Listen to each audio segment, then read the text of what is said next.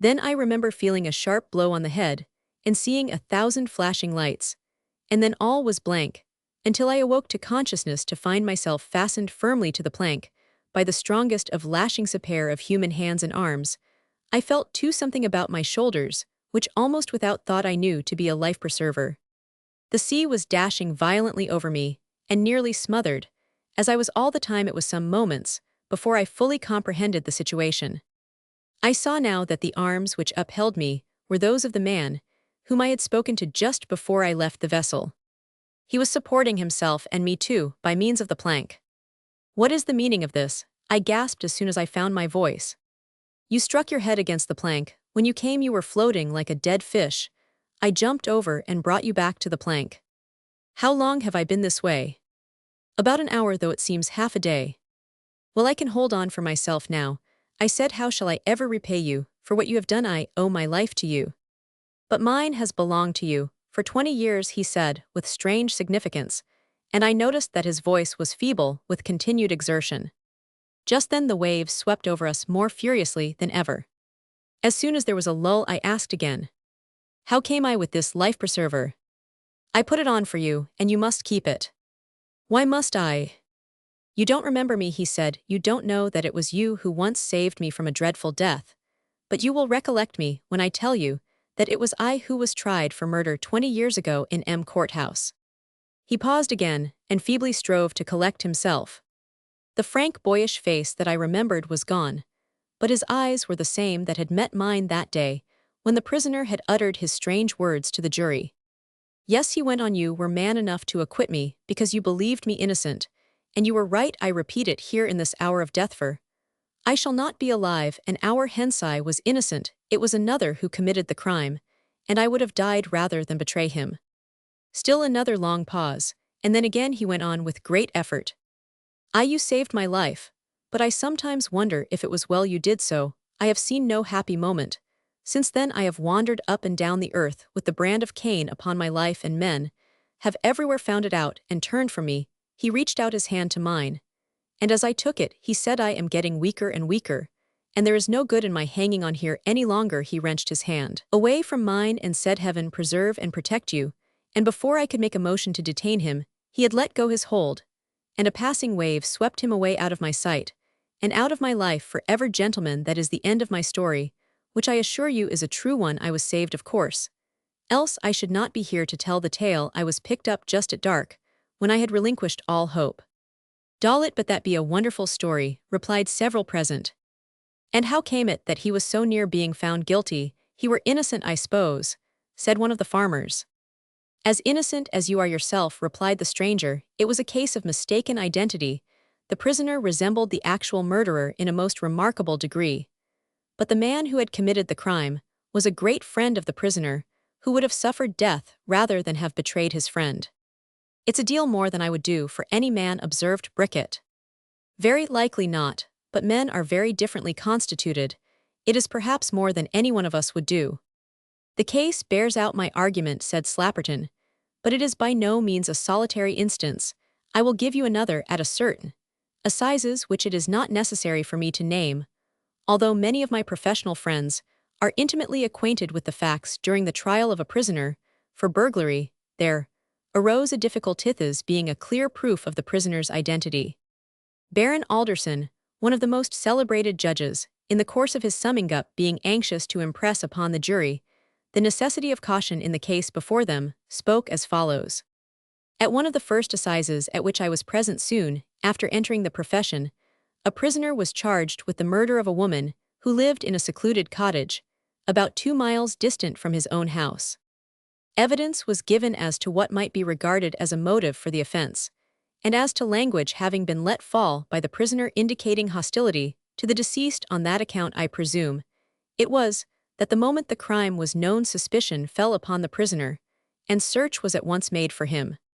He was arrested shortly after the crime had been committed at a place which was not his house, and was at once identified by a host of witnesses, some of whom had seen him shortly before the murder going by a road which led from his house to the scene of the tragedy. Others saw him immediately after it had taken place returning by another and more circuitous route, which led to his own house. Some of these witnesses were intimately acquainted with him, as intimate as the witnesses were, who gave their evidence today with the accused. Others knew him by sight only, and others described him as identical in height, dress, and general appearance with the man in question. One man who met him going to the fatal spot spoke to him and received an answer, and confidently deposed to his identity from his voice, as well as from other circumstances. A woman who knew him well, and who kept a turnpike gate near, which was a pathway leading to the deceased cottage, remembered the prisoner passing through the gate on the night in question. Footprints were observed near the scene of the murder, which though indistinct corresponded with those of the prisoner, and were traced along the pathway leading to the place. "Ah, I don't believe in footprints," cried a farmer present. No. 33. Illustration: Convicts to Dartmoor. A batch of convicts on the way to Dartmoor. "Nor I," returned the lawyer, who then continued his narrative in the judge's words. "Well, gentlemen, in addition to all this, the man was spoken to on his way home by one who knew him, and none of the witnesses were aware of any reason other than that of guilt, which might have induced him to go to the place at which he was taken into custody. Now the evidence of all these witnesses presented a striking correspondence in respect to time, each having noticed the man at nearly about the same hour. In short, so great was the testimony showing the prisoner to have approached the scene of the crime shortly before it was committed, and his departure from the spot soon afterwards, that these circumstances seemed conclusively established, and the only question which appeared to cause any anxiety in the mind of the judge was how far the circumstances were established, coupled with the motive, the malice, and the footprints to compel belief in the commission of a crime of which more direct evidence was wanting. The case for the prosecution was closed, and the prisoner was called upon for his defense. He called only one witness.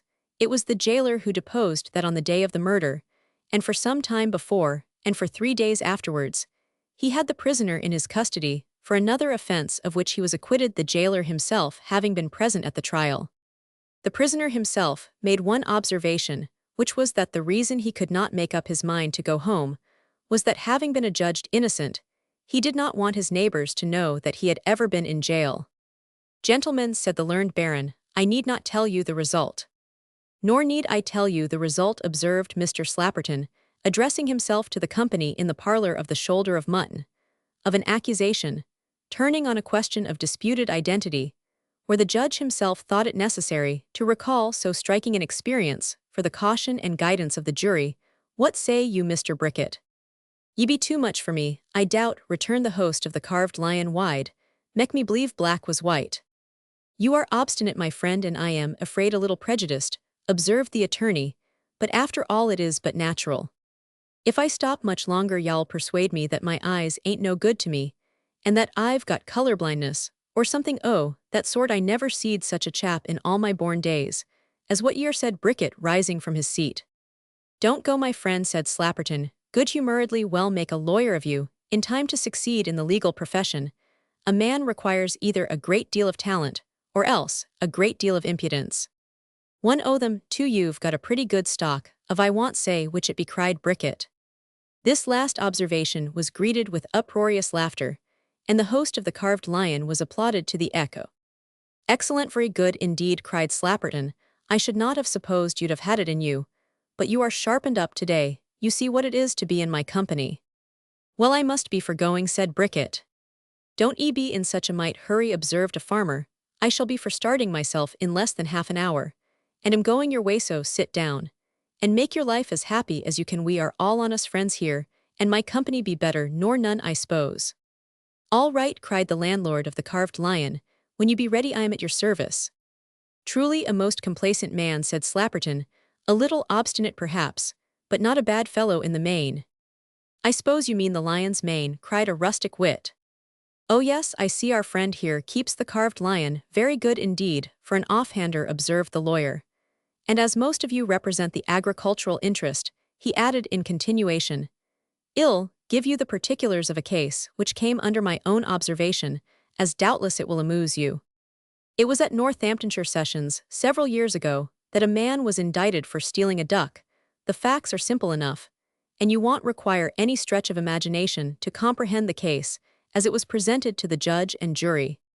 As the prisoner was walking along the highway, he was seen by a witness, who was journeying the same road to enter a field the gate of which opened on the highway, and sees a duck under his arm. You must understand that he continued to walk in the same direction in which he had been going before, and that a little higher up on the road before him was the farmhouse belonging to the farm from which the duck was taken. "Gad, he must ha had the impudence of a highwayman's horse," exclaimed one of the party. Mr. Slapperton continued this, and the fact that he was apprehended with the duck under his arm, and was unknown to the witness or the constable, was the sole evidence adduced by the prosecution. "And warn't that enough?" said one of the company. "You shall hear the defendant's counsel," said. "I understood you to say that you were walking behind the prisoner." "Yes, sir, I was." "Can you tell me how far behind?" "Well, as nearly as I can guess it, might be 100 yards or more." "Oh, 100 yards, and did you know there were ducks in the field into which he went?" "Oh yes, I am quite sure of that, for I heard them quacking." "What, at that distance, they were making a great noise then?" "Yes, a very great noise." "And did you see the dog that was worrying them, and causing them to make that noise?" "I didn't see any dog." "You didn't, eh? Pray let me understand what you did see when the prisoner went up to the gate. Did you see the ducks?" "Oh dear me, no, that was not possible. The ducks were round the corner like you couldn't see 'em, till you got close up to the gate." "Then if a dog was worrying the ducks you would not see the dog, till you got close up to the gate?" "Certainly not." "Chairman, did you hear any dog, and when you got to the gate, did you see one?" "No, my lord, I did not see any dog at all." "But," said the counsel, "as you were so far behind the prisoner, and you could not see the ducks, there might have been a dog there, although you did not see it." "I don't think there was one. Still, there might have been one, but I am quite positive that I did not see one." "And he never heard one?" said the chairman. "No, my lord," returned the counsel. "You see, the ducks were making a very great noise." "If the dog barked, which, in such a situation, he most likely would, his bark must have been heard," said the chairman. "Not necessarily so, my lord." After a little re-examination as to whether there were any marks of a dog's teeth upon the duck's neck, the case was closed for the prosecution. "Gentlemen of the jury," said the counsel for the prisoner, "from the questions which I have put to the principal witness called for the prosecution, you will have already anticipated the case. I have to submit to you, on the part of the defendant, he is a perfect stranger to this part of the country, and has fallen a victim far away from his friends to his efforts to rescue a helpless creature from suffering.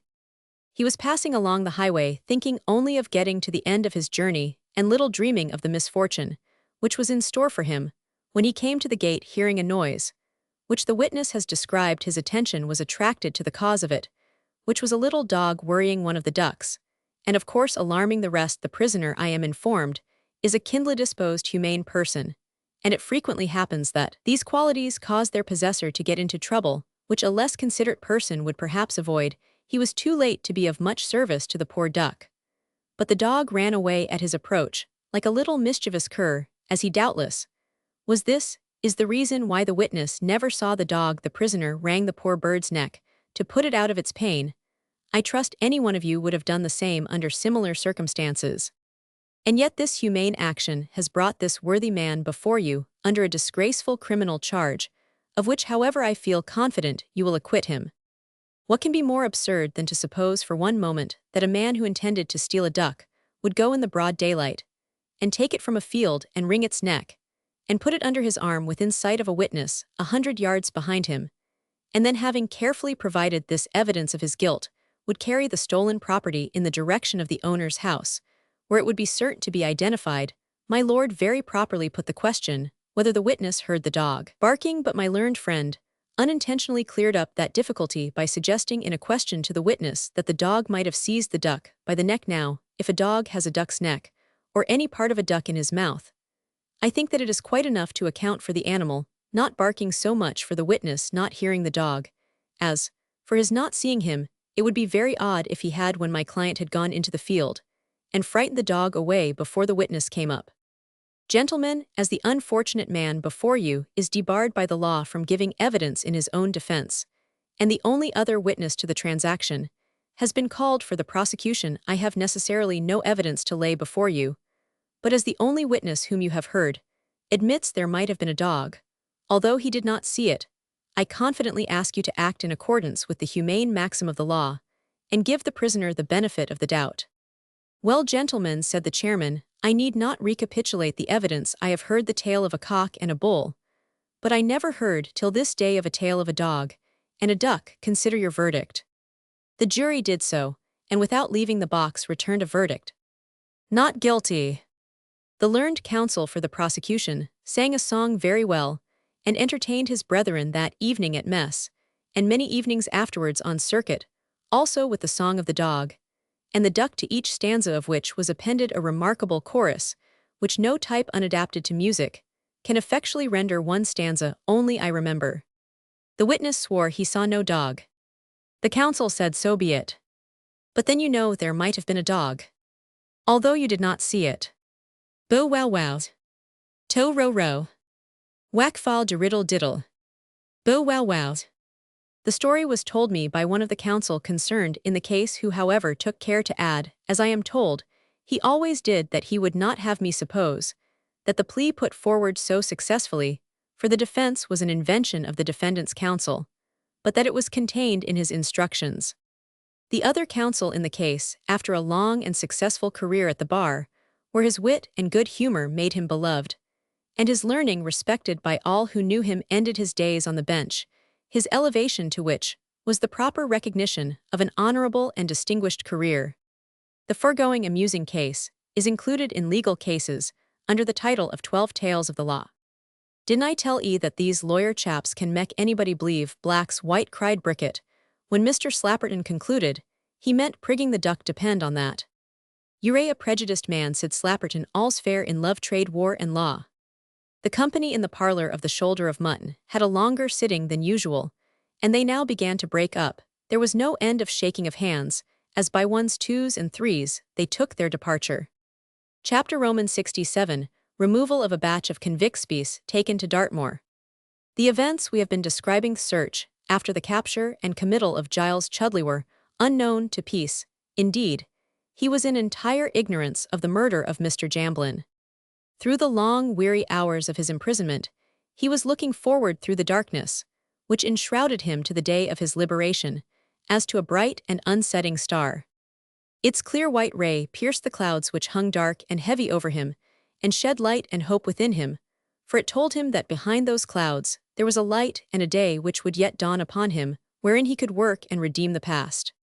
As he lay upon his bed, and gazed out of the window of his cell, watching the birds dart hither and thither, in a clear blue sky, thoughts of the time when he should be free arose in his mind, and cheered his desponding heart. Through the silent hours of the night, he watched the myriad stars shining in the midnight sky, glancing glory from far-off worlds, and thought the while which among that radiant silent throng was his. He looked forward to the day when he should be cast into the world again. Can it be wondered at that, under the influence of these feelings, he bitterly regretted having pursued such a reckless and lawless career? He had seen enough and heard enough from the prison chaplain to be forcibly impressed with the errors of his ways. He had met with men whose whole life had been spent in constant warfare against society, and who had no other intention on regaining their liberty than to continue the struggle to the bitter end. The murderer, cheerful and complacent over the verdict of manslaughter; the professional garrotter, in whose estimation human life is of no value, troubled only at being so foolish as to be caught; the professional thief, the pickpocket, the skilled housebreaker, every one of them sound in wind and limb, intent only on their schemes and dodges, to extract the sting from their punishmental longing for the time when they and society would cry quits, and they be at liberty to pursue their career of villainy. With these the vilest of the vile, and also with the hoary criminal, who knew no home save the prison, who preferred it to the poorhouse. He had been shut up many months without a glance at the external world, and its doings. He had not seen a newspaper or heard a scrap of news of any sort, and it was therefore some relief to him when he was informed that he was to be transferred with the next batch of convicts to Dartmoor. He never reflected at this time that perhaps he might possibly find the discipline much more severe in that place. Dartmoor, as most of our readers know, is an extensive and remarkable tract of land on the northwest of Exmoor. It comprises an area of 350,000 acres, one-third of which is termed Dartmoor Forest.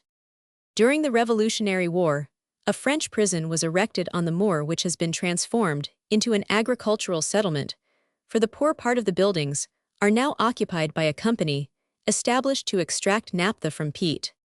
The prisons were commenced in 1806. They are built of granite found on the moor.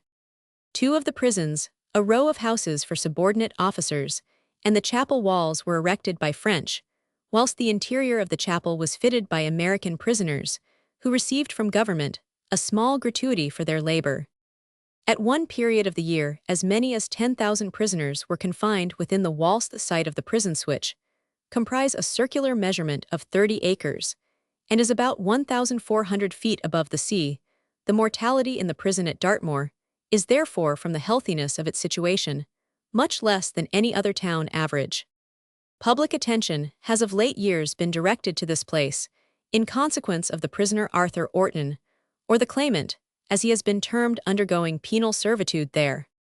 On the morning upon which the convicts were to be removed from Preston Jail, 4 omnibuses were drawn up, and into these the batch of prisoners were conducted. To say the truth, they did not present a particularly respectable appearance, cropped, shaven, and habited in prison clothes, as they were, but this, after all, did not trouble them much. The moment they left the walls of the prison, every man in a short time became loquacious. The silent system was no longer in full force, and a certain amount of latitude was allowed. The men were permitted to talk and chatter as they liked, and it is easy to conceive that they did not fail to avail themselves of this privilege. The omnibuses rumbled along the streets with their distinguished passengers, who looked through the windows in a curious, inquiring manner. Their attention was very naturally directed to the contents bills of the morning papers displayed outside the newsvendors' shops, every line of which was eagerly devoured. The theatrical posters, too, displayed on the advertising stations of the clever and enterprising firm of Willing & Co., interested them in no small degree. They saw the names of new pieces of new actors and actresses, with which they were much gratified. Like boys let out from school, they were in the best of spirits, forgetting for the nonce that they were but exchanging one prison house for another. When they reached the railway station, a crowd collected to see them alight. They could hear the remarks of the people, which were by no means complimentary, and 2 or 3 of the gang of convicts made use of coarse expletives in an undertone. The warders in charge of the convicts did not give them much time to indulge in idle curiosity. The prisoners were hustled into a large third-class carriage and told to take their seats. They obeyed sulkily, and those next to the windows thrust out their heads and began begging for tobacco from those who were on the platform. "Now then, governor, you with the barnacles, I mean, creed one, we are all down in the dumps. Give us a bit o' bacco, you won't miss it, ever so little a bit." The speaker held out his hand, and a costermonger emptied his tobacco box, the contents of which he placed in the hand of the prisoner. "Good luck to ye, and many thanks," cried the latter. "Ain't one of you got never such a thing as a cigar about you?" said another convict. 3 cigars were thrown in at the window by a heavy swell. "Thank you, sir, you're worth your weight in gold. I wish there were more like you in this world." "Get down, we've had enough o' this," said one of the warders, in a commanding tone. "All right, governor," cried the convicts. "Don't draw the string too tight," said a prisoner. "If so be as the gentleman is in a generous mood, it won't hurt you or anyone else to let us have the benefit on it." "Well, take what's given you, and look sharp about it," returned the warder. "We ain't proud any on us," said the prisoner, addressing himself to those on the platform. "A pennorth o' shag will be acceptable, but cheroots and cigars we shall be grateful for." Several of the throng on the platform burst out in a loud laugh, and cigars and tobacco were supplied in a most generous manner. "We shan't forget this kindness," cried 1 or 2 of the convicts, "and you've no call to be afeard that we shall rob any of you. Come, what may, we ain't such wretches as people suppose us to be, for all that we are in a bit of trouble just now." "I hope you will mend your ways, and that your hearts may be turned from wickedness," said a tall, thin man with a white choker, thrusting at the same time a handful of tracts in at the carriage window. "Oh, I say, governor, give us something better than these, they ain't of no use." The tract distributor made no reply, but made off without further ado. "One of the goody-goody sort," murmured a convict. "Ain't much to be got out of any of his kidney, he ain't my sort." "Sit down, men, again," repeated the warder, "we are just going to start." The prisoners sat down, and in a few seconds after this, the carriage began to move, and they were on their journey. Peace, during his incarceration in Preston jail, had made the acquaintance of a professional cracksman, or burglar, who hailed from London. He had however been landed at Manchester, where he had committed a number of daring robberies. He was a man of fair education, good appearance, and considerable natural ability, much above the average of his professional brethren. He had been living luxuriously in London on the fruits of his professional skill, till now he had escaped all punishment, with the exception of a few months' imprisonment for a mistake committed at the outset of his career. Seeing in Peace a kindred spirit, he fraternized with him, and they sat next to each other in the train. They carried on a conversation in whispers, the words of which were inaudible to the warder, who sat at the farther end of the carriage. "Oh yes," observed the cracksman, "I have no reason to complain. I've had a pretty goodish run of it, all things considered. But they nabbed me in Manchester. Did I tell you how it happened?" "No," whispered Peace, "how was it?" "Well, you see, one of my pals showed me an advertisement of a Manchester jeweler, wherein he boasted of his safe having successfully resisted the recent efforts of a gang of burglars. I said to my pal, 'Get Jim, and let us go down tomorrow by the mail train to Manchester, and we will see what this man's safe is like.' We all three went down, inspected the jeweler's premises, and decided upon doing the job through an ironmonger's shop at the back. We had got the contents of the ironmonger's till and were just through the intervening back wall, when the copper policeman heard us and signaled to another bobby policeman to come and help him." "Oh, that was an ugly situation," remarked Peace. "Yes," whispered his companion, "it was an unfortunate affair altogether. But there was no help for it. I sprang out at once, for I saw the game was up, and escape was all I thought about." "But you did not succeed in getting clear off." "I shouldn't be here if I had returned the convict sulkily. I wish I had never undertaken the job. I made a desperate fight for it, though, and was nearly getting away, when the bobby belabored me most unmercifully with his staff. But I did not give in, till I got knocked down insensible. My pal was more fortunate, bolted, and got clean away. Jim and myself got caught, and as we had first-class tools on us new to the authorities here, they gave it us rather hot." "Ah, that they would be sure to do. Let them alone for that. But do you think you could have opened the safe?" "Could I? Certainly, I would have managed it somehow. Although I candidly confess it was a jolly good one of its sort, I should not have wasted much time in trying to pick the lock." "What did you intend to do, then?" inquired Peace. "Well, you see," said the other in a reflective manner, "safes do give us chaps some trouble at times, but they're to be mastered. Casey could open any safe, and there are many others in the profession equally clever. As him, I flatter myself I am one. But this, you will say, is vanity. I don't say anything of the sort. What one man can do, another ought to accomplish." "You've heard of Casey?" "Oh yes, he's in quad, ain't he?" Peace's companion nodded. "Yes," he said, "poor Casey isn't likely to trouble anybody outside the walls of a prison for a jolly long time to come. They've given it him worth his money." "Yes, but about the safe, how did you purpose opening it?" inquired Peace, for whom the conversation had special interest. "Well, I'll tell you," answered his companion. "I did not intend to set to work on the lock, that is, not make any attempt to pick it. My plan was to drill a hole and get into the jack. When this was accomplished, I could, with an instrument I had with me, get moving power sufficient to open any safe." "You could?" "Oh dear, yes. The great difficulty is to get the time. The work I can easily do. But then Jim, my pal, is one of the best locksmiths in England, and he's as true as steel. I always take him with me for a job of that sort. But the warder's got his eye upon us," said the cracksman. This was true enough, but situated as he was unable to hear one word of the foregoing conversation. The other prisoners were laughing and talking, so that there was too much din and clatter for the warder in charge of them to comprehend the nature of the discussion between Peace and his companion. The officers in charge of the prisoners allowed them to have it pretty much their own way in respect to social gossip. As the train proceeded on its journey, the prisoners continued to converse together in whispers almost incessantly. They appeared to be all of them in excellent spirits, and to judge from their demeanor, lively conversation, and the occasional fits of laughter, anybody would have come to the conclusion that it was a holiday party of pleasure-seekers, instead of being convicts about to be transferred to a penal jail. Peace recognized among his companions many faces that were well known to him. One young man who in every respect was superior to the rest particularly attracted his notice. He was a stranger to our hero, but there was a sad and thoughtful expression on his features, which enlisted Peace's sympathy. He was very handsome, and did not appear to be more than 20 years of age.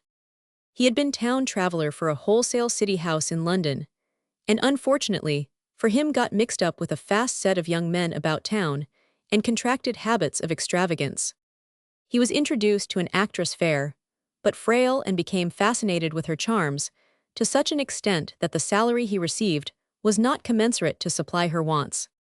She persuaded him to try his fortune on the stage. He was under the impression, poor young man, that he had all the requisites to ensure success, but soon found out, however, that it takes years and unwearied industry to climb the ladder which leads to dramatic fame. The sequel may be readily guessed. He embezzled a considerable sum of money from his employers. He was prosecuted by the firm he said, for example's sake, and he was sentenced to 5 years penal servitude. He was irretrievably ruined. While in prison, he listened to the counsel of several hardened offenders, who schooled him for a career of crime and vice. It is a well-known and acknowledged fact that in this country felony is so lucrative, and so far from hazardous, that it thrives and will thrive. It appears from the judicial statistics that while incidental crime is decreasing, habitual crime is growing. Transportation no longer carries off our thieves, who are discharged at the rate of about 2,000 a year, into the general population. It is more than probable that a great proportion of these liberated prisoners re-enter the ranks of the criminal class. The money spent on the repression of crime, 10 millions a year, is amply sufficient to effect the purpose, but as yet it has been spent in vain. If things continue in the present course, we may look for another panic ere long. The subsidence of that in 1856 was as irrational as its rise in deference to the popular outcry. A show was made for a time of restraining the issue of the licenses, and the country was appeased, but the real evil, the discharge of criminals unreformed by their past treatment, and without a check on their future conduct, continues unabated. It is to be hoped that when the indignant terror of the public is once more aroused, it will not again be squandered on the wrong object, unlucky ticket of leave. But we must not be too sanguine. It is the nature of the bull to vent his fury on the red rag, instead of the matador. It must, however, be conceded that a man really anxious for self-restoration may pass through Portland or Dartmoor uncontaminated, and even derive some benefit from the discipline, defective as it is, but each instances are rare. The young man who had attracted Peace's attention became utterly reckless and debased while in the last-named prison. He became instructed in all the maneuvers of the habitual criminals with whom he associated, and his face became quite changed, as well as his mind. It assumed that peculiar expression so prevalent among hardened offenders, which to the initiated is unmistakable, a leery look, in which fear, defiance, and cunning are blended together. His was one of the many instances of evil communication, sapping, and undermining all moral principle. The train in which the convicts were did not go direct to Dartmoor. They had to change on to another line. Upon the arrival at the station, they were ordered to get out, and here they were, as at the time of their starting, surrounded by a curious throng of gazers.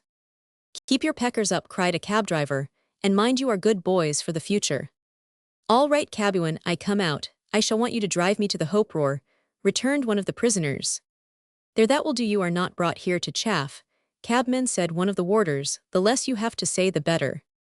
"Give him his head for a little bit," observed the cab driver. "He'll be reined up tight enough before long, I fancy." "You mind your own business," said the warder. "All right, governor, sorry, I spoke, lord, you have got a crew under your charge and no mistake," and with these words the man drove off. The prisoners begged hard for tobacco of persons on the platform, and that as well as money was handed to them. "Oh, I say, master," cried one, addressing himself to a young man of the Dundreary type, "can you spare us that paper when you have done with it?" "Certainly, it is at your service," replied the gentleman, handing the newspaper to the other. "It's against the rules," observed the warder. "Prisoners are not allowed to read newspapers." "Only for this once." "No, it's against the rules." "But we're not in prison, now made a cove have a squint at the news, while he's in the train." "I'll let him have the newspaper, you can make him give it up before the train reaches its destination, you know," said the gentleman to the warder. "I don't like to be too hard with them, but it's against the rules," replied the warder, walking away. The prisoner thrust the paper into his pocket, and no further notice was taken of the action. "I am blessed if I can read it now, I have got it," murmured the prisoner, as he stepped into the other carriage which was to convey him to Dartmoor, "but there's some of 'em as can." The train had not proceeded very far on its journey before the man drew forth his prize. "I say, mates, I've got a newspaper. Will any on you read it out loud for the benefit of all of us, please, sir? You won't object to it, please," he said, touching his cap and addressing the officer in charge. "You know as well as I do that it is against the rules," replied the officer, "but as it has been given to you, and you are not now inside the walls of the prison, I consent." "Ah, thank you, sir, thank you," cried several. The young man, to whom allusion has already been made, was asked to read aloud for the benefit of the other prisoners. He was the best educated man of the whole party, some of whom could not read at all, while others could read but imperfectly. The paper in question was a Sunday morning edition of one of the weeklies. It contained reports of the trials at the Middlesex and Surrey sessions, and the young man began at these, after which he read a portion of the police reports. Then his eye lighted on a line in broad-faced type, "The murder in Larchgrove Lane, examination and committal of the prisoner." "What's that?" cried Peace. "In what lane?" "Larchgrove." "Let's have it," cried one of the convicts, "the whole true and particular account." The young man began to read, as he repeated the name of Mr. Philip Jamblin. Peace started. "Do you know him?" inquired the cracksman who sat next to him. "Yes, very well." The reader continued. "The murdered man, the detective engaged in the case, the several witnesses together with the chairman of the bench of magistrates, were as familiar to him as household words. He was in a feverish state of excitement, and drank in every word with the greatest avidity. Everybody in the carriage was interested, even to the unimpressionable warder, but not in an equal degree to Peace, who was absorbed as he listened to the thrilling narrative. "Well, I am blessed," exclaimed a young pickpocket, "but it is a big case." "Hold your jaw, you young fool," cried a prisoner, "let's hear all about it." The evidence of Brickett and John Adolphus had been gone carefully through, then followed the examination of Ellen Fulford. "My eye, he's giving it her pretty hot," said the cracksman, "and doesn't he cheek the beaks?" "I call him a right down good 'un," observed another. It would be difficult to describe the sensation produced when the young man read the following passage from the report. "Pray, Miss Fulford, were you not acquainted some time ago with a person named Charles Peace?" The reader paused suddenly. Every eye was directed towards our hero. "Jimmy Johnson squeeze me, but if that ain't a cocker," exclaimed one of the prisoners. "Order, silence," said the warder, who began to repent, having permitted the reading of the newspaper. He, however, found it impossible to repress the exclamations and inquiries which came from all sides. "Why was she a fancy girl of yours?" said one. "Well, I never," cried another. "But ain't it lucky he's in quod?" observed another. "If it had not been for that, he might have been charged with the murder." "I wish you'd all hold your tongues and mind your own business," cried Peace in a petulant tone. "If you want to hear the case, keep silent if you don't shut up." "Well, don't speak so sharp, it's no fault of ourn," said a man on the opposite seat. "Don't take on so because the girls jilted you," cried another. "You hold your clatter, you fool," said Peace. "Now then," said the young man, who had been reading, "there isn't much more of it, and so just keep quiet that I may finish the case." The prisoners obeyed, and the reader continued. Several more questions were put to the witness regarding Peace, and our hero was greatly relieved when Ellen Fulford's examination came to an end. Never in his whole life had he been so astonished, and for the rest of the journey, he remained moody and silent, hardly exchanging a word with anyone with the exception of his friend, the cracksman, who of his own accord made Peace acquainted with his offense and the sentence which had been passed upon him. There is a certain amount of forbearance displayed by prisoners. They make it a rule never to ask a man what he is in for. If a man likes to be communicative, that's another thing. But it would be deemed impertinent of a fellow prisoner to question him on the subject. The badge on his left arm gives his sentence as well as his number, so there is no reason to inquire what he has got. The outing, as some of the prisoners termed their journey from one prison to another, was now nearly over. When the train came to the end of its journey, omnibuses were found waiting at the station to take the convicts to Princetown-on-Dartmoor, where the jail is situated. To say the truth, the men had behaved very well, all things considered. They had not given their janitors much trouble, and much to their credit be. It said they had not made use of any objectionable language slang words they could not help introducing in their discourse, as they form part of their vocabulary. They at once entered the omnibuses, which were driven at a moderate pace, for the road and hills necessitated a slow mode of progression. Peace, who had chummed up with the cracksman, sat next to him, as heretofore, for the men were permitted to take their places according to their own fancy, and there were distinct little coteries inside the prison, the same as in the outside world. As soon as they had got a few miles out of the town, they were told to alight and walk up the steep hillstow. Say the truth, the journey was mostly uphill. Princetown chiefly consists of the barracks and houses of those connected with the prison. In addition to these, there are a few shops kept by tradesmen who supply them. It is rude and rugged in character, and possesses but few attractions. If any, it is true, some portion of the land is under cultivation. Remaining parts of the place is composed of granite, gorse, heather, and bog. It was while walking up one of the hills that Peace and his companions beheld, for the first time at a distance, their new prison house. As they came upon the piquets of the civil guard, uncivil would be the better term, armed with their rifles and bayonets, they were impressed with the rigid discipline carried on at the place. Upon reaching the prison, a gloomy, cheerless, heavy-looking granite building, or series of buildings, surrounded by a high wall, Peace's heart seemed to sink within him. He turned to the cracksman and said, "This is a god-forgotten place. Not cheerful, not very cheerful-looking, is it?" Peace made a face and then groaned. The gate is one of the most gloomy pieces of architecture. It is well possible to conceive. Indeed, the whole aspect of the place was cheerless and depressing to the last degree. As soon as the convicts arrived at the gate, they were received by several warders, who conducted them into the receiving wards, where all was prepared for their arrival. Their chains and handcuffs were removed, and they soon found themselves in a long passage, about 12 feet wide, lighted by a skylight. It was made painfully manifest to them all that the discipline at Dartmoor was much more strict than at Preston, and there were not a few who deeply regretted having left that well-regulated jail. "I expect we shall have a lively time of it here," whispered the cracksman to Peace. "Out of the frying pan into the fire, that's about the size of it," murmured Peace. The prisoners were taken in 10 or a dozen at a time to the bathroom, where they were told to perform the usual ablution. This ceremony occupied some time at length. However, Peace's turn came. He was taken with the cracksman and 8 others down a passage, and across a yard. 2 warders in charge of this last batch pointed significantly to a number of baths, which were all of a row. They were about 4 feet 6 inches square and 3 feet deep. A wooden seat ran along the whole of the baths, which were about 20 or more in number. Behind the seats was a passage. The convicts sat on the seats with their backs to the passage and facing the water to undress, while the prison officials marched up and down. But other ceremonies had to be gone through. When the bathing was over, the men were conducted into a large room leading out of the passage. In this room, there were a number of forms. In the center of the apartment was a table, and at the end of this, facing the door, sat the chief warder.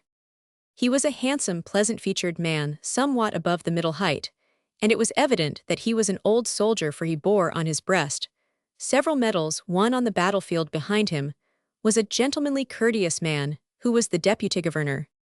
At the side of the table sat the doctor with a book before him, and a bundle of papers to which he ever and anon referred. These papers consisted of reports from the other prisons of the men who were sent to Dartmoor. Peace's party consisted of 37. After they had been in the examining room a minute or so, they were told to strip. There was no alternative but to obey, repugnant as it was to many or indeed all of them. But when a man is sent to a gaol to undergo penal servitude, he is constrained to leave all sense of decency, modesty, or shame outside, and it is much to be regretted that some better regulations are not made in this respect. Indignities of this sort are not necessary, are worse than useless. They have a debasing and baneful effect upon the prisoners, lower their moral tone, and render them callous. In a minute or so, after the order, every man was as bare and naked as a Pict. The chief then left his seat and stood up beside the table, and every man paraded himself before him. This scene is at once degrading and disgusting. After the inspection, they were directed to go over to the other side of the apartment, where they found 37 bundles of clean clothes awaiting them. Each prisoner helped himself to a clean bundle and donned the garments as quickly as possible. While the dressing was going on, the officials in the room were convening on the leading topics of the day in an unconcerned manner. The ceremony which had just been gone through was one of such frequent occurrence that the prison officials looked upon it as a part of their ordinary, everyday duty. But to a person who has to undergo it for the first time, it is something appalling, especially if he happens to have been well brought up or has any self-respect. To the hardened offender, it is a matter of no moment. The doctor was a very kind, considerate gentleman who paid every attention to those under his care. He called each man before him, whose medical report required him to take special notice of, and examined him, comparing any deformity with the written description. And when, if he found it necessary, he questioned the prisoner upon matters relating to his constitution and general health. He was a sharp observer of human nature, and could almost tell at a glance whether the man he was questioning spoke the truth or otherwise. "Well, Peace," he observed as that personage came before him, "there is nothing much the matter with you, I believe it that is, so far as your general health is concerned." Our hero was surprised at hearing himself addressed by his proper name instead of his number. He was not aware, however, that the doctor had adopted the same method with all the prisoners who had come before him. It was a way he had, albeit it is not the usual custom in convict prisons. "Yes, sir," returned Peace, who had passed on to make room for another of the batch. When all were dressed as far as flannels, shirts, drawers, and stockings were concerned, the men were marched out and resumed the outer clothes which they had arrived in, and which had all been carefully examined by one or more of the prison attendants. Every pin a man had stuck in a jacket was removed. The men were now fitted with boots, some with 2 pairs of watertights. These were for the prisoners who were destined to work out of doors in the swamps, and quarries, the strongest and most able-bodied, were selected for this employment. All the caps were altered. They had to be turned down according to the regulation pattern, and securely stitched into the required shape. The selection of those articles took some time, and while it was going on, the warders were operating upon the men's heads and beards. Peace and his companions had their hair cropped as close as scissors could make it. The cropping at Dartmoor is a sort of mania with the officials, who delight in denuding the men of their hair and making them look as much like convicts as possible. When all were supplied with clothes, they were called in a few at a time, and each newcomer received a new register number and a small card, a small brush, a comb, and a towel. Those who required spectacles were desired to give their names to be submitted to the prison surgeon as each batch was finished off, and received their register number and ticket. They were marched away to their respective prisons and wards. Peace felt very much depressed, and would have given anything to be back in his old quarters. He felt assured that his life at Dartmoor would be a wretched one. Just as he and some half-dozen others arrived outside in the yard, the warder told them to stand in a line against the wall. "What is this caper for?" whispered our hero to a companion. "Silence!" exclaimed the prison official. "Prisoners are not allowed to talk." The tramp of many feet was now heard. The outside gang were returning from work. They came on in long lines, 2 abreast, each gang with its officers in military style, and keeping excellent step and time, but the men looked desponding and careworn. Poor wretches, there was good reason for this. The work upon which they had been engaged was arduous enough, and in addition to this, the ground underfoot was little better than a dismal swamp. At the inner gate of the prison stood the chief warder. He was saluted by every officer as the gangs came up. Everything is done at Dartmoor with military precision, the number of men being brought back from the quarries or elsewhere, together with the number of the gang, was called out by the officer in charge. This was checked against the number that had left the prison in the earlier portion of the day. Peace, as they marched along, was duly impressed with the fact that it was a melancholy spectacle. He was witnessing the wretched convicts came in gang after gang, till some 300 men or more, according to his calculation, must have passed through every officer. As he reached the lodge gate, delivered up his rifle, bayonet, belt, and cartridge box to the armorer, who with his assistant stood ready to receive them. When all had arrived, and the working parties were safely within the walls of the prison, the civil guard closed up the rear, and there was an end to the melancholy tramp of men, doomed to wretched daily servitude. As the poor wretches passed the knot of newcomers, they regarded them with a curious and inquiring glance, for they knew perfectly well that they had but just arrived from some other convict prison, but not a word was spoken. No 34. Illustration: Chudley's attempt. Discovery of Chudley's attempt to escape. Peace and his companions were then conducted into No. 4 prison. This was a large granite building, originally constructed for the French prisoners, but now adapted for modern convict appliances. Since its original construction, it had undergone a complete change as far as its interior arrangements were concerned. It was remodeled upon the plan laid down by those who are so well versed in all the requirements for the reception of convicted felons. All the floors were taken out, and the galleries of cells were constructed one over the other in 4 tiers. There are about 50 cells on each landing or gallery, and 5 landings reached by 2 flights of stairs, one on each end of the hall. These halls are called a hall and B hall, and there is only one communication between the two, this being in the middle of the ground floor. The whole of the cells and their supports are constructed of iron, the sides and doors being corrugated iron, and the floor both of cells and landings, thick slab slate. A strong iron rail runs along each landing. No prisoners happened to be there when the new batch of convicts arrived, and the newcomers were now mounted up to the top floor of all. Over the door cell was a proper receptacle for a small card, with the prisoner's numerical register on it. "What is the number of your gang?" said the warder to Peace. "I don't know the number, sir," answered our hero. "Not know your number?" "No, sir, when at Preston I worked in the tailor's shop, but the number of the gang I don't know, indeed, I never did know it." "Oh well, that is not of any great importance. If you can't tell me, we must do without, go in there, and the warder of the landing, Mr. Dring, will soon be here." Peace entered, and the moment the door was closed, he saw what a little dark hole he was thrust into. Indeed, it was some minutes before he could make out anything distinctly. He was curious about his future home, and as soon as possible, he proceeded to make an examination of the same. It was like most places of that description, small enough, certainly not more than 7 feet long, by 4 feet 6 inches in width, and as far as he could judge about 8 feet in height. By the side of the door was a narrow window of thick rough plate glass, beneath which was a small flap table that had to be let down when the hammock was slung only at this table, and immediately close to the window was there light enough to see any object distinctly over the table, and under the window was a narrow shelf on which to place a candle. Peace glanced curiously around and surveyed each object with a curious and inquisitive eye. The general appearance of the place was much the same in its leading features as the cells in other convict prisons. A wooden shelf ran over the door from side to side of the cell. On this spare boots and shoes together with cleaning rags were kept.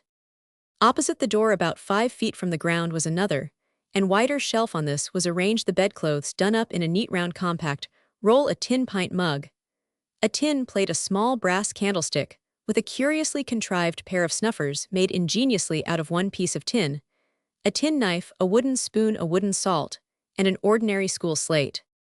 Below the shelf, and at the opposite end of the cell to the window and flap table, was the hammock neatly rolled up and strapped against the wall.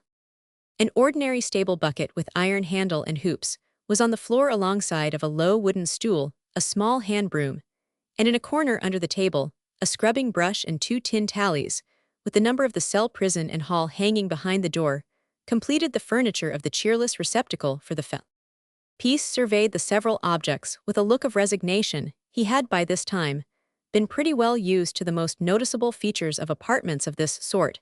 His attention was now directed to the ventilation of his new abode. This was of a very primitive principle.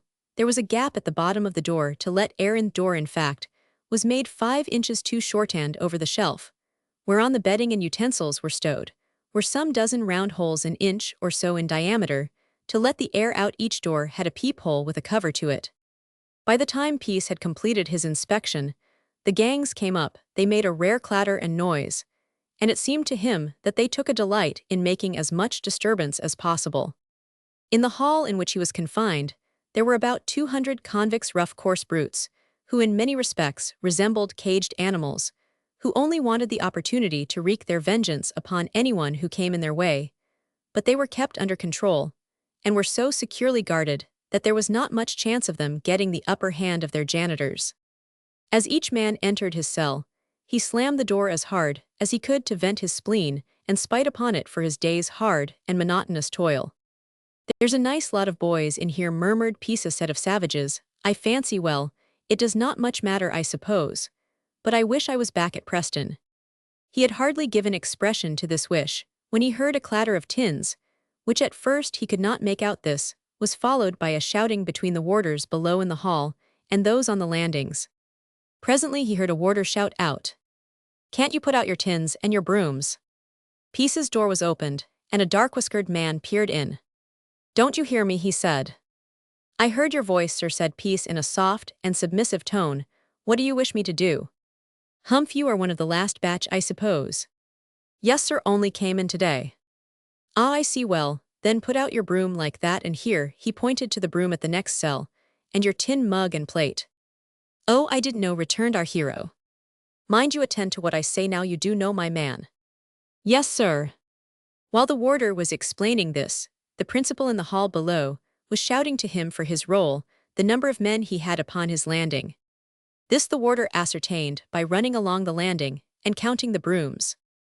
As soon as the roll is called, the brooms should be taken in it, is to say the truth not a very dignified wafer, a man to put in his appearance by means of a broom, but dignity, or even common civility, is never thought of in the treatment of convicts.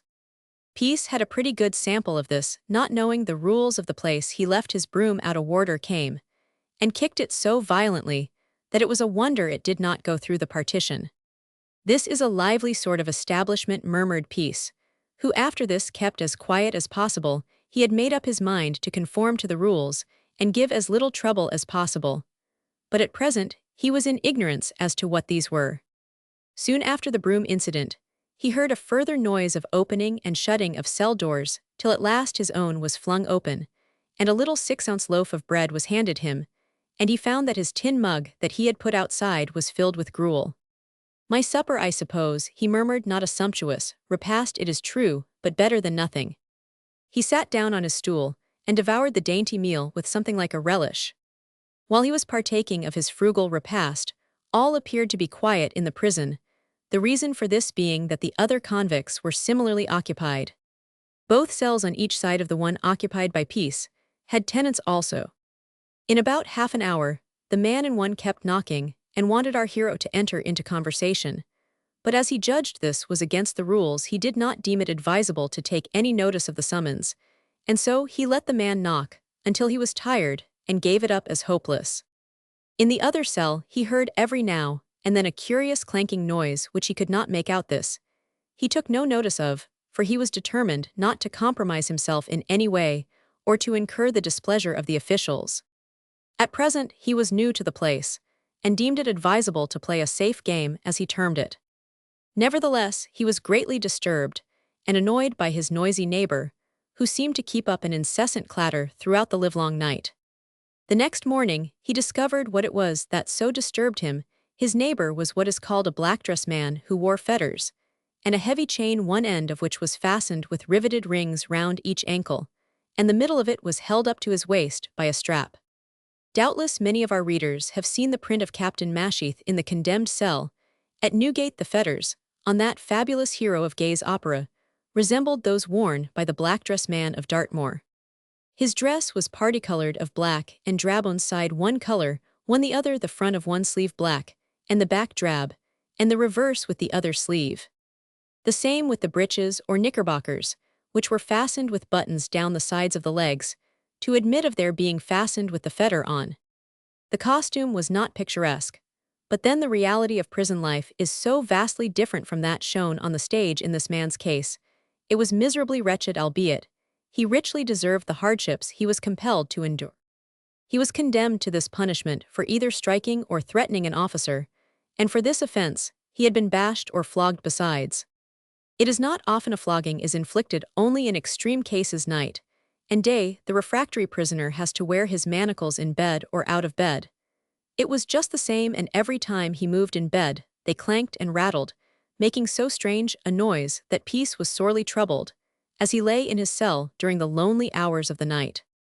Sometimes, in turning, the manacled prisoner would strike his fetter against the corrugated iron partition of the cell. Peace pitied the poor wretch, but he had the prudence not to offer any observation. Mr. Dring, the chief warder, had, as may be imagined, no sinecure. The duties of his office did not admit of much leisure time for relaxation, and when he returned from his tea, he had yet plenty of work before him. The 50 men on his landing had all their wants to be attended to, and our worthy prison official was not accustomed to shirk his duty. He was a peculiar man in many respects, but want of attention to those under his charge was not one of his faults. He was a strict disciplinarian, but in the main was a kindly disposed man enough. Sometimes he would take to a man, as the convicts termed it. When this was the case, the prisoner was all right. He was treated with civility and consideration, which all things considered is saying a great deal. But woe betide the man who was in his black books. He had it pretty hot, to make use of another phrase of the prisoner's. Mr. Dring had seen something of the world before he made the acquaintance of the interior of one of Her Majesty's jails. He had served Her aforesaid Majesty on land and sea. He was at one time of his life attached to the Royal Marines, and after fighting his country's battles in that capacity for some years, he rose to the rank of sergeant major, and those who happen to know what an old sergeant major of the Marines is will understand that a man must get up very early in the morning and be a cute fellow to boot to take the wind out of the sails of Mr. Warder Dring. He was a quiet, orderly, unobtrusive man, and from his general demeanor, many were under the impression that he was as mild as a lamb and as green as a middy, but those under his charge soon found out their mistake when they came playing pranks or trying on the hanky-panky business. Mr. Dring was down upon them. At once, there was no man in Dartmoor prison better adapted to deal with convicts and command their respect than the old Marine. To those who were straightforward and well-behaved he was the most considerate and kind master it is well possible to conceive. But when he once found out a man playing him tricks, deceiving him, and disobeying the rules and regulations of the jail, he would lead him a fine life peace, reckoned up the chief warder with something like accuracy, and he did his best to propitiate him. When he came his rounds, he regarded our hero with a searching glance. "Ah," he observed, "you are new to the place. Well, here's soap, salt, and cleaning rags." "Thank you, sir," said Peace, touching his cap. "But stay, you must give me your jacket to be badged," said Mr. Dring. Peace pulled off his jacket with the utmost alacrity. His janitor gave him another to wear in the meantime. He also gave him a clean pair of sheets, and told him where to place each article, and supplied him with a candle. Peace thanked him again and again. "When you hear beds down called out," said Mr. Dring, "you must prepare your hammock for the night, do you understand?" "Yes, sir, I will do so." "But you must not do it till you hear the word given outside." "No, sir." "Well, that is all, I think you will not forget my instructions." "Certainly not." "Good, you've got a queer pair, next to you I mean in the cells adjoining yours have nothing to say to them, and if they make a noise, which I expect, they are pretty sure to do, take no notice of them. One makes a terrible noise. Ah, the prisoner with the manaclous eyes, I know well, that can't be helped, it's no fault of ours, that he is constrained to wear the fetters." Peace bowed but did not offer any observation. Mr. Dring left him to go to someone else. Peace had nothing to read, and did not like to ask for a book or two in his present early stage, so he had nothing for it but to sit and listen to the noises that were going on, and there were a few. As far as the acoustic principle of Dartmoor is concerned, it is something very near perfection. Indeed, it is aggravatingly resonant. The entire block of 400 cells in that part of the prison, in which Peace was confined, were framed in iron. The consequence was that there was hardly a door slammed in the whole building that did not vibrate more or less throughout the cell. This fact was made manifest to every prisoner upon first entering Dartmoor. After being there for some little time, the men got used to the noises. The effect when every cell door in the whole hall was slammed at once is not easy to describe. It was like a volley of musketry. Peace remembered what Mr. Dring had told him, and being anxious to obey that worthy functionary to the very letter, he watched and listened for the signal beds down. When he heard the order given, he let go his hammock. All the other convicts did the same, and the consequence was that the whole fabric seemed to be shaken.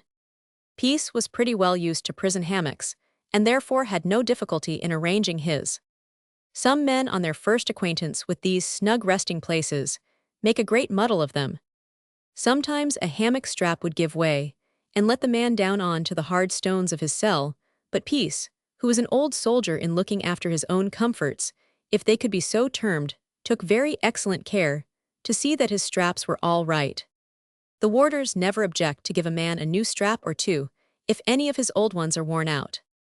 At Dartmoor, the convicts had very little to complain of as far as sleeping accommodation was concerned. Each man has a good warm comfortable bed, and a plentiful supply of covering which is invariably clean. Indeed, this could hardly be otherwise, seeing how frequently it is changed. It is true there is no bed in a hammock, nor is one needed, but the prisoner has 2 good blankets, 3 in the winter, an excellent rug, and 2 stout linen sheets with a wool or hair pillow. The hammock is as comfortable as need be. Indeed, many of the prisoners never had such luxurious sleeping accommodation when outside the walls of a prison. Soon after beds down was sounded, a warder was heard coming up the stairs to see that every candle was put out. There are gas lights along each landing railing, so that there is more or less light in every cell. After the warder had made the necessary inspection with regard to the candles, a bell was sounded, which is the signal for the day warders to leave the prison, as the night warders came on duty. When this occurs, every man is expected to be in bed, and if the night watch finds him up, he is liable to be reported, and reporting means punishment by loss of marks or otherwise. At regular intervals throughout the night, one of the warders comes round and looks into each cell. By placing the bullseye of his lantern against the glass of the window, and peeping through the spy-hole in the door, he can see plainly enough if a man is in bed or not. Many a time was Peace awoke, with the sudden flash of the bullseye upon his face. Chapter Romans 68, Giles Chudley in prison. Giles Chudley had ample funds at his disposal, and he told the sagacious Mr. Slapperton not to spare any expense in preparing his defense and securing the services of a clever counsel to conduct his case when the trial came on. Mr. Slapperton had several interviews with the prisoner after his committal, and in common with many others, was at a loss to account for the amount of money he had in his possession. Some averred that Chudley had rich relations, who had come forward handsomely in the hour of need. He had friends, that is quite certain, but they were not related to him. The reader will remember that at the time of Chudley's capture, there were 2 strangers in the parlor of the Lord Cornwallis. One was a young swell, the other a broad-shouldered, square-headed man. The young swell was none other than the boy Alf Purvis, who now assumed all the airs and graces of a fashionable young gentleman, and who moreover was one of the most accomplished pickpockets in London. The other, the man with the broad shoulders, was the London cracksman, who was introduced to the reader when Laura Stanbridge and young Purvis paid a visit to that delectable establishment, known as a thieves' haunt, in Little Mint Street, Whitechapel. These 2 personages had effectually concealed Chudley in various parts of the metropolis, after he had committed the murder in Larchgravelane. They had supplied him with funds to go abroad. In point of fact, they were about to see him on board of a vessel at Liverpool, but imprudently chose to pay a visit to the hiring fair. The result of this act of folly we already. Purvis detested the Jamblins, and he as well as Laura Stanbridge thought Chudley had done a meritorious act by ridding the world of young Mr. Philip. Anyway, they befriended his assassin, and supplied him with funds both before and after his capture. Mr. Slapperton, after having received the necessary instructions for the wretched man's defense, spoke most confidently of the result of the trial. He told his client that the chances were clearly in his favor, and that in all probability the jury would return a verdict of not guilty. Giles, however, was of a different opinion. He was an ignorant, low-bred ruffian, but he had a certain amount of low cunning, which, to say the truth, is a qualification that most criminals of his type generally possess. However, he put as good a face on the matter as possible, and affected to believe what his solicitor told him. But he was reflective, and thinking of certain plans, which he had formed. His low cunning now came out with additional force. One burning thought was forever in his brain. It was this: how could he effect his escape? If he could succeed in doing this, there were those outside who would effectually conceal him from the bloodhounds of the law. As far as this was concerned, the prisoner was not far out in his reckoning. The reader will remember that in Note 28 of this work, we gave a chapter on mysterious murders, and cited many cases in which the perpetrators of crimes of this nature have successfully eluded the vigilance of the police. One of these instances being a murder, which was committed at Chingford by a man named Jadon, who in many respects was similar to Giles Chudley. Since the publication of these cases in a number of this work, issued only 5 weeks ago, Jadon has given himself up. For 22 years, he has, despite the 200 reward offered by government at the time of the murder, remained under cover. This, to say the least of it, is a remarkable circumstance, and it is still more remarkable that we should have brought the matter so recently under public notice in this work.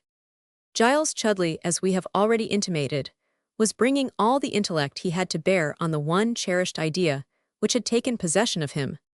The sessions would come on in about a month. He had that time before him, which he was determined if possible to make use of in a month. There were 30 days in these 30 days. There were 720 hours.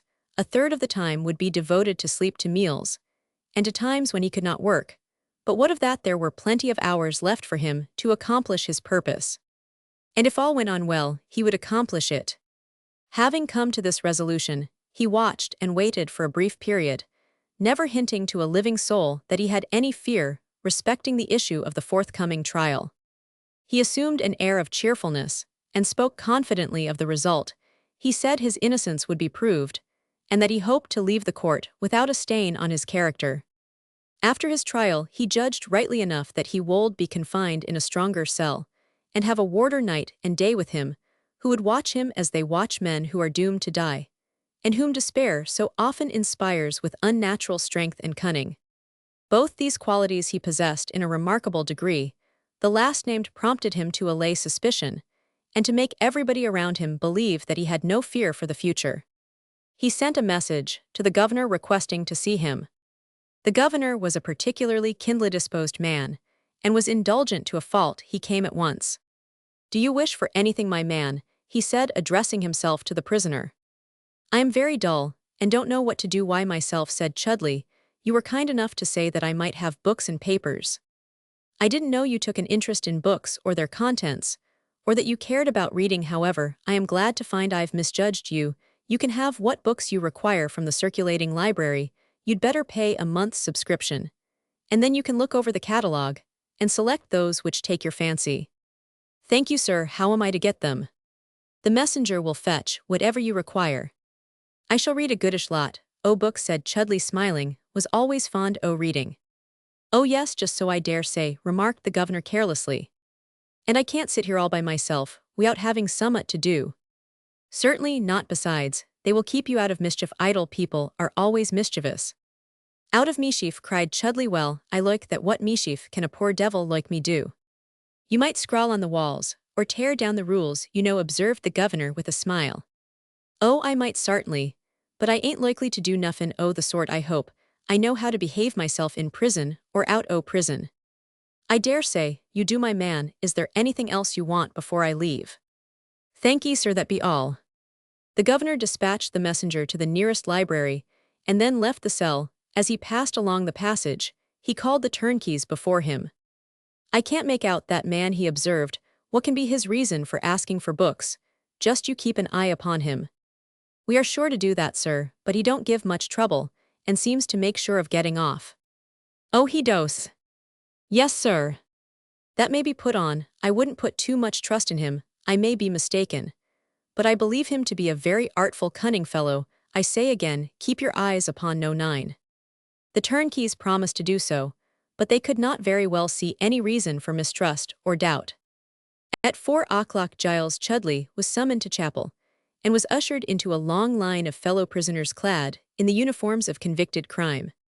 All the officers accompanied the prisoners into the chapel in the manner we have described in a preceding chapter. The warders stood in the gallery above the seats of the convicts, every movement of whom they commanded with their eyes.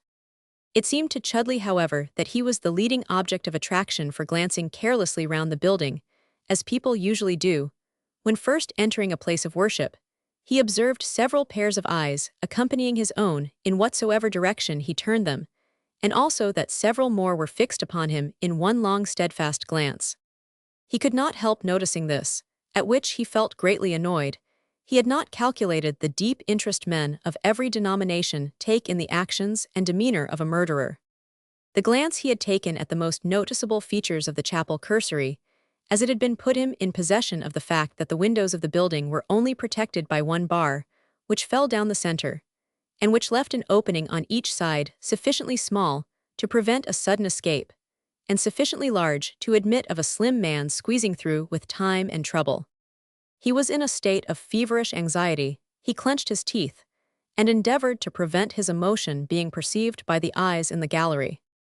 To deceive whom he did not look round any more, giving his attention not to the chaplain, for that would have been a transparent act of hypocrisy, and sufficient in itself to have excited suspicion, but to the title page of the prayer book, and to other indifferent little matters, as anyone else who had been sent to church by compulsion might have done.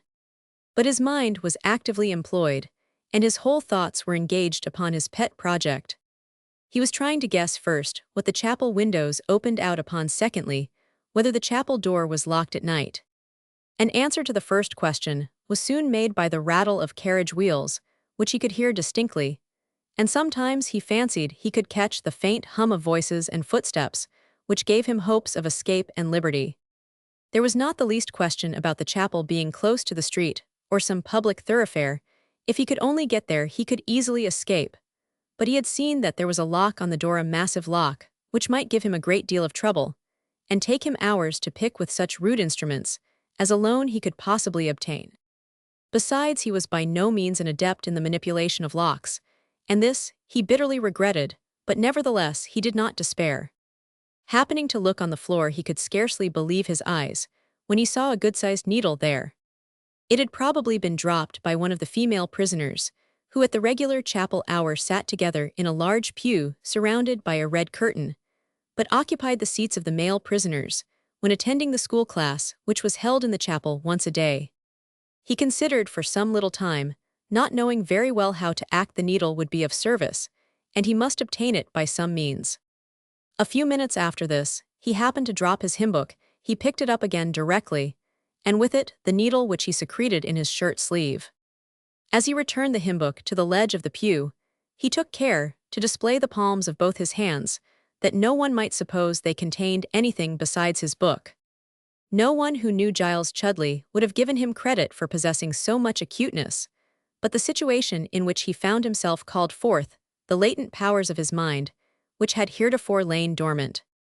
As the convicts and other prisoners were being marshalled out of chapel, Giles blundered against the door, apparently by accident, so that it almost shut. He took hold of the lock to swing it open again, and in so doing slipped the needle into the keyhole. "Can't you see your way out?" cried a warder. "Oh, I beg your pardon, sir, it was an accident," returned Chudley. "Forward this way," said the official, and the line of men marched on. All was well so far. It was evident that the warders did not suspect that anything was amiss. He could examine the lock the next day as he went out, and if the needle was still there, it would be a proof that the door had not been locked. The contrivance was an ingenious one, but then we should remember that men whose lives are at stake have their wits sharpened in a remarkable degree. Chudley returned to his cell. He opened his books, disfigured them with notes on the margin, much to the disgust of the librarian, and littered them together, as if he had been diligently employed with them. But he was too excited to read. He could not even sit or remain still for any length of time. He paced to and fro, thinking and muttering to himself. By day and by night the same thought haunted him.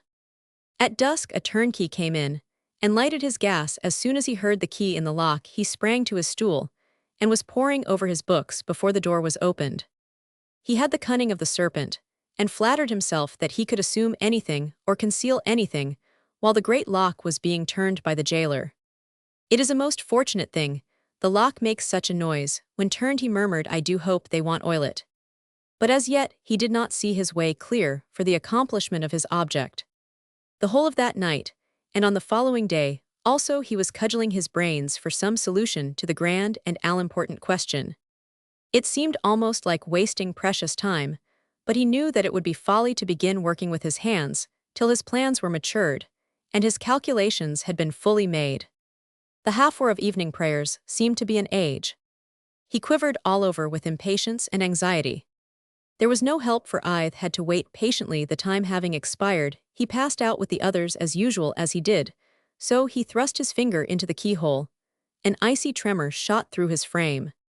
The needle was still there. Never surely did so insignificant an object have such a powerful effect upon a man as did this little needle. It whispered into his ears delusive words of hope and comfort, of escape and freedom. If he could only work through his cell door into the corridor from which the chapel was entered, the rest was an easy matter. He felt assured this could be accomplished, and was confident of his ultimate success. But much remained to be done. His plan of operations was simple enough in theory, but it had to be put into practice. It would be no very difficult task to turn his bedclothes into a rope, and when this was done, he could let himself down from the chapel window. Upon his return from chapel, he found Mr. Slapperton awaiting him. The lawyer had a number of questions to put respecting the leading points in the case. He had a long conference with his client, and as heretofore spoke hopefully of the result of the trial. Giles Chudley assumed an air of confidence, which to say the truth he was far from feeling. However, he humored his legal adviser, but said nothing about the scheme he had in his head. After Mr. Slapperton had left, Giles knelt down before the door and scrutinized the lock. After a minute examination of the same, he came to the conclusion that it would be easier for him to dig a hole in the wall close to the lock, to wrench the staple away, and then force back the bolt, as if it was being unlocked by a key.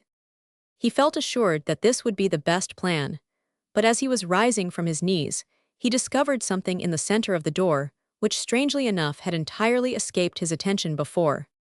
There was a small round, grating a little larger than a man's eye, a flap of iron hung before it on the other side. Giles was astonished, as well he might be, at the discovery, and still more so at it having escaped his notice.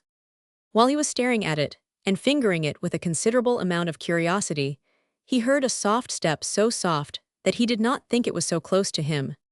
"Someone on the watch," he murmured as his heart beat audibly.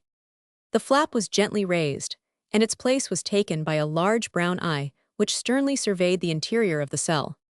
As if satisfied with the impression it had made, the eye disappeared, and the iron flap descended as noiselessly as it had been raised. Giles Chudley felt relieved when the scrutiny was over. Ah, he muttered, "I did not reckon on this, but I am glad I made the discovery. This is a hound that does not bark. I must act with caution." He resolved to begin work as soon as it was dark, and watched the shadows one by one as they fell through the little window upon the door of the cell.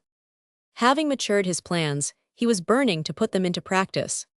When once outside the walls of his prison house, he would be safe.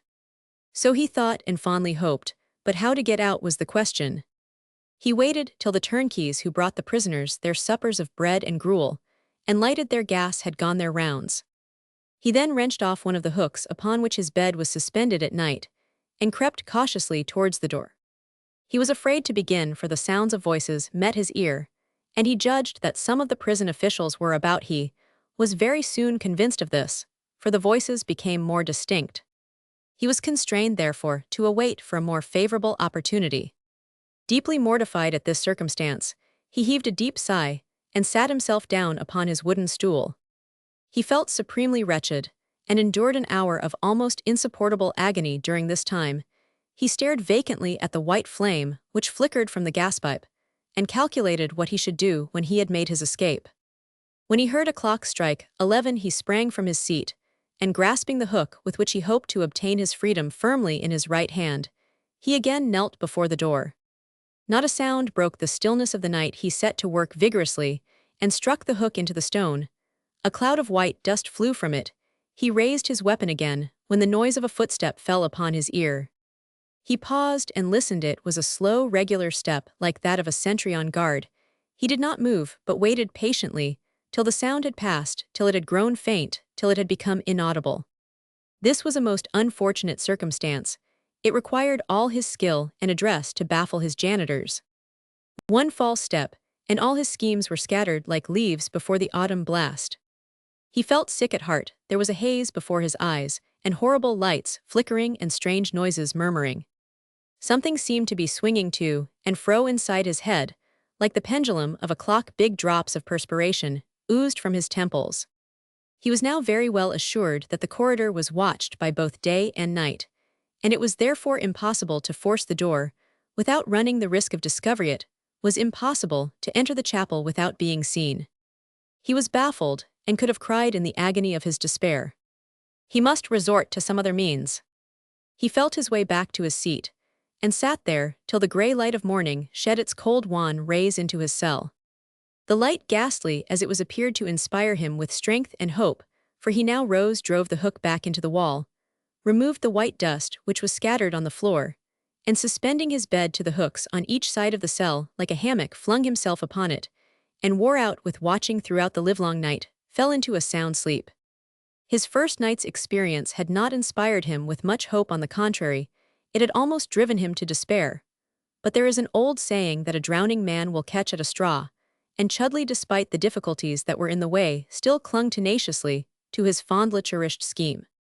The turnkeys in attendance on him observed nothing remarkable in the demeanor of No. 9, except that he was always occupied with his books, so busy was he with them, that he hardly honored the prison officials with even a cursory glance when any one of them entered his cell.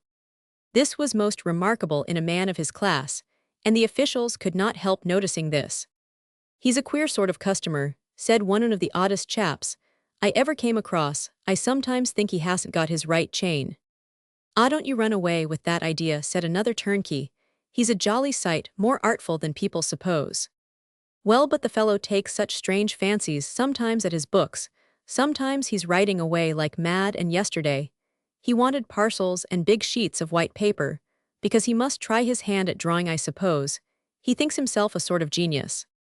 "That man is a mystery," said the deputy governor, joining the men, "but more knave than fool, mind you, that keep your eyes well upon him. It is possible, despite the difficulties and impediments in the way, that Giles Chudley would have succeeded in making his escape, had it not been for one circumstance, which proved fatal to him. It was this. In the same prison was confined a man who was charged with piracy and murder on the high seas. He was a ruffian of the most pronounced type, and if report spoke truly, he had committed no end of atrocities. But report, we must remember, is not always to be relied on. Nevertheless, the nautical miscreant was most unquestionably a bad lot. Upon being brought to the jail, he gave himself all the airs and graces of a West End swell, and found fault with everything and everybody. He said the cell in which he was confined was dripping with wet, and gave him the ague. He was in consequence of this transferred to the cell next to the ill-fated Giles Chudley. After being immured in this a few days, he said it was worse than the other. The turnkeys were sick of listening to the man's complaints. At length, he said he wanted to see the governor. "Oh, you want to see the governor, do you?" said the turnkey, in attendance with an air of irony.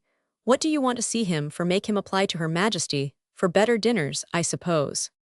"Don't you be so cheeky, young fellow," observed the pirate Coss. "It's no use your trying to bullyrag me. Never mind what I want to see him, for that's my business. I can see him if I like. I read it in the rules. Oh, you shut up if you don't go and tell him ill report you." "I never said I wouldn't tell him, did I?" And the turnkey, as he banged the door in a rage. "I ain't agon to stand any of their nonsense," muttered the pirate. "I know what discipline is, and ill see it enforced, if needs be." "Well, no, 8, what is the matter now?" said the governor as he entered. "Anything amiss with this cell?" "I don't much like it, Coss. Why, I can't get any sleep o' nights." "Indeed not? Well, I suppose you had better let the doctor see you." "I don't want no doctor, I want peace and quietness." "And I hope you have both." "No, I ain't. There's some of your men at work in the yard below all the blessed night, and I can't sleep for the noise." Ejaculated the governor. "Indeed, men at work all night? That's contrary to my orders." "Well, all I know is they are there all night. They are scratching and a scratching like a lot of big rats." "I think I know who it is," remarked the governor in a careless manner. "Just under the window here, isn't it?" "Yes, that's where it is, the exact spot." "Ah, the vagabonds, they will work out of hours and disturb people ill see, and put a stop to them. When do they begin? About dusk. Some little time after nightfall, and they go on till it's light. I never hear it in the daytime." "I am glad you have spoken of this, my man. You won't hear it again. If you do, send for me." "All right, and thank you," returned the pirate. 7 days had elapsed since the night on which Giles first began putting into practice his plan of escape. On the 8th day, the prisoner was still in bed. Although it was 10:30, he was aroused by the unlocking and opening of his door, but he did not move from his hammock. He was a little surprised, however, upon beholding the governor accompanied by 2 turnkeys enter the cell. The governor, who like most governors of prisons was a retired military officer, and on this occasion he was arrayed in his best uniform, looked more than usually severe and imposing. He twirled his heavy iron-gray mustache and glanced suspiciously around the cell. "You are taking it easy," he observed, addressing the prisoner. do you not know, sir, and, if you do not, it is time that you did that. To be in bed at this hour is against the rules and regulations." "I know it, sir," said Giles, springing out of his hammock and muddling on his clothes, "but I don't feel at all well, and had very little sleep all night."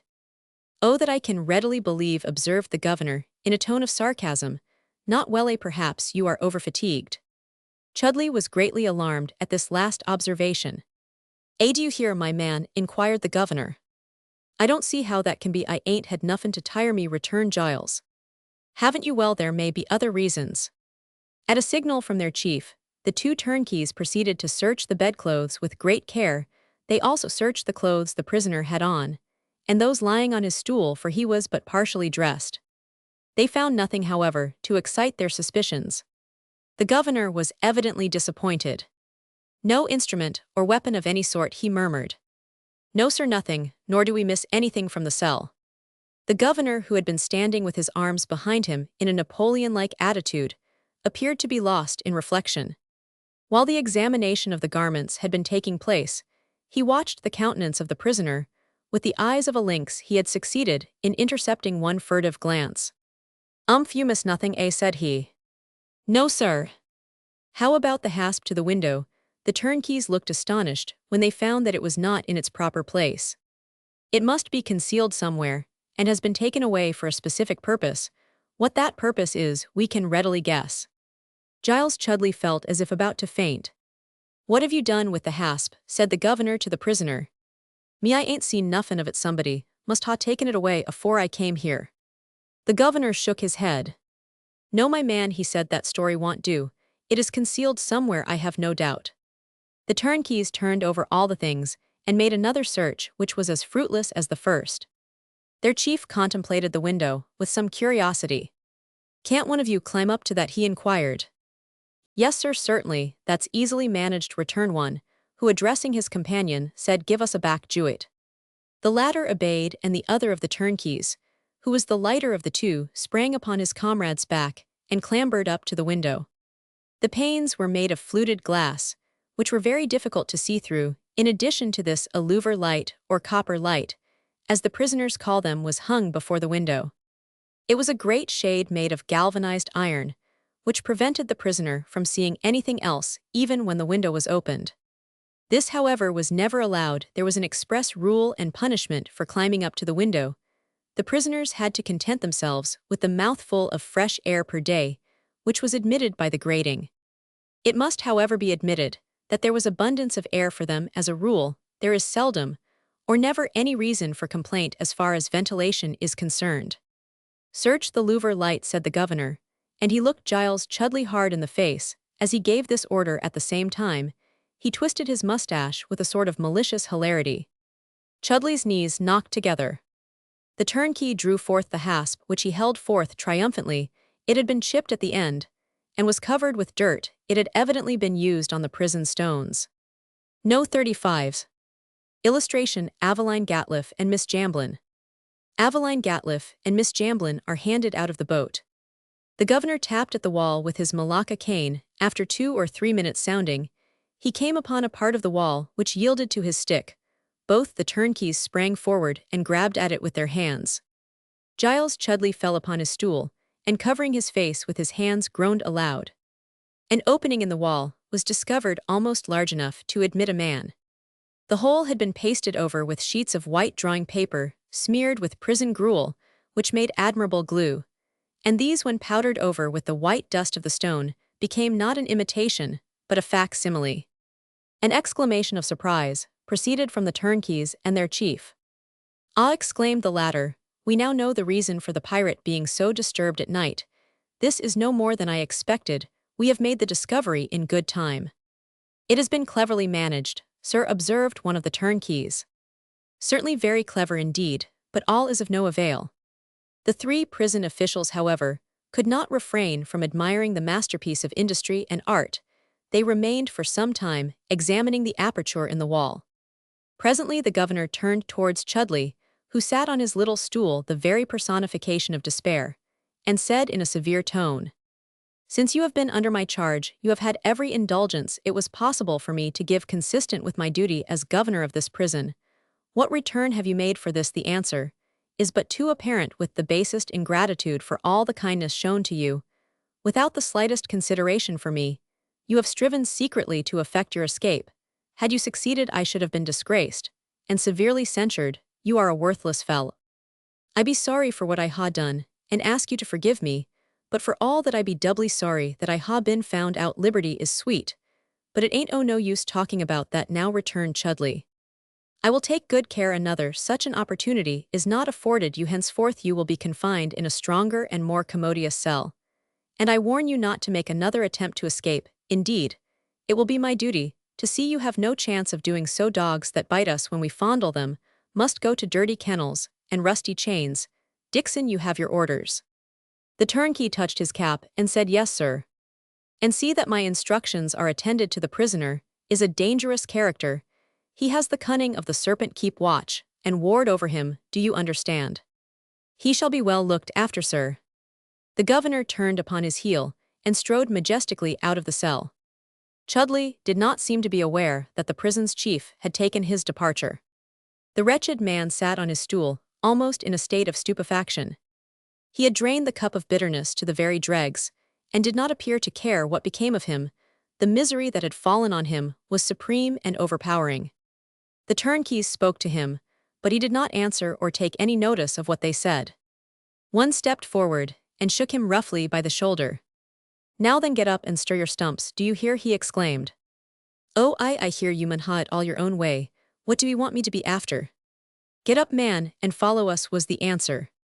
It don't much matter where I be, one place is as good as the other, he answered, rising from his seat, and casting a woebegone look round his narrow prison house. He was so broken down that he hardly had strength enough to follow his janitors from the cell. They took him down a flight of steps through a yard. In this yard was a covered building, fitted up with little cells, each of which contained a crank and a prisoner. Chudley heaved a deep-drawn sigh, and passed his hands across his eyes, which were filled with tears. The turnkeys retained him there for a few minutes to see the prisoners at work, and then conducted him to a corner of the yard, in which there were 2 iron doors. One of these was unlocked, and he was forcibly thrust into a low, damp cell, the walls of which were covered with damp, and which emitted a cold, earthly smell, as if it now tasted the sun and fresh air for the first time. It was in a cell similar to the one in which he now found himself that the pirate had been confined previous to his being transferred to the one next to the cell Chudley had just left. He sat down upon the rough stones with his elbows on his knees and his face in his hands. He remembered then that he had been within a few hours of liberty, had been robbed of his life when he had almost grasped it with his hands. The thought was agony, and he uttered a low, plaintive cry. Besides this, he had seen his fellow prisoners at work. He had seen how they obeyed the orders of men who spoke to them, not with words but with gestures and with bells. He knew his life in the prison had been one of indulgence and comparative luxury, when contrasted to the poor wretches he had seen in this part of the jail. Their infamous dress, their white faces, their servile compliance had filled him with terror and dismay. Hopeth last solace of the wretched seemed to suddenly take wings and fly away. He looked up at the window, which was little less than one great iron bar. He sounded the walls so thick and strong, he breathed the air of his new cell, and it chilled him to the bone. Am I to remain in this miserable place? He inquired. Yes, until your trial comes on, replied one of the turnkeys. Don't blame us, it's all your own fault. But if I promise to remain quiet and behave better, the governor won't believe you. It ain't likely I should say. But I will promise, tell him to be merciful. I be sorry for what I ha done. No good your saying that he's lost faith in you. You've nobody but yourself to blame. Chudley groaned and said no more. The door was shut with a loud bang, the lock was turned, and the prisoner was alone. 2 hours afterwards, when the turnkeys came in with his dinner of jail soup and his prison bread, they found him crouched in the farthest corner of the cell, gnawing his hands and uttering low groans. He was also trembling all over, and his eyes had a lackluster, vacant expression like those of a madman. They exchanged glances and shook their heads, and when the prisoner was shut in again, they threw out hints that he might endeavor to commit suicide. To say the truth, they were not very far out in their reckoning. Chudley had thoughts of suicide at that time, but he had not the means to put it into practice. Chapter Romans 69, at Broxbridge Hall, the Earl and his lawyer. "I suppose you have heard the news, my lord," said Mr. Wrench to Earl Ethelwood. "The prisoner Chudley has attempted to escape." "Indeed," exclaimed the Earl in a tone of surprise. "No, I have not heard anything about it till this moment, but I hope and trust he was not successful." "No, it was discovered only just in time a few hours later, and he would in all probability have succeeded." "Miserably guilty, wretch," ejaculated the Earl. "Give me the full particulars." Mr. Wrench entered into a detailed description of the events, which have been described in the previous chapter. When he had concluded, he said, "It is a pretty convincing proof that the prisoner is guilty, and will prejudice self in the eyes of the judge and jury. Ah, no doubt, but the evidence is conclusive, and cannot lead but to one conclusion. What say you?" "Yes, it is pretty clear for the matter of that, but one never knows what may take place. Juries sometimes take such singular freaks in their heads. From what I have been able to gather, Mr. Slapperton is going to offer evidence to prove an alibi, which he will fail in doing. Take my word for it, Mr. Wrench, this as well as other rumors we have heard have not truth for their basis. The man is guilty enough. My brother magistrates agree with me in that opinion. As to Slapperton, he is not worth notice. He's a noisy wrangler who is bent upon making as much display as possible for the purpose of gaining popularity, and in this respect, it is just possible that he has succeeded to a certain extent. There are, and I suppose always will be, a certain class of persons who admire a blatant, unscrupulous lawyer." "Oh, there can be no question about that, my lord, none whatever," returned the detective. "I am glad you agree with me in this. Well, we acted wisely, I think, in committing the prisoner without any adjournment. I do not hold with protracted examinations. It has been truly remarked that under the old system, an inquiry into a criminal charge before a magistrate was less an investigation of the entire circumstances of the case than an examination of the prisoner. Certain broad facts were stated, certain leading witnesses were examined, and the prisoner was then requested to explain himself. In serious cases, he was closely and sharply questioned, and abundant testimony as to this practice may be found by turning to the newspaper reports of the proceedings before the magistrates in the cause célèbre of the murder at Gill's Hill. Thurdell Hunt and Probert, being suspected of the murder of Mr. Ware, were examined by the bench as to their complicity, and their evidence being considered unsatisfactory, they were duly committed for trial.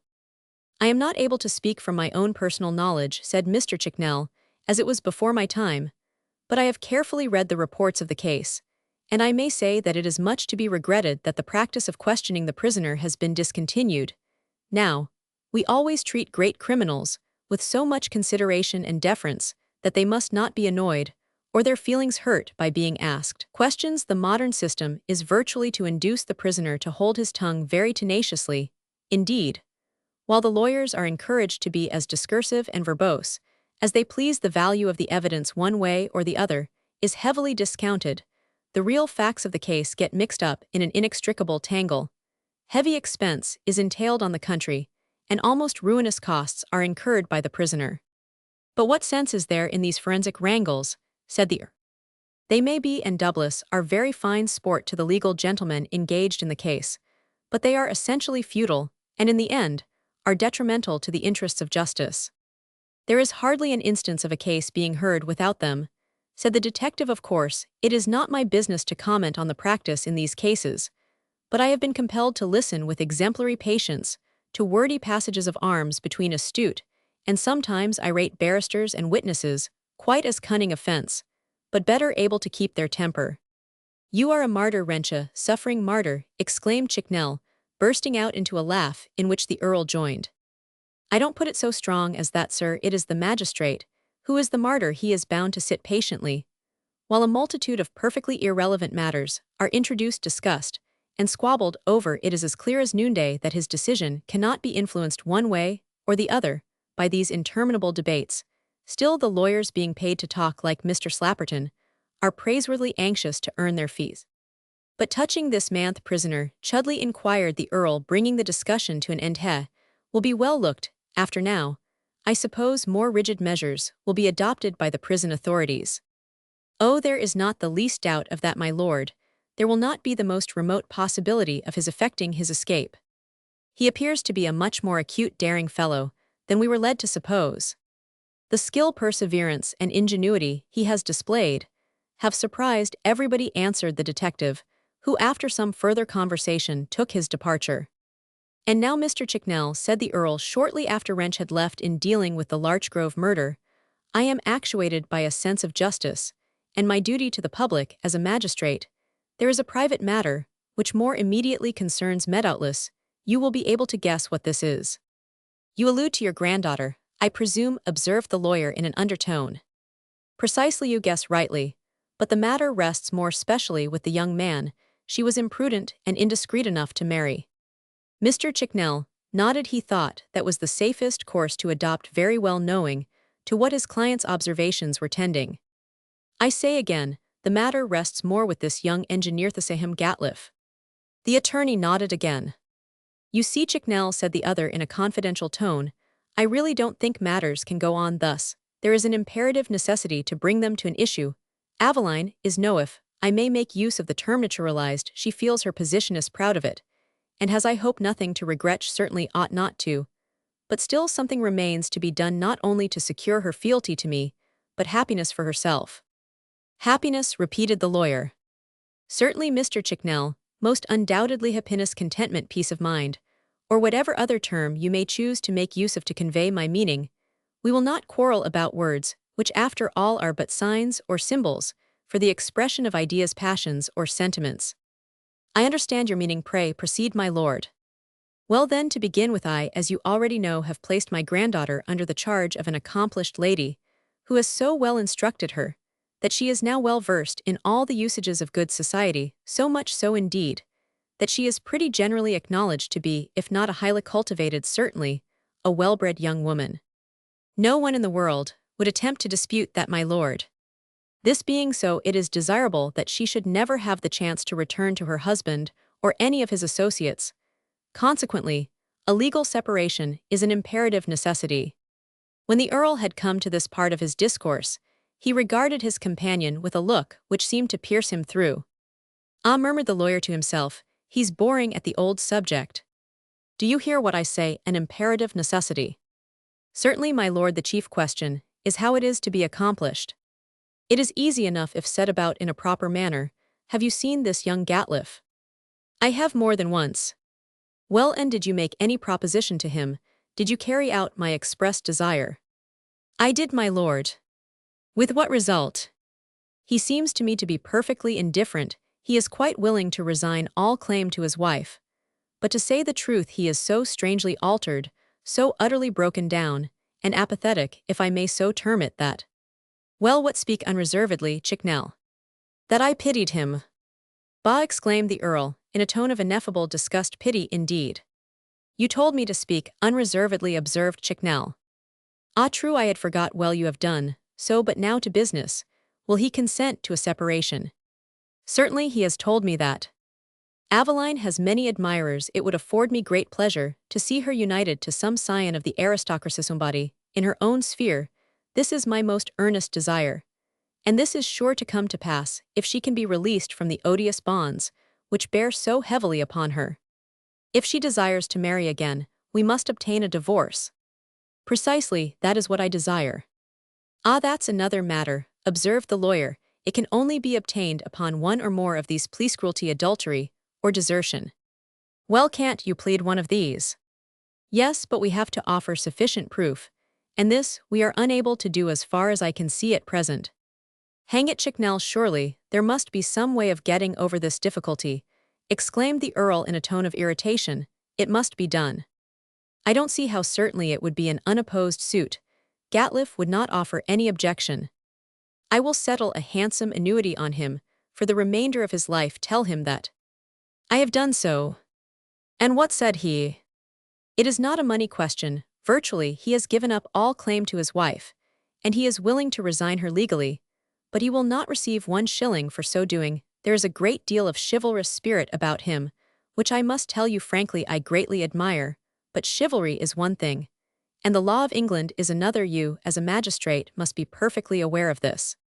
I have no belief in the chivalry of a person of his class, but we are not here to discuss fanciful and fabulous forms of chivalry. You must obtain a divorce at any cost, mind you that." Mr. Chicknell laughed. "You are very positive, my lord," he observed. "I suppose you would not like me to manufacture evidence, as it is termed. Certainly not. The end can be obtained by some other means. Only I tell you again, Aveline must be released from the tie which is, to say the truth, the very bane of her existence. I will consult my partner and determine how to take action in the suit. I will then communicate with your lordship. Enough, so let the matter rest for the present, but pray hurry on the matter at as early a day as possible. And now, Chicknell, having arranged this business, thus far let us return to the prisoner Chudley. The assizes will soon be on, and the case will be taken as early as possible. You know, I suppose, that Miss Jamblin has been staying with us. The reason for this being change of scene. Aveline is very partial to her, and I think it best that they should be out of the way when the Larch-Grevelin murder case comes before the court, and I have arranged that they should both go to my house in the metropolis and stay there till this painful business is over. Chudley will of course be convicted. I should suppose so, but I will not answer for it as Wrench saysend. He has had a pretty good insight into matters of this sort. Juries take such strange crotchets in their heads. Still, it is fair to assume that he will be convicted. In any case, the two young ladies had better be out of the way. While the foregoing conversation was taking place in the reception room of the grand old hall, Patty Jamblin and Aveline were in the pleasure grounds. They had for a companion and protector a Mr. Frank Rexford, son of Sir Matthew Rexford the baronet, from whose house Henry Adolphus was coming on the night of the murder. Patty, pale, silent, and thoughtful, was no longer the sprightly, mirthful girl who had been the light and life of Stoke Ferry Farm, but she had greatly improved in health and strength since she had been at the hall. Young Rexford, who was an Oxford oarsman, persuaded the young ladies to permit him to give them a row on the lake in the pleasure grounds of Broxbridge. While plying his oars, he kept up an animated conversation, told them a number of amusing anecdotes, and paid marked attention to the Earl's granddaughter, who however did not appear to offer him any encouragement. Aveline, like a true Ethelwood, was proud, and it was not everyone she took to. The boat sped on over the glassy surface of the lake. I should like to see you both in better spirits, said Rexford, but past events, I suppose. It is hardly worth while, or indeed prudent, to refer to past events, cried Aveline. Let us look to the future. Ah, that is always the wisest course. The past is out of your reach, and cannot be recalled. The future may bring us unclouded sunshine, and a recompense for the past. I am sure it's very kind of you to take compassion on us poor creatures, observed Miss Jamblin, hardly knowing very well what to say. It is a pleasurean indulgencean your part to trust yourselves with so poor a waterman as myself, returned the young man, but say when you would like to go on shore.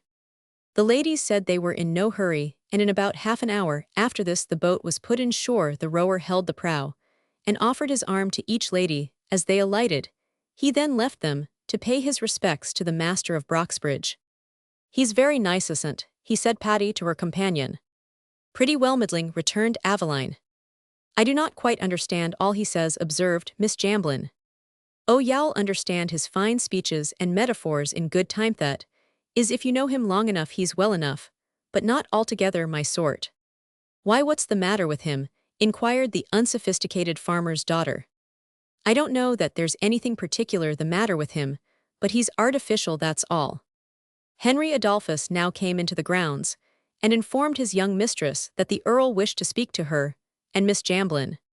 Both young ladies hastened into the chapter Romans 70, the trial and conviction of the Larch-Grevelin murderer's plea of witchcraft. The day at length arrived upon which Giles Chudley was to be tried, and there were many who believed he would get off. The court was crowded to excess, and when the prisoner entered the dock, those who had known him in an earlier day were astounded at the miserable appearance he presented. His features were lined thin and haggard, and he was but a shadow of his former self. Nevertheless, he strove to bear up bravely under the terrible ordeal. To use a common but expressive phrase, you might have heard a pin drop when the counsel for the prosecution rose to open the case. He did so in a fair, impartial, and masterly manner, neither stepping to the right nor the left to dwell unnecessarily on the leading facts, either for or against the prisoner. Whatever opinion we may form of wrangling attorneys, third around fourth-rate barristers, who in many cases are so particularly pertinacious and obtrusive in inquiries at our police courts, there can be but one in respect to a leading counsel, whose business it is to conduct the prosecution, or who, is retained for the defense upon the trial of a prisoner for a capital offense. The arguments on both sides are pretty generally fine specimens of calm and subtle reasoning of cultivated intellects. And we have no reason to complain of the judges of our land. If there is one thing Englishmen have to be proud of, it is the wisdom and honesty of their judges. We need not go over the case again. It will suffice to declare that as it was presented before the judge and jury at the assizes, it was much stronger and more compact and complete than when heard before the bench of magistrates. There were 2 additional witnesses, whose testimony corroborated those who had already been heard in respect to the prisoner's identity. Mr. Slapperton instructed counsel, and he was greatly hurt at the latter, not entering more fully into his favorite plea of mistaken identity. But the gentleman retained for the defense had too good a knowledge of law to allow himself to be dictated to by a provincial attorney. 2 men were brought from London as witnesses for the defense. They swore positively that the prisoner was in their company in the metropolis on the night the murder was committed. They were 2 unprincipled scoundrels who had been produced by Alf Purvis and Laura Stanbridge to perjure themselves in the hope that they might save the prisoner from the dreadful fate that awaited him. Nobody in court believed one word they said, and their testimony was rather prejudicial than otherwise, but Mr. Slapperton would insist upon their being called. Many of my readers will remember that a similar course was adopted in the Muller case. 2 women swore that he was in their company on the evening upon which Mr. Briggs was murdered. There was not a shadow of truth in their statement, and as in Chudley's case, nobody believed them. The counsel for the defense, seeing that the question of Chudley's identity was fairly established, had no other course left open to him than to strive by every means in his power to reduce the crime to manslaughter.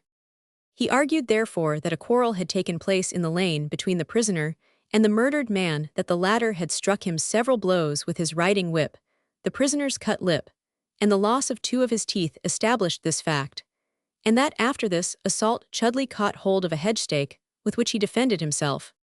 This, under all the circumstances, was the best defense that could have been made, and it caused the jury to deliberate 1 hour and a half before they delivered their verdict. It is possible it would have had the desired effect had it not been for the murdered man's throat being cut. At the expiration of the time already mentioned, the jury returned into the box. Upon being asked by the clerk, "How say you, gentlemen, do you find the prisoner guilty, or not guilty?" "We find him guilty," answered the foreman, "guilty of wilful murder." "And that is the verdict of you all?" "It is." The prisoner was asked if he had anything to say before sentence was passed upon him, when, to the surprise of those assembled in court, he entered into a long rambling statement, which, to say the truth, was little else than a specimen of ignorant stupidity and bigotry.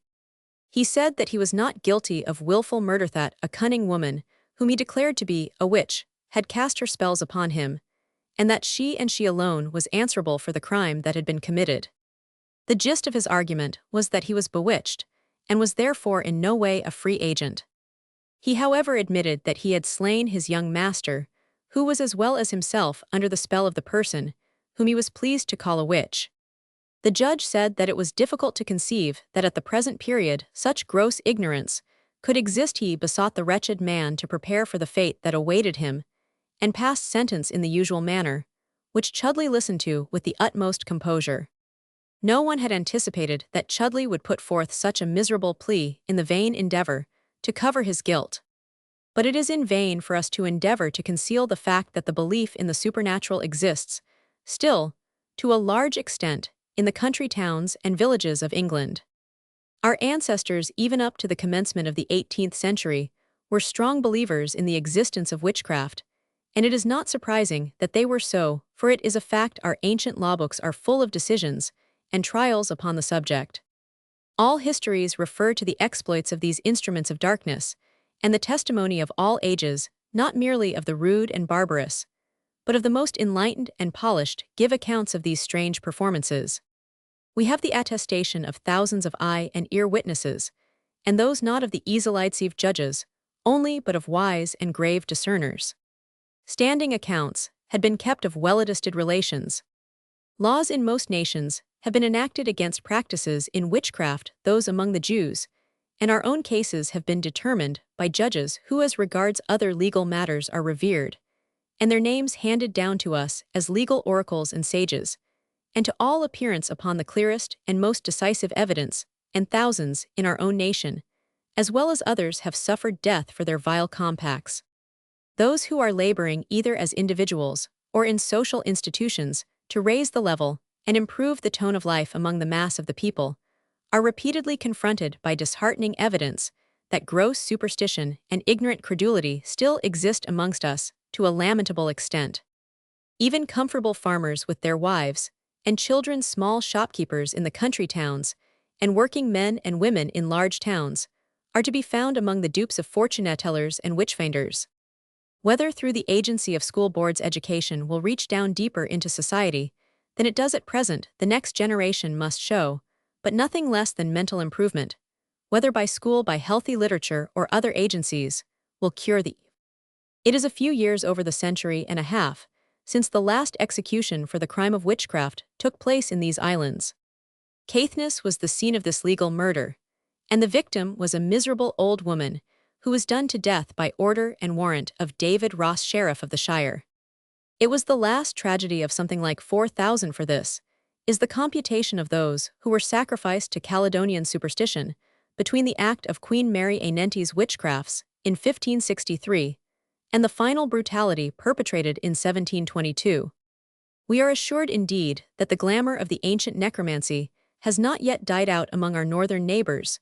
Just before the rebellion of '45, the dissenters published an act of presbytery, formally denouncing the repeal of the penal statutes against witchcraft as contrary to the express law of God, and the reason of all the misfortunes that afflicted the nation. It is curious, by the way, to note how prominent priests and preachers have been in battling the magicians, and with what particular ferocity of spirit they urged the crusade. While the popes invoked the tortures of the Inquisition and promulgated the famous Malleus Maleficarum, or hammer for witches, the clergy, after as well as before the Reformation, took their cue from the persecuting pontiffs. Even in the United States, they led the merciless war against the children of Satan, and pious fanatics like Cotton Mather and the minister of Salem were guilty, with the best intent of barbarities unspeakable. We find it boldly stated by the author of the Waverley Anecdotes that the doctrine urged by the dissenting presbytery in the time of the Young Pretender is still taught from the same pulpits and believed in by the far larger number of their adherents. This appears very startling, but it is quite explicit, as is the further allegation that a belief in witches prevails even at the present enlightened period among the lower orders in Scotland, whatever may be their religious persuasion. This is a strange and scarcely credible character of a canny, shrewd, and hard-headed race. However, the land of Ossian has been an eerie place from remote ages. In this region of mists and mountains, the very atmosphere favors diablerie and fosters the supernatural. Shakespeare's terrible trio will keep Scotland and sorcery linked in deathless association long after the lingering faith of the credulous shall have died out, like the credulities that have waxed, waned, and faded ever since mankind had intelligence enough to color with poetry the harsh and bare realities of life. Scotchmen claim King David as a compatriot. They have as good a right to the Witch of Endor. Probably, if the truth were known, they are not singular in their superstitious conservatism. It is not yet 100 years since a witch was burnt at Glaris in Switzerland. In the year of the Great French Revolution, a judicial execution for witchcraft took place in the Grand Duchy of Posen. Here in England, we did better and worse. We stopped hanging witches half a dozen years sooner than the Scotchmen. But it is only 16 years ago since we drowned a reputed wizard in a pond at Hedingham in Essex. It has been our aim throughout this work to give the reader a faithful view of certain flections of society as they exist at the present time. Superstition is still rife in the land, and Chudley's plea is but an average sample of the ignorance and bigotry which still exist. As a proof of this, we cite the following case, which was heard only a few weeks ago at the East Dereham Petty Sessions. A young man named William Bulwer of Ettlinggreen was charged with assaulting Christiana Martins, a young girl living near the Ettlinggreen toll bar. The complainant said that Bulwer came to the toll house, abused her with language of the foulest description, and struck her with a stick without any provocation from her defendant, called upon to account for his conduct, told the magistrates that complainant's mother, Mrs. Martins, was a witch, that she had charmed him so that he got no sleep from her for 3 nights. He went on one night at 11:30. I got up because I could not sleep and went out and found a walking toad under a clod that had been dug up with a 3-pronged fork. That is why I could not rest. She put this toad there to charm me, and I got no rest night nor day. Till I found this walking toad under the turf. I got the toad out and put it in a cloth and took it upstairs and showed it to my mother, who threw it into the pit in the garden. The witness further informed the bench that the witch went round this here walking toad after she had buried it, and I could not sleep. Her daughter he believed to be as bad as the mother, and hence his natural indignation, loss of temper, and act of violence. Their worships appear to have been taken seriously aback by this extraordinary story. The chairman asked the police superintendent if he knew the witness, and could answer for his sanity. Superintendent Simmons answered that he could do so with perfect confidence. Mr. Bulwer may be a thoroughly rational being in all other matters save witchcraft, and he even here is quite coherent from his own point of view. And according to his lights, it was in grim earnestness of conviction that he denounced as bad enough to do anything the witch, who had the wickedness to go and put the walking toad in the hole like that, for a man which never did nothing to her. We have no doubt, moreover, that the defendant expressed his sincere opinion when he declared that Miss Martin's mother was not fit to live, because she looks at lots of people, and she will do some one harm. Clearly Mr. Bulwer sees in Mrs. Martins a sorceress, endowed with the awful gift of the evil eye, a baleful glance from which is potent enough to sour the milk, or spoil the butter, to blight an infant from beauty and health into a puny changeling, and even to sow the seeds of slow decay in the robust frame of manhood. Mr. Bulwer very properly resents the disposition of this enchantress to exercise her diabolical spells upon him, and if he were allowed to take the law into his own hands, we should in all likelihood find him adopting an old-fashioned and summary mode of self-protection. It will hardly cure a rooted belief, such as that by which this yokel is possessed, to fine him 12 and 6pence for assaulting a witch's daughter. Moreover, the magisterial decision, besides displaying an irritating indifference to the danger in which he stands, must seem doubly harsh to this young man, since it was imposed in face of his offer to bring the walking toad into court as evidence for the defense. The brick which proved the house Jack Cade lived in was not more conclusive testimony. This case of witchcraft at Etling Green will appear the more remarkable if we just apply a brief comparison. The last execution for witchcraft in England was that of a Mrs. Hicks and her daughter aged 9, who were hanged at Huntingdon in 1716 for selling their souls to the devil and raising a storm by pulling off their stockings and raising a lather of soap. This was the sort of diabolism those weird sisters used to work, and such was the machinery they used. Thus, in the 2 most frightful cases of witch torturing in Scotland, those of Janet Comfat and Betty Langth overt act was of a kind to raise more than a doubt of the sanity of those who believed it. The Pittenweem witch Beatrix, laying after many a Walpurgis and much riding of broomsticks, with impunity ordered nails from a blacksmith named Patrick Merton. Being otherwise occupied, he refused to make them, whereupon she went off muttering. A week afterwards, the honest blacksmith, passing the old woman's door with another man, saw a vessel with water outside the threshold. In this vessel there was a burning coal, and the dreadful portent striking the terrified Merton with an impression that it was a charm being wrought against him, he concluded in the vein of William Bulwer that the witch was not fit to live. So he gave information, and Beatrix Lang, having been first tortured with the boots, the capsiclaws, the pilnuinks, and other instruments conducive to confession, was ultimately by the ministers and magistrates delivered over to the rabble, who had 3 hours' sport before they finally tormented the life out of her. When we read of a parish gathered with the connivance of its clergy to press a wrenched old woman to death under a door, and then drive loaded wagons backward and forward over her body, on the suspicion that she has been by demoniac arts causing the crops to fail, the kind to perish and the fair and happy to pine and die, it seems that the Christian Englishman of the first George was quite another being from his descendant of the Victoria era. But this case of Martin's Roman 5 Bulwer shows that there are good folk among us, yet who believe in witchcraft, and would, if they had their way, make short work of its professors. It was noticed that the 60 or 70 persons who lynched the suspected wizard in Essex in 1863 were all of the small tradesman class, not a single agricultural laborer, being concerned in the tragedy. Perhaps it is too soon to expect that a superstition which was gravely treated by a British monarch only 2 centuries earlier, and which fired judges like Sir Matthew Hale and jurists like Sir Thomas Browne, to hang scores of women, whose only crime was being old, ugly, eccentric, or morose, should have entirely disappeared from the masses of the population. Nevertheless, its existence, especially as William Bulwer betrayed it, is well worth the study of those social reformers who wish, as their cant has it, to exalt the people before correcting their ignorance. That witchcraft in this country was believed in and punishable by death is borne out by our judicial statistics. Barrington estimates that the judicial murders for witchcraft in England was 30,000 in 200 years. Matthew Hopkins, the witch finder, caused the judicial murder of about 100 persons in Essex, Norfolk, and Suffolk in 16,457. Sir Matthew Hale burnt 2 persons for witchcraft in 1664. Northamptonshire and Huntingdonshire preserved the superstition about witchcraft later than any other counties.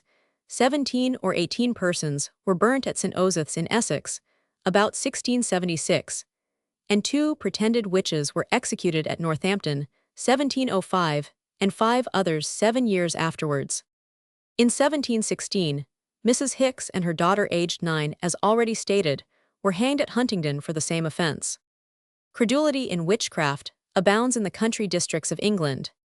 On the 4th of September 1863, a poor old paralyzed Frenchman died in consequence of being ducked as a wizard at Castle Hedingham, in Essex, and similar cases have occurred since that date. Chapter Romans 71, The Last Hours of the Condemned. The wretched criminal Giles Chudley, during the period which elapsed between his condemnation and execution, was deeply impressed with the awfulness of his position. He was nevertheless calm and composed. The prison officials declared that he was remarkably docile, and exhibited a capacity and eagerness for instruction which was singular in a man of his type. He was visited by his aged mother and sister, and the interview was, as may be readily imagined, of a painful character. Throughout this terrible trial, however, he preserved his fortitude and resigned demeanor with a singular absence of excitement. The chaplain of the jail zealously continued his ministrations, and the unhappy man appeared to profit materially. He was communicative to his spiritual adviser, and said that he was perfectly satisfied with the verdict of the jury and the sentence which had been passed upon him. At the same time, he declared that he should never have committed the crime for which he was about to suffer had it not been for the spell which had been cast upon him by the cunning woman who, he declared, was nothing more or less than a witch. He said he was perfectly assured that he was in her power for months before the commission of the murder, that she it was who caused him to be in Dennet's Lane when Ellen Fulford met his young master. Before that she had set peace on to him, and it had always been a matter of surprise to him that she had not caused him to take Peace's life, which he believes he should have done had he not left Broxbridge so suddenly. The superstition and bigotry of the man was one of his most remarkable characteristics. There were a number of persons who sympathized with the unfortunate misguided man, and a petition was prepared by the industrious Mr. Slapperton, praying for a respite of the culprit. As is usual in cases of this description, a goodly array of signatures was attached to the document in question. It was not, however, deemed advisable to make Chudley acquainted with the efforts which were being made on his behalf, efforts which, it would perhaps be needless to say, were entirely futile. The petitions of this nature almost invariably follow a conviction for a capital offense. It is astonishing how illogically and irrationally some persons reason upon the punishment of death. We have one broad fact to deal with, namely, that all that a man hath he will give for his life, that no fear can operate on him like the fear of death, that every man calculates upon the chapter of accidents bringing up something in his favor as long as he lives and breathes, and in fact the words which Shakespeare put into the mouth of Claudio are not more eloquent than true. Remove this powerful deterrent, or restrict its operation, and we must be prepared for very mixed results. At the present time, each case is taken on its merits, and the chances are that no man is ever hung now for what is understood to be murder of a second class. There is no valid reason for asserting that the substitution of imprisonment and hard labor for death as a punishment for murder would more effectually deter men from the commission of that crime. Nothing that has been brought forward by the abolitionists leads us to believe so, and the direct testimony of those best acquainted with the criminal classes negatives such a supposition. It is generally admitted that the most reckless and violent have a thorough fear of the gallows, which secondary punishments do not inspire. It will perhaps be answered, why not hang for everything if death be the best deterrent and society has the right to inflict it? Why not bring the coiner and forger to the gallows as of old? The answer is that murder is a crime so preeminently hurtful to society that it is advisable to distinguish it by a punishment above all others, and by one which may be held up before the eyes even of a man who is undergoing the most extreme sentence for a minor offense. Secondly, the crime of murder is contradistinction to ordinary crimes of larceny or fraud, and is generally the offspring of that kind of savage disposition, which only the fear of death will effectually control. If the opinions of those conversant with prisoners are to be taken, there does exist a salutary fear of the death penalty among the worst class of the population. A man will rob a house and waylay a traveler, but in the heat of his act, or in the very height of his fury, he will know how to hold his hand and avoid the actual killing of a human being. It is said, and we do not doubt with perfect truth, that the reason why the proportion of murders to minor offenses is so small, the deed so often stops short of the capital offense, even at the risk of leaving a witness of the scenes, that there is among the criminal classes the very strongest fear of actually causing death. They know that the pursuit will be far more keen if a murder be in question, and that if caught and convicted a very different doom awaits them. If this be the effect of the law, it is certainly a most important advantage to society, and one that certainly should not be thrown away, in deference to either sentimental humanity or the vague theories of abstract justice. In his speech at Mr. Spurgeon's Big Bethel, Mr. Bright used the following strong language on the subject of capital punishment. Notwithstanding such defense as can be made for it, the gallows is not only the penalty, but the parent of murder. As this remark about the gallows is founded on a delusion to some extent popular, it may be as well to devote a few lines to its refutation. The idea that the gallows is the parent of murder is founded upon the statistics which show the decrease of that crime since the abolition of capital punishment for minor offenses. The abolitionists say that since murder has decreased in proportion to the restrictions placed upon the exercise of the last penalty of the law, it would decrease still more if that last penalty were altogether abrogated. This conclusion is, however, a transparent non sequitur. It is obvious that when burglary, sheep-stealing, and other offenses were punishable with death, a housebreaker or other criminal would resist to the last, even to death, in order to escape detection. No. 36. Illustration: Chudley visited in prison. Chudley visited in prison by Mr. Jamblin and his daughter. He knew that whether he murdered his captors or not, his punishment would be the same, and consequently it was his intent to carry deadly weapons with him and to use them if interrupted. Punishment was not sufficiently cumulative, and after a man had arrived at a certain degree of crime, he knew that no offense, however great, could add to the penalty consequent on detection. Thus it happened that a highwayman or burglar was indifferent whether he took your money or your life or both, and thus the restriction of capital punishment to the offenses of murder alone restricted also the frequency of the crime itself. Peace often declared that he never took human life if there was any means left open for him to escape, without having recourse to such a dreadful alternative. He was perhaps the most reckless scoundrel of modern times, but fired wide, as he termed it, to frighten his pursuer, whose life he had no desire to take. It is very questionable indeed whether he intended to kill Mr. Dyson when he fired at him, but in this case he seems to have lost himself, and to have been worked up into a sort of furious kind of madness. But his conduct, as far as the murder of Mr. Dyson is concerned, does not accord in any way with his former acts. If, however, capital punishment were altogether abolished, the completeness of the chain would be destroyed, and offenders, whose crimes had already occasioned them to fear penal servitude for life, would be encouraged again to resort to violence in order to escape detection. It has been shown conclusively on more than one occasion that the punishment of death, while best for the protection of society, could not be compared in cruelty with the alternatives suggested by the abolitionists, the horrors inflicted upon a man by immuring him in a living tomb without hope, are too horrible to contemplate. The deterrent effect exercised by the punishment of death mainly consists in its appearing more rigorous than it is its real severity is much less than is supposed. It is perhaps true that the cold-blooded premeditating murderer commits his crime with the full knowledge of the punishment he must suffer. This, however, is no argument for the abolition of capital punishment. For such men our laws are not made, and it is best that such wretches should be destroyed like beasts of prey.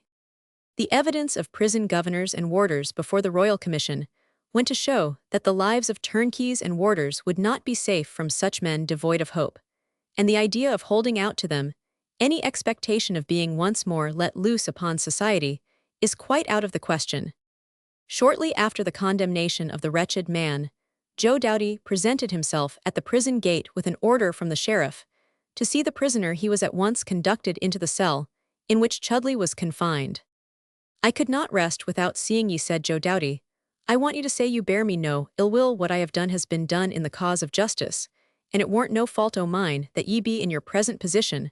What say ye, Giles? Speak, man." "I don't blame you, Joe. I never have done so. It be right that I should be brought to justice, and ye did nothing more than your duty. I wish, when ye laid hands on me in the parlor of the Lord Cornwallis, that your grip on my throat had been a little harder. I should have been spared a world of anxiety and misery." As he spoke, he gave his hand to Doughty. "You bear me no ill will," cried the latter. "None one, whatever. I bear no ill will to any mortal man. Why should I forgive, as I hope to be forgiven?" "Ah, that be good. Glad to hear e say so. I was that angry when I saw e in the Cornwallis that I could ha killed thee then and there, for I was as savage as a meat hatchet. But that be all over now. We ha known each other for goodish many years. Giles ha worked together for Lord knows how long, and I be sorry for this business. How came e to do such a thing?" "How," cried Chudley, "to know myself. I was bewitched. People won't believe me when I tell em. But I was Joe. I was under a spell." "How is Nell Fulford?" he inquired suddenly. "She be broken down, but is better, nor what she were a deal better, I think." "Ah," exclaimed the prisoner, "when I saw her a-talkin' to Mr. Philip in Dennet's Lane, my heart seemed to be afire like in my head, was all of a whirl. I could see she were a-listenin' and a-listenin' to what he were a-sayin'. I could see she had eyes and ears only for him, and this drove me wild like, and then but you know the rest." The miserable man covered his face with his hands, and heaved several deep sighs, which seemed to shake his frame to the very center. Joe Doughty placed his hand gently and mildly on the shoulder of the prisoner, and said in a broken tone, "Ye must bear up indeed. You must. There be one above who sees and knows all our hearts, and he will not desert e. He will not desert a truly repentant sinner. Giles, mind e that, mate, and think that while e have time. Do e understand?" I understand." "Well then, be mindful what I ha been sayin'." "I ha been mindful of it. And Mr. Jamblin, how be he and Miss Jamblin?" "Ah, they are neither of them, much to boast of. The old gentleman is sadly broken. He looks 10 years older."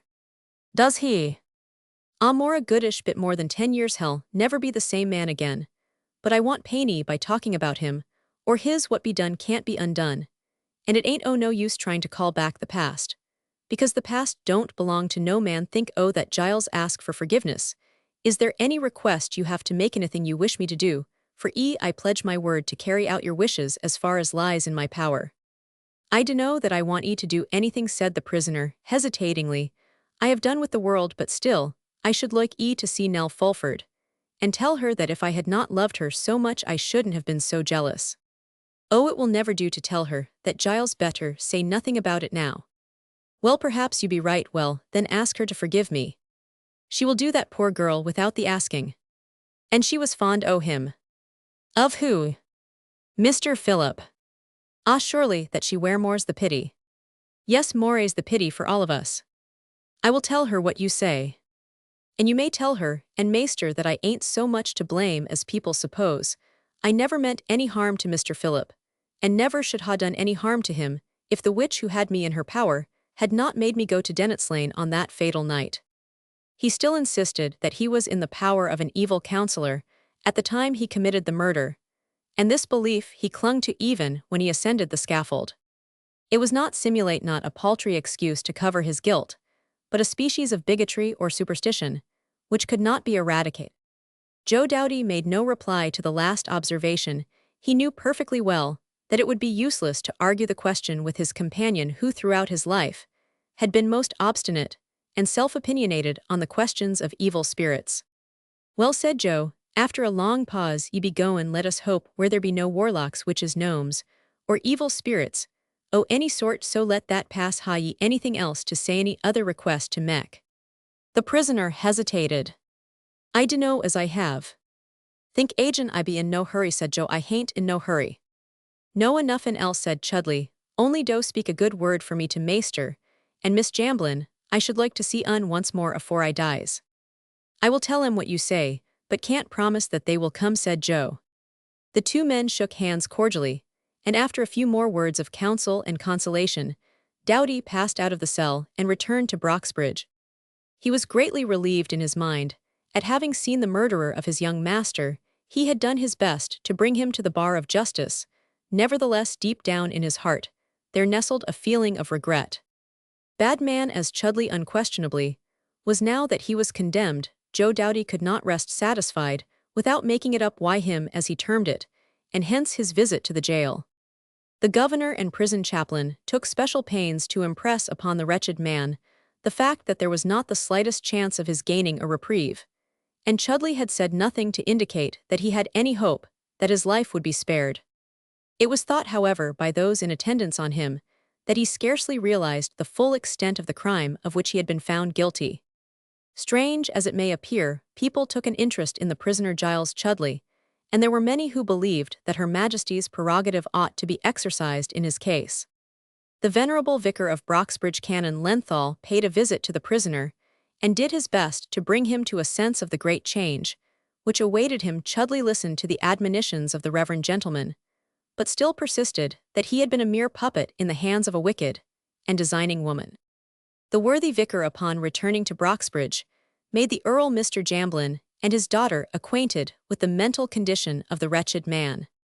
A long consultation and conversation took place, and a day or two after this the porter of the jail in which the condemned man was confined, while looking out of his lodge, saw a gentleman and lady crossing the street towards him. The lady was pale and sad-looking. The gentleman was tall and broad-set, with the ruddy sunburnt face of a man who had spent his life in the country and open air. But his step had lost its elasticity, and lines of sorrow were observable on his features. He was draped in black, which farmers in the country believed to be the proper and fashionable costume for Sundays, holidays, and visiting days. It was easy enough for anyone to divine that these two persons were bent on some mission, which was new and strange to both of them. The farmer made a formal bow to the porter, whom he believed to be governor at the very least, and handed him a sealed letter. The porter said in a careless tone, "An order from Lord Ethel." The farmer nodded. "An order to see the jail, if you please." "Certainly, pass on." The farmer and his daughter did as they were directed. They happened to meet the head turnkey in the quadrangle, received them with a grin of recognition and respect. He knew them both and guessed the reason for their paying a visit to the prison. He had so great a respect for both that he would have shown them over the jail, even without an order from Lord Ethelwood or anyone else. The two strangers were none other than Mr. Jamblin and his daughter. This the reader has doubtless already divined. They had never been inside the walls of a prison before, and were awestruck as they were shown all the mechanical wonders of the place. Mr. Jamblin inquired if he could see the condemned man, Giles Chudley. The head turnkey, who had been expecting this like a cunning fellow, as he was affected to be surprised, he raised his eyebrows and gave a short cough. "See the condemned man," he murmured. "This is not a visiting day. Besides, I must have an order from one of the visiting magistrates." "Lord Ethelwood told me he had given me the order," returned Jamblin. "Oh, I see," observed the turnkey, looking at the paper. "Yes, he has included it in the visiting order. It's all right, Mr. Jamblin. You can see the prisoner this way, if you please." He descended some steps, and the farmer and his daughter followed him. "In what state of mind does this guilty man appear to be?" inquired Patty. "He isn't so restless as he was, miss," said the turnkey. "Not by a long way, nor is he so unruly before trial. He was audacious, to be sure, made a desperate attempt to escape, cut through the wall, and nearly got away." "Did he, though?" exclaimed the farmer. Ah, that he did, and no mistake after his attempt at escape. We handcuffed him, it was by order of the justices we did it, he added cautiously. And quite right too, I should say, returned Jamblin. Yes, quite right, sir. Well, he was that stubborn that when we came to look at his handcuffs after 3 days, we found them shaved down as thin as a sixpence, just by rubbing 'em together. That was just before his trial. And after his trial, he seemed so meek and quiet that the deputy governor said I might take him out for a walk in the yard with the darbies or the slangs on. And would you believe it, sir, you see that high wall there, I assure you, I only turned my head for a moment. And when I looked round, he was right on the top of the wall. However he got up is a marvel to me. He must have climbed up at the corners like a cat. Dear me, is it possible? Exclaimed the farmer. I shouldn't ha' believed it on him, unless you had told me. Fact, sir, I assure you, though none of us said anything about it to the authorities. However, when he was up there, continued the man with a laugh, he had only to come down again, which he did without a murmur, and went on with his walk as if nothing had happened. What an odd things. Yes, strange, you wasn't it? But you see, he must have thought that this here was the outer wall, instead of which it's the dringyard between that and the street, and another wall topped with revolving iron spikes. Oh, he was precious artful. The prison chaplain came out of the cell. As they approached it, the turnkey touched his cap. Been to see the prisoner, sir, said he. Yes, he's bigoted and superstitious to the last degree, but he is deeply sensible of the great crime he has committed, and of the change which awaits him. The chaplain passed on. Oh, father, perhaps we had better turn back, cried Paddy in a state of alarm. Nay, nay, Jell, returned the farmer, as we have come thus far we may as well see on it be our only chance, and as he told Joe that he would like to ha a last look at us, why it be our duty to see Roman 999. You need not be afraid, miss, said the turnkey, he's calm enough now, and is quite resigned. Oh, he bebe, he said Jamblin. When the farmer and his daughter entered the cell, they inhaled a cold, mephitic atmosphere like that of a funeral vault. One pale ray of light, filtered through the iron bars, faint and solitary, as a last hope, it could not illumine the whole of the cell. They found themselves in the most horrible of twilights, the twilight of a dungeon. When their eyes become accustomed to this somber light, they beheld a man seated on a rough wooden stool. He was ironed hand and foot, he was frightfully thin, wan, and worn. His eyes wore a hollow, dejected look. Mr. Jamblin failed to recognize in the miserable prisoner the stalwart ploughman who for years had been in his employ. He shuddered, the change was so awful. When Giles Chudley recognized the two visitors, he gave a start which resembled a spasm. We've come, Giles, began the farmer, in a voice broken by emotion. I know it, ye ha come to upbraid me, interrupted the prisoner. Go on, I deserve it, maester, you too, whom I ha most injured, be come too. Not to upbraid ye, observed Paddy. It is not likely we should pay ye a visit to do that. The felon condemned to death gave the speaker a smile of welcome, and rising presented his clumsy seat to her. She hesitated for a moment, and then sat down. The turnkey, with the instinctive delicacy of nature's gentleman, stood as far from them as he could. He would have left had it not been against the prison rules. Duty compelled him to be present, not to obtrude. There was a silence for several minutes. Neither of them knew what to say. It was Paddy who spoke first. She rose from her seat and drew back to the side of her parent, upon whose shoulder she placed one of her hands as if to support herself. For to say the truth, the poor girl was deeply moved and trembled in every limb. We have come to you, Giles, said Paddy, in a low, sweet, musical voice, to tell you how sorry we are that you should have brought yourself to this, and we hope that before you do will try and drive out all malice and hatred towards us from your heart, as we have driven all from ours. The convict made no reply. He looked intently at the speaker, and then seated himself once more on his stool. Ye hear what my daughter ha been sayin', observed the farmer. What answer ha ye to mek? You forgive me, then, said the prisoner in a low, breathless tone. Aye, surely, it ain't likely we should do otherwise, it be, but natural when e's about to leave the world, we do forgive e. Yes, said Paddy softly, we forgive you from our hearts. Heaven bless you, cried the prisoner as he wrung their hands with his, which were chained. I thought that you would when I asked Joe to tell you I could not leave the world without asking your forgiveness. Ah, he said in continuation, you do not know how bitterly I have been punished for my cowardice and treachery, and this be the consequence, he ejaculated, glancing at his chains. Paddy sighed. The sight was a painful and touching. The prisoner went on telling them how he had been in the power of an evil woman, and how he had been driven to desperation on that fatal night, and what miseries he had endured since then. As he gave this recital, they closed their eyes that they might not see his face, which was distorted with agony. The door of the cell was suddenly opened, and the venerable Canon Lenthal entered. "I am glad you have consented to see the prisoner," he said, addressing himself to the farmer, and his daughter glad for many reasons. The farmer nodded, and said it was not likely after what you told us that we should fail to come, but he be sadly altered. "Ah, sartin sure I be," said the prisoner with a hoarse laugh. "You see the chill of the grave be already upon me. Man's hopes, and man's heart, canna live for ever though the hopes be high. And the heart be young, I may die before the gallows claims methink, oh that. I hope you are in a better frame of mind, and are imbued with a due sense of the awfulness of your position," observed the canon.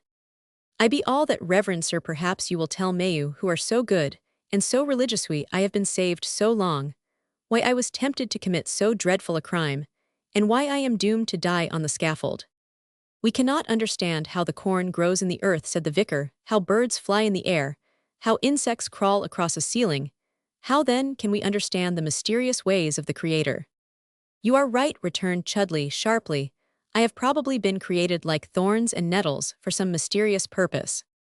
That may or may not be," returned the vicar. "Providence is like the sun. When we first look at it, we are dazzled, and blinded we believe that it is faultless. But art and science are those dangerous tutors of man, which teach him little, but which cannot teach him much. Show him that there are spots upon the sun, apparently so spotless, and perhaps, if he could understand the nature of these apparent blemishes, he would worship with greater faith the majesty and effulgence of the deity." The prisoner looked at the speaker, and bowed his head reverently. The words he had been listening to had a visible effect upon his superstitious, ignorant mind. "It be a blessing to hear 'ee talk," he murmured. "Has your mother paid you a visit?" inquired Paddy. "Yes, she wore the first to whom I ha seen her," said the culprit in a softened tone. "I am glad of it," said Paddy. "You will not be angry with me if I ask you something," she added. "Angry with you?" She hesitated and then said, "If I ask you whether you do fear the tribunal which awaits you in the other world." "Fear," he cried in a husky voice. "What wretch is there condemned to death who does not quake at the sound of his own voice, who does not shudder at his own thoughts when people are why me though they be my jailers, when the sun shines upon me, though it be why only one pale ray I feel that I can look the worst in the face, but when I be alone, and in darkness," he paused as an icy tremor ran through his frame, "I could silence the turnkeys, both by words and a bold front. But I cannot silence my own conscience. That's not possible. Night arter night, I reproach myself for my crime. Night arter night, a band o' pale spectres the which at their head flit past me, and point at me why their thin bony fingers, and reproach me why their red and sunken eyes. Oh, it is horrible surely." "And do you never pray to be released from these dreams, which come from remorse?" said Paddy Jamblin. "It is too late to pray now, my prayers would not be listened to." "You are mistaken," said the vicar, "the prayers of a repentant sinner are always heard and answered." "Ah, I do not know how to pray," he muttered. "No one ever taught me that." "I will teach you," said Paddy Jamblin, and she knelt down upon the pointed stones, and raised her hands towards the one ray of light, which faint but beautiful fell like the eye of the Omnipotent upon her upturned face. Slowly and sullenly, the criminal fell upon his knees. The farmer also knelt, and the turnkey bared his head, and lowered it that he might listen to the prayer. Soft and melodious as the murmurings of distant water, the farmer's daughter's voice rose from the depths of that dark cell, and pleaded with heaven for the sinner's soul. The fountains of that hard and ignorant man's heart were at length opened, and tears flowed from his eyes for the first time. Paddy ceased. Then the venerable vicar in a solemn and sonorous voice gave utterance to an extemporaneous but beautiful prayer well adapted to the occasion, and after this Giles Chudley became an altered man. Jamblin and Paddy left, but Canon Lenthal remained with the prisoner for an hour or more after they had taken their departure. It was thought strange by many who were acquainted with all the dramatis person connected with the tragedy in Larchgravelane that Giles should never at any time have expressed a wish to see Ellen Fulford. Without doubt, he was devotedly attached to the girl, having been an admirer of her for the best part of his life, and there can be but little question with regard to the motive for the commission of the crime for which he was about to suffer. Everybody attributed it to jealousy, and this was a righteous conclusion. Nevertheless, Chudley did not request to see her, or send any message by those who would have delivered it.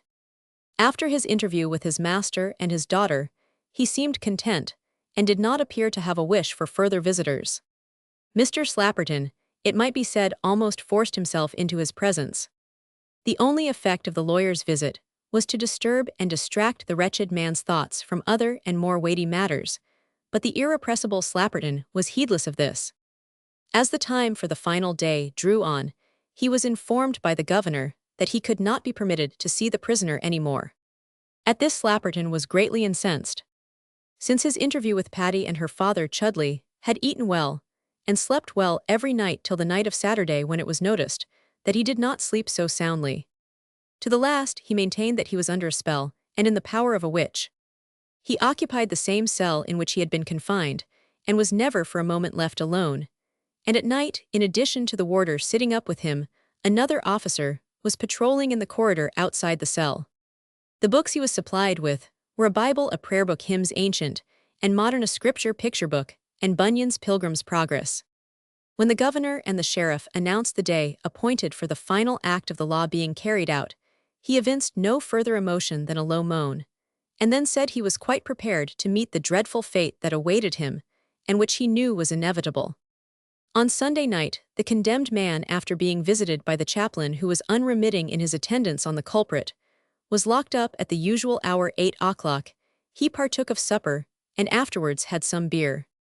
He asked if he might be allowed to smoke, and being answered in the affirmative, he lighted his pipe, which he seemed to greatly enjoy. At a little before 9 o'clock, the night warder took charge of him. After conversing for some little time, Chudley retired to rest. He gave no trouble, so his attendant said. After going to bed, he sank into a peaceful slumber from which he did not awake till past 4 on the Monday morning. He opened his eyes and stared round the cell, and upon his eyes, meeting those of the warder, he said, "What is the time now?" 10 minutes past 4 was the answer. Oh, no later than that he returned. He then went off to sleep again, and did not wake till he was aroused by the entrance of the chief warder. It was now 6 o'clock. Giles Chudley got up and dressed himself with more than usual care. He was asked if he would have any breakfast, and said he could not eat anything, but he however had a cup of tea. Soon after this, the governor of the prison entered the cell, and said, "Chudley, the time approaches, and we want you." "I am ready, sir," returned the prisoner, who was then introduced to Calcraft. At the sight of the grey-headed man with dark, malicious-looking eyes, the unhappy wretch trembled. "Get it all over as quickly as possible," he whispered to his executioner. Calcraft nodded. He never was a man of many words, that is, when engaged in his professional duties. He was the very antithesis of his lively successor Marwood, whose manner is brisk, cheery, and self-reliant. Calcraft, on the contrary, was morose, and as close as an oyster. Chudley offered no resistance to the process of pinioning, which was performed with the hangman's usual skill.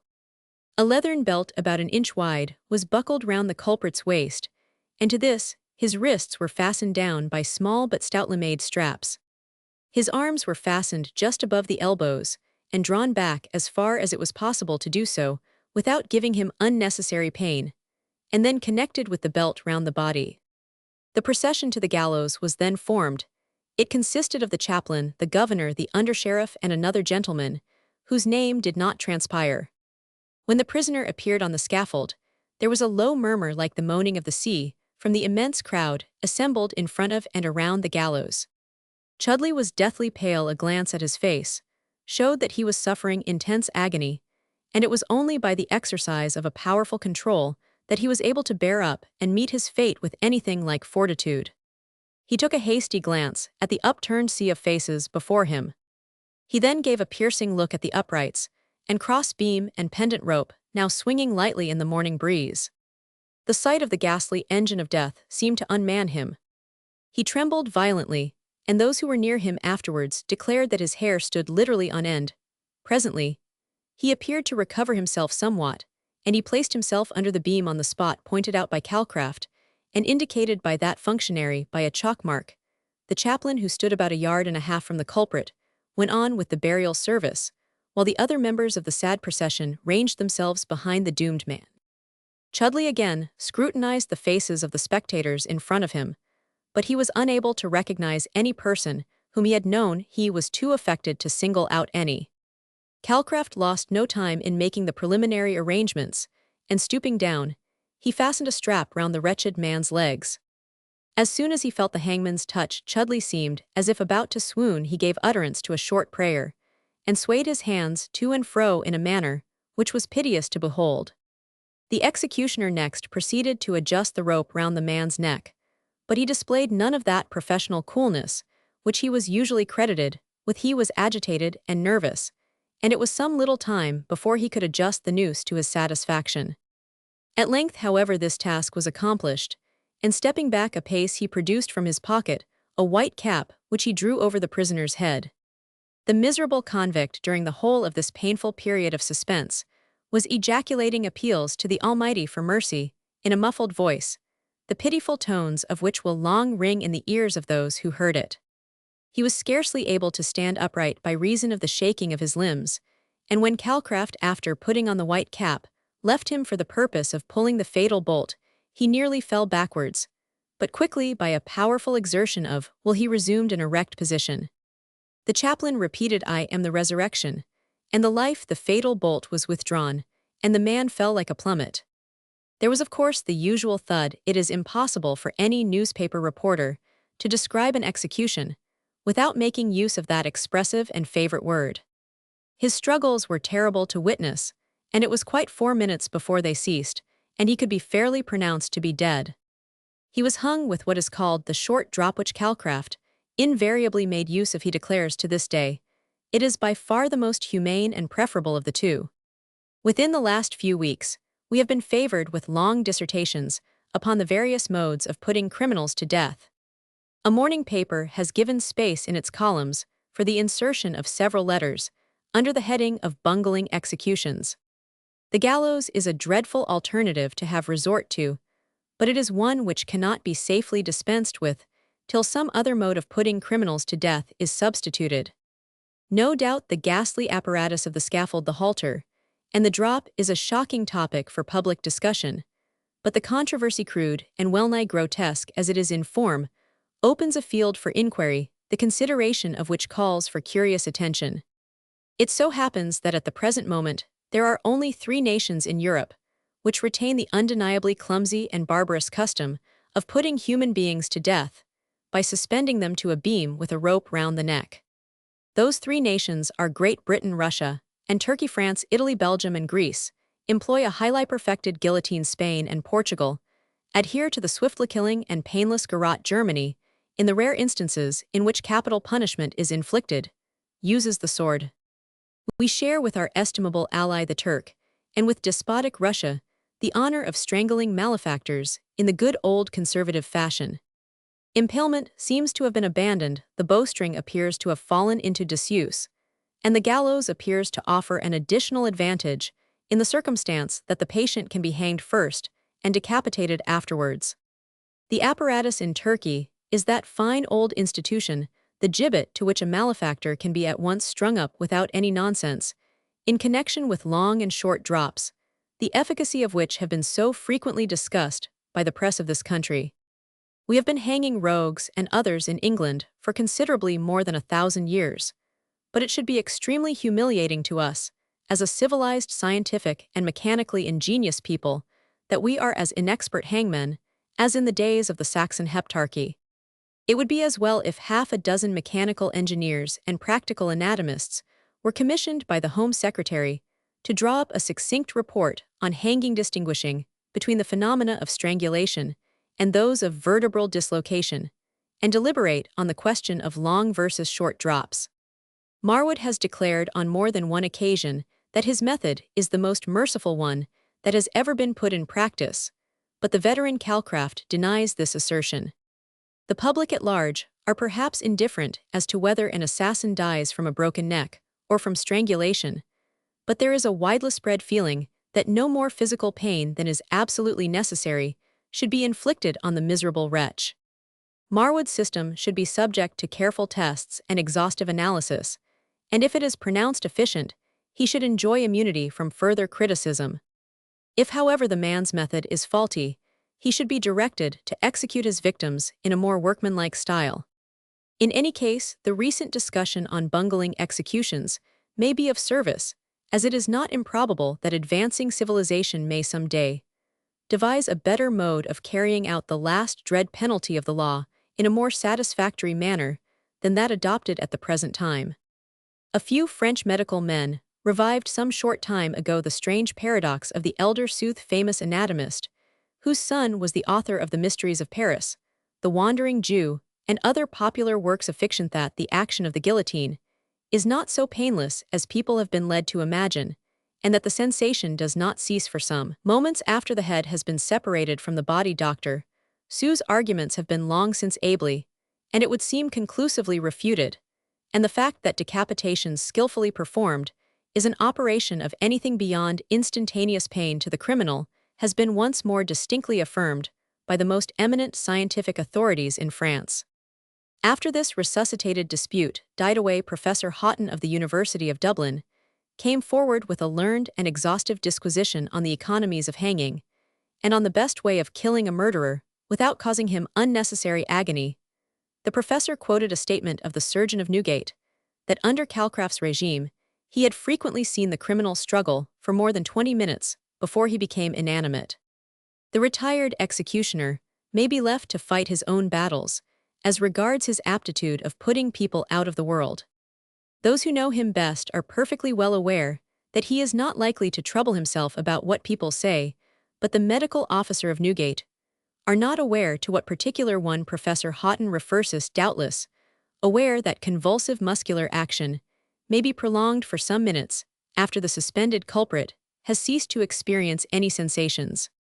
Professor Houghton tells us that the old system of taking the convict's life by suffocation is inhumanely painful and necessarily prolonged, and revolting to the spectators whose duty it is to be present, that the object of an effective execution by suspension should be the immediate rupture of the spinal column through the fall, and that the use of the long drop, which by habit has become known as the Irish method, is not only much preferable from a humanitarian point of view, but is the only method by which the desired object can be effectively attained. It may be as well to hint to the professor that, to judge from an illuminated Anglo-Saxon manuscript in the Harleian Miscellany, the severing of the cervical vertebra occupied the attention of our ancestors centuries ago. Every executioner from Derrick to Brandon, and from Brandon to Jack Ketch, has done his best to break the criminal's neck either by sitting astride his shoulders, as the culprit was swung, or by pulling his legs from beneath. As regards the long drop, a few years since the Irish method was but too painfully manifested at Dublin, by the fact of a criminal who was given too long a rope and too sharp a fall, so that his head was completely severed from his body. Suffocation was never systematic in cases of hanging in this country, and the custom is immemorial of adjusting the knot of the rope under the sufferer's left ear in order that death might be instantaneous. Professor Houghton thinks that Marwood has done wonders by placing the knot under the criminal's chin, but a Spanish executioner could very much improve on Marwood's method by exhibiting the capacity of that compact and efficient machine for rupturing the spinal column called the garrote. Chapter Roman 72, Charles Peace leaves Dartmoor. We must now return to our hero, who probably many of our readers may think has been left too long unnoticed, but it will be remembered that we left him in good hands. He was well looked after, and month after month wore sadly away, until at length the time approached upon which Peace was to regain his liberty. He had been very diligent and well behaved, and had earned the requisite number of marks. Discharges take place in various ways, but Peace was not at all particular about the method or manner of his liberation, provided he left the cheerless walls of Dartmoor. As we have stated in a preceding chapter, when a man is first of all convicted, his clothing is confiscated, and on his discharge, the prison authorities give him other garments in place of those which have been taken from him. This is part of the prison arrangements that requires reform, and which doubtless will be seen before long. At the present time, two courses are adopted. If a man joins the Prisoners' Aid Society, he has a small sum allowed to him, which is handed over to the society to purchase clothing, but if he does not, an outfit is given him, but this bears upon it unmistakable evidence that the man has been a convict. This is neither fair nor just. It is true the clothes men leave Dartmoor in are cut well made well, and in most instances are tolerably good fits. But the material is of the very worst quality, being a shoddy imitation of tweed, with a twill or pattern printed on it. And anyone would be at no loss to know where it came from, for there is nothing like it made outside the walls of a prison, and such stuff is hardly worth making up into garments, for it is rotten, and will bear no time. A good serviceable material might be obtained at a trifling more cost, and the discharged prisoner would then have a rough suit of clothes, which he would not be ashamed of wearing. It is ridiculous to measure a man, and spend skilled labor in cutting and making well-fitting garments, which will not hang together for a month. The underclothes, there is very little to find fault with. The stocking and flannels are as good as need be. The materials of the boots in general are of a good quality, and the workmanship excellent. As far as the hat is concerned, nothing can be much worse. But taken altogether, the rig out is most unsatisfactory, indeed so worthless is it, that if a man were to go straight from prison to Monmouth Street or Petticoat Lane, and is lucky enough not to be caught in the rain, the dealers in new and second-hand clothes will allow him the magnificent sum of 6, or at the most 7 shillings, for the whole turnout of coat, vest, trousers, hat, and handkerchiefs. They are sent abroad, as no one in this country will buy such rubbish. Due attention has not been given to this subject by the executive. Men, when they leave prison, should have every possible inducement for them to return to an honest course of life. The prisoner who goes to the Prisoners' Aid Society in London is not compelled to accept the clothes which the jail officials provide. He is sent up to town for discharge, and the society, out of the funds at their disposal, buy him some decent garments, which he is not ashamed of appearing in. Peace, however, did not belong to any society of this nature. When he was discharged from Dartmoor, he had therefore no alternative than to leave the prison in the clothes furnished him by the authorities. When he was about to leave, he was informed by the governor that a letter had reached the prison which was addressed to him. It contained an enclosure, a Bank of England note for £20. The letter was singularly short and ambiguous. It was as follows: "Accept the enclosed from an old friend and companion. Turn from your evil courses, and take heed of the future." Peace was surprised at the contents of the epistle, and still more so at the enclosure. He could not divine from whom it had come at first. He was under the impression that Earl Ethelwood had sent it, but upon second consideration, he dismissed the thought from his mind. The Earl would not have been so secret. There was no reason for his being so. It must have been sent by some friend, possibly. Laura Stanbridge had forwarded him the amount, which was, of course, most welcome and acceptable. In this, however, he was mistaken. The letter and enclosure had been forwarded by his quondam companion Bessie Dalton, who had, however, at this time, changed her name as well as her mode of life. We shall have to refer to her in a future chapter. Peace was, as a matter of course, greatly delighted at being so suddenly and unexpectedly put in possession of the sum which would suffice for his more immediate necessaries. He asked one of the warders if he could get the note changed for him before leaving Dartmoor. The warder mentioned the matter to the governor, who gave Peace gold for the note. And shortly after this, our hero bid farewell to his prison associates, and was conducted with several others to the station by 2 warders. 2 of his companions were bound to London. Men who have been convicted in the metropolis are sent there for discharge. If they are Prisoners' Aid Society's men, they travel up in convict's dress, and 1 or more warders go with them, as the case may be, and strange to say, a marked difference is made in the treatment of the discharged prisoners. Those who are convicted in the provinces leave Dartmoor without handcuffs, and with the hands and limbs free, as Peace did on this occasion. Those who have to be taken to London for discharge are manacled and handcuffed, as if fresh caught. Why is this? No man going up to London for discharge is likely to run away from a warder. He would be a fool if he did, for, until he is completely discharged, he has no license, and if he did abscond, he would be liable to arrest as a convict at liberty without leave. All the convicts know this, and it is not at all likely they would infringe the rules when they were within a few hours of liberty. The handcuffing of a man under such circumstances is quite unnecessary. It is worse than this, being in short an indignity, which is at once cruel and useless so long as he has any time to serve, and there is any inducement for him to run away. Chains and fetters are perhaps needful as a convict in a convict's dress, few would recognize him. When he goes to London on his discharge journey, he has grown his hair, beard, and whiskers.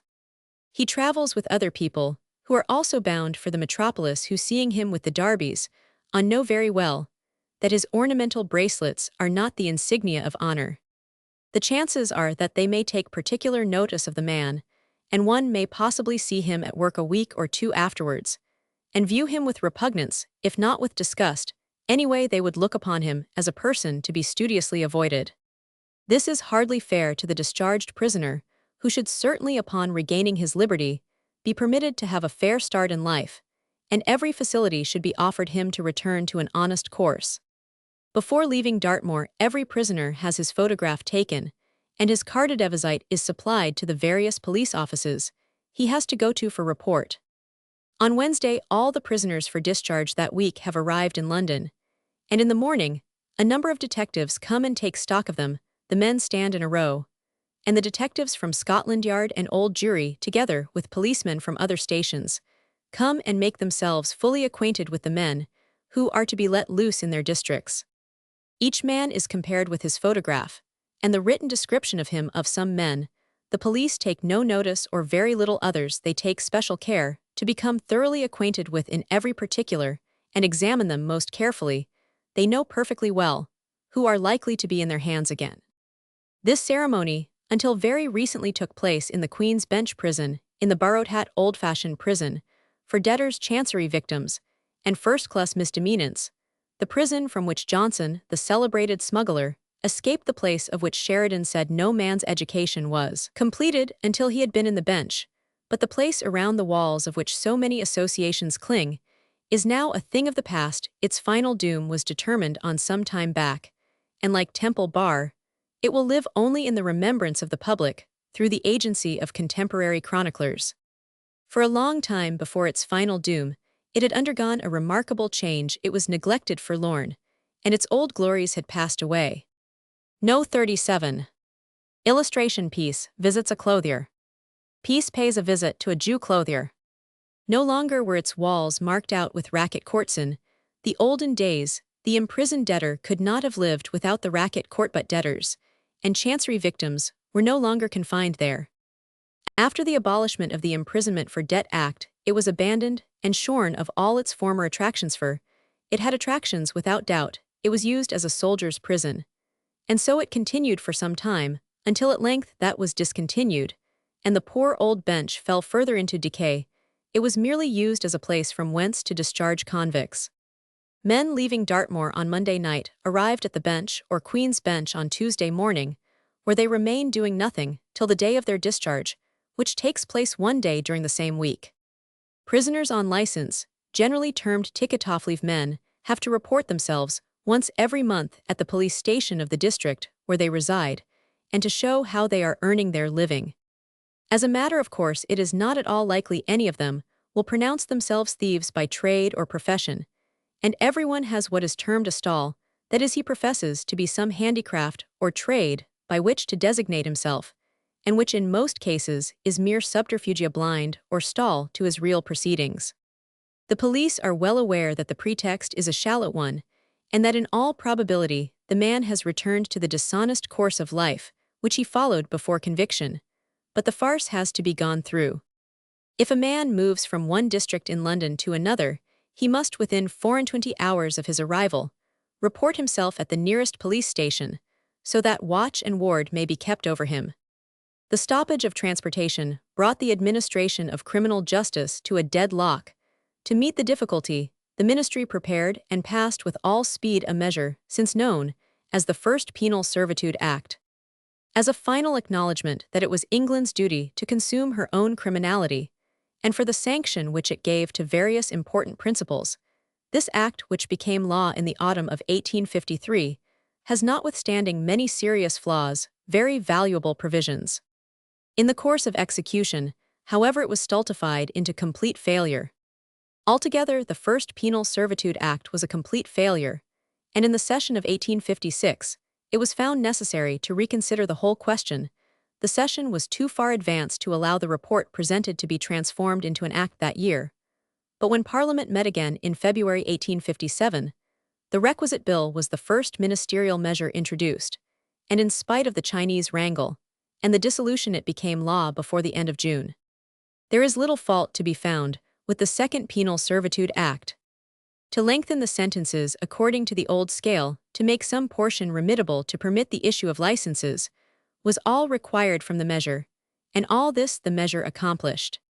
The notion that prevails at the English Home Office is that a discharged prisoner's best chance is to obtain a situation under false pretenses, that he could never obtain employment if his felonious antecedents were known, and that his dismissal from any place he had procured under a false character would be the immediate result of their discovery, is taken for granted, and perhaps, while the English convict prisons remain what they are, and the public distrust of their reformatory power continues in consequence unabated, this belief is well grounded. It is probably true, therefore, that the acknowledged ticket-off leave and the avowed police surveillance might possibly impede a man's return to honesty. As far as peace was concerned, however, it was a matter of no moment. He had numberless opportunities afforded him to pursue an honest course of life, but it was not in his nature to be otherwise than a hardened criminal. There is no question about this, albeit his character in other ways is of a most indefinite and contradictory nature. Though Peace has given evidence of having a thorough contempt for human suffering, it is asserted that he could not kill a mouse if he had been requested to do so. He further declared that if he had to kill his meat, he should have to go without it all his life, whether from curiosity or interest. He had studied carefully the major portion of the scriptural writings and read opinions on them, and manifested much skill in controversy on theological questions. One afternoon, when Peace lived in Bracco, he had a long conversation with the Rev. Dr. Polar on religious topics. On the departure of the vicar of St. Luke's, Peace thus summed up his ideas on the subject: "I believe in God and I believe in the devil, but I don't fear either." Peace took his standpoint on this, that man was the creature of circumstances, and supported his argument by quoting authorities on the subject. From his youth upwards, he had been fond of curiosities. He regularly visited the museum, and as each addition was made to it, he inspected the new object of interest with care. Anything with carving upon it came in for a large share of his attention. But he reveled among the models most, and if there was one branch more than another in which he excelled, it was the making of models of cathedrals and monuments in cardboard, which he embossed and traced with a variety of patterns. There is one at the present time in Sheffield, a memento of the deaths of 4 members of his family. It is about a yard in height, and made of cardboard, the outlines of the embossed work on it being traced with silver. It represents a monument, after an ecclesiastical design like the main turret in Gloucester Cathedral, and has every pinnacle cut as cleanly as though carved in ivory. It is mounted on a slab approached on all 4 sides by steps, these, and the slab being covered with black velvet. There are 4 tablets sunk in the lower squares of the monument, one on each side, and on these are placed the names of the relatives deceased. As a specimen of workmanship, it is without equal in its line in Yorkshire. Peace expressed his intention of adding to the attractions in the Sheffield Museum. He decided on constructing one of these monuments, and of presenting it for exhibition in that institution. Those whose memories it was to perpetuate were the Rev. Canons Sale, the Mrs. Harrison, and the Christian poet Montgomery, whose names he would have engraved on tablets to be placed in the sides of the structure as already described. He actually commenced the work, and would have completed it had he not taken to other courses. After receiving his discharge, Peace made the best of his way to London. One reason for this was that he was not so well known in the metropolis as at Sheffield, and before returning to his native town, he was desirous of making a change in his costume. The other reason was that he had for his companions 2 convicts who were discharged at the same time as himself. One of these was the housebreaker who had been convicted at Manchester for burglary. The other was a regular London thief, whose acquaintance Peace had made in the parade ground of Dartmoor. Last named was a cheery, gossiping gentleman who appeared to be on good terms with himself and everybody else. "Well, we've all done our dose," said the London thief, whose name was Baxter, "and are glad enough to leave that blooming place. I hope neither on us ill see its dark walls again, and bad luck to it. I think it's the worst prison as ever I was in. Why, Millbank's a king to it." I never was at Millbank, said Peace. Oh no s'pose not you, ain't a London man, and may be that this is your first lagging ye see I've had some experience been to all sorts of places. Lord a bloke gets used to it, in time I did a 7-year stretch before this, and was at the Gib 3 out of it. At where inquired Peace. At Gibraltar. Ah indeed, how did you like that? Oh, got on there like a ooze of fire, bless you, that is something like a stab. Why I was as jolly and 'appy as a sandboy, had it pretty much my own way. Why they serves you out back there regularly, every week, and precious good stuff it is. And no mistake but ye. See I was fortunate, I was said the speaker in a more confidential tone, very fortunate. I was servant to one of the officers. And a right done good chap he was. I was as right as the mail till the cholera came then. It went 'ard with a good many me amongst the rest. The cholera, exclaimed Rainton the burglar. Yes, in a blooming time I add of it It makes my blood run cold to think on it now ye see. It ain't like no other disease, it's down upon you, like 1,000 of bricks, afore you know where you are. It don't give a fellow no time. And I tell ye I was that frightened at the sights I seed that I didn't know whether I stood on my eed or my eelsits, a fact you've no idea what it is like at the Gib. I am told it was bad enough here, but it couldn't be anything to compare to what it was there. I never seed anything like it. Why I've stood next to a bloke in the morning at early muster, and helped to bury him the same night. Oh gammon and all, cried Rainton. No gammon about it, old man, I'll take my Bible oath on it. You don't understand it, don't yer know that the place is so blooming hot, that a chap won't keep, and what's the consequence, he's got to be buried at once. And were you an officer's servant, all the time, inquired Peace.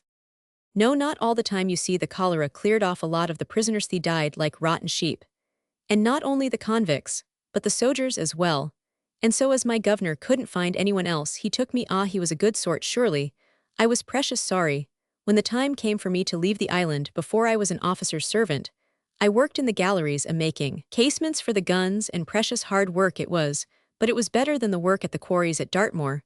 Besides, there wasn't that strictness and cursed ceremony at the Gib. A fellow could say his soul's his own, and that's more than he can say at Dartmoor. At Gibraltar, we also made great tanks to hold the water. Some of the boys couldn't stand the wet, but I didn't so much mind it. It certainly was audacious at times, but you see we weren't dressed in different sort of togs. We had white canvas jumpers and trousers. Ah, said Peace, and you needed a costume of that sort, I dare say, but did anyone ever manage to escape? Did anyone? I should just think they did too. You see, the Spaniards were very good as far as lay in their power. They'd always help a bloke if he was once over the lines. Say what ye like about the foreigners, they're a jolly sight better than our people in many ways. A precious sight they ain't like the blarney fellows about this place, who pounce upon a poor devil, and give I 'em up directly for the sake of a paltry 5 quid, that the government gives Roman 999, it's every man for hisself and God for us all in this country. Still Dartmoor is better than Chatham. I thought you said it was the worst place you were ever in, observed Rainton. It's the worst place I've been in for a goodish while. But when I said that I forgot Chatham, it certainly ain't so bad as that, leastways not to my thinking. There's many a bloke there as is druv to suicide at such a 'ell upon earth.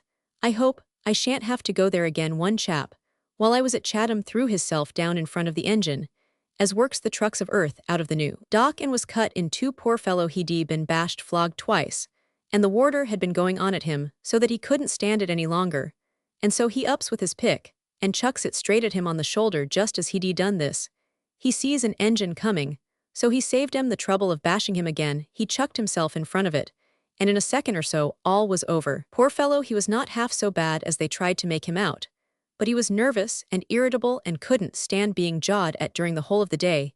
Ye see, many of the men at Chatham are drove into being regular devils by being constantly nagged at by the blooming officers. It ain't in the nature of man to stand being continually bullied, as some of the poor devils are. Them as has got pluck in 'em turns savage, and small blame to 'em, but them as avent knocks under and does the meek and mild business, same as I Roman 999. But it's hard lines either way, precious hard lines, and no mistake, and lots of 'em die, and it is considered to be a 'appy release. But lor, I don't expect either of you to know the ins and outs of prison life as yet, said the loquacious Mr. Baxter. We neither of us profess to have the experience that you appear to possess, returned Rainton. Have you ever been to Portland? Have I? I should rather think I had. Well, let me tell you, Portland is a precious deal better than Chatham, though Portland ain't altogether what you may call an inviting sort of place. Far from that. Peace and the burglar, or the other burglar, we ought to say, smiled at this last observation. The speaker's manner was so naive, there was a careless, free and easy, confidential tone assumed throughout his discourse, which was rather amusing than otherwise. The fellow was as callous, and as utterly devoid of all moral principle, as it is well possible to conceive. He talked of the crimes he had committed, and of the various terms of punishment he had undergone as a soldier, might tell of his escapes on the battlefield, or the wounds he had received in the service. He was but one of many of the same type, to be found at Dartmoor, Spike Island, Portland, and other convict establishments. It is true, men of this class, while undergoing penal servitude, have the benefit of the ministration of the chaplain, who in most cases does his best to impress upon them the error of their ways. But it is a sad reflection that many, and indeed most of these wretches, are beyond the reach of moral or religious influence. At Millbank there's a service, or rather Wasford, the prison is now no longer in use, of the Holy Communion once every 3 months. At Dartmoor there is a communion regularly every Sunday, and the prisoners take it in turns. Every man was invited to join by the chaplain, who no doubt meant well, but it is very questionable whether his beating up for recruits in the way he did was judicious, as many men attended with the idea of currying favor by so doing. Peace, who throughout his life professed to be a religious man, was most constant in his attendance. He affected to be remarkably devout. The hypocrisy of the man formed a very large element in his strange and diversified character. The conduct and language of many of the other convicts gave evidence that they had no real or sincere appreciation of the solemn and sacred service they took part in. Indeed, most of them were in entire ignorance of its nature, and were like a set of puppets going through a performance. Disgraceful scenes frequently occurred even in chapel, but it would be in no way edifying to the reader for us to give a detailed account of them. It will suffice to note that there are at Dartmoor and other convict prisons in this country wretches, monsters in human form, who seem to be of a different organization to ordinary men. The outside world, and inexperienced in matters of this nature, can have no notion of the barbarous nature of some of the prisoners, who are mere brutes in mind and demons in heart. To describe them, and their crimes, when at large, and their conversation and acts within the prison walls, would so disgust the reader that he would throw aside this work with horror and disgust. Neither is it necessary or proper to pollute the minds of our readers by entering more fully into a subject which is both painful and depressing to dwell upon. There are of course degrees of morality, or rather immorality, even in the most depraved, but it is pretty generally acknowledged by prison officials that the worst characters generally belong to the class known as roughs, and the worst of all are the London roughs. Their language habits and mode of life are so radically bad that they may be pronounced irreclaimable, and for this reason they were debased and utterly lost before they reached man's estate. They are literally wild beasts, whose animal instincts predominate to the almost total exclusion of any intellectual or moral feeling, and with them kind words or good counsel must necessarily be thrown away. There is but one mode of effectually dealing with them. Brutes they are, and as brutes only can they be punished and coerced, and that is by the lash. We have strong objections to flogging in the army and navy, but consider it to be the only efficient way in dealing with garrotters and ruffians, who commit savage assaults upon either man or woman. In short, it is the only punishment that they dread, or that can exercise any influence as a preventive for crimes of this nature. The man Baxter had passed through almost every gradation of crime. He had been a thief from his childhood, and so he remained upon reaching man's estate. He was, however, not an unmitigated ruffian. To say the truth, there was more of the sneak about him than the ruffian. As to moral principle, he had none. His favorite lay was pocket-picking, and this he had practiced to an extent which might be said to be almost unlimited. He was very communicative to Peace and Rainton, the 3 companions in crime, being the only occupants of the carriage. "Well, old man," said Rainton Yowl, "be a little more careful how you sling your hook after this dose, I expect." "I shall be as careful as possible, but Lord bless ye, cove may be as careful and artful as blazes, but he's bound to be pinched sooner or later. Can't be helped, it's part of the business." "That's right enough," remarked Peace, "but what places do you work as a general rule?" "I used to do all sorts of places, but my lay lately has been chiefly in the churches or chapels. I used to tog myself up in black with a white squeeze on Sunday, and go to 2 or 3 different places of worship. I dare say y'all be a little surprised when I tell ye that I've eared all the crack preachers in London, and except when the May meetings were on at Exeter Hall, I never went crooked any other day. But Sunday, I used to do a bit in the smashing line. That was when I had a clever partner, but she's dead and gone now. She did you have a woman for a partner, said Rainton. Why, of course I've had several. I never had nothing to do with any moll who couldn't cut her own grass, earn her own living. Oh, I see. But after she turned me up, which she did long afore she died, I stuck to the light-fingered business.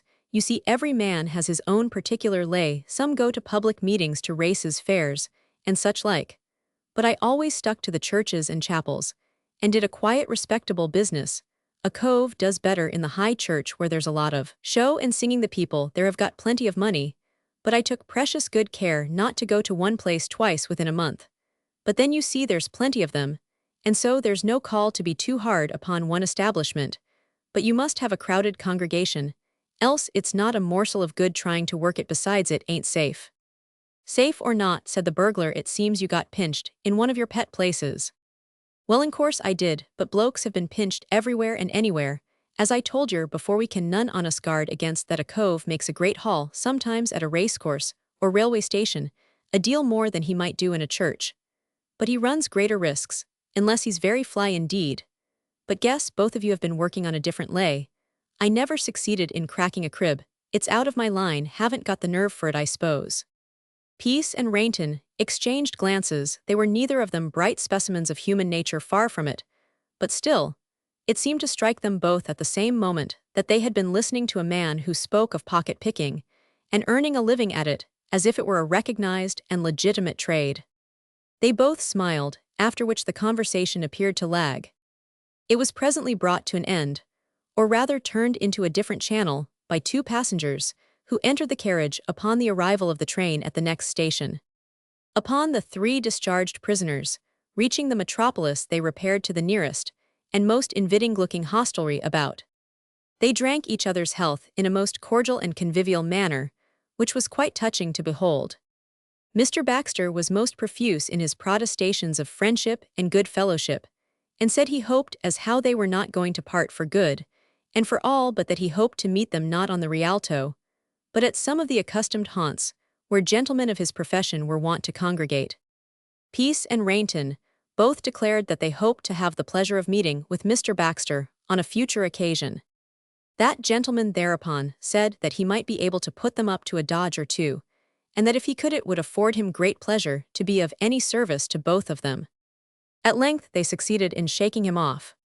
Peace and Rainton walked on together for some little distance. They were chums or cronies, who understood each other pretty well. A sort of friendship, if it could be dignified by such a term, had sprung up between them. Which way are you going, said Rainton, eastwards or westwards? Westwards, returned Peace. Ah, just so, the very opposite direction to the one I am about to take. Well, old man, we've borne our imprisonment together, and have been on pretty good terms, all things considered, I suppose. You are like myself, not quite certain as to your future course of action. But I suppose you don't mean to turn me up, cast me on one side now that you are a free man. Certainly not, Rainton, far from that. Well then, before we part, Roman 1, LL, just give you my address, or rather one, where a letter will be sure to reach me. If you do write, be careful how you word it, for I've a wife and 2 kids to look after, and it's as well to keep the missus in the dark as to where we first met. All right, returned Peace, you needn't be afraid of my saying anything that is anything you don't want me to say. Rainton wrote down the address, which he handed to his companion, after which they repaired to another house, where they had a parting glass, and wishing each other better luck for the future, they separated. Peace, as we have already seen, had ample means at his command for his immediate wants. He now began to reflect a little, that he might determine how to shape his course. He glanced at the suit of clothes which had been furnished him, then he shook his head. He did not like them, and the first thing therefore was to get a new rig out. He walked rapidly on in the direction of a new and second-hand clothes shop, kept by a gentleman of the Hebrew persuasion. He knew the shop perfectly well. It was about a mile from the spot where he had parted with Rainton. But it was rather late, and possibly it might be closed, there would however be no harm in seeing. He hastened on, and in the due course of time, arrived in front of the shop, which was open. Peace entered. An old Jew poked his head out of a small back room in the rear of the shop, and upon observing Peace came forward. "Vat can I do thish evening for you, my friend? Coat, vest, trousers, or vat?" "I want a suit, a regular rig out," said Peace, "and you must give me what you can for the suit I've got on." The Jew placed his hand on the collar of the coat Peace wore, and then made a face. "Yes, I know, that will do," said our hero. "See what you've got. I want in the first place a black frock coat." "New or second hand?" "New, if you've got one to fit me." "We always manage to fit our customers, got something to suit everybody." "Well, look sharp." Peace tried on one garment after another, until he succeeded in finding one that fitted him. The same process had to be gone through with trousers and vest, for the accomplishment of which he was conducted into the private room. "There," cried the Jew in a tone of triumph, "couldn't be better, if they'd been made for you. Never saw a better fit, you look quite the gentleman." "Stow that, I don't want any of your gammon," cried Peace. "I'm not going to give you £3.10 for duffing things like these, so don't you think it." "Shelp me goodness, they were never made for the money," said the Israelite. "I shan't get 5 shillings out of the bargain, no, I wouldn't deceive yow, not 5 shillings. Get out, I shall give you £2.10, and the suit I've taken off." "Vat thesh, there ain't not vorth carrying ave shoddy nothing, but shoddy never saw such rubbish in the whole course of my life." "You know where they have come from, I suppose?" "Oh yes, I think I can guess. Her Majesty made you a present of them." "Right you are, and that's why I want you to have them now. Then don't keep tossing them about. What are you going to allow me for them?" 5 shillings, not a penny more. And then, I shall be loser, not a farthing more than 5 bob. Oh, they are not vorth paying at any price, only as you're accustomed. "There, that'll do, shut up. Will you take the £2.10 or not?" "I can't, pishness is pishness, but at the same time one mush live." "I'll take £2.15 there." Peace buttoned up his coat, looked at himself in the glass, and felt that he cut a respectable figure, so without further haggling, he gave the Jew the required sum and strode into the shop. "You look all the gentleman except—" "Except what?" exclaimed our hero. "Freely, none of your nonsense." "Except what?" "The hat." "Ah, that's true. Have you got one?" "Yes, a pot hat or a pillycock." "A pot hat." When Peace was fitted with a hat, he strode out of the shop, with all the airs and graces of a man of fashion. Chapter Romans 73, Laura Stanbridge at Homea Conference, and a scene. The reader will remember the young scapegrace Alf Purvis, who was driven from Stoke Ferry Farm, with the hair round his neck. He had now grown up to a slim, handsome young man, with an almost feminine cast of features. His education was by this time completed. His instructor and trainer Laura Stanbridge, in conjunction with her lawless associates, had transformed the country lad into one of the most expert and daring young London thieves of the period. Alf was lost, irretrievably lost, and no one who knew him at the farmhouse could recognize him as the boy who gave such trouble to Mr. Jamblin. He was so completely metamorphosed personally as well as mentally. We have had, during the progress of this work, occasion to give the reader some little insight into the lives and careers of juvenile and adult pickpockets. Alf Purvis was the most accomplished one of the whole fraternity. He had a certain amount of education, was quick-witted, aristocratic in his appearance, and was therefore a dangerous person to be let loose on society. He had moreover for his accomplice a woman, even more dangerous than himself, a sort of harpy or beautiful demon, if such a term can with propriety be applied to one of the softer sex. Alf Purvis frequented places of fashionable resort, and had the faculty of obtaining an entrance to select coteries in a manner which was altogether unaccountable. He was in short the George Barrington of his day. His manners were so soft and winning that he was able to deceive and hoodwink his betters. It is terrible to think of the change which had come over the farmer's boy. Let us pay a visit to the house at the back of Regent Street. It was one of those hours of the night in which honest folk are asleep, and fools revel and thieves work. The vermin of society, like the vermin of the woods and fields, shun the light of heaven, in which they see the effulgence of an omnipotent power. A man with his face muffled by a cloak was walking quickly through the courts and alleys, which join Regent Street to Piccadilly. The last of these passages ended in a mews which we have already described. Upon his arriving at this place, The pedestrian came to a halt, and glancing furtively around he affected to be expecting somebody. Drawing himself under the wall he looked round till he saw a shadow on the pavement, and heard a step quick cautious, and as stealthy as his own. He looked round again, and seeing no policeman in sight he gave a low whistle, and as soon as it was responded to advanced into the middle of the road. The other man did the same, and then said in a whisper, "Any crushers?" "No, the man on the beat has passed a few minutes, since the coast is clear." "Make tracks then." The two men went down the yard, and thence into a narrow deserted street, in which stood the house in the occupation of Laura Stanbridge. They knocked in a peculiar manner at the door of the house, which to all appearance was uninhabited, for shutters were up before all the windows.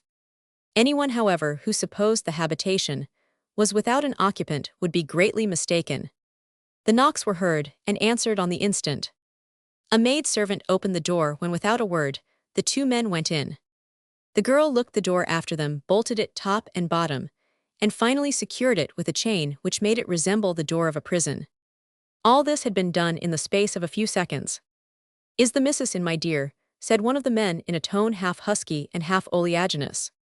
"Yes, sir," returned the girl. "I think she's been expecting you, or if it's not you it's somebody else. You will find her in the little parlor." The men looked at one another, nodded in a mysterious, self-satisfied manner, and entered the room. The little parlor in which they found themselves was furnished in a grotesque and peculiar style. The chairs were all of a different shape-size, and pattern the carpet would have suited a large dining-room in some palatial mansion, and the paper a summer boudoir, while the dark oak bureau in one corner of the apartment frowned with all the sternness of antiquity upon a new and fashionable maplewood cabinet in the other. As to any furniture en suite, as the modern advertisements have it, that was altogether out of the question. The pictures, however, which disfigured the walls were all of the same cast and quality, equally indifferent in morality and art. They consisted of portraits of celebrated criminals' executions, highwaymen stopping carriages, and coaches smugglers, attacked by the preventive men and pirates, committing atrocities on the high seas. "I thought she said her mistress was here," observed one of the men. The other shrugged his shoulders, and said she ain't far off, ill wager. They took off their capes and comforters, and sat down. Both these personages have been already introduced on the night. Laura Stanbridge paid a visit to the thieves' haunt in Whitechapel. One was the smoucher, the other was the cracksman, and perhaps such another pair of scoundrels could not be found in the metropolis. The smoucher threw himself into a chair with the perpendicular back of the Elizabethan age. The cracksman luxuriated in the soft depths of the latest patent spring. Presently the sounds of footsteps were heard in the passage, and Miss Stanbridge entered. She was dressed in the height of fashion, and certainly looked what might be termed captivating. "Glad you've come," said she, with a smile. "You managed to get here without meeting with any impediment." "It was all fair sailing," returned the smoucher. "No Queen's service men to overhaul us, but we took care to come by different roads, and walked the quiet sides of the streets." "Where's the prince?" inquired the cracksman. The prince was a nickname they had given to Alf Purvis, however, no longer Alf Purvis, but Algernon Sutherland. "He's not come, but won't be long, I expect," said Miss Stanbridge. "Oh, in course he's not here," cried the cracksman. "Ain't likely he's dancing after some pretty face, and forgot all about our chapel. And all about the traps too, I suppose. I never saw such an audacious chap. He'd follow a girl into a police station, if he fancied her." Laura Stanbridge tapped the ground impatiently with her feet. It was evident enough that she was vexed. "What business is it of yours?" said the smoucher. "I make it a rule myself never to interfere with a young man's private affairs." "I ain't a-saying anything against him," observed the other man, "only I suppose there's no harm in speaking one's mind concerning the women. The prince is as weak and wivery as a cabman that's lived on Haymarket gin." "Well, and if he is, what of that? It's his only fault. He's a star irregular out and outer. What wonders he's done for us already. Why, he knows more than any of us, and he's little more than a lad now." "Ah, he's a right down good regular stunner," cried the cracksman with the enthusiasm of a true connoisseur. "He did that last job to rights." "Lord missus," said Miles Slan, the Whitechapel cracksman, "if you'd been there your heart would have melted to see how he walked into them. Safety locks chubs are puzzlers to him. But at the hanky-panky business, the light-fingered part of the profession, there ain't anyone to touch him." Ah, he's very clever, there isn't the slightest doubt of that, said Miss Stanbridge. Clever, I just think he does your credit. And it's a good thing you're picked up with him. When he was so young he's been well taught. And I say, agent, he does your credit. He does all on us credit, repeated Mr. Slan in a still more forcible manner. Don't speak in so loud a tone, you noisy wretch, exclaimed Laura. Can't you say what you have to say in a lower tone? Oh, I beg pardon, I forgot, we are not in Whitechapel now, but among the aristocracy, I forgot. Well, don't forgot, next time, suggested the smoucher. All right, governor, it's a way I've got specially when I am speaking of the prince, but Lord bless him, he never keeps his own long, his blunt is blued as soon as it is got. Hush, cried Laura Stanbridge, I hear his step has come in by the back way. Oh, you know his step, do you? I should think I Roman 999, silence, harkeyes tease he. A tall, slim young man entered the room. His features were almost womanly in their grace and beauty, but there was an expression upon them which it would be impossible to define, and which seemed to emanate from the eyes more than from any other feature, which were of a cold and cruel gray. I hope I haven't kept you waiting, said the young thief. I know I am a little late, but it couldn't be helped, and so now to business, pals, he said in a clear, sharp voice, every tone of which bespoke promptitude and decision. You've both of you been too rash, there's no doubt, after that last job, which you made such a mess of that the blue bloodhounds will soon be after you. We shall be chanted in the leer advertised in the papers tomorrow, said the cracksman in the brutal language of his craft. We must spieltoth drum, go into the country, captain. These men old in crime already recognized him as their master. Yes, he replied calmly, you must make up your minds to go into the country, or to cross the herring pond. You are too well known in London to remain here with safety. Well, we must hook it, I suppose, said Miles Slan. There ain't no help for it. Look here, he said, in continuation, addressing himself to his younger companion, you were born and bred in the country, though nobody would believe it to look at you now. Are there any plants to be made there nowadays? Mr. Algernon Sutherland crossed his legs in a symmetrical manner and passed his hands through his flowing locks. He ejaculated, I hardly know how to answer your question. In the country dwell a race of men called farmers, who utterly disbelieve in banks, those nefarious institutions, which have extinguished highway robbery, high art of our profession, in order that they may pillage percentage from the million, and by breaking now and then utterly ruin the fatherless and the widows. But these farmers, who are honest fellows in the main, ride home from market at a particular season of the year, with a 12-month's income in their pockets, which season is the autumn now close at hand. Oh, ain't that fortunate, cried the smoucher, but are there no banks in the country then? Plenty for gentlemen and tradesmen, and those exceptional farmers, who prefer such custody to that of their own clumsy cudgels and rusty blunderbusses. However, they are all compelled to have large sums of money in their houses, for the payment of their laborers on Saturday night. Just the place for our money, cried the cracksman. Let's have a country tour for the benefit of our health. I don't feel up to the knocker myself, and fresh air is needful besides. We ain't wanted in London, leastways. If we are wanted, which in course is likely enough, why it's as well to give the crushers the trouble to run down to our country seat. If there be kens to crack and heads to break on the main Toby, we're all there. What if we do get done for a cramp, and end our days at Tuck-up Fair? There's no need to say die on a dunghill, or talk without meat or drink. So, Laurie, let's have something that way, if you please. You are a good one for Prague and Lush, said the smoucher. If you were going to be top tomorrow, you'd ask to die with your mouth full. But take care, old sinner, he who cuts much beef has more belly than brains, and that want fit in our trade, you know. Let him have his way, observed Laura Stanbridge. He takes pretty good care of himself, and is not likely to starve when food is to be got, but blue ruins ruination, and a flash of lightning, a glass of gin, has been fatal to many a man before now. You must go separate at first, my lads, said the young pickpocket, and disguise yourselves. This is easy enough. We have plenty of togs here for that purpose. We can find whatever you want in that way. You're as good as father, brother, and son to us. That's what you are, said the cracksman. If either of you should get boxed into the jug, one of us must help the canary bird out of his cage and cheat the beaks again. I will write down some notions I have on the point, and you shall decide upon them afterwards. Bring me some pens and ink.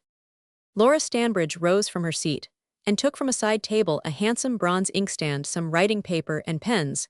These she placed before the young man. All right, that will do, said the latter, who proceeded to write down instructions for his two associates in crime. While the cracksman was eating, and the pickpocket was writing, the smoucher whistled a popular thieves' air in an undertone, and Laura Stanbridge remained apparently in deep thought, glancing furtively at her vis-a-vis. The four personages formed a strange contrast. The woman presented the appearance of a handsome patrician, lady the young man to all appearance belonged to the upper ten, and the smoucher and the cracksman were unmistakable ruffians of the most pronounced order. The young man presently handed the paper to his two confederates.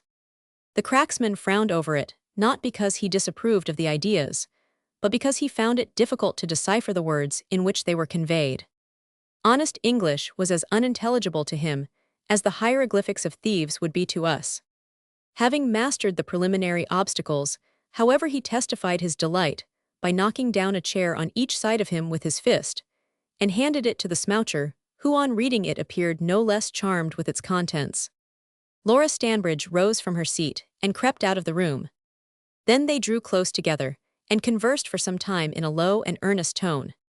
An hour afterwards, the two men passed out. This time, each carried a large parcel under his arm, and each with a satisfactory nod went his way. Algernon Sutherland, alias Alf Purvis, was left alone in the little parlor. He appeared to be perfectly at his ease, and utterly indifferent to the position of his companions in crime, or the dangers which beset them both. "Bah," he ejaculated, taking a choice Havana from his cigar case, "they are a pair of ruffians without doubt, and must take their chance. I have given them the best advice, which if they have sufficient prudence to follow, may help them out of their present scrape." He lighted his cigar, and puffed therefrom thin wreaths of vapory smoke. Laura Stanbridge now returned and entered the room. She now wore a moire antique dress, which displayed to advantage her bust and hands white as Parian marble. It was evident that she had made a careful toilette, for her attire was of the best, and in excellent taste. The grayed young man was not accustomed to be taken by surprise, or give expression to his emotions, if he had any, in a demonstrative manner. Still, he did just raise his eyebrows, and honor his female companion with an inquiring glance as she re-entered the room. He acknowledged to himself that she was very beautiful, but round her eyes and mouth there were lines and wrinkles unnaturally deepened by the life of anxiety which she had led. Nevertheless, all things considered, she looked well, and was by no means a faded beauty, albeit the bloom had in a measure left the peach. "Alf, dear," she said, walking towards him, "I have something to say to you, a few words, concerning my own happiness. Indeed, well, to begin with, I must inform you that I am no longer Alf Purvis, the farmer's boy from Stoke Perry farmhouse, and nothing of the sort, my dear. I am Algernon Sutherland. Of course I know that, but in speaking to one who has been so long my pet, I addressed him by his real name, don't you see?" "Oh, I see," returned the young gentleman, puffing carelessly at his cigar. "But my dear girl, you ought to know, but of course you doth that.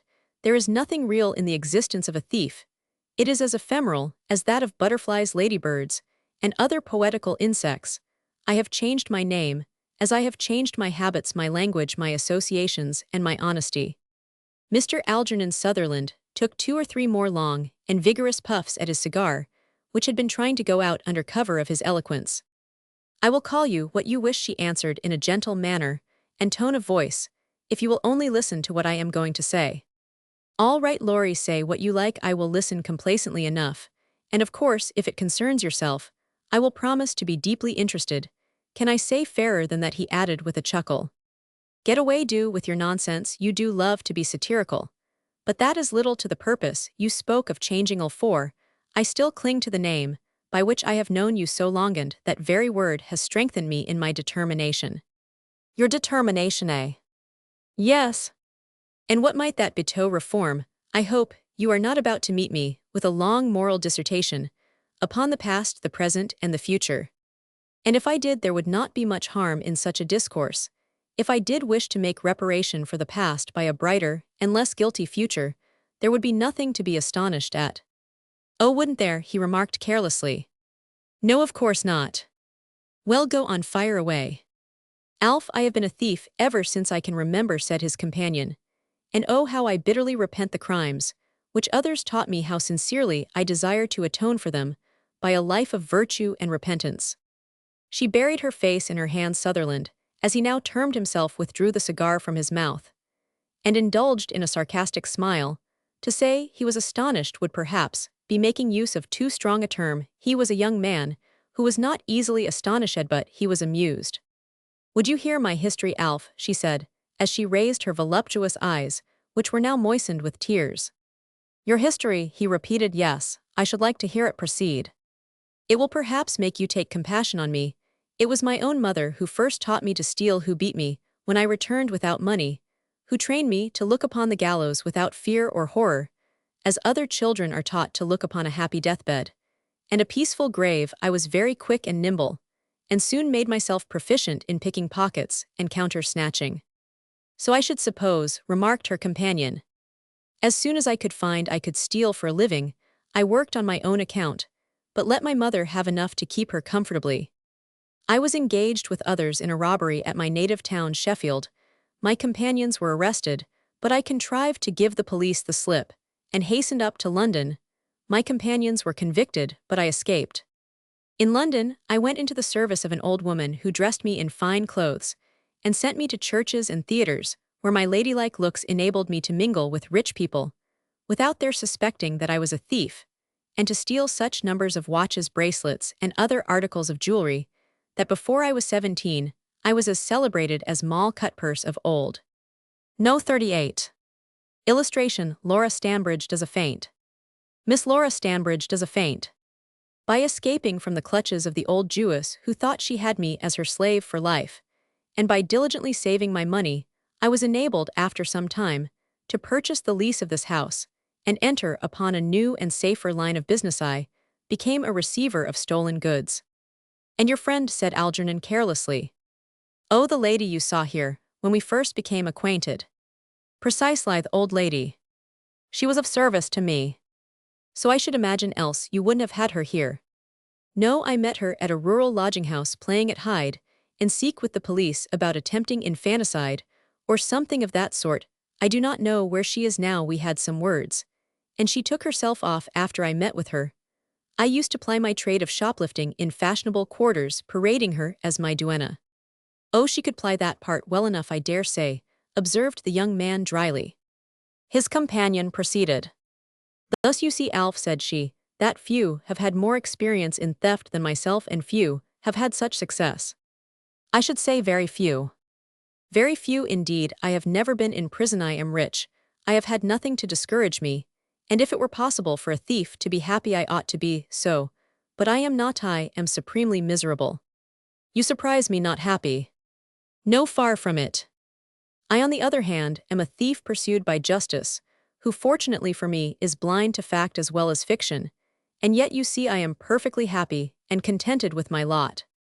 You are happy now because you are tasting triumph for the first time, but be assured it will soon turn bitter in your mouth. You are happy now because you have earned the respect of villains, but the time will come when you will sigh for the good will of honest men." "Umph," muttered Algernon, "this is an entirely new line of business, preaching morality. Well, I am prepared to entertain the question. What do you propose?" She placed her white hands upon his shoulders, and her lips upon his cheek. "Might we not marry, dear Algernon?" she said in soft, beseeching tone. "How happy I should then be. We would travel on the continent, give up all our old associates, and lead a new life. We would see all the grand sights in the world. And after that," she added in a voice hushed as a sigh, as melodious as a song, "we would retire to some quiet nook in the country, and there dwell in delicious solitude. Say, dearest, if I may hope for this happiness." Her gliding step, her glittering eyes, her fragrant but fiery breath, as she approached, made her resemble a serpent which uncoils itself to spring. He shuddered in spite of himself. Then he rose and exclaimed in a voice of thunder, "Marriage, and you can give utterance to that word, as applied to our two selves." "Ah," she cried as she clenched her hands and recoiled a few steps, "what is the cause of this outburst?" "You have told me your history," returned he, recovering his sang-froid, and lighting a fresh cigar at the dying ashes of his first. "Permit me to relate to you the history of another young lady, for I feel assured that you will find it wondrously interesting. Indeed, it is altogether so romantic that it would appear to many persons quite incredible, but it is correct in every particular. So I have been given to understand the tale is so instructive that it becomes an actual warning To all who might by chance be acquainted with its heroine, her name was Margaret Oughton. The woman uttered a horrible cry. Algernon Sutherland closed his eyes and allowed the smoke to curl voluptuously from between his lips. Her name was Margaret Oughton. She was the daughter of a cotton operative. When she left her native town, she met with a gentleman in London who was struck with her beauty. He feared to marry her. The reason for Thiser, rather one of the reasons, was that he was old, and she was very young. Poor man, he was wondrously smitten with the fair young creature, who told him with embraces that she loved him. He was vain, and therefore believed her. He believed those embraces to be pure, which were as meretricious as those of a Philadege. He married her, and before a month had passed away, he found that she had a lover. He ought not to have been astonished at this, and the probability is that he was brought to look upon it as a very natural sequence. Anyway, he forgave her in return. This angelic young wife robbed him of every farthing she could lay her hands on, and eloped with her lover. I was his tool, a mere puppet in his hands. I was at his mercy. He made me do it. I had no power to refuse, cried Laura Stanbridge. Liar and murderess, that man, your partner in vice, your accomplice in crime, was discovered lying in the high road, his face covered with frightful spots, and all the signs of death, by poisoning within his frame. Therefore, my dear Laurie, since I have no ambition to play Duncan to your Lady Macbeth, or to have my tea sugared with arsenic any morning, that you happen to sit down to breakfast in a bad temper, I politely decline your kind offer. She looked at him calmly for a moment, gave a low moan, and fell like a corpse upon the floor. He surveyed her with the inquisitive look of a prizefighter who wishes to see what effect his punishment has had upon his adversary, a look in which sympathy is the least ingredient. Ah, he murmured thoughtfully, a knockdown blow, not with the fist, but with hard words. Well, this appears to be genuine, and I suppose must be attended to. He poured out some brandy in a wineglass, and knelt down by the side of the prostrate woman. He forced some brandy into her mouth, which he made her swallow. It seemed to revive her, for she opened her eyes and sighed. I right seemed, for Laura Stanbridge had only pretended to faint in order that she might gain time to think. She had been studying a part, while she had been lying prostrate on the ground. She made an effort to rise, and then groaned. Her companion placed his arms round her waist, and raised her to her feet. Then with one arm round her he held her in a half-fainting condition. It so chanced that at this particular crisis Peace, who had been let in by the servant girl, gave a rap at the half-open door of the little parlor, and not receiving any answer thereto, he entered without further ceremony. He beheld Laura Stanbridge in the arms of a fashionably dressed, genteel-looking young man, and felt that he had intruded at a malapropos time.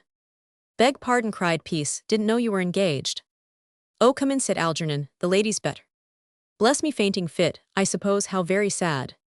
He took a tumbler off the sideboard, half filled with water, with which he moistened the forehead and temples of his old playmate. That will do, I am all right. Why, it's dear old Charlie, she ejaculated, catching sight of the well-known features of our hero. Well, I am glad to see you. So very glad. The sight of you has quite restored me. Sit down, Charlie. But you, inquired our hero, how do you find yourself now? Oh, better, I am all right. Don't concern yourself about me, said Laura Stanbridge, throwing herself into an armchair and smoothing her brown hair across her brows. I will see you later on, remarked Mr. Algernon Sutherland, as he glided out of the apartment. Farewell for the present. He gave a graceful wave of his hand and passed on into the passage. In another moment, the front door of the habitation was gently closed, and Peace was left alone with his lady companion. Who is that gentleman? He inquired, after Sutherland had taken his departure. Who? Why, don't you know? How should I? Don't remember to have seen him before. Why, you old mufti, it's the boy Alf Purvis. No, a boy no longer, but a heartless young scapegrace, an ungrateful hound. Ungrateful, eh? Ah, that's it, as base as he is ungrateful. The boy who used to be with Farmer Jamblin. Certainly didn't, you know him again. Dear me, no. Why, he's quite a swell, gives himself all the airs and graces of the nobility, my word, but he's strangely altered. Ah, Charlie, you may well say that he is altered. He owes everything to me, and a pretty return he makes for it. Would round upon you, when he has the opportunity, I suppose.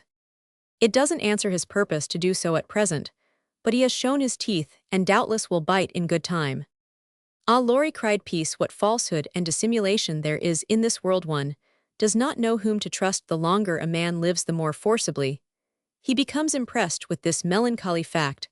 I never thought very much of that lad, there's nothing open or candid about him, and he has a cruel treacherous pair of eyes, but make your mind easy and get rid of the fellow. I shall have to do so I expect, but it cannot be done at present. But I say, old man, how is it I've not seen anything of you for so long a time? For a very excellent reason, returned Peace. With a smile, Her Majesty required my services. Ah, I forgot you were landed at Sheffield for a little affair at Crooksimoor House. That was an unfortunate piece of business, but these things can't be helped. I left Dartmoor but a day or two since and came up to London, just for a day or two. A kind friend sent me a letter in which was enclosed a £20 note. I guessed where it came from, and so have called to thank you. I did not send it, exclaimed Laura Stanbridge, suddenly. If I had thought of it, I certainly should have forwarded you something, but to speak frankly, the idea never occurred to me. You did not send it, the handwriting looked like yours, and I made certain.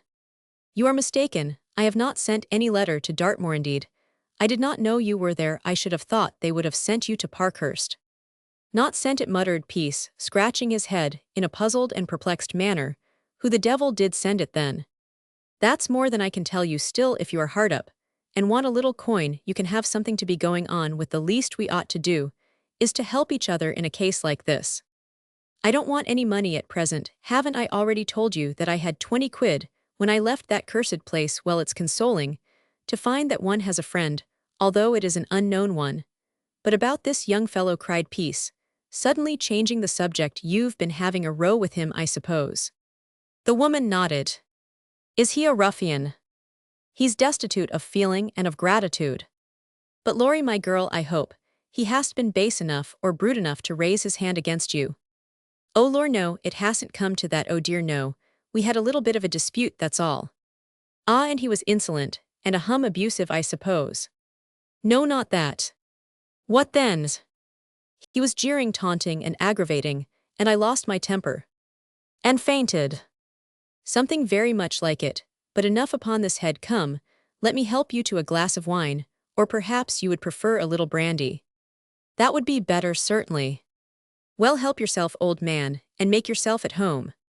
Peace mixed himself some brandy and water, and also a glass of the same for his companion, who had by this time, in a measure, recovered from the effects of the scene which had taken place between herself and Mr. Algernon Sutherland.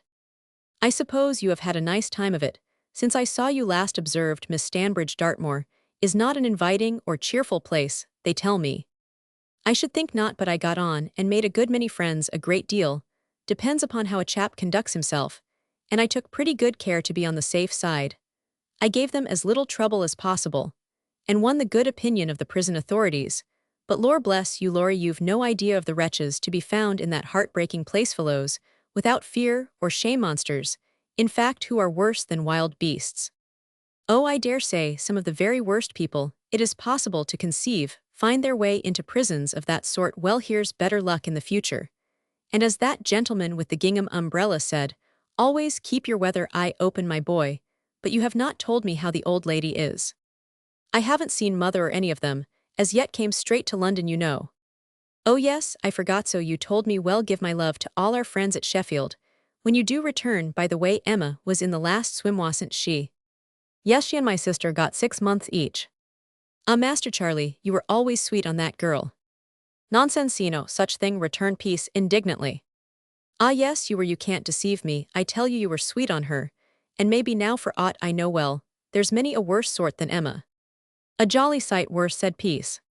His companion laughed.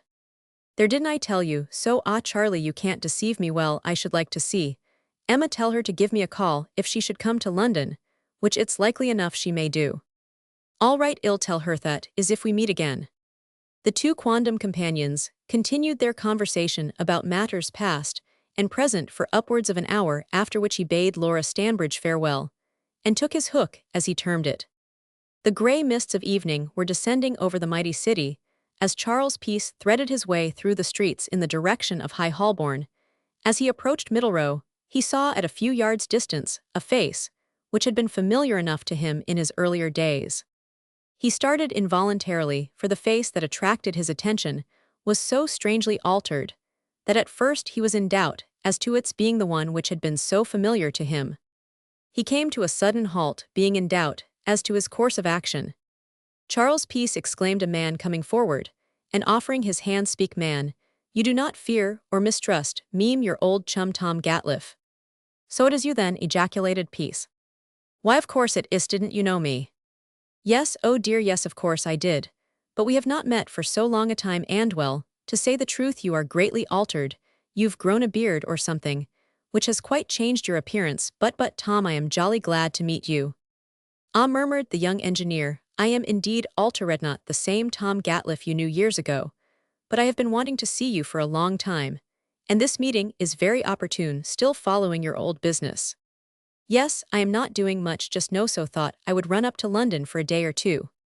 "Ah, I have got a lot to tell you, but we can't talk in the street upon private matters. Where can we have a glass together? Here's a quiet little crib, just hard by me, time's my own, and I am quite at your service. Come this way, and I'll show you where it is." "The Blue Posts will do well enough," returned Gatliff. "Too noisy and crowded. I'll show you a better place. Come along." The two companions walked on, until they came to a quiet, unostentatious-looking public house. They entered, and Peace led the way to a small, dingy parlor, which was tenantless. Gatliff rang the bell and ordered some wine. Glasses were filled, and they drank each other's health. By the flare of the gaslights, Peace had an opportunity offered him of taking a more steadfast and searching glance at his companion. He noted the alteration which time or sorrow had made in his appearance. Tom Gatliff was still handsome, but lines of care were distinctly visible on his well-formed features. The eyes had sunk deeper in their sockets, and there was a dark hue around them, which Peace had never observed before. He was not a very impressionable man, but he was much concerned at the evident change, for the worse, in the manner and appearance of the young engineer. "You seem to be taken aback," cried the latter. "You didn't expect to meet me, and are surprised, I suppose." "I didn't expect to meet you, I admit. But for all that I am jolly glad to see you, for barring one thing we have been the best of friends, and I owe you much."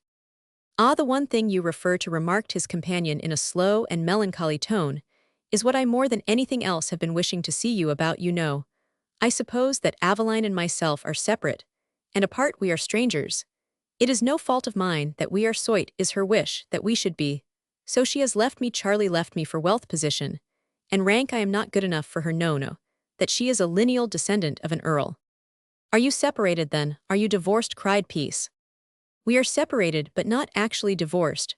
But I offer no obstacle, and I believe that the earl, her grandfather, is about to obtain a divorce. Well, after all, it is perhaps but a natural consequence. I am not fit to mix in the society in which they move. My word, but you take the matter in a most self-sacrificing way. She's your lawful wife. Why don't you exercise a husband's authority and insist upon her returning to her home?" "I don't care to do that. If she won't come of her own free will, let her go her ways. I have done with her for good, and for all she was always vain. Charlie always yearned for wealth and grandeur. Now she has both, and I hope she's satisfied. That question has been settled long ago. What I have been anxious to see you for is to learn from your own lips how it first came about that she was traced, and proved to be what she most unquestionably is, the granddaughter of that high and mighty nobleman you brought it about, or were the main instrument in doing so. Don't imagine for a moment that I am about to upbraid you." "Well, you see, it was just this. When I was staying at Broxbridge, a detective, Mr. Wrench, came and made some inquiries about some blooming Italian professor and his wife. I told him all I knew, never thinking for a moment that they had anything to do with your wife. I told him all I knew, and he was a cute chap, and a decent sort of fellow enough for a detective, and I put that in for a detective. The Earl, too, was a good sort in his way." "Ah, you know him, do you?" "Certainly, I did some work for him, restored a picture, and made him some frames. He behaved in a very handsome manner to me, and I have every reason to speak in the highest terms of him. Well, as I was saying, I gave Wrench all the information I could. He followed up the clue, and you know the rest. But Lord bless me, Tom, I don't know as you've lost much. As you were saying, she was always vain, and when I saw her in the carriage being driven to the front entrance of Broxbridge Hall, she never so much as condescended to give me a passing nod. There's for you. And she knew, at the time, that I had been the chief means of proving her identity, and bringing her to all this grandeur, which she loves better than anything else. It would appear better than her husband, better than her duty." Yes, that is right enough," cried Gatliff testily, "but she's not so very much to blamish. has been wrought upon and overpersuaded by those about her. Rubbish gammon, cried Peace, it's not much persuading, she wanted not a bit of it, it's her own free will, but there I don't want to pain you by these remarks, but it's what everybody says, everybody but you. I am satisfied, and am exceedingly glad I've seen you. I tell you what I'd do, but of course you have done so. Done what? Insisted upon the Earl, allowing you a handsome income for the remainder of your life. I will not touch a penny of his money, would starve first. Do you think I would consent to sell my wife? Ah well, that's a matter of taste, returned Peace. I know which way the cat would jump if I were in your place. But of course, all that is, as I before observed, a matter of taste. Ah, murmured the young engineer with a deep drawn sigh, it is astonishing what different views men take in matters of this sort. You take it too much to heart, I am thinking, cried Peace. What makes you think so? From your appearance, as well as from your manner. I am not like the same man, I admit, and yet I have no reason to complain. When Aveline was with me, I had a struggle to get on to support her in a manner that she had a right to expect and desired. Since she has left me, I have prospered beyond my most sanguine expectations. 2 of my inventions have turned out much more perfect appliances than anyone ever supposed, and they bring me in a handsome yearly income, in addition to the one I receive at the works, so that I am, as you may imagine, a prosperous man. But still you are not happy, suggested Peace. Not altogether, I admit. Hark ye, Tom, don't let your happiness be disturbed by a woman. A man's a fool to do that.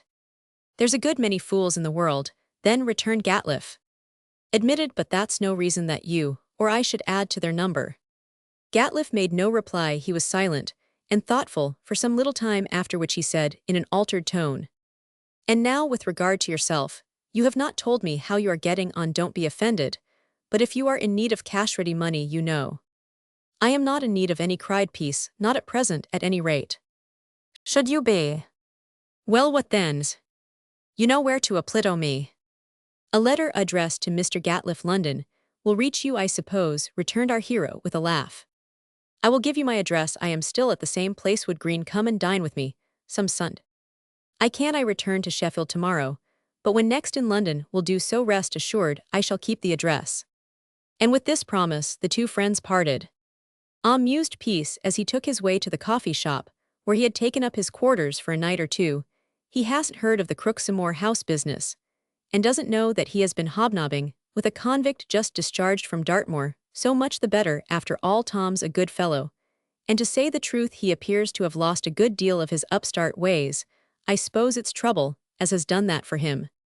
Chapter Roman 74. Peace returns to his native town, Sheffield, takes unto himself a wife. On the day after his interview with Tom Gatliffe, Peace returned to Sheffield.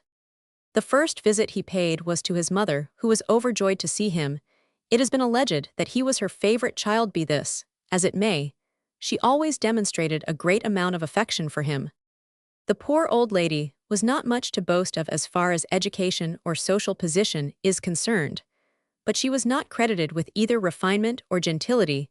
Nevertheless, it is likely enough that she had occasion to deeply deplore the evil course some of her progeny fell into, more especially the ways of her son Charles.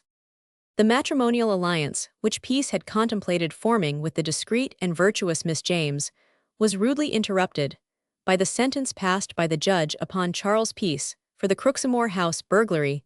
Miss James and his sister had to do their 6 months as accomplices of the greater villain. When Peace returned, after the expiration of the time he had passed in durance vile, he found that Emma James had not been so constant as he had fondly hoped. The fact is, she was thoroughly disgusted with the course he had taken at the time of the trial. He had vainly striven to throw the onus upon the 2 women. Miss James therefore allied herself matrimonially or otherwise, it would perhaps be hard to say, with a young man more congenial to her own disposition, and Peace was fairly jilted. This did not trouble him much. He was vexed at the time, but that was all. He consoled himself by flirting with several of the opposite sex. Upon his return to Sheffield, he resumed his old practice of playing the violin at public houses. Although this was not particularly remunerative, it brought him in some little ready cash, and in the daytime he hawked spectacles and other articles. It was during his peregrinations that he first met Hannah Ward, whom he is said to have married in July 1850. 8. This, however, is a little doubtful, for according to the prison statistics, he was not discharged from jail till the October of that. This is a matter which we shall find it difficult to determine, and we therefore give Mrs. Thompson's version. He went long distances, sometimes observes that charming lady. It was on one of these excursions that he first met Hannah Peace, not Hannah Peace, if you please, but Mrs. William Ward. I will tell you what he told me about their first meeting. It was at the side of a canal on the road to Hanley in Staffordshire. He met Hannah, who had a baby in her arms, then 6 months old. She stated, after they had got into conversation, that she was going along that way to find out her brother-in-law, who was the only friend she had in the world. She was then a widow of William Ward, a pensioner, and she told Peace, so he asked her what she was going to do if she did not find her brother-in-law, and she answered, I think of committing suicide. Peace said, you are surely not going to do, thought a nice-looking woman like you. She was much older than he was, and I have no doubt was a good-looking woman. Peace said that they stayed all night at an inn. He promised her that if she would live with him, he would prove a good father to Willie. They went to Worksop for a while, and when there he perpetrated several burglaries in the neighborhood. I can't tell you how many, but there, if I had taken his advice, I would have put down everything and written his life. That child is now Willie Ward, who is 21 years of age, and Peace is not his father. Willie never showed strong affection for Peace, but when he came to live at our house in London, he would do anything for me. I think Peace took Mrs. Ward and her child to Sheffield, and introduced her to his mother as his wife there. The testimony of Mrs. Thompson, however, it must be admitted, must be looked upon with distrust, if not with suspicion, and, whether this is the true story of the meeting, it is not so easy to determine. It is, however, quite certain that after his marriage or connection with the woman, whom he always acknowledged as his wife, that he resumed his old courses. He professed at this time to be earning a living by hawking spectacles and cutlery, but his ingrained fondness for entering the houses of others, and for appropriating goods that did not belong to him, had not been eradicated by the prison discipline to which he had been subjected. His unhappy wife soon found out the character of the man with whom she had formed an alliance. Peace at this time had no possible excuse for committing the numerous robberies with which he is credited. He was well able to maintain himself by an honest calling, and in addition to this, he had friends who were both able and willing to assist him in an emergency. It was not many weeks after her marriage that Mrs. Peace's eyes were enlightened as to the extra professional avocation of her husband by a visit of the police to her house. His alliance with this ill-fated woman did not appear to have any influence over him in the shape of turning him from his evil courses. It would be a great misfortune if the boldness and fearlessness of this bad man were to blind even the most thoughtless to the utter worthlessness and depravity of his character. In nothing does his baseness more transparently appear than in the miserable apologies and self-justifications with which his religious experiences are interlarded. Assuming, as we are anxious to do, that these pious utterances of his later days are not willfully insincere, they nonetheless betray an utter moral blindness. He was very willing to call his past life base and wicked in general terms, but for his worst transgressions, he had some extenuating plea which destroyed the validity of his assumed penitence. If he could have been turned loose upon society again, one can hardly venture to hope that his future life would have corresponded with his edifying conduct in jail. The curiosity of the public to know all about Peace and his life need not be regarded with too despondent an eye, provided it goes no further than curiosity. But whilst qualities like his command so much reverence and win such high rewards in other fields of activity, it would be vain to hope that our full-blooded and high-spirited youth will not see something to admire in his career. If there are any such, they will do well to remember that the grandest successes of a criminal course are at the best wretched failures. Peace has probably had a far smoother life than most offenders of equal activity, yet he has spent no inconsiderable part of his time in prison, and in the full noontide of his prosperity, hardly reaped as much fruit from his misapplied talents as those talents would have yielded in any honest walk of life. Thomas Carlyle, the philosopher of Chelsea, bewailing the degeneracy of the age, complains that we no longer, as in the old days, worship heroes. To us it seems there is no lack of hero worshippers in the 19th century, but that our heroes are of the wrong sort, imperial tricksters, like the third Napoleon garrotters of liberty, such as Bismarck, and supercunning criminals, of whom the man who suffered on the scaffold for the murder of Arthur Dyson at Banner Cross on the 29th of November 1876 was a shameful example. There are thousands of kindly, well-nurtured folk with a taste for the marvelous who openly proclaim their sympathy for peace. They tell us that every time he went out to rob, and if necessity should arise to murder, he carried his life in his hand, that he waged a daring and unequal war against the police and society, and that his courage, his resources, and his presence or mind in moments of the utmost danger point him out as a man capable of greatness in a legitimate calling. The argument is as worthless as it is spacious, for those very qualities are shared in greater degree by predatory wild beasts of the jungle. If, however, sympathy for this sort of social outlaw were confined to ladies and ladylike men, very little harm to society would ensue. The mischief lies on another and a lower level. It is a notorious fact that the criminal classes are themselves unduly proud of this sort of superlative villain, and if by any chance he were at the 11th hour to elude the hangman, there would be much joy in many thieves' kitchens. Nor does the public danger arising from such a career as that of peace end there. His evil example, in spite of its fatal ending, is calculated to debauch the wild imagination of foolish lads, and every atom of sympathy wasted upon him, every misguided attempt to cast the glamour of romance around his sordid, rapacious, and beastly life, is as a hand held out from the darkness to help the saplings of crime up the steps of the gallows. Our sympathies are not for such as he. We are sorry for the respectable man whom he sent suddenly out of the world, the man whom he sought to rob of his honor, and did rob of his life with as little compunction as he was wont to display in robbing his neighbors of their goods and chattels. We wonder how sane men can feel, much less express sympathy for the midnight burglar. A man leads an honest, laborious, and thrifty life, and after many years of self-denial, surrounds himself with home luxuries, such as plate, jewelry, clocks, and what not. Suddenly, a thief comes in the dark, and in a moment casts the shadow of irreparable loss over the decent citizen's existence. Admit that the robber does display a certain sort of brute courage. So does the fox when he steals the poultry, so does the tiger that lies crouching in the jungle and waits for the unsuspecting traveler. But the farmer traps the fox, and the hunter shoots the tiger, and perhaps praises their courage over their carcasses. Peace, as we have already demonstrated during the progress of this work, was a very fair musician, a clever carver and gilder, and a man of good natural ability in many ways. He was very proud of his proficiency in those arts, which he displayed even in prison, once carving the wood pulpit for the prison chaplain.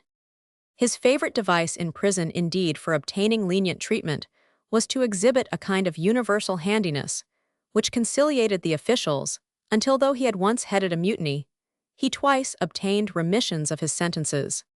He was ingenious too, as well as artistic. He was a mechanician of some skill, having invented and made the false arm on which he greatly relied to conceal his crimes, as no one would suspect a one-armed burglar, and if advertised, he would be described as a one-armed man. When father told us, continued Willie, where he was stopping, we asked him if he was not afraid of the sergeant seeing his hand. He said he could not see it, as he covered it up. We asked him how he did it, and he took from his pocket the gutta-percha arm you have heard about. He told us he made it himself, and he certainly is very clever at making things. He had got a piece of fine gutta-percha, and he made it into a tube large enough to allow his arm to pass down it. Secured to the bottom of the gutta-percha was a thin steel plate, in the middle of which was a hole with screw thread. Into this hole he screwed a small hook, and at meal times he said that he took out the hook and screwed into the hole a fork which he had made for the purpose, and with it he used to eat his meals. At the top of the gutta-percha was a strap which he used to fasten over his shoulder, and in that way keep the thing in its place. No one who saw it could have told that it was not a false arm. He made his own tools, which were at once exceedingly simple and exceedingly effective, and once made a saw out of a piece of tin plate. He had moreover very considerable histrionic faculty, acting all sorts of characters to the police, whom he specially liked to deceive, and changing his face in a way which astonished those who knew him best, and made them declare that even they could not recognize him as he passed in the street. He certainly could effect remarkable change in a moment, and the one which most disguises dark faces, by bringing the blood into his face, till he looked bloated instead of thin, and this without holding his breath or any preparation. There can scarcely be any doubt that he could have lived, and lived well as a carver and gilder, while as an engineer with his gift for invention, and his very peculiar daring, which was not so much courage as a force of will enabling him to do exactly what he intended to do, he might had he possessed any virtues have risen to competence and credit. He was just the man for a mining engineer in a dangerous mine, or to superintend torpedo experiments, or in fact to perform any one of the functions in which ingenuity and recklessness have to be displayed at one and the same time. He had the power, as he showed in his leap from the railway carriage at Darnall, of compelling himself to accept any risk however appalling that stood in the way of his design, and this without losing the full control of all the intellect he possessed. That form of courage is very rareth impulse caused by danger seldom, increasing both the courage and the brain power even of brave men. It was noticed by the comrades of General Picton and Lord Gough that this was the case with them, and noticed as a peculiarity very exceptional even in armies. Peace's daring seems to have been of this kind, and never failed him by night or day under any circumstances of danger or solitude, any more than it fails a ferret or an otter. That such a man should have deliberately elected to lead a life of unsuccessful crime and violent crime can be explained only by an inborn propensity to evil which, if Mrs. Thompson's sketch of her paramour's life is in any part correct, seems to have distinguished Peace. For be it remembered, he was no successful criminal living in luxury through a long life, and only found out by accident at last. From the time he was 19 and robbed Mrs. Ward's house in Sheffield to his final arrest, a period of 28 years' peace, was always a hunted man, always in danger from the police, and so repeatedly convicted that he passed 16 years of his life, more than half the period of his criminal career, in penal servitude, and his last sentence, of which only a year had elapsed when he was tried for murder, was for life. His life of luxury was only the life of a small tradesman who prospers, and was maintained by constant exertion at a risk, which, in spite of his daring and his health, made him an old man before he was 50 so old, that the police thought him too feeble for the usual fetters to be needed. The bravest dread assassination, and it was that kind of terror always present and always invisible, which Peace had constantly to face. It was in spite of constant detection and severe punishments, including a prison flogging, that Peace persisted in a career of crime, much of which, like his shooting at policemen, and above all his murdering Mr. Dyson, was entirely unnecessary, and as it were a superfluity of evil. That he did murder Dyson intentionally seems on the face of the evidence certain, and whether his own account of his relations with Mrs. Dyson or her account or the third, and most probable theory that she was a foolish woman of a vulgar type, who accepted attentions from vanity, and was concealing something in her evidence, but not much, as the true one does not signify a jot. If the evidence was true, Peace resolved to shoot Dyson whenever Dyson's jealousy became inconvenient, and did shoot him, and if that is not murder, there is no such crime. The man in fact liked crime for crime's sake, and it was not possible for him to remain long without having recourse to his old practices, was irreclaimable. After his marriage, he installed his unhappy partner in a house at Sheffield, and professed to be earning a living as a hawker. It is quite certain that at this period of his career, he was looked upon with suspicion by the police, who watched him most zealously, but he was so specious a rascal that he half persuaded them he was pursuing an honest course of life. Returning one day from one of his depredatory excursions, he met Sergeant Marsland, one of the officers who gave evidence against him in the inquiry respecting the Crookham House robbery. The sergeant regarded him with a look of suspicion. "Well," cried Peace with the utmost effrontery, "what are you stagging me for? Suppose I am doing something on the cross? You fellows can never let a chap alone. When he is disposed to be honest, he's hunted about like a wild beast, because he was once in trouble." "Don't you be so cheeky, my friend," observed the sergeant. "I haven't accused you of doing anything wrong, neither shall I, unless there is strong reason for my doing so. I only hope you are acting on the square, and if you take my advice, you'll continue to do so. You don't suppose weeny of us want to see you go wrong? Well then, you just leave me alone, and don't be watching me about in the way you and others of your calling have been doing. I am right enough, have got a wife to look after, and don't mean to get into trouble again if I can help it." "I am glad to hear you say so," returned the police officer, and understand peace, that I shan't interfere with you, as long as you keep clear of the law. It does not afford me, or any of us pleasure, to get you into trouble. Oh, doesn't it? No, certainly not. I tell you again to keep as straight as you can stick to your business, and act on the square, and nobody will interfere with you. I only ask you to leave me alone. I am all right enough now. But it isn't any reason, because I have been once in trouble, that I should be forever suspected and watched or followed about. I will take no notice of you provided you keep clear. All right, that's understood, then cried Peace in a cheery tone. The police sergeant made no further reply, but walked on at a steady measured pace. The stealthy beggars have got their eyes upon me, murmured our hero, and I must act with caution, or I shall be copped as safe as houses. To work at Sheffield, as he termed it, or in other words to commit robberies in that town, was not to be thought of. He therefore paid occasional visits to other towns, and on many occasions, he went about disguised as a navvy pretending to be looking for work, but he was really spotting the houses he meant to attack. He broke into a clothes warehouse at Bradford and was detected in the act, and to cover his escape, he fired wide at a policeman and the watchman. This adventure put an end to his depredations in that town for some considerable period, for he was naturally enough afraid to pursue his favorite calling after the narrow escape he had had. He therefore changed the scene of action and betook himself to Leeds, where he remained for 3 weeks, during which period he forwarded remittances to his wife at Sheffield. While at Leeds he met with an adventure, which caused him some anxiety, for it was only by a miracle that he escaped discovery. He entered a house on the outskirts of the town, just as it was getting dusk. He proceeded at once to the front floor of the establishment, and possessed himself of several articles of value. As he was engaged in transferring them to his bag, he heard footsteps on the stairs. Quick as lightning he flew out of the room, and managed to reach the next story without attracting the notice of any of the occupants. The room in which he now found himself was an elegantly furnished sleeping apartment. He stood breathless, listening to the movements of those below. He heard the sound of a female voice, addressing a companion, who was evidently another female to judge from the tones of the voice. To his horror, he heard the footsteps of 2 persons, who were evidently making for either the room in which he was ensconced, or else one on the same floor. He was seriously alarmed, but did not lose his presence of mind. He looked out of the window of the bedchamber, and saw several persons on the lawn in front of the house.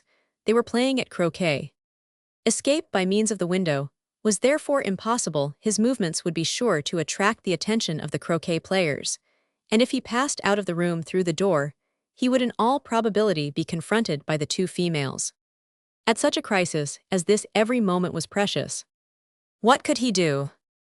A sudden thought struck him. In the bedroom was a large press or wardrobe. A key was in the door of this piece. Withdrew it as noiselessly as possible, crept into the press, and then locked himself in. Anyway, it would give him time to determine upon his course of action. Possibly, the ladies were about to enter some other apartment. He listened till his ears tingled again. He was not kept long in suspense.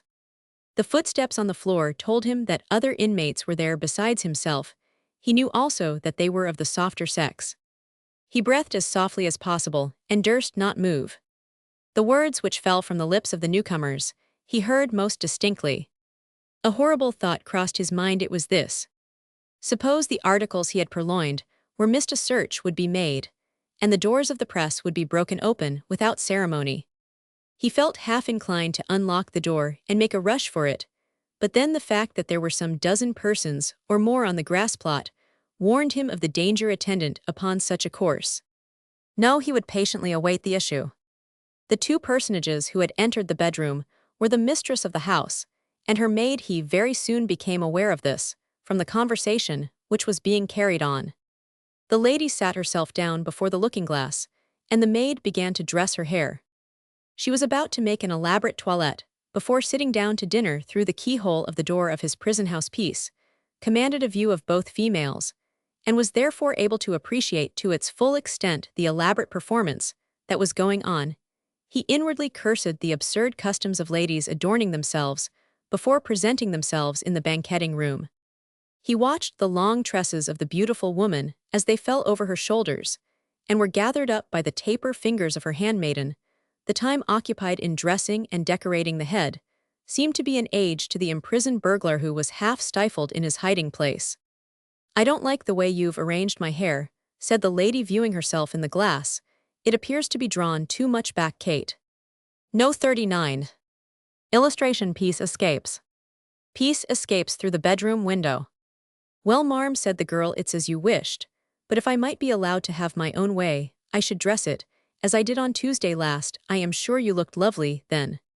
"Hush, you silly girl, don't flatter."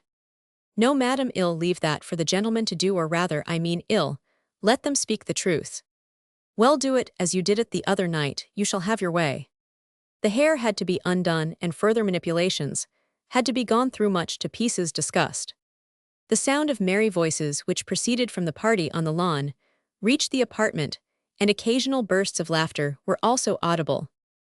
"The Major's voice," said the lady. "Yes, marm, what good spirits he is in today. He's always merry, but he's more than usually so now. Oh, he is a nice gentleman." "Yes, kind and considerate to everyone, and he's so full of anecdote too." "He's been in the Crimea, has he not, marm?" "Oh dear, yes, all through the Crimean War, at Balaclava, in Kerman, and Sebastopol." "Oh," murmured Peace, "there's a major in the case. This is lively. I am in a pretty pickle, and it will be a wonderful thing to me if I succeed in getting clean off. Hang the woman, how long does she intend to sit before that blooming glass?" Our hero soon discovered that only part of the toilette had been performed. The lady had to change her dress, but luckily for Peace, the garment in question was not in the wardrobe. Had this been the case, he would have been lost. He had the satisfaction of seeing her maid produce the dress from some part of the room, which he was not able to ascertain. He was therefore greatly relieved upon beholding the mistress of the establishment disrobe, and put on the costume, which was handed to her by the maid. It took some time to arrange this in a satisfactory manner.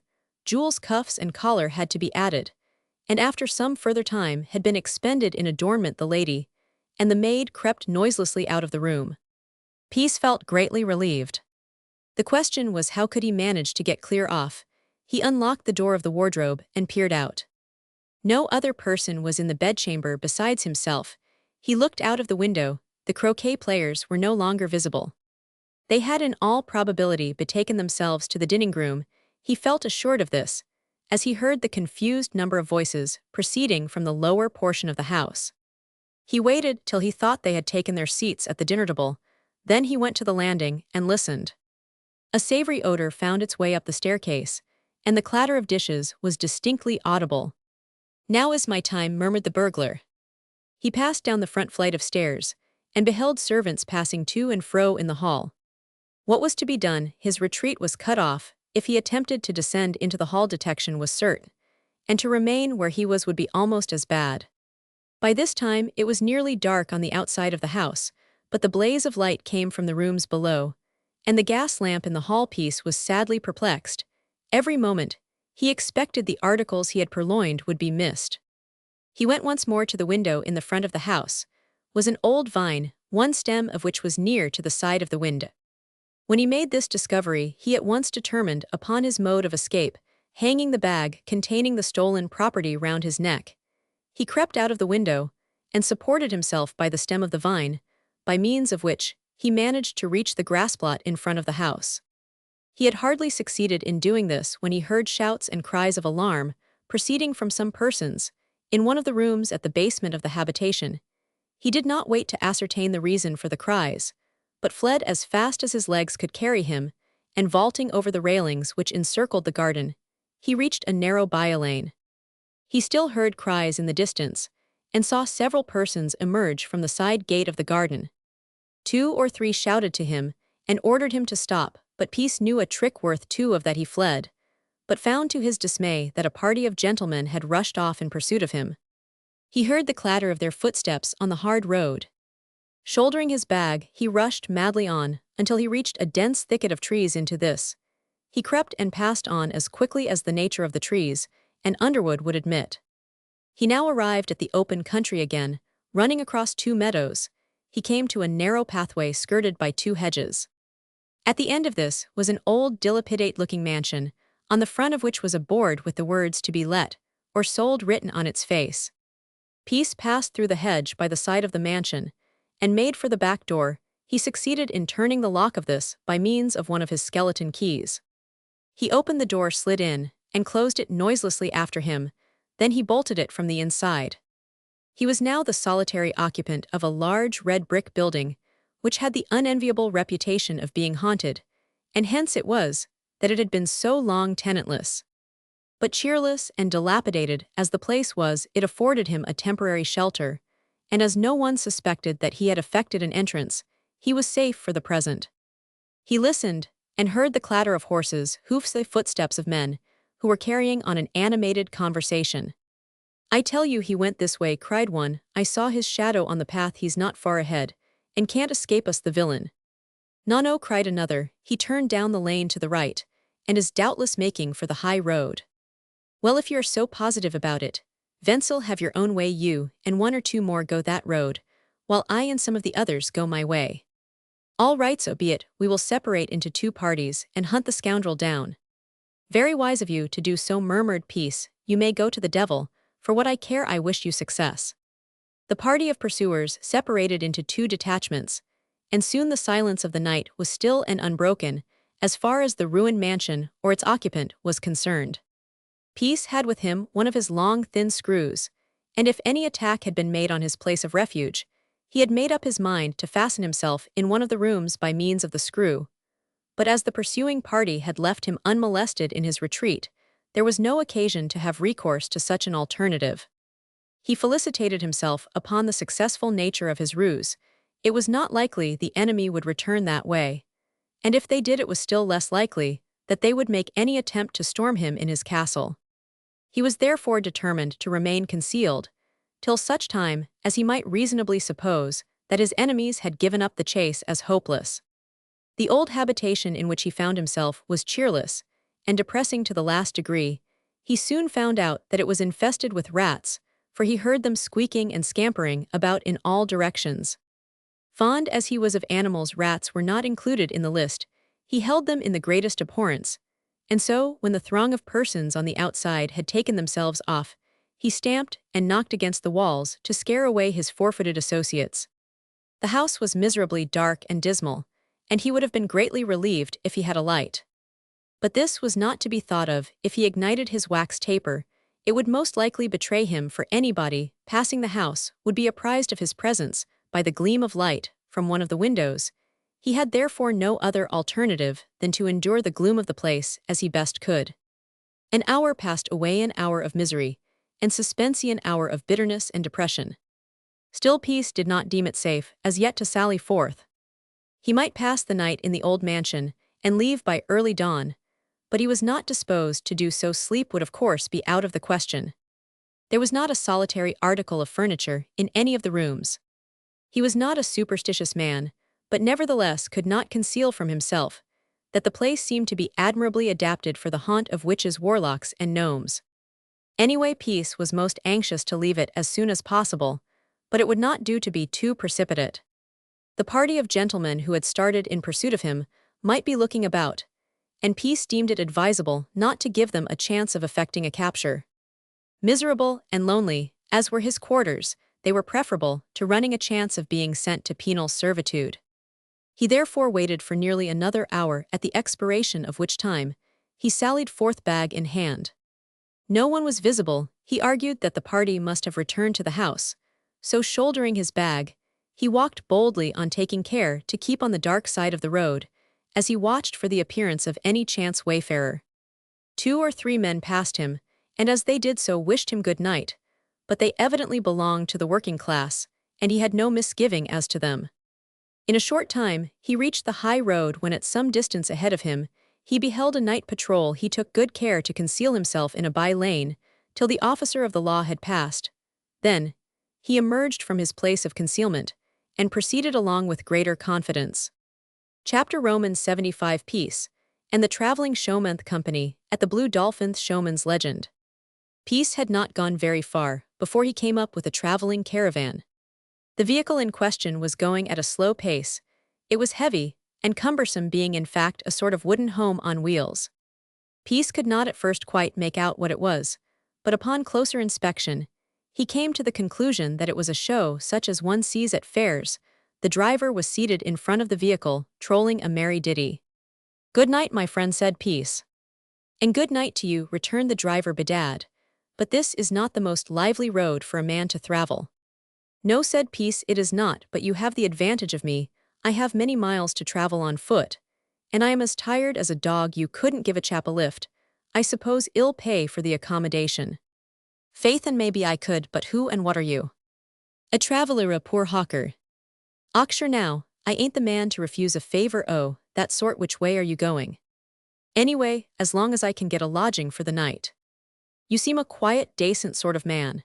And as the saying is, any company is better than none, so jump up, you can ride by the side of me." "I am sure you are very kind," cried Peace.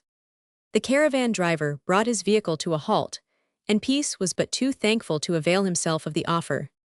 When he had taken his seat, the lumbering wooden house was again set in motion.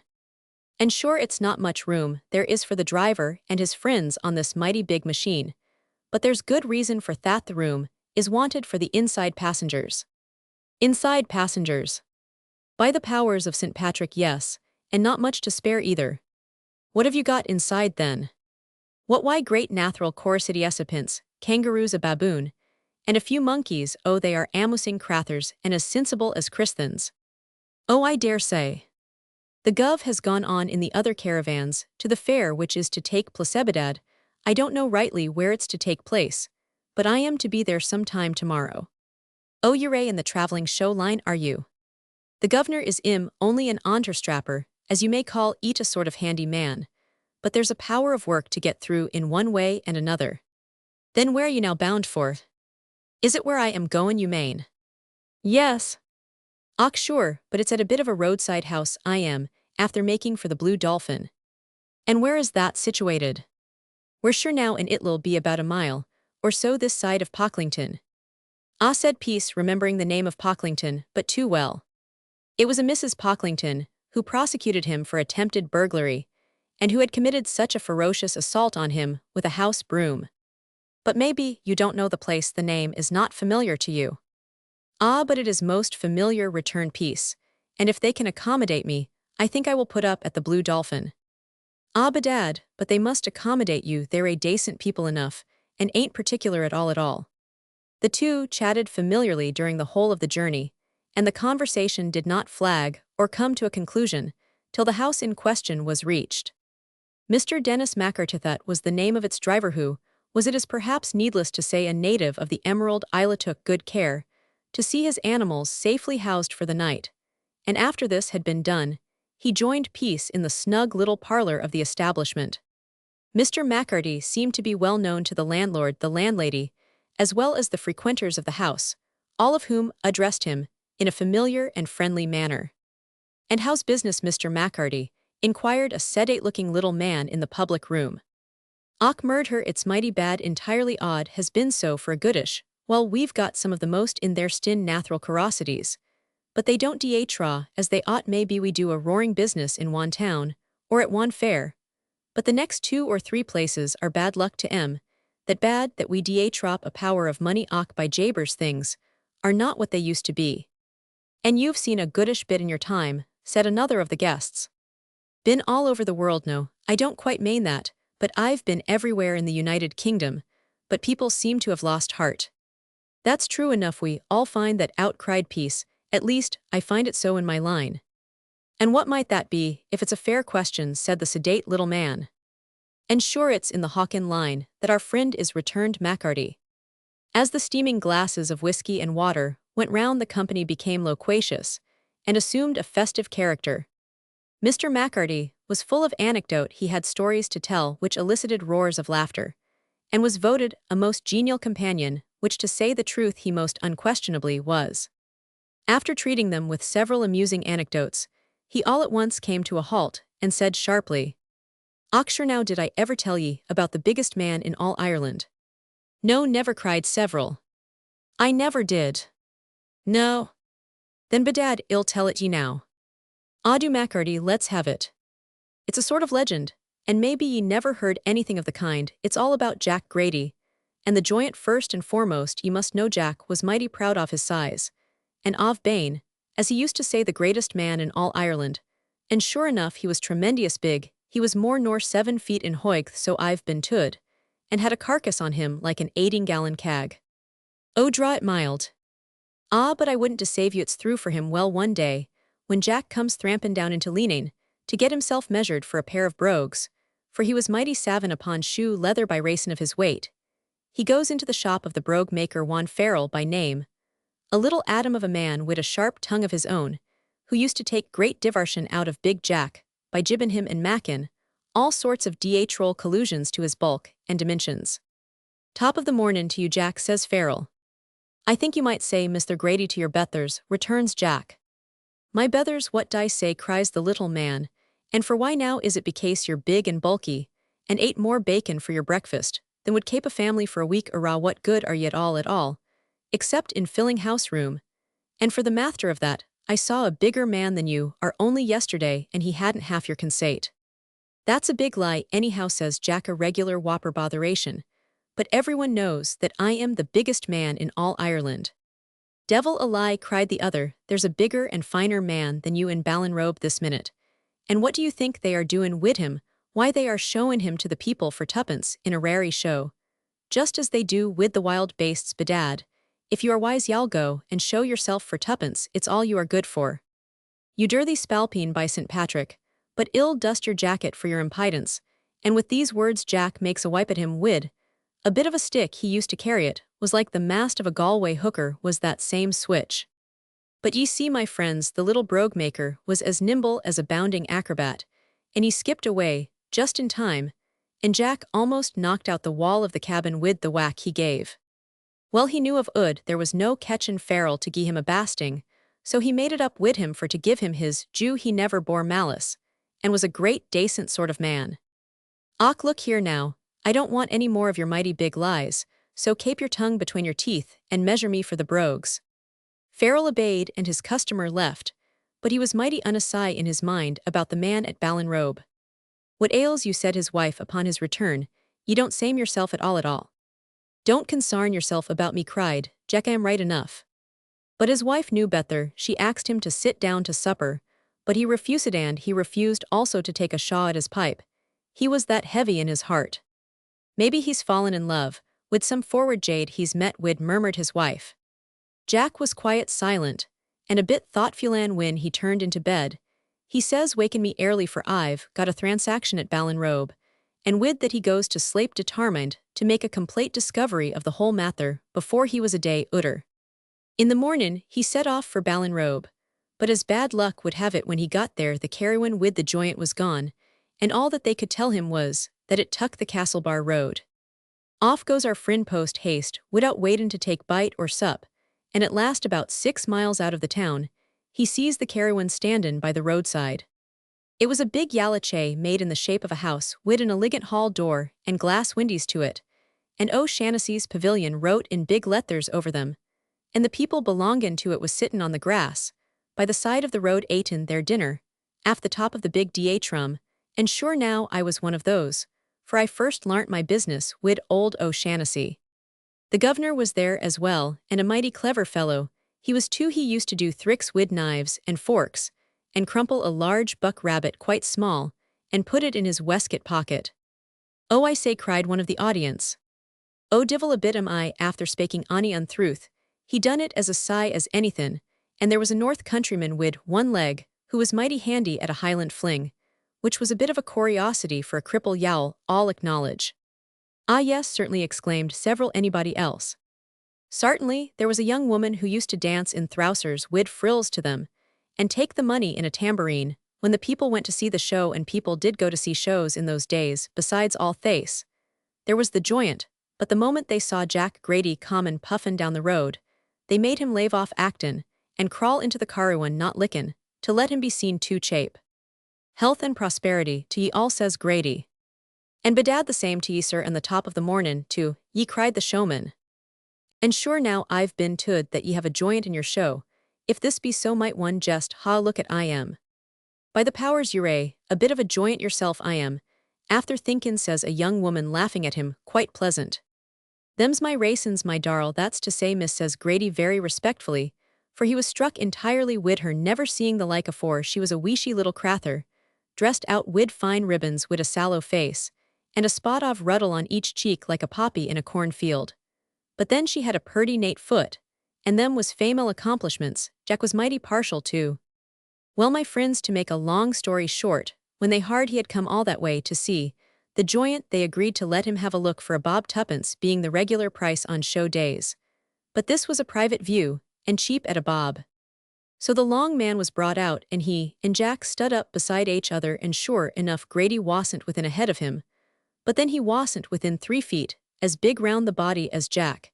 And when they came to talk of strength, and fell a wrastling, Jack threw him on his back with the greatest ease. Jack was quite pleased at overcommon the tall un, so much so indeed, that he got quite friendly with the whole of us, more especially with the young woman.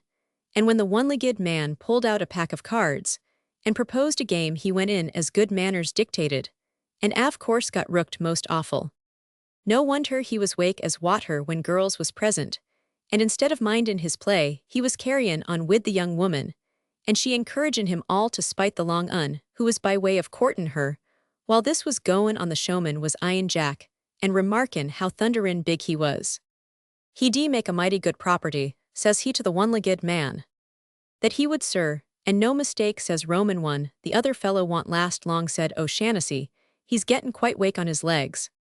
"He niver was throng on thim," says the cripple, "but he says it comes from lyin' doubled up in the carruin."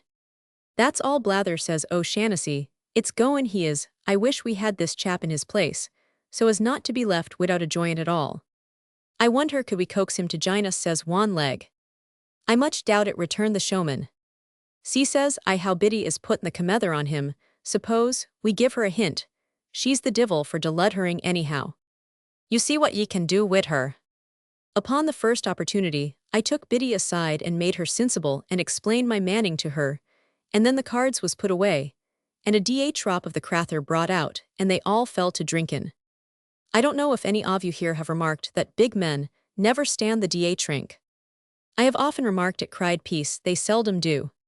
Well then, he was no exception, but the rassin must be that he been fastin' not forgettin' also that the young woman never let his glass stand empty. Jack was very soon obfusticated. Then they all got into the carruin, Jack whoring like anything. Then they had some more of the crather, until Jack tumbles on the floor speechless. "You jev him too much," says the showman. "Devil a bit," says Biddy, "you lave him to me." So they doubled up Jack, and crammed him into a part of the carruin that was made for the great sarpent, and put a stuffed mermaid under his head for a pillow. When they got into Castlebar, Jack was sleepin' beautiful, so they left him quiet and paceable where he was.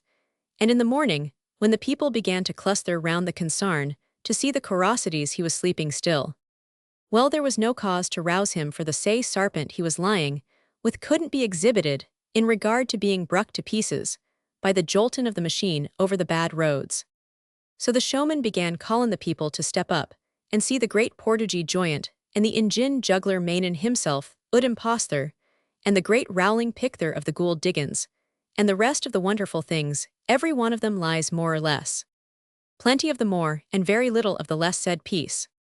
"Oh, bedad, that's through enough," returned Mr. Maccarty. "Well, the one-legged man took to futtin' it in the Highland fling, and pounding away like a pavior on his wooden leg, and Biddy all the time turnin' the handle of a machine like a young winnowing machine, and gettin' elegant music out of the same. It wasn't long before the people began to step up in earnest, first one and two, then in bunches, till the interior of the carruin was nigh thronged. I wish they'd do the same thing now, but the one-legged man every now and then would quit dancin' and come inside, and pack them like pickled herrins, to make room for more, puttin' all the tall ones in the back and all the short ones in front. Well, while they were waitin' and the showman outside screechin' always that he was just goin' to begin, whether it was the trampin' and the talkin' that woke him, I dunna. But anyhow Jack began to mutter to himself and snore that throng that the whole convaniency thrimbled. "My oh," says the people, "what's that?"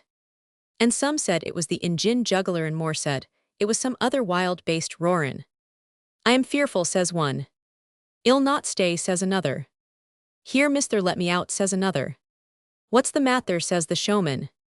When they took him, he was fairly amplushed, not knowing how to get out of it, for he was afeard of ruinin' the character of the show, either by letting them go in a fright or lettin' on that it was only a drunken man.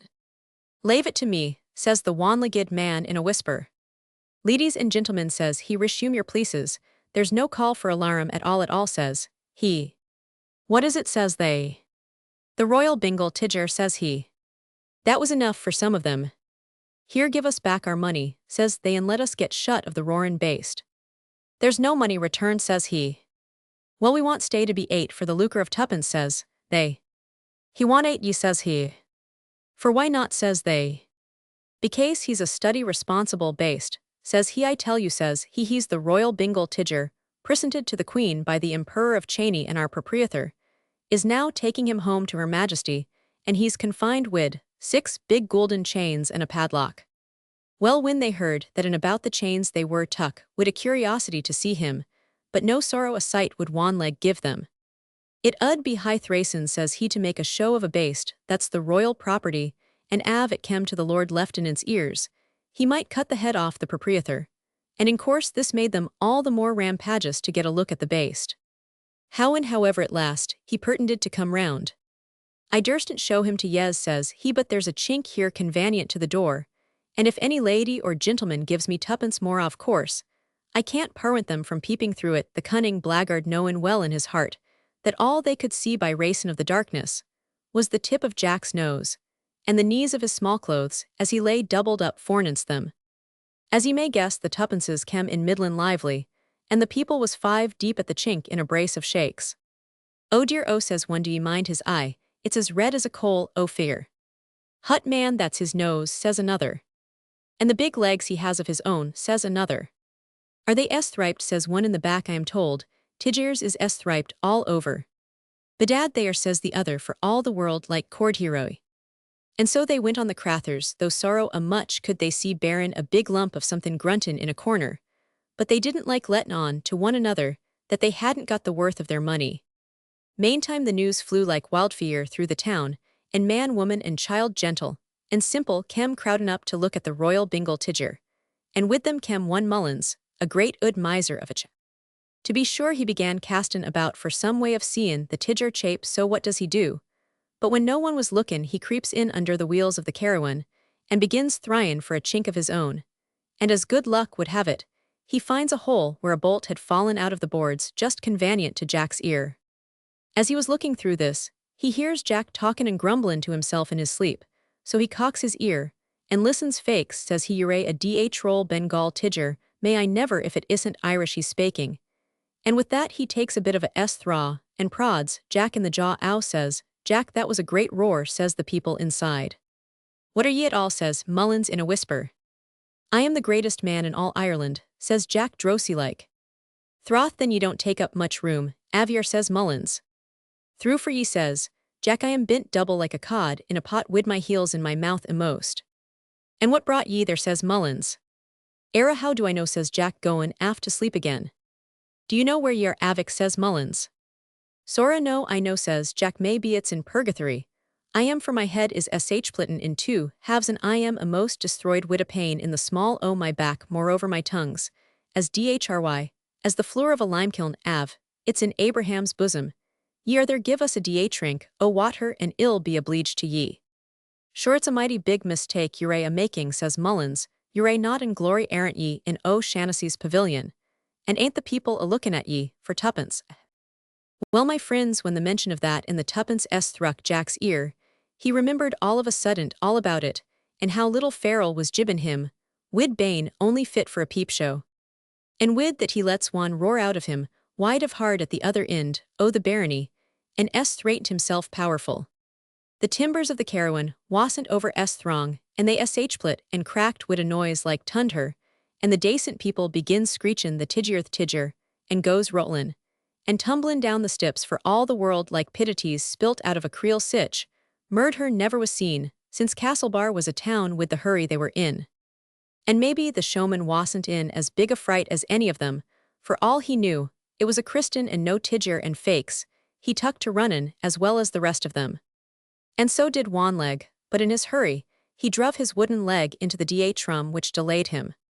When Jack got himself loose, the first thing he done was to go and bait the giant, for as he said afterwards, it was all along of him, that he got into the scrape at all, and he bait him that wicked that it's my belief he be batten him. This minute, av it wasn't for the young woman that went down on her two binded knees to him, not to kill him all out. So he went at the one-legged man, but he being a cripple and more betoken entangled with the drum, there was no glory in batten him, so Jack threw him and drum body and bones into the street, and went ragin after the proprietor to bait him. Well, the end o' the matter was that Jack had to go before the magistrates that was sittin' at Petty Sessions that same day for assault and battery, and ruinin' the property of Mr. O'Shaughnessy. But the magistrates said sarve him right, and if he summons Jack for tatherin' his consarn, Jack might summons him for false imprisonment, so it was even between them and dismissed the case. But Jack was never the same man after it tuck all the pride out of him to be made a tuppenny rary show, and many a time afterwards, he used to say in the bitterness of his heart, that was all a big man was good for nowadays, when there was no fightin' or any other diversion going on. The occupants of the parlor of the Blue Dolphin were greatly amused at the story told by the loquacious and genial Mr. McCarty, who, to say the truth, had no inconsiderable amount of ability in giving effect to a humorous narrative. But did it really occur? Inquired one of the company. Did it? Why, of course, returned McCarty. Do you think it'd be after inventin' a pack of lies? Sure, I was there at the time myself and remember it, as if it took place only yesterday. You must draw a line, of course, remarked the little man. Och, but we never draw a line in our business. Divil a bit, said the showman. I don't suppose any of yez have the slightest idea of the devices and fakements we have to resort to. Why, a legitimate and genuine article in many cases does not attract half as well as a fake. Every exhibitor knows that faith you may draw a line as much as you please, but a man who understands his business will soon jump over it, or else bedad hell have to starve. It's the same in iverythin'. That's right enough, said Peace. A fake will do more than a legitimate thing ill. Just give you a case in point. My father was a showman, or rather headman, to one he was a tamer of wild beasts. Your father, Achun, I thought you were a boy after my own heart. When I first met you, cried McCarty, bedad, we must have a friendly glass together at my expense. Glasses were ordered. Peace proceeded. When my father was traveling with Kensit's menagerie, and the proprietor was doing a good business in most of the provincial towns, business began to drop off in consequence of an opposition show.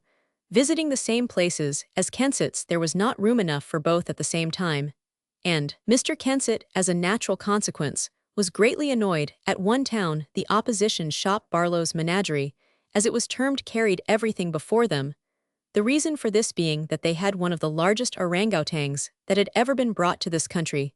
The creature was said to bear a remarkable resemblance to the human species, and crowds upon crowds were to be seen daily making their way to Barlow's establishment. Kensit shifted his quarters and moved on to the next town under cover of the night. He had not, however, been many hours there before Barlow made his appearance. Poor man, he was perfectly furious when he found that a similar course was adopted by his rival at other towns. Business fell off painfully, and the question was what was to be done under these perplexing circumstances. The orangutan was the central point of attraction. One evening, after a wretched day's business, my father was smoking his pipe with Mr. Kensit, who was at this time down in the dumps, and, as you may imagine, my father was not in the best of spirits. He had been performing with his wild animals to comparatively empty benches. He's potted us, knocked us out of time, that's quite certain, said Mr. Kensit. He carries all before him, returned my father. And why? Because he's got an ugly brood, ugliest I ever saw off. The monkey tribe, one never knows how to deal with the public. They are so capricious and uncertain. Uncertain, BDD, shouted Kensit. There's no mistake about the matter. They are pretty certain to desert me for my rival. That is as far as we can see at present. Luck may change, sir, says my father. It may, and it may not. More of the latter than the former. Ah, it's a bad lookout for the remainder of this tour. The two companions lapsed into silence for some little time after this, and puffed away at their pipes. Presently Kensit said in a reflective manner, "How about old Jimmy?" "About what, sir?" inquired my father. "Old Jimmy. I don't know anything about him, further than what you know." Mr. Kensit struck his knee in a self-satisfactory manner. "I have it, old man," he exclaimed, "a bright idea has occurred to me. I have it, we will be down upon this Barlow, and take the wind out of his sails, please the pigs. I only wish we could," says my father. "But we will listen, you must transmogrify old Jimmy Hell, do well enough for a pongo or wild man of the woods, just arrived from Africa. Well, work the oracle and double up Barlow." "How's it to be done?" says my father. "Shave his haunches, then color them, in case the upper portion of his body with long hair, shave his face, and color it in the most hideous manner it is possible to conceive. I will get out large bills, announcing the arrival of a savage monster in this country which is exhibited now for the first time, the missing link. Don't you see now? I've given you the hint, and it only remains for you to carry it out. No one so well adapted to manipulate a case of this sort. You'll be able to make something of him. Do your best, old man, and upset the opposition shop." My father tumbled to the proposition at once. "It shall be done, sir," he said emphatically, "and we'll take our chance." Well, with that, on the following day, he set to work. Poor old Jimmy was a venerable specimen of the ape species. He had been in the show for years, and was as tame and harmless as a kitten, and would let you do anything with him. The hair was shaved off his posteriors, a long shaggy coat of dark brown hair was sewn round the upper portion of his body. The hair on the lower portion of his face was clipped quite close. Then his face was colored, and he was so completely metamorphosed that his own mother would not have known him. Taken altogether, his appearance was at once extraordinary, and like nothing that had ever been seen before or since, I think I may add. A collar was put round his neck, to which a strong chain was attached, and the end of the chain was attached to an iron bar running across the back of the cage. By this means, poor old Jimmy was kept in an upright position, and compelled to walk on his hind legs. It was no doubt a sad trial to the poor brute, who however bore it complacently enough. When all was in readiness, Mr. Kensett shifted his quarters to the next town, having previously beplastered its walls with gigantic posters, announcing the arrival of a large pongo or wild man of the woods, who was so fierce that visitors were cautioned not to approach too near the bars of the cage. Such a monster was surely never seen before. Jimmy was the very personification of ugliness and ferocity. Kensett's show was thronged with visitors all day long, and there was a perfect furore with the populace, who expressed themselves immensely pleased with the great natural zoological curiosity. A history of the animal, how it was caught, the nature of its food, and general habits, was given in a handbill presented to each visitor as they entered the menagerie. It was related how, in a visit of a British man-of-war to the island of Borneo, a party of the sailors were permitted on shore, and entered one of the dense forests which abound in that island. After some time spent in the search for fruit, the party came upon an open glade, and right opposite them, where the forest again commenced, they saw a tree violently shaken. They rushed forward to ascertain the cause, and saw what they thought was a native woman leap lightly from the tree and disappear in the forest. But a hairy monster remained in the tree, and seemed in a furious passion, which was redoubled when he saw the sailors. Breaking a branch from the tree, the wild man, for this was what he was bounded to the earth, faced the strangers, and then turned to run. But the tars had been too smart for him, and having surrounded him, he was brought to bay and captured, after a sturdy use of the branch of the tree. The history went down very well with the women folks, for the writer averred that when the wild man was first seen, he was busy belaboring his wife, and thus suffered capture. Barlow came upon the scene of action, and advertised his orang-outang, which was really a fine specimen. But the creature paled before the effulgence of his painted rival, and Kensett's counterfoil brute fairly eclipsed the one in the opposition shop. Barlow was furious. He denounced Kensett as an impostor, and the rival showman had a setto in the marketplace to the infinite diversion of the townsfolk. But all was of no use. Wild man of the woods, the missing link, as Kensett termed him, carried everything before him, and Barlow's show was comparatively deserted. Is it possible that people could be so silly as to be taken in with such a barefaced imposture? Said one of the company. My dear sir, returned, peace in this world are found people silly enough for anything, but it was a barefaced imposture, I admit, seeing that old Jimmy's face had been shorn of its hair. Och, by the powers, cried Maccarty, people like to be humbugged and imposed upon, bedad it was a mighty clane thrick, and desarved to succeed. The good folks in the parlor of the Blue Dolphin had perhaps never in their whole lives learned so much about the doings of showmen, and as a natural consequence, the evening passed away pleasantly enough. After some further conversation, the party broke up, and Peace and Mr. McCarty repaired to their respective rooms. Our hero, upon first entering the house, had requested to be shown into the bedroom he was to occupy, saying that he wished to have a wash. His real object, however, was to secrete the bag containing the valuables he had purloined in some quiet corner. He found in the room a chest of drawers, most of which were empty. Into one of these he placed his bag, then he closed the drawer, locked it, and put the key in his pocket. When this had been done, he felt tolerably secure. It was not likely that any person would break open the drawer for the purpose of inspecting the contents of his bag. He therefore returned to the public room, where he passed the evening in the convivial manner already described. Upon retiring for the night, he opened the drawer and found his bag in precisely the same position as he had left it. He therefore tumbled into bed and slept soundly till the morning. Upon proceeding downstairs, he found upon inquiry that his picked-up friend McCarty had risen some hour or so before. He was at this time in the stable, attending to the inmates of his wooden house. He greeted our hero in a most cordial manner, and after his animals and reptiles had been fed, returned to the breakfast room of the establishment with Peace. "We gave our friends a good dose of jaw last night," said our hero with a smile. "Och, sure, it's just as well to kape the game alive. I make it a rule to be friendly and familiar wid all people. There's no tellin' what one may want, and a good word from the natives of a town or village may be of sarvice to men of my kidney. But see, breakfast is ready, let's fall to." A very substantial repast had been provided by the hostess of the Blue Dolphin, to which the hungry travelers did justice, too. When the meal was over, Mr. McCarty, who was evidently a man of business, made preparations to start on his journey. "You are in a great hurry to be off, my friend," said Peace. "Have you far to go?" "Arrah, and it's not far, but the governor doesn't like to be kept waitin'.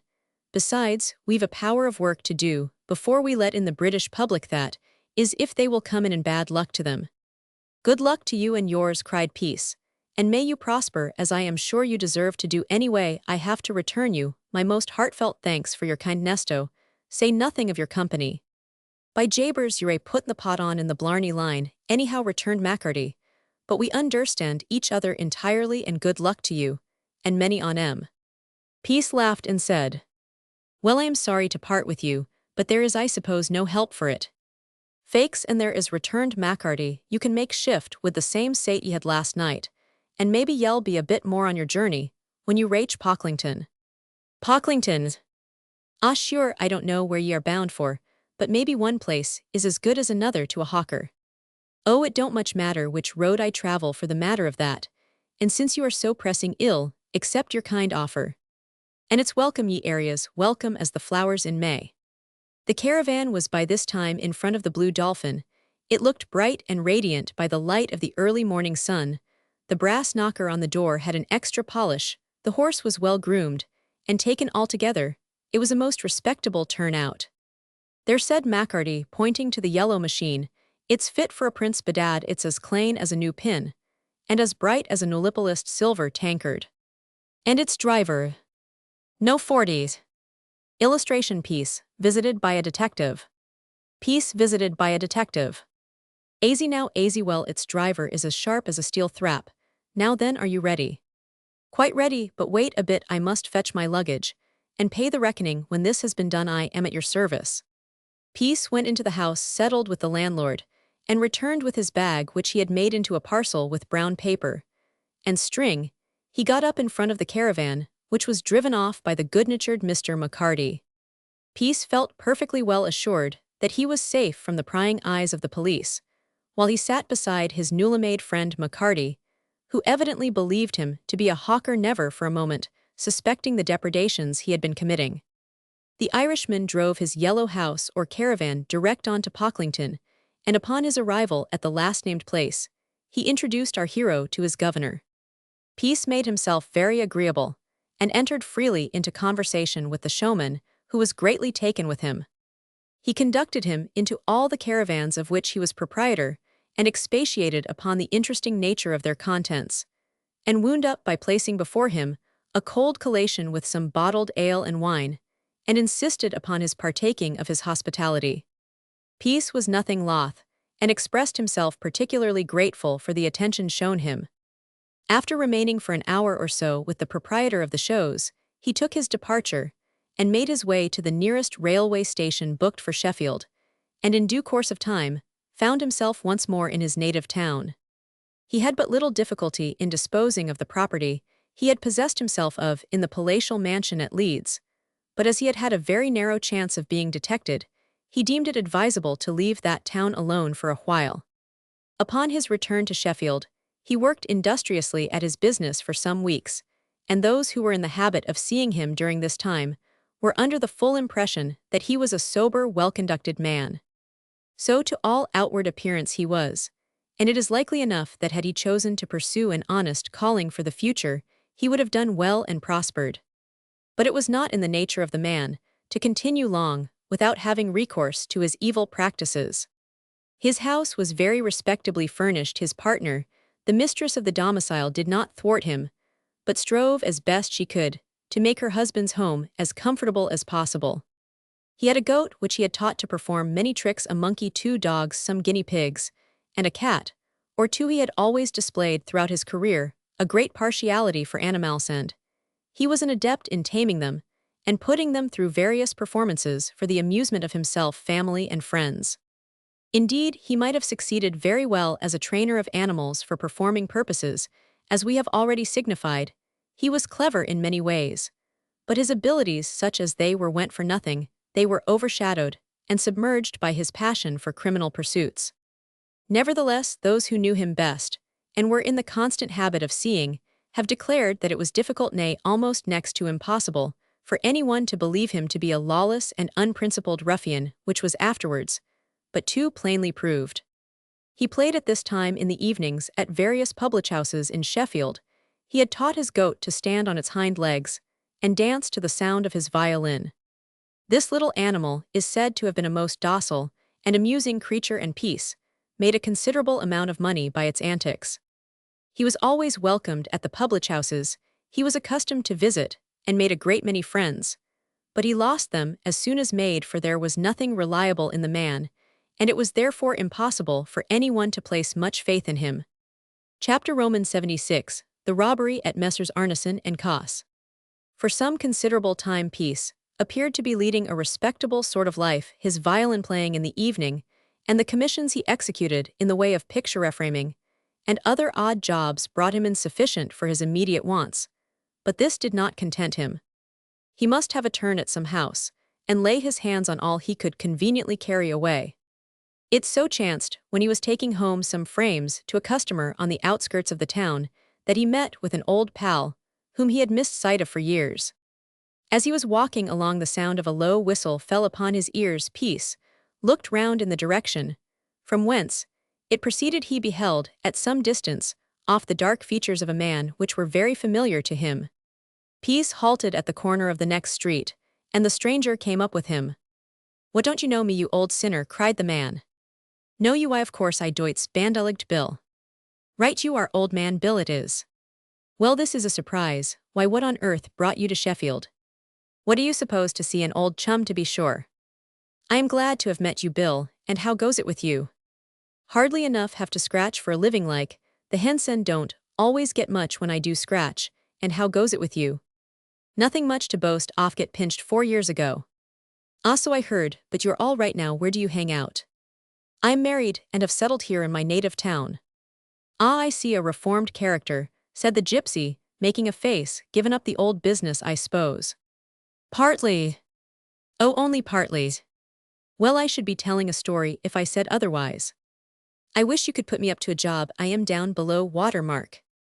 "Ah, for the matter of that, I dare say we shall be able to work something together. I say again, I am glad we have met. Come along with me as far as I am going. I've got to deliver these frames. When this has been done, we can talk over matters." "Right you are, Charlie, my time's my own." The two companions in crime walked on till the house Peace was making for had been reached. He delivered his frames, and then returned to his own residence in company with the gypsy, whom he introduced to his wife as an old and esteemed friend.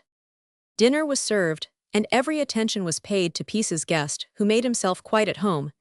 He was a gentleman who had very little pride about him, and did not want much pressing to partake of the dainties placed before him. He was however a little reserved before his friend's better half, and did not touch on subjects which would in any way compromise his host. An hour or two was passed after dinner pleasantly enough. Peace played several tunes on his violin, trotted out his animals, and made them go through their performances, after which he and the gypsy retired to his workshop, where they smoked the pipe of peace, and talked upon subjects which more immediately concerned themselves. "And so you are drifting about in troubled waters, in an unsatisfactory way," said our hero. "I get a haul now, and then," observed the gypsy, "but then there is a long gap between then. Ye see, I get cursedly hard up sometimes. I get a greenhorn to purchase a screw and unsound horse at a topping price, and in course when I pull off a bargain of this sort, it sets me up for a while, but greenhorns are not so easy to lug hold on nowadays. Blokes are getting jolly too artfulent. It's only by nows, and thens I lands one of that kidney. Still, I have done pretty fairish at times in the horoscoping line, but there are too many in it, Charlie, and it ain't what it used to be by a long way." "How about your aristocratic friend and patron?" inquired Peace. "Oh, hang him, he's been fleeced right and left, and has run through a sight of money. It's the way with those swell blokes, they prey upon one another." "Well, I've got a bit of a job on hand," said our hero in a whisper, drawing his chair nearer to that of his companion, "and if you like to stand in, say the word. Ah, you've no call to ask that ere question. I'll stand in whatever it may be, and shall be but too glad to do so. Out with itlets, know the lively little caper. I'll tell you all about it, but what? I suppose I can rely upon you." "Rely!" exclaimed the gypsy. "Did you ever find me round upon you, or anybody else? No, no, old man, I have my faults a good many perhaps, but that is not one of them. I stand by my pals. Come, what may have always done so." "I believe you always have, Bill, but excuse my asking the question. I've always found you right enough." "Well then, listen. I can gain an entrance into a warehouse, not very far from here, where a considerable amount of valuable property can be obtained if the matter is skillfully worked." "All right, fare away, I'm your man. I'll show you the premises whenever you like, and I shall not find any difficulty in concealing myself there and waiting patiently till the work people knock off work. When this has been done, I have the place to myself, for strange to say, there is no porter left in charge of the place." "Ah, scissors, but that's grand, nothing could be better. What I want you to do is to walk carelessly outside the premises and watch till the police on beat are changed." "That I can easily do. And when the constable on duty has gone his rounds, to give me notice either by tapping at one of the windows or else by a whistle. When I know the coast is clear, I shall know what to do." "I'll take my davy of that, old pal," cried the gypsy, with a loud laugh. "It shall be done to rights as far as I am concerned. But what we shall have to carry away won't go into a particularly small compass. That's the worst part of the business, but we shall be able to manage it all right enough, I dare say." "Won't go into a small compass." "No, but never mind, I'll show you how it is to be worked. Now then, if you've a mind, well, just step round to the warehouse and take a careful observation." "With all my heart, I am ready if you are."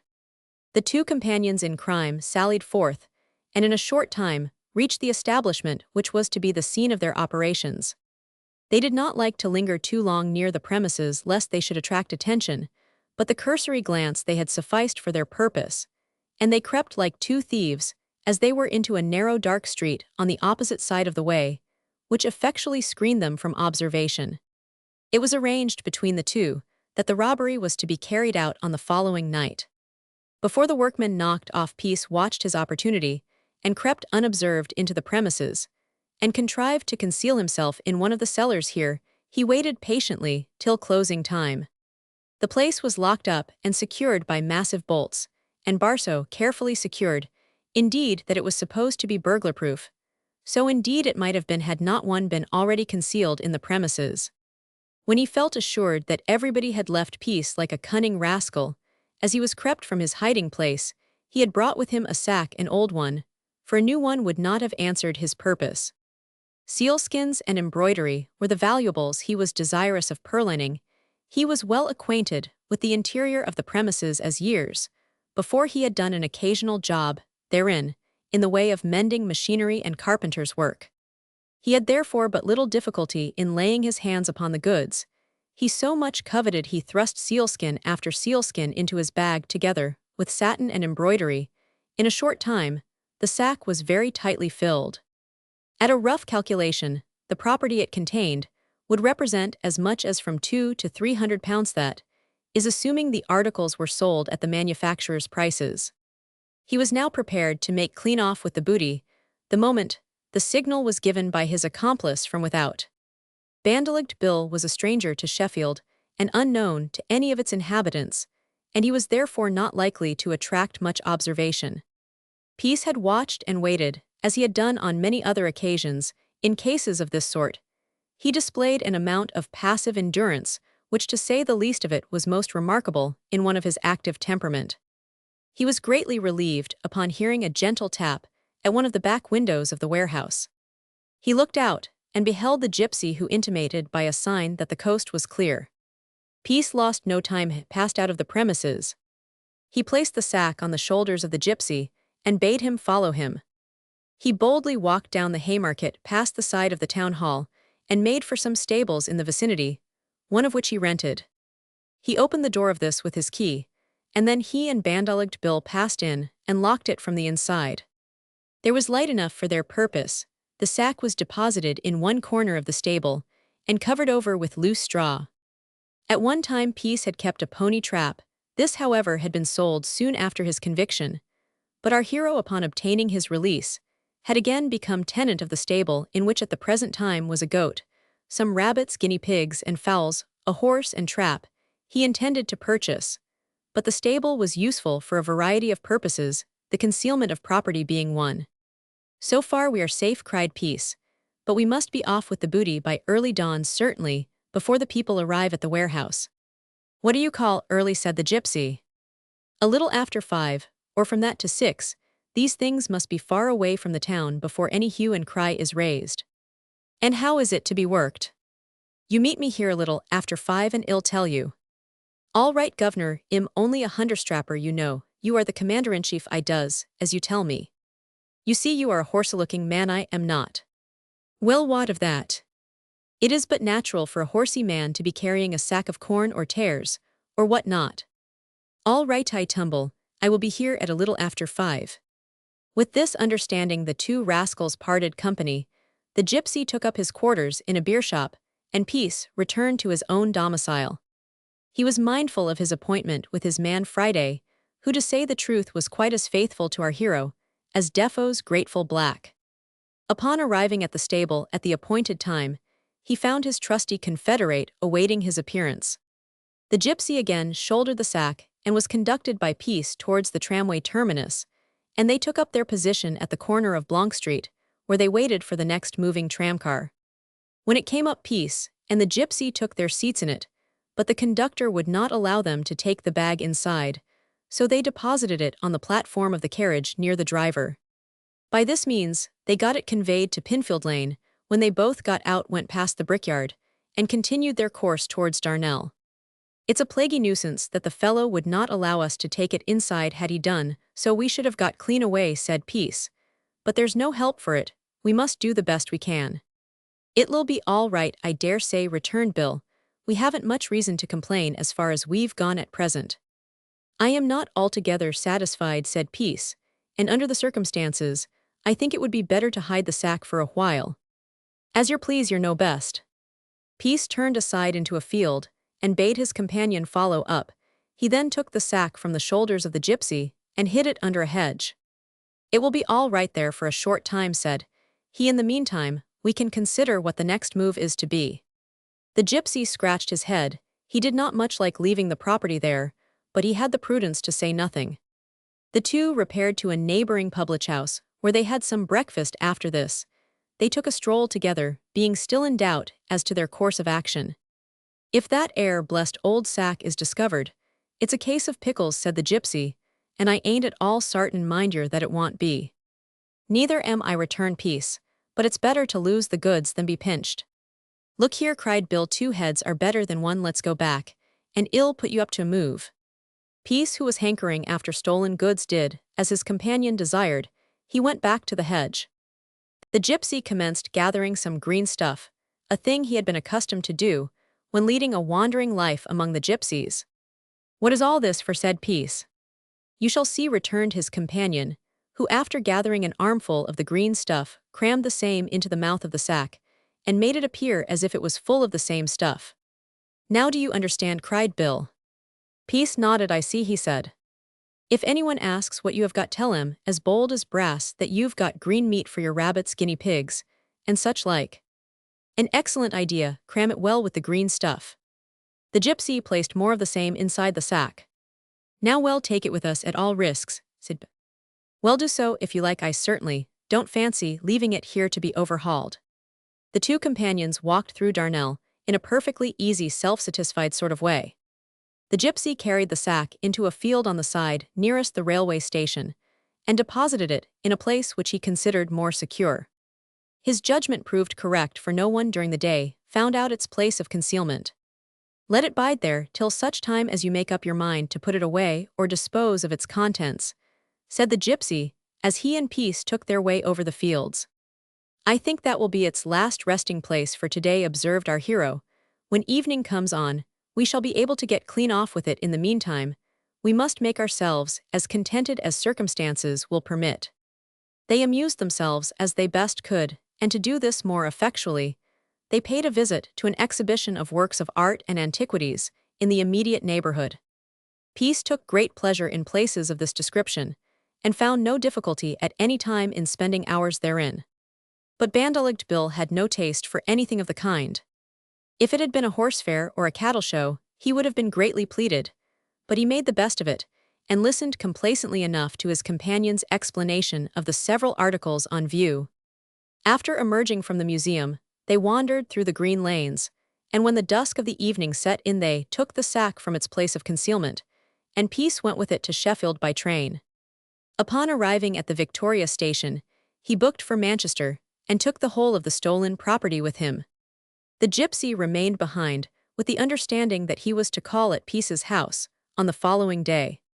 At Manchester, Peace managed to dispose of the whole of the property, and netted thereby a considerable sum of money, as at that time, seal skins were all the rage, and those he had obtained were of the choicest quality and cut according to the newest, and therefore most fashionable patterns.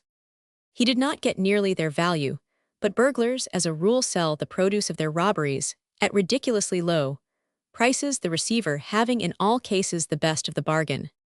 It was singular that Peace, considering the enormous amount of property that fell into his hands during his career, should not have amassed a large sum of money, but it seldom happens that the professional thief, or burglar, however successful he might be, is enabled to put much by out of his ill-gotten gains. There are many reasons for this. Few of them are provident, and nearly all are in the hands of the receivers, and money come by dishonestly goes as fast as it is gained. It is well said that 1 shilling honestly earned goes farther than pounds obtained by fraud and robbery.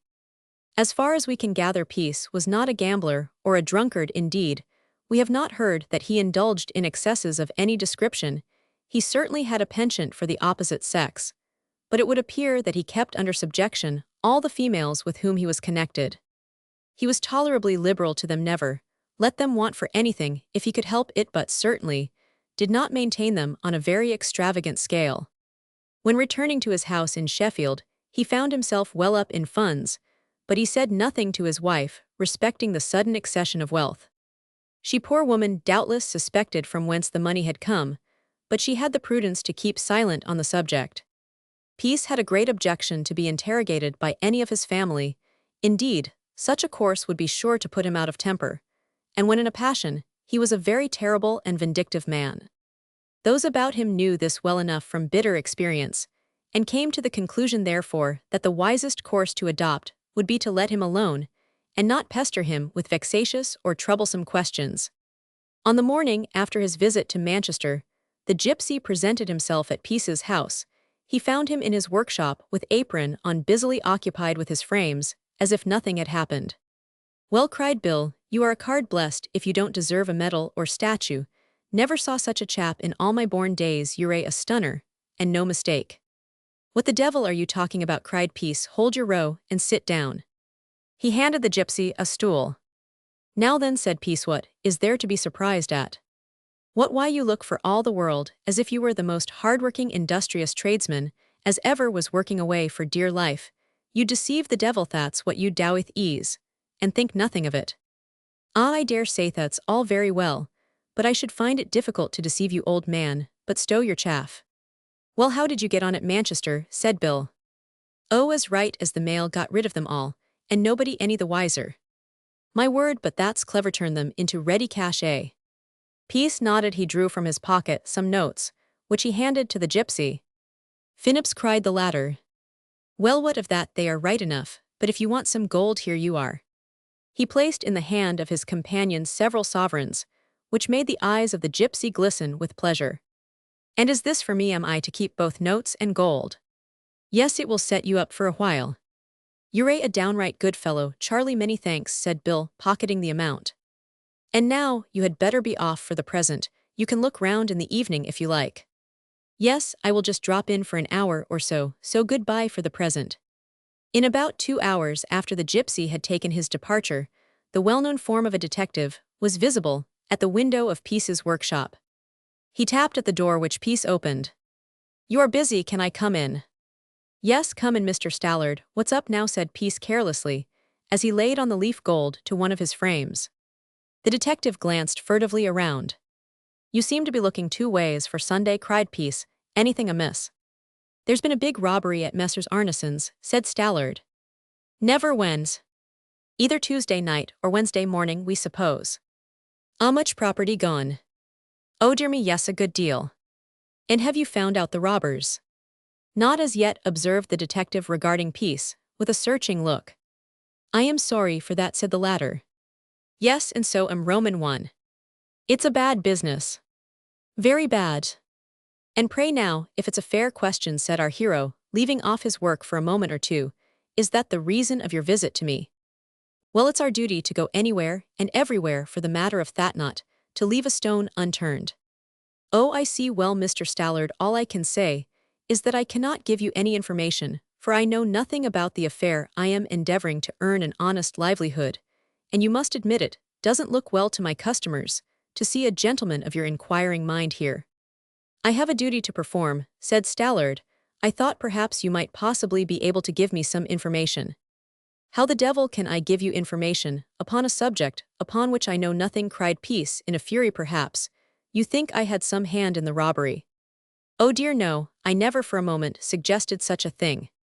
Perhaps the best plan will be for you to search the house and satisfy yourself, said our hero, throwing open the doors, which led into the lower rooms of the habitation. Mr. Stallard was taken aback all of a sudden. He came to the conclusion that Peace was innocent, and that Heth detective was making a fool of himself. There is no occasion for you to be out of temper, Peace, not the least occasion. Nobody suspects you. I would much prefer your searching the place. I'm not afraid of you or any of your comrades. It isn't because a man's been in trouble that he should be hunted down like a wild beast. Peace's effrontery was perfectly overwhelming, so much so that the detective was fairly imposed on. He was duly impressed with the mistake he had made, and with a few more apologetic words, left the workshop without further questioning. Ejaculated our hero, that's the way to stall them off. He's got nothing against methods, quite certain. It was a mere try on. I wish the idiot had searched the house. Much good it would have done him. Every effort was made by the constabulary to find out the robber or robbers. It was generally supposed at the time that there was a gang at work, who only paid flying visits to the town, and all efforts to trace the property were fruitless. Peace laughed in his sleeve, and then went on with his usual daily vocation, as if nothing had happened. Chapter Romans 77, The Designing Woman and Her Victim. We now enter upon a fearful study. It is that of a heart which though young is seared, withered, and depraved, and which can no longer throb for aught that is good or noble. It is that of a mind which is strong to resolve, patient to wait, relentless to execute. It is that of a woman who possesses the face of an angel and the furious passions of a demon. Laura Stanbridge had once in her life become human. She had loved the boy Alf Purvis with as intense and fiery a passion as an Eastern queen. She had offered this man her love, which was as lurid as her rage. He had refused it, and in refusing it, he had told her the terrible secret of her own life. By some means, He had discovered the crimes of her girlhood, adultery, theft, murder. For this, she hated him, and with no common hate for this, she determined to be avenged, and with no common vengeance. Retiring into the depths of her black heart, she pondered over various schemes for inflicting a terrible vengeance upon the man who taunted her, insulted her, and refused her love. Little did Alf Purvis suppose that he had such a bitter, relentless enemy to deal with. He paid her but little attention, was away for days and even weeks at a time. She was too proud to condescend to inquire about his movements, and affected an air of indifference about all and everything concerning him. They had been partners in crime, no, they were working out their own ends separately, and apart. Indeed, it is surprising that the young pickpocket had not taken himself off altogether. Only, there was this to be said: with all his assumed bravado, he stood in fear of Laura Stanbridge, who was more than a match for him as far as cunning and duplicity were concerned. But a new actor is about to appear in this part of the drama, however, who is already well known to the reader. One evening, when a grand concert was given at St. James's Hall, Laura Stanbridge sallied forth, paid the price of admission, and entered the hall. Every seat was occupied. She found out that she was a little too late to obtain a place, so she stood and listened to the music. A young man who sat close to where she was standing rose from his seat, which he begged her to occupy. She was thickly veiled at this time, but her eyes gleamed through the veil. Raising it, she disclosed a face which was pale, chaste, and beautiful as that of a Madonna. "I cannot think of turning you out of your seat, sir," she said, in a voice of ineffable sweetness. "Nay," returned the other, "I must beg of you to be seated. I can do very well here. Do pray take the place." She smiled sweetly and sat down. The performance proceeded. He noticed that she was expensively dressed and presented altogether a most aristocratic appearance. He stood by her side and conversed with her upon the quality of the music and the executants of the same. He was greatly pleased with her society, and when the concert came to an end, offered to escort her out of the hall. She fixed her eyes on him. As he glanced at those eyes so full of languor and love, he started and blushed. She did not blush, but she looked modestly on the ground. They passed out of the hall together, and descended the staircase, and reached the Piccadilly entrance. He asked her if he might have the pleasure of putting her into a cab, or seeing her home. She answered him in a confused tone. "But I do not know you, sir," she said gently. "That is true," he answered with a sigh. "Still, I must admit that I am very pleased to have met you, and at the same time have to thank you for your kindness." They were in Piccadilly at this time. "Perhaps you wish me to leave you," he murmured. "No, I do not say that." "Have you far to go?" "Not very far, hardly a quarter of a mile." He reflected for a few moments, and then said, "I should like to prevail upon you to take some refreshment, if it be only a glass of wine and a biscuit." "Certainly, I accept your kind offer." They went into the nearest confectioner's, and had some refreshment. The young man gazed abstractedly around the place, and then sighed. "I think you must have heard some bad news," said she, munching a sponge cake. "What makes you think that?" "You are sad and preoccupied." "No, no, my dear lady, to say the truth, I am no sadder than I have been for a long time past." "Ah, something troubles you. I feel certain of that. I am afraid you are in love." He started. "Oh dear me, no such thing," he exclaimed vehemently. "Pardon me, I know, I must appear very rude. Let us go." She rose, went out into the street, and he followed. "You do not need me to tell you that sorrow is robbed of half its bitterness if we have anyone to share it with us," said Laura. "Indeed, that is very true," he murmured. "But we can't discuss topics of this nature in the public street," she added. "I forgot, may I see you home?" "If you like." They walked on together till the house in the occupation of Miss Stanbridge was reached. She paused in front of this, and said, "Now, my friend, we must part." "You reside here," said he. "Precisely, your surmise is correct. The hour is late, and I dare not ask you in," but here she bent her eyes on the ground. But what he was going to say, dearest, but luckily he checked himself. "Well, I don't interdict your giving me a morning call when passing this way." "And your name? You forget, my dear madame, that you have not as yet favored me with your name." "Neither have you, sir, favored me with yours," she returned, handing him her card. He gave her his, in return bade her good night, raised his hat, and went his way. "Gatliff, Gatliff," she ejaculated when she had reached her parlor, and glanced at the card. "Surely, I have heard that name on somebody's lips before now. I think I have played my part pretty well. I shall have the extreme pleasure of seeing the gentleman again. I wonder who, and what he is we shall see." Miss Stanbridge retired to rest well satisfied with the evening's adventure. Between 11 and 12 o'clock on the following morning, the maid came into the parlor and gave her mistress a card. On it was Mr. Thomas Gatliff. "Show the gentleman in," said Miss Stanbridge. "Gad, he's not lost much time," she murmured when the girl had left. "As I happen to be passing this way," said Gatliff, as he entered, "I thought I would take the liberty of giving you a call to inquire how you are after last night's fatigue."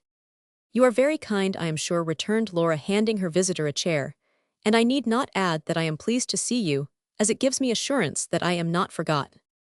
Gatliff's manner was a little consternado. Say the truth, he was not altogether at ease. In the first place, he was surprised to find the lady the only occupant of the room when he entered. He had expected to see some of her relatives present. He did not know the character or the ways of the alluring creature whom he had imprudently chosen to visit. He was miserably dull and wretched in his lonely home at Woodgreen, and it is therefore not surprising that he should be glad of almost any change to break the painful monotony of his existence. "Now tell me," observed Laura in a playful sportive manner, "what do you think of your newly formed acquaintance by the morning's light?"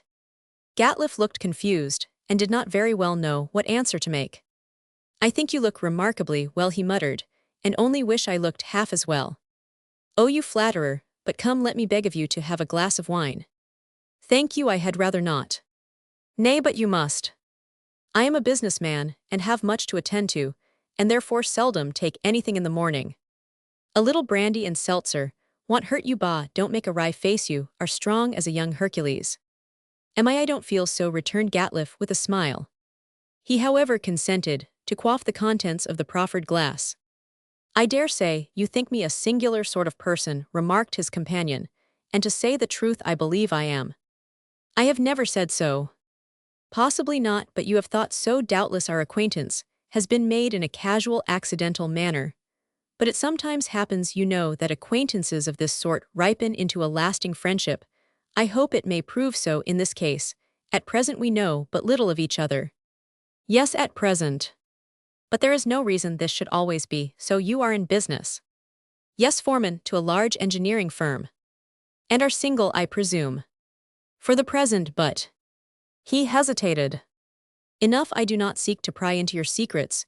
You are very good and kind of, that I am perfectly well assured, and that is quite enough for the present." Gatliff thought her manner was very charming and ingenuous, but he was at a loss to know whether she was mistress of the establishment or not, and he was too diffident to make any inquiry. "I must take my leave now," he ejaculated. "What, going so soon, dear me? Yours is a short visit. You see my time is not my own, and when I tell you that I am sure you'll excuse me." "Oh, certainly, but I suppose I shall have the pleasure of seeing you again." "Yes, on the very first opportunity." "Then I will not attempt to detain you, Mr. Gatliff," said she, rising and offering her hand to her visitor.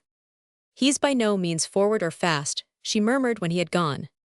"He wants bringing out. I shall work him all right enough. He's a bit smitten, that is very clear. I wonder whether he has a wife. I rather fancy he has. It is most fortunate that Alf is away in the country with his select companions. I shall have to deal with that fellow in a way he little expects, but for the present I have enough on hand." She dressed herself in fashionable garments and sallied forth. She paid a visit to several places of public resort and amused herself for that day. She expected to see Gatliff on the succeeding one, but he did not make his appearance. 3 days elapsed. On the 4th, he paid her another visit. He was reserved and thoughtful as on the previous occasion. She told him that she had 2 tickets for the opera stalls, and asked him if he would like to make use of one. They were numbered seats, of course, and he might please himself about coming any time. Would do she herself would make use of the other.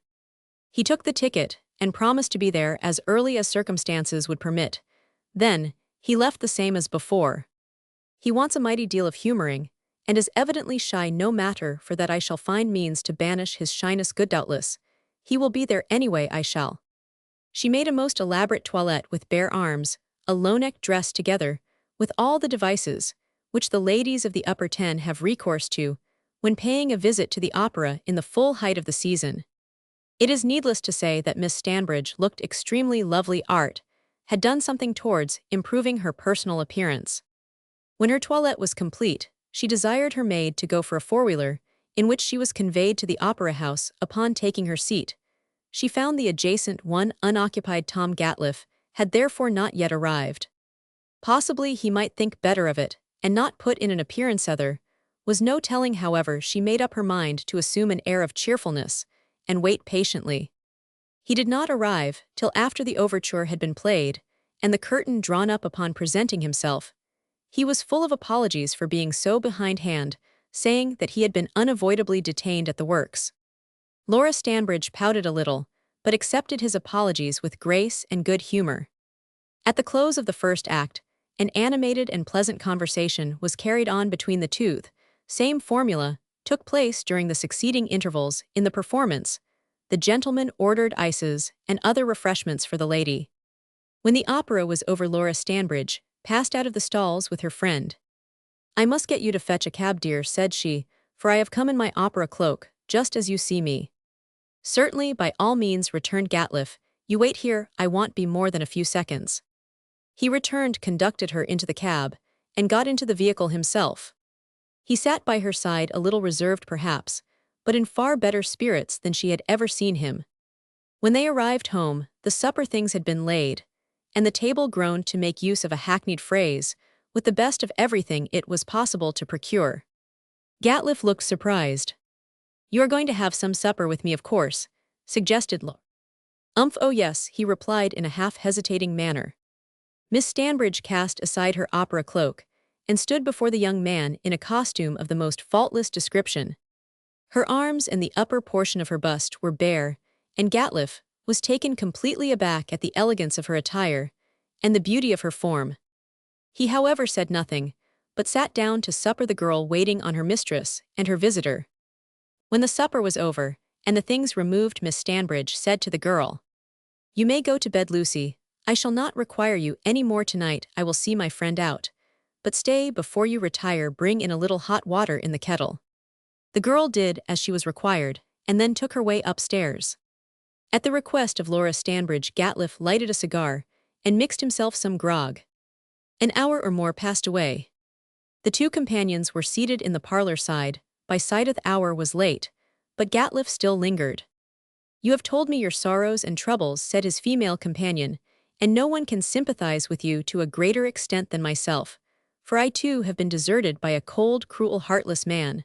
But it is all over now, and I strive to forget the past, the bitter past." After this exordium, she told her companion a specious tale, in which she made herself a most self-sacrificing creature.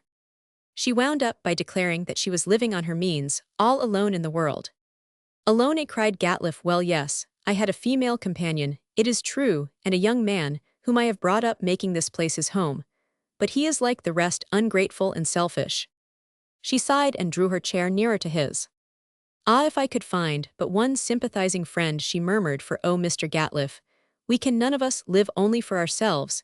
It is not in the nature and order of things, is it?" "I don't think it is," he murmured, glancing at her dark, dreamy, voluptuous eyes, glancing at her marble bust, which was at this time a little more revealed than it had been upon their first entrance into the parlor. "You agree with me, then?" "As far as that is concerned, I do," he returned. "I expected you would do so. And your wife is so unmindful of this. You love her, I suppose?" The engineer made no answer to this query. "It is evident enough you do," observed his companion. "I Roman 999, it was impossible for me to do otherwise. When I first made her acquaintance, I thought her the most charming creature I had ever seen." She placed her hand on his, and looked earnestly into his face. He grasped her hand, and drew her towards him. Her head fell upon his shoulder, and he inhaled the fragrance of her breath. A tremor seemed to creep through his frame. He placed his arm round her neck, and pressed his lips to hers in one long, lingering kiss. She made no resistance.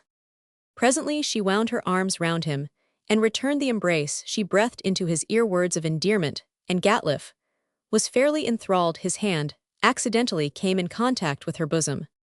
"You will not leave me tonight, dearest," she murmured. "It is too late for you to think of returning home. You will not be cruel enough to leave me all alone, after this brief interval of happiness." Gatliffe was bewildered. He knew he was acting in a most indiscreet manner, but had not the courage to break the spell that bound him. The clock on the mantelpiece struck 2. "Goodness ma's it's so late," he ejaculated. "It is late," said his companion, "but what of that? The hours fly swiftly by when in the society of those we love. But I really must be thinking of going." "Why so? You cannot reach Woodgreen tonight, seeing that it is now morning, and what does it matter?" "Upon my word," said he, "I have been so charmed, so pleased with your society, that it appears I have forgotten all else." "And so you ought," she cried with another embrace. "Ah," he murmured, "I am powerless in your arms, and even unable to exercise any will of my own. This ought not to be." "Why not? I am pleased to think I have such power over you." "Ah, Mr. Gatliffe, we are neither of us accountable to anyone, and if a few find happiness in my society—" She broke off abruptly and hid her head on his shoulder. Gatliffe, who had been quite unprepared for this display of affection, was no longer master of himself. He took her on his knee and kissed her passionately. No 41. Illust Gatliffe and Laura Stanbridge. Gatliffe and Laura Stanbridge. Laura Stanbridge, who had been playing her part to perfection, smiled. She had him in her toils, of that she felt assured, unimpressible, and in a measure phlegmatic, as he had been to the allurements of a designing woman. He was now, to make use of a nautical phrase, fairly capsized. The beautiful creature in his arms affected to love him, and he, poor weak fool that he was, believed her. "Now, dearest," he exclaimed, "will you excuse me? May I go?" "As you please," she answered, pouting. "It is not as I please, it is for you to determine. You would not think of leaving at such an hour, are you not contented?" "Certainly, but—" "But what?" "I shall compromise you by remaining." She laughed. "Ah, don't mind me," she cried. "But the hour, minutes to 3. Well, I know that, when you desire to retire, you have only to say the word. There is a bedroom already prepared for your reception. This house is my own. I am mistress here, and am a lady of independent means. What more do you desire to hear?" Gatliffe had a very natural wish to know a great deal more, but he had the prudence not to broach so delicate a question. "Oh, nothing more," he stammered out. "Good, you are weary. I will show you to your sleeping chamber," said his companion, lighting a wax candle, and rising from her seat. Gatliffe made no observation, but rose also. The lady led the way upstairs, and conducted her visitor to an elegantly furnished bedroom on the second story of the house. She placed the light on the toiletable, and then turned towards the bewildered young man. "You will be able to rest tranquilly here till morning, dearest," she murmured. Gatliffe nodded. Then he sprang forward and caught her in his arms. He pressed her form to his, and covered her with burning and passionate kisses. "Enough," cried Laura. "Good night. Susan will be up early, and you can have breakfast at what hour you please." And with these words, she passed along the passage. Gatliffe closed the door of his bedroom, sat down in one of the chairs, and endeavored to collect his thoughts. His head was in a perfect whirl. "She is a beautiful creature," he murmured, "a lady of independent means. What a strange adventure. Well, I have no reason to complain." He threw off his clothes and tumbled into bed, but he was too much disturbed in his mind to sleep. He thought over and over again of his mysterious inamorata. It would have been in vain for him to deny that he was very much taken with her. He believed that he had made a conquest, and that she had conceived an overpowering affection for him. Who and what she was, he found it difficult to determine, neither did it much matter. Love levels all distinctions. When he arose in the morning, he went into the parlor, where the breakfast was served by the maid, who informed him that her mistress would be down in a few minutes. Presently Laura Stanbridge made her appearance. She was attired in an elegant morning costume, and seemed to be none the worse for her carouse on the preceding night. She did the honors of the table with infinite grace, and paid every possible attention to her guest. Gatliffe was charmed with her manner. He thanked her for all her kindness, and when the morning was over told her that he must leave to attend to his business at the works. She acquiesced and offered her hand. Gatliffe drew her towards him, and embraced her. Then he took his departure with a promise that he would pay her another visit. The more he thought over his adventure, the more puzzled he was, but he could not keep long away from the woman who by this time had him enthralled. He visited her again and again, until he became a regular frequenter of the establishment.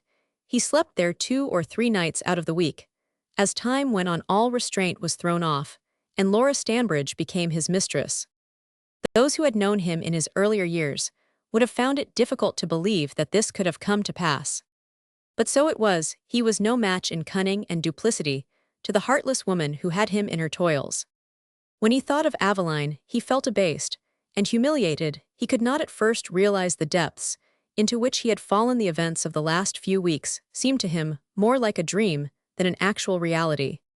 Chapter Romans 78, hunting up evidence for a divorce. Emmer Slingsby set to work. While the intrigue was being carried on between Laura Stanbridge and her victim Tom Gatliff, Aveline's grandfather was in deep consultation with his lawyer as to how a divorce was to be obtained for his darling pet, who was by this time moving in the best society and surrounded by fashionable admirers. Mr. Chicknell did not know very well what course to advise. The Earl was persistent in his demands. A divorce he was bent upon having at all hazards. An opportunity most suddenly and unexpectedly presented itself. Mr. Wrench was commissioned to wait upon the engineer at his house, at Wood Green. He called several times, but could not succeed in meeting with the owner of the establishment. He ascertained from the loquacious servant in charge of the place that her master came home only occasionally. She said, in answer to the detective's persistent inquiries, that Mr. Gatliff had been for some time past in the habit of remaining in London, in consequence, as she alleged, of pressure of business at the works. Mr. Wrench heard all she had to say, and very soon began to draw his own inference therefrom. Stays in town, does he? Murmured our astute officer. There is some special reason for this business, is all very well in its way, but there may be another cause, formed some new connection, perhaps illicit love, and all that sort of thing. The case looks more promising. If I succeed in finding out anything, the Earl, my patron, will be in a state of delight. But after all, it's too contemptible and paltry a business for me to be engaged in. Well, we will see what can be done. Some things in the wind, that's quite certain. The question is, how is it to be worked?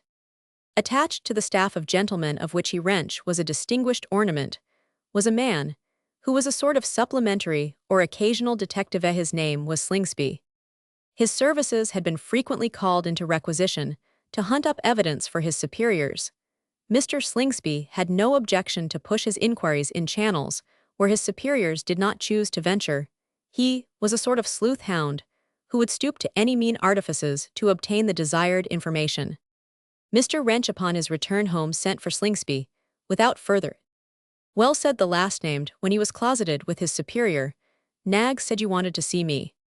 Nags was right. Sit down, returned Mr. Wrench. Anything on hand, any fresh business? Inquired Slingsby. Yes, if you will have a little patience, you shall hear. I am all attention, sir. Very well. In the first place, there is a young man named Gatliff, who is by trade an engineer. He resides at Wood Green. I can go there and soon ascertain about him. Don't you be so fast. I don't want you to go to Wood Green. To do so would be an act of the greatest imprudence. Besides, I have already been there myself. What I want you to do is to watch him as he leaves his work. He is foreman to an engineer in the Euston Road.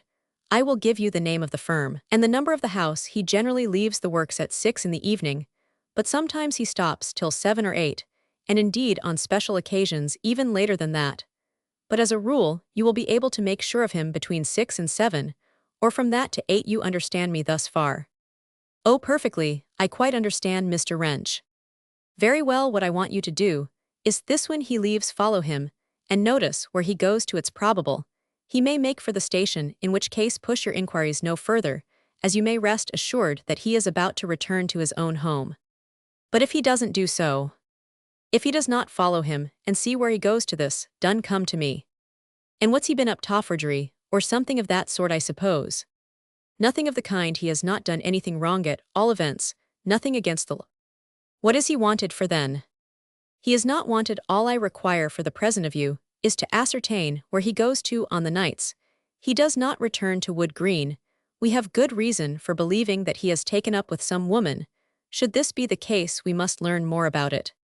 Then that's all you want me to do at present? That is all. Here is the name and address of his governor. Now do your best. I have written underneath the address between the hours of 6 and 8, and here is his photograph, by which you will be able to recognize him. All right, Mr. Wrench, never fear. I'll find out what you want. And with these words, Mr. Slingsby took his departure. On the following night, he watched the entrance through which the workpeople passed in and out of the works in the Euston Road.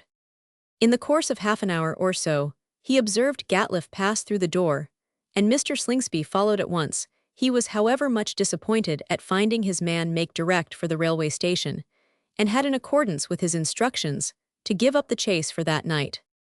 On the succeeding evening he was again at his post, and very shortly before 7 Gatliffe again passed out of the building. This time to look a different direction, he walked on westwards, and entered a coffee shop where he remained for about half an hour or more, Mr. Slingsby keeping watch and ward on the outside. He saw Gatliffe emerge from the coffee shop, and then walk on at a smart pace, the detective following at a respectful distance. After this, the young engineer went into a hosier's shop and purchased a pair of gloves.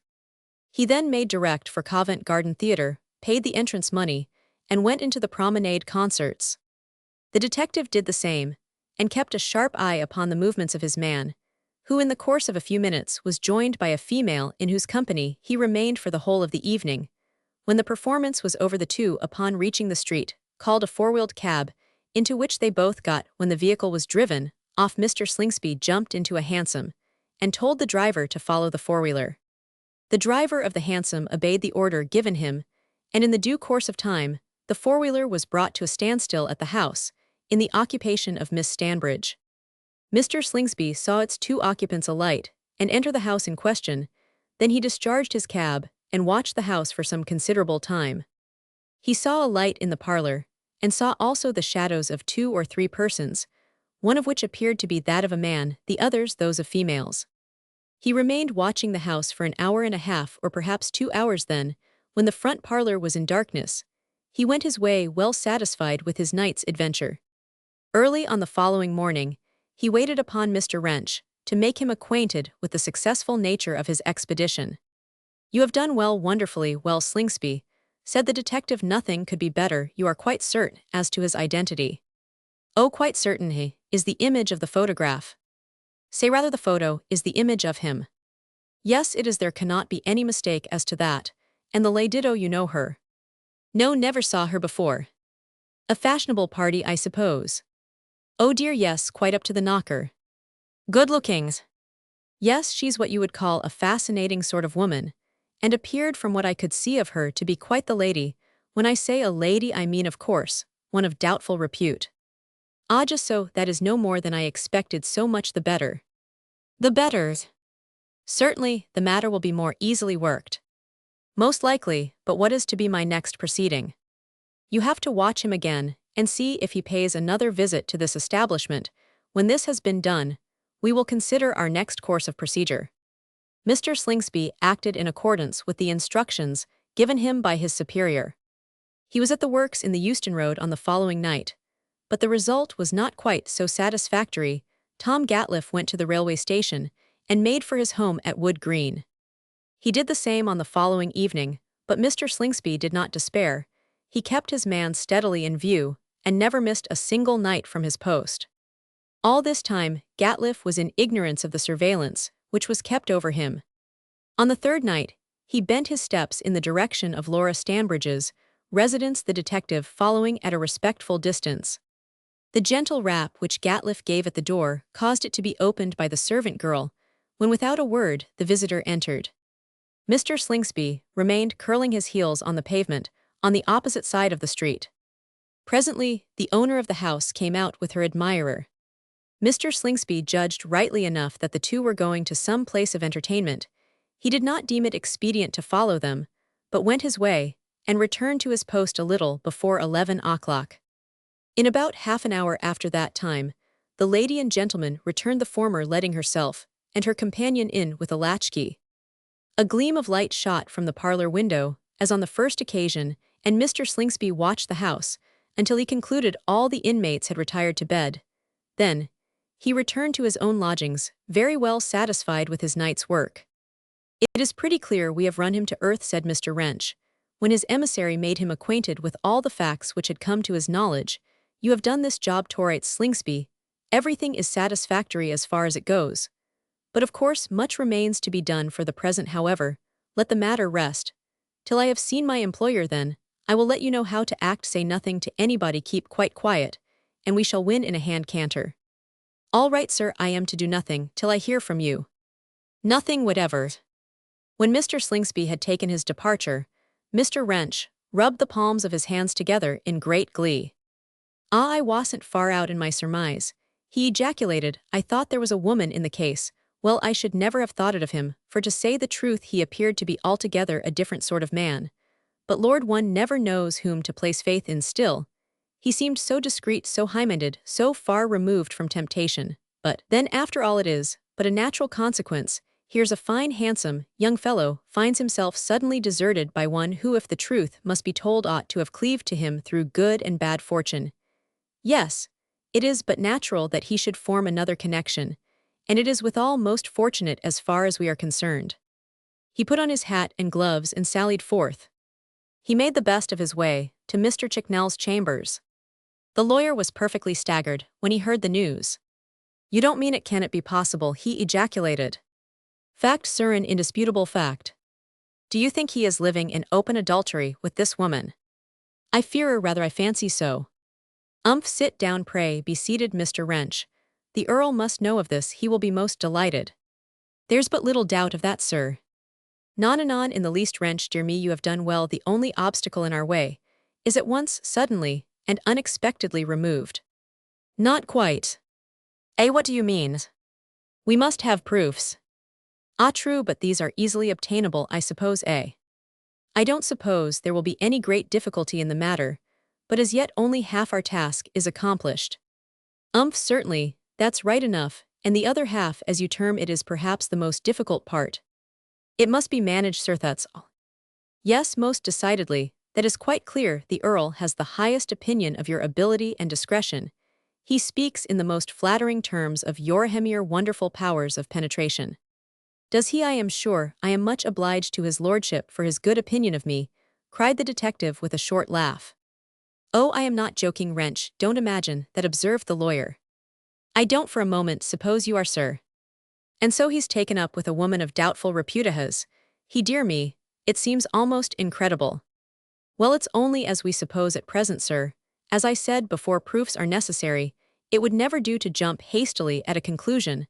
I have never been accustomed to do that." "No, no, of course not, that we know perfectly well, and so, upon second consideration, it would be perhaps just as well to hold the matter over for the present, and not mention the subject to the Earl till we have clearer evidence." "I should not do so, not till such time as we are more certain of our bird. He will fall into the web, I dare say, in good time." "And what do you propose doing, then?" inquired the lawyer. "Well, sir, that is the reason for my waiting upon you. He has been seen in places of public resort with this woman, he has been seen entering the house with her, and there is every reason to suppose that he has remained there all night. But this, as you know, is not positive evidence. We must have more than this." "Certainly, that is quite clear, much more. Do you know any of the inmates, any servant in the house?"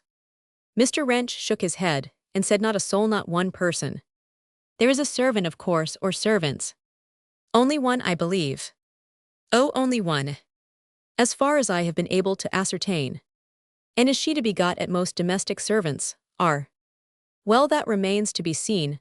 I have not made any attempt to enlist her in our service, and for this reason, should she be faithful to her mistress, which is more than likely, it would be putting them on their guard." "Just so, that is clear enough, Wrench. Well, I cannot do better than leave it in your hands. You know what is requisite, a proofs, clear and unmistakable proofs that he has committed adultery." "When I obtain further information, I will see you again," returned the detective, as he left the lawyer's chambers. Mr. Wrench pondered over the matter. At present he could not very well see his way. He had, as he termed it, a delicate and difficult bit of steerage. A rash or imprudent step might ruin all. He was by no means disposed to tamper with Miss Stambridge's servant.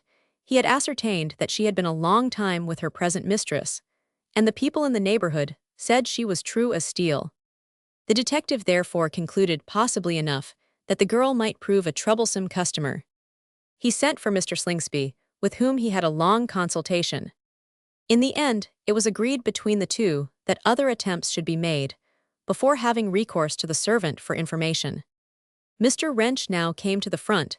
He watched the house in the occupation of Laura Stambridge, and made several inquiries in the neighborhood in a careless manner. He ascertained by the merest accident that a charwoman was occasionally engaged by the maid servant to clean the house and do the rough work of the establishment. This was just the sort of person Mr. Wrench was desirous to meet with. A few shillings would go a long way with a woman of that description, and the chances were that she had a tongue which she could make very good use of. He had ascertained that she was known as Mrs. Mums, that she was a widow with a son, and a daughter. The son was shopboy to a greengrocer in Jermyn Street. The daughter was in service in one of the western suburbs, Richmond, or Twickenham, it was said, but there was no positive certainty as to this. Mr. Wrench elected to try the son to begin with. He went to the greengrocer's, where he worked, and bought some fruit, had the satisfaction of seeing the lad in question, but he did not deem it advisable to make any inquiries of him at that time, awaited a more fitting opportunity. On the following morning, he paced up and down Jermyn Street till he saw young Mums come out with his basket on his arm. Mr. Wrench waited till he came by his side, then he said, "Hold hard for a moment, I want to ask you a question." "Yes, sir," said the lad, coming to a halt. "Do you happen to know the name Crowdace in this neighborhood?" "Can't say I do." "What street does he live in?" "I have been told he lives in Relish Street." "Don't know the name." "Sure." "Quite sure." "Do you know the name of Stanbridge?" "Oh yes, I know that name. I'll show you where she lives if you want her. I shall have to pass the house." "I don't want to see her. What I want to know is, has she a lodger with her of the name of Crowdace?" The name of the gentleman, whom the detective was inquiring for, was of course a pure invention. "I never heard that she had, but mother will be able to tell you. She works there occasionally." "Is there any gentleman lodger there?" "Well, there you bother me. She don't take no lodgers, I believe, but there is a gentleman or two there occasionally." "Is she a married lady?" "I don't know as she's what you might term a married lady, but still, she may be for aught I know, but mother will be able to tell you more about it." "Where does your mother live?" "Close by here. I'll show you if you like." "D'other's a good chap." Mr. Wrench slipped a shilling into the boy's hand, for which he appeared to be duly grateful. He took the detective to a narrow court, and halted in front of a dirty-looking house, with 5 bell handles, one above the other on the side of the doorway. He rang the 3rd bell, whereupon a woman wiping the soap suds from her bare arms with her apron made her appearance in the passage. "Mother, a gentleman wants to speak to you," said the greengrocer's assistant, as he left to go his rounds. "Your sarvant, sir," said Mrs. Mums, coming forward. "Oh, your son informs me that you know Miss Stanbridge, is that so?" "Yes, sir, I work for her at times." "Ah, just so. Do you happen to know if she has had a gentleman named Crowdace lodging at her house?" The woman shook her head. "I never heard the name before," said she. "And you don't know, I suppose, whether there is anyone of that name lodging in the same street?" "Well, sir, not as I've overheard. There may be, but it's unbeknown to me if there is. My object is simply this: a gentleman of that name is missing, and his friends are anxious to ascertain something about him." "Ah, I am sorry I can't tell you." "Will you be kind enough to make inquiries in the neighborhood for me? If you succeed, you will be handsomely rewarded." "I'll do my best." "Good, here is a card with the name writ thereon. Good morning, Mrs. Mums." "Will you call again, sir?" "Most certainly, I will in a day or two." This was certainly going a most roundabout way to obtain the desired information, but Mr. Wrench's object was to throw the woman off her guard. There could be no possible harm in his inquiring for a fictitious individual. His doing so would not arouse suspicion. In the due course of time, he hoped to have Mrs. Mums as an ally. He called again upon her. Of course, no such person could be found. He gave her 5 shillings for her trouble, and engaged her on the day as charwoman to his own establishment. She came and cleared up his house. He treated her liberally, gave her a plentiful supply of beer and gin, and she was greatly pleased with her new employer. She went her ways, and in about a fortnight was again hired by our cunning detective. In the evening she was directed by Mrs. Wrench to dust and clean her husband's library. While she was occupied with this task, Mr. Wrench entered. The charwoman was about to withdraw, but the detective requested her to remain. "Don't go, Mrs. Mums," said Wrench. "I want to have a little conversation with you. Sit down." The woman looked a little surprised, or it might be alarmed, but did as she was requested. Mr. Wrench closed the door of the room, and then took a seat himself. As a preliminary, he insisted upon his companion taking a glass of something short. This done, he proceeded to business. I cannot find the person of whom I am in search. Said he, will you just answer 1 or 2 questions, mind you, I will make it worth your while. I don't expect anybody to work for nothing. In course not, sir, you're a different sort of gentleman to that. Well, you see, Mrs. Mums, it has occurred to me that probably the party to whom I allude is passing under a different name. Likely enough, sir, but I hope as how he ain't been doing anything wrong. Oh dear me, no such thing, but now tell Mether is a gentleman living at the house owned by Miss Stanbridge, or has been a. She's always had a relation, a cousin or nephew, I believe he is living with her. She brought him up from a mere lad, so I've been told. But he ain't there so much as he used to be, and of late I've not seen much of him. Ah, relation A. Yes, so I believe, but he's not the party you are in search of. He's been there for years. And is not there somebody else? Yes, lately there has been. And do you know his name? Certainly, Mr. Gatliff. You've been given to understand. Now tell me plainly, this Mr. Gatliff is living with her not as a lodger, but as well, you know what I mean, you are a woman of the world. Mrs. Mums, please answer me truly. I shouldn't like to say, sir, it ain't no business of mine. There's a good many couple a living together as ain't man and wife. But that's nobody's business. But they're two selves, they both on act on the square as far as I am concerned, and there's no call for me to round on A very proper observation on your part. I wish everyone had your discretion, Mrs. Mums. But you need not be afraid of speaking frankly to me. I know they are living together without your telling me so, and you know it. S'pose I do, what of that? He's a fine, honorable young fellow as ever stepped in shoe leather, and everybody likes him. That is true enough, but he is not there always, only occasionally. No, he's not always there, but I do hope and trust that you don't intend him any harm. Mr. Wrench burst out into a loud laugh. Oh dear me, no harm, indeed, of course, not. What could have put that into your head? Oh, I begs parding, sir, meant no offense, but I should be sorry to get anybody into trouble. You are not likely to do that. Now answer me one question before you go. See, here are 5 sovereigns if you answer me truly. Mrs. Mums was astounded at the sight of 5 sovereigns. Her breath seemed to be taken away. Do you consent? Cried her companion in a severe tone. What do you want me to do? Speak the truth, that's all. Mr. Gatliff and Miss Stanbridge occupy one bedroom. When he visits the house, I know they do. But that is one thing I want to hear it from your lips.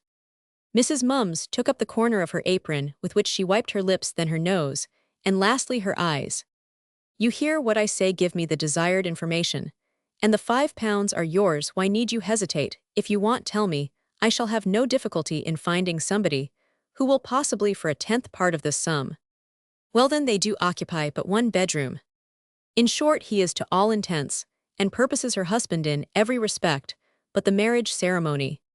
I should suppose so, but I do hope you are not going to bring them into trouble. I wish I had not said anything about them. Don't you be alarmed, nobody will interfere with your pair of turtle doves, observed Mr. Wrench, with a short laugh. Be of good cheer, Mrs. Mums, and take up the money.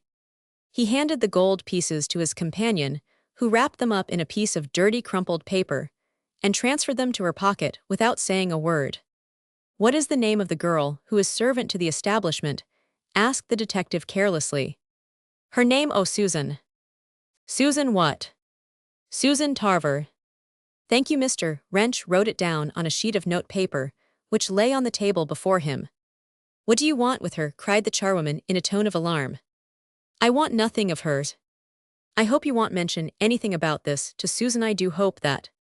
I promise you not to do so neither. Is it likely, seeing that I don't know her, and have no desire to make her acquaintance? Mrs. Mums now rose, and left in a state of trepidation, for she half repented of having given the information for which she had been so liberally paid. But when she got home, she was in better spirits, and was well satisfied with her day's work. Mr. Wrench had now obtained as much as was necessary for his purpose. The cumbrous and expensive machinery of the law could be put in motion as soon as Mr. Chicknell and his aristocratic client chose. Mr. Wrench hastened to the lawyer's office, and after this, the sagacious attorney hastened down to Broxbridge. Chapter Romans 79. The Earl and his legal adviser. A wife's trepidation. Mr. Chicknell knew perfectly well that he would be a welcome visitor to his client's ancestral home, and he was in the best of spirits when he passed into the vestibule of the grand old mansion. Earl Ethelwood was busily engaged in his laboratory when the lawyer made his appearance. Aveline and Miss Jamblin had been sent to London for a change, under the charge of the good-tempered and vivacious Lady Marvlin, so that the master of Broxbridge was without the companionship of the young ladies or the gouvernante. He consented to part with them, upon the condition that their visit to the metropolis was not of too protracted a duration. To say the truth, Aveline did pretty much as she liked, and her grandfather did not oppose her in anything, but the one grand wish of his lifetime being a divorce from her low-born husband, as he was pleased to term him. Mr. Chicknell gave his patron a succinct account of those circumstances, with which the reader is already acquainted. The Earl was thunderstruck. He had never for a moment counted on such an issue, but in the goblet of pleasure he drained there were a few drops of bitterness. His pride was wounded. Although he affected, and indeed did treat the very name of Gatliff with unmitigated disgust and contempt, he did not like the idea of his being so faithless to even the memory of his wife.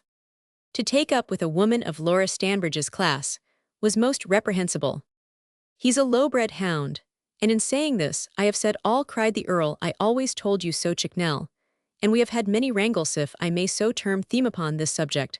However, the worst is over now, and we have every reason to be thankful that the fellow has acted in such a discreditable way. Nevertheless, his conduct rather surprises me. It has surprised me, my lord, and it will surprise many others, I expect, more particularly your granddaughter." Poor girl, she clung to his memory with a pertinacity which was most remarkable. "She is not to be blamed for that, my lord." "I say she is," cried the Earl in one of his tantrums. "I say she is. It is the only thing we disagree up and have always disagreed upon." The lawyer shrugged his shoulders, but did not offer any observation in reply. "Mr. Wrench has done exceedingly well in this business, as indeed he always has done, and he shall not go unrewarded. Now, what are your ulterior proceedings?" "Matters are now simplified, and a divorce can be obtained without any difficulty. You have enough evidence. Wrench says so. It will of course be an unopposed suit, that is already understood." "Dear me, Chicknell, this is indeed joyful news. It seems to remove a weight off my heart, and give me renewed life and vigor. I cannot sufficiently express to you my sense of gratitude. Do, my dear friend, set to work at once, lose no time, but avoid as much exposure as possible. I don't want any public scandal." "You need not be under any apprehension, my lord. We shall run it through the court, as quietly and expeditiously as possible. We have a plea, and that will suffice our purpose." The Earl rose from his seat, rang the bell, and ordered wine and refreshments to be served. He was in a perfect delirium of delight, was loquacious, cheerful, and passed many flattering encomiums on the wisdom and zeal displayed by his legal adviser. Chicknell had never seen him in such spirits. The dream of his life was about to be realized, and his darling Aveline would be separated forever from the connection which he deemed a blot upon his escutcheon. It did not occur to him that Gatliff was the father of the boy who was destined on some future day to represent the long line of the Ethelwoods. Had he thought of this, possibly there might have been a few drops more of bitterness in his cup of pleasure. Mr. Chicknell remained at the Hall that night, and on the following morning hastened up to London to institute a suit in the divorce court, agreeable to the instructions received from his client. Meanwhile, Aveline was enjoying an uninterrupted round of pleasure. In the metropolis, she was surrounded with hosts of fashionable swains, who flattered her to her heart's content. Lady Marvlin knew everybody, and everybody knew Lady Marvlin. She was one of those active, quick-witted, good-natured busybodies, whom everyone appeared to like. She had the entree into every coterie of fashionable society, and could say smart things without giving offense to anyone. Miss Jamblin was not taken everywhere with Aveline and her chaperone, but she saw more pleasure than she had seen during her whole life at Stoke Ferry Farm.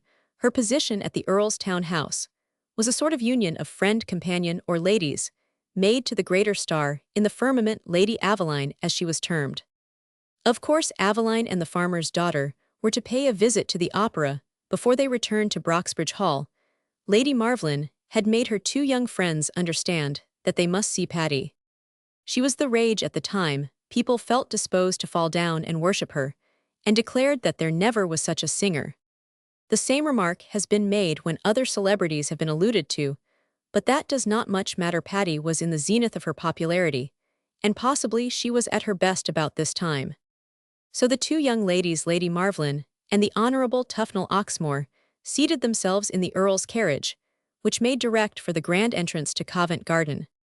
It is needless to say that the house was crammed, being a Paddy night.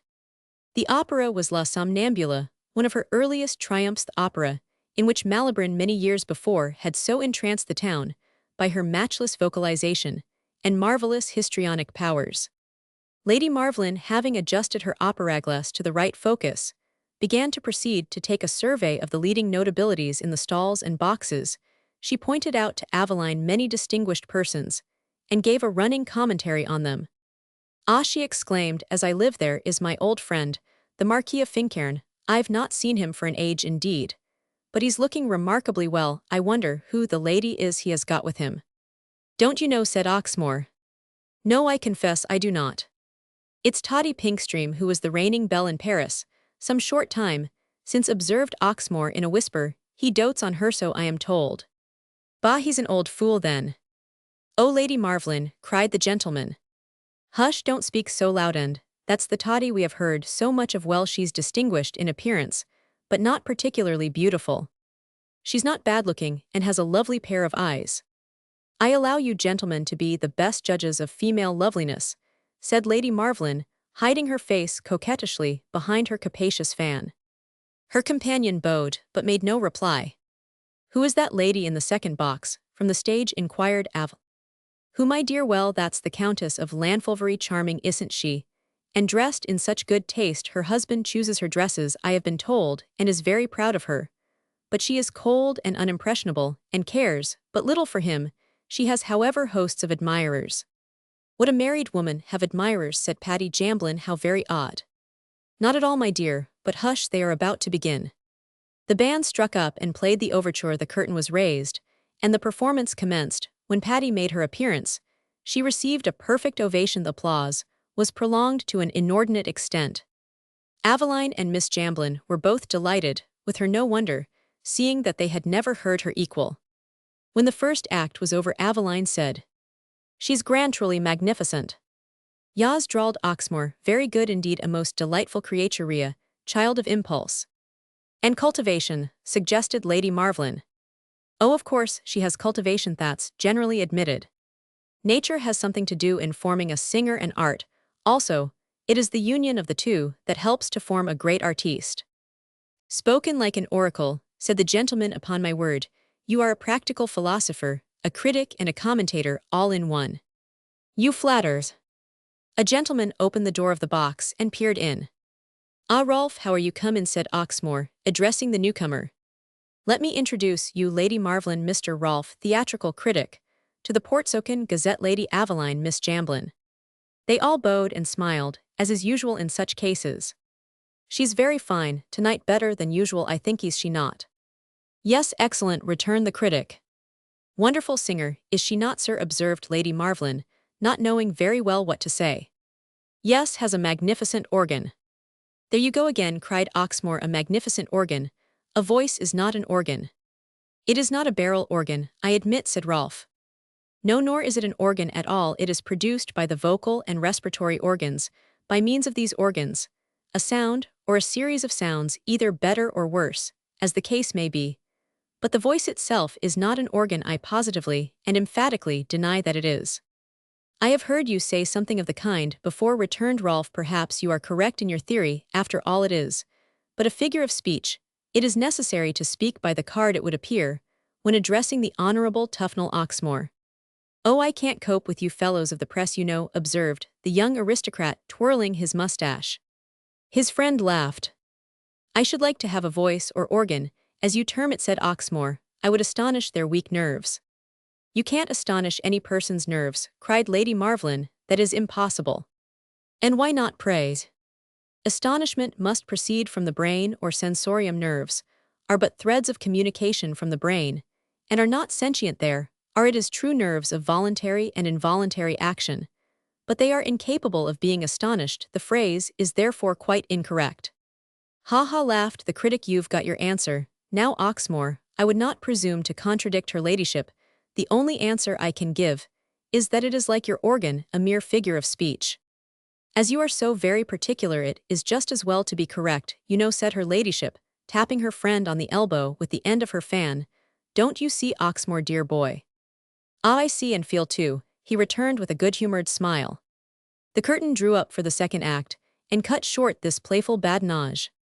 Aveline Gatliff had been charmed with the magnificent vocalization of the prima donna, with the admirable orchestral effects, and the grandeur of the scenery. Indeed, her attention had been so fixed upon the performance that she had given but little heed to the conversation which had been going on in the box. Now she had no longer ears and eyes for the performers on the stage. She turned deadly pale, and something seemed to deaden the pulsations of her heart. She saw a gentleman in the fourth or fifth row of stalls. By his side sat a lady dressed in the height of fashion. The gentleman was whispering soft words into her ear, so Aveline judged, for ever and anon she turned her face towards his and smiled. At first she could not bring herself to believe that the gentleman was her husband Tom Gatliff, but she was but too well assured of this fact when she scanned the pair through her opera glass. She saw that he was attired in a dress suit, and that his companion was a woman of extreme beauty. She saw also, with the penetrating eye of a jealous woman, that they were on the most friendly and familiar terms. She felt like one who is about to swoon. Her color came and went, and the very tremor seemed to pass through her frame, and her evening's amusement was at an end. She would have given worlds to be at home in her own boudoir. How to sit out the performance she could not divine. Had she been by herself, she would have left there and then, but situated as she was, such a course was quite impracticable. It was in vain that the voice of the gifted singer gave expression to the most seductive and entrancing strains. It was in vain that the chorus and orchestra poured forth a flood of melody. Aveline heard them not. Her attention was riveted upon her husband and his fair partner. The green-eyed monster was pressing, with a leaden and oppressive weight, upon the jealous wife, who forgot at this trying hour that she had deserted her husband for wealth and luxury. I hate and despise him, she murmured with supreme bitterness. He never was my equal now. He is a false, deceitful monster. How I despise him. What is the matter with my darling pet?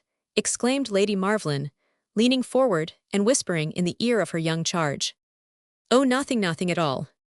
Nay, my dear, something seems amiss. You look pale, and do not seem yourself. Tell me what it is. Do you feel faint? I have a headache. Heat is oppressive, cried Aveline, not knowing what excuse to make. Ah, you cannot deceive me, my child. I feel assured that you are not well. When this act is over, we will retire for a while. I shall do very well where I am. But Lady Marvelyn was of a different opinion, so when the act drop fell, she conducted her friend into the lobby, and from thence to the refreshment stall, where Aveline had some cooling drink. You are not looking at all well, dear, said her ladyship, and there must be some reason for this. There is a reason, whispered Aveline, and a powerful one, but do not breathe a syllable to anyone. My dear, do you suppose? No, no, I do not suppose. You have too much discretion. What is it then?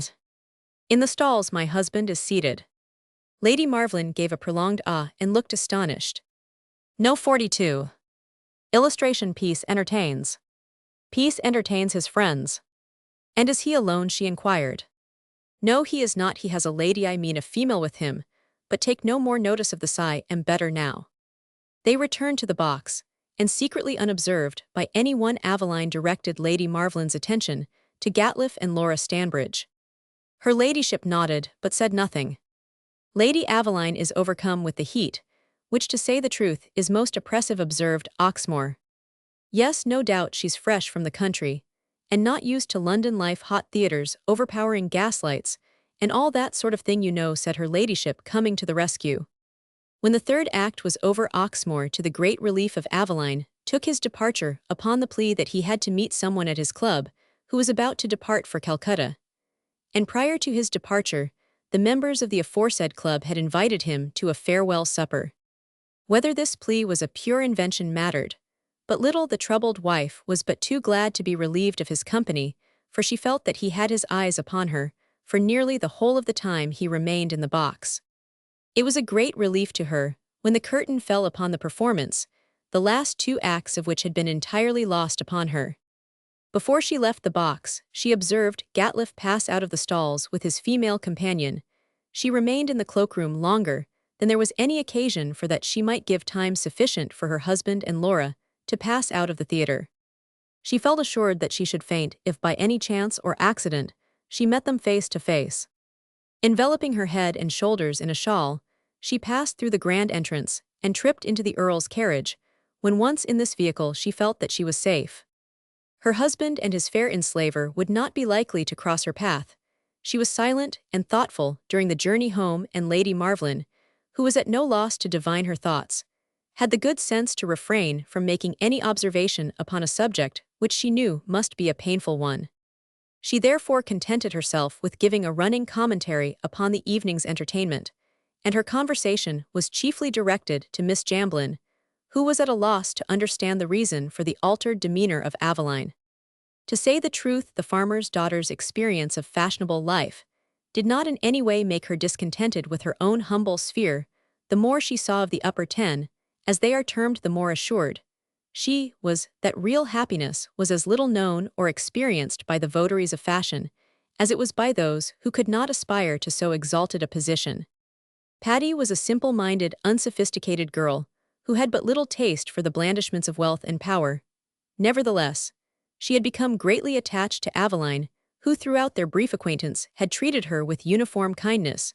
She was as a matter of course much pained to find her so sad and thoughtful, and had sufficient penetration to comprehend that there was some powerful cause for this. What the cause was, she was at a loss to divine. When they returned to the Earl's town mansion, Aveline excused herself upon the plea of indisposition, and retired to her own room. She kissed Patty and Lady Marvlin, and then withdrew. "She's not well," said the farmer's daughter, after she had left the reception room. "No, not very well, you see, my dear. She is so excitable, so remarkably impressionable, so delicately organized, that it does not take much to upset her. Poor Aveline, she's very sensitive."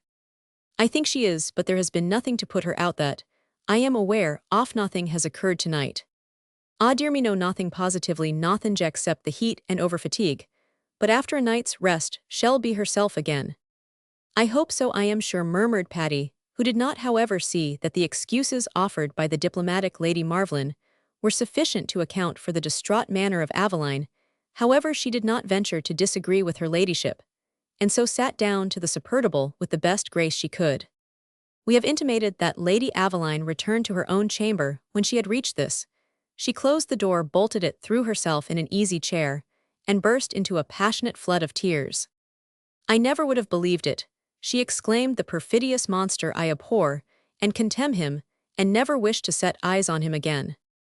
With all her affected indifference and love of position, she still had deep down in the bottom of her heart some latent love for the man who in an earlier day she had sworn to love, honor, and obey.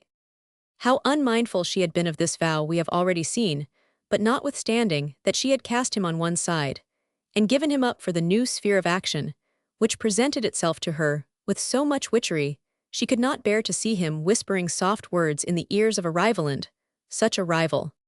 The thought was a maddening one, and as it passed through her brain, the tears fell thick and fast from her swollen eyelids. She was glad, however, to have her hour or two of poignant sorrow alone, and under the present circumstances, could ill brook companionship. She sat for some time in her bedchamber, a prey to tumultuous and agonizing thoughts. She would have liked half an hour's interview with the gentle and good Mrs. Maitland, who had been more than a mother to her. Did she know the sort of life Tom Gatliff was leading? She upbraided herself for neglecting Mrs. Maitland. If it could be arranged, she would like to have her at the Hall. She resolved to send her an invitation when she got back to Broxbridge. The Earl would give his consent. He would not be cruel enough to make any objection to one who had been so many years the guardian of his granddaughter. Aveline retired to bed, and sobbed herself to sleep, which throughout the lifelong night was fretful, broken, and disturbed. On the following day, at her own request, she returned with Lady Marvlin and Patty Jamblin to Broxbridge Hall. Chapter Roman 80 Home Life of Charles Pisa. Musical Evening. Detective Story. As far as outward appearance was concerned, our hero at this time was leading a quiet, respectable sort of life. He was to be seen at work in his shop for the greater portion of the day, and was on friendly and familiar terms with most of his neighbors. In the evenings, he entertained his visitors in a rational way, playing his violin and singing duets with his stepsons. that most of his friends regarded him as a genial fellow, a little egotistical perhaps, but withal an agreeable companion. He appears to have had remarkable control over animals and birds, having at his house, the billygoat before alluded to 2 cats, 3 dogs, several guinea pigs, a parrot, and a cockatoo together, with a collection of canaries and other songbirds. His family gave him but little trouble indeed, they ministered to his pleasure during his hours of relaxation and, with all his faults, it is pretty generally admitted that he was remarkably kind and indulgent to his docile pets. The sociable evenings in his house at Sheffield were in many ways pleasurable ones. The police speak of him as being a clever fellow, who, as a cracksman, was A1 in his profession. The London police speak of him with respect, and it takes a good deal for them to get over their contempt for provincial people in the burglarious and other professions. Though he gave evidence of having a thorough contempt for the suffering inflicted on persons, it has been asserted that he would not kill a mouse if he had been required to do so. He further declared that if he had to kill his meat, he should have to go without it all his life. Whether from curiosity or interest, he had studied carefully the major portions of the scriptural writings, had read opinions on them, and manifested much skill in controversy on theological questions. One afternoon when Peace lived in the Bracco, he had a long conversation with the Rev. Dr. Potter on religious topics, and astonished that gentleman by the knowledge of the subject. Even the most prejudiced against the convict, and who knew anything of his antecedents, admit that he was not a man addicted to drinking intoxicating liquors. He appears to have had a horror of a drunken man, and it is asserted that he never exceeded save, in very rare instances, the bounds of moderation. This the more remarkable seeing that his fiddling at public houses would lead him into the habit of taking more than was good for him. It is however quite clear that he had strength of mind sufficient to resist any such temptation. One evening, when it so chanced that our hero had 1 or 2 friends in his parlor, bandlegged Bill happened to drop in. "Ah, you are engaged, ill call again, some other time," said the gypsy. "No time like the present, come in, you old cripple," returned Peace, "and make your miserable life happy." Bill did not want a second invitation. He was introduced to the company present, and sat himself down. "We are just having a little practice," observed Peace. "This young girl is a pupil of mine." The gypsy glanced at the person alluded to, and beheld a sweet-looking child, who to all appearances was about 10 or 11 years of age. She held in her hands a flutina. "A pupil, and a very clever little thing, ill dare be sworn," said the gypsy. "Pretty well," returned Peace, "but you shall hear and judge for yourself. Now, Esther dear," this was addressed to the girl, "let the gentleman hear what you can do, or rather what we can both do." Music was placed before Esther, then Peace led off with his violin, while the child accompanied him on the flutina. The duet was most creditably performed. The girl was a little nervous at first, but gradually gaining courage, as she proceeded, did credit to her master. The occupants of the room were loud in their praises, and the general impression seemed to be that Peace's pupil was a prodigy. Without going so far as this, it must be admitted that she was possessed of considerable ability, and her master was very proud of her. She was the daughter of a poor operative. Peace therefore gave her lessons gratuitously. He had an eye to business, however, and very shortly after this, he took her with him to public houses, where she sang and played duets with her master.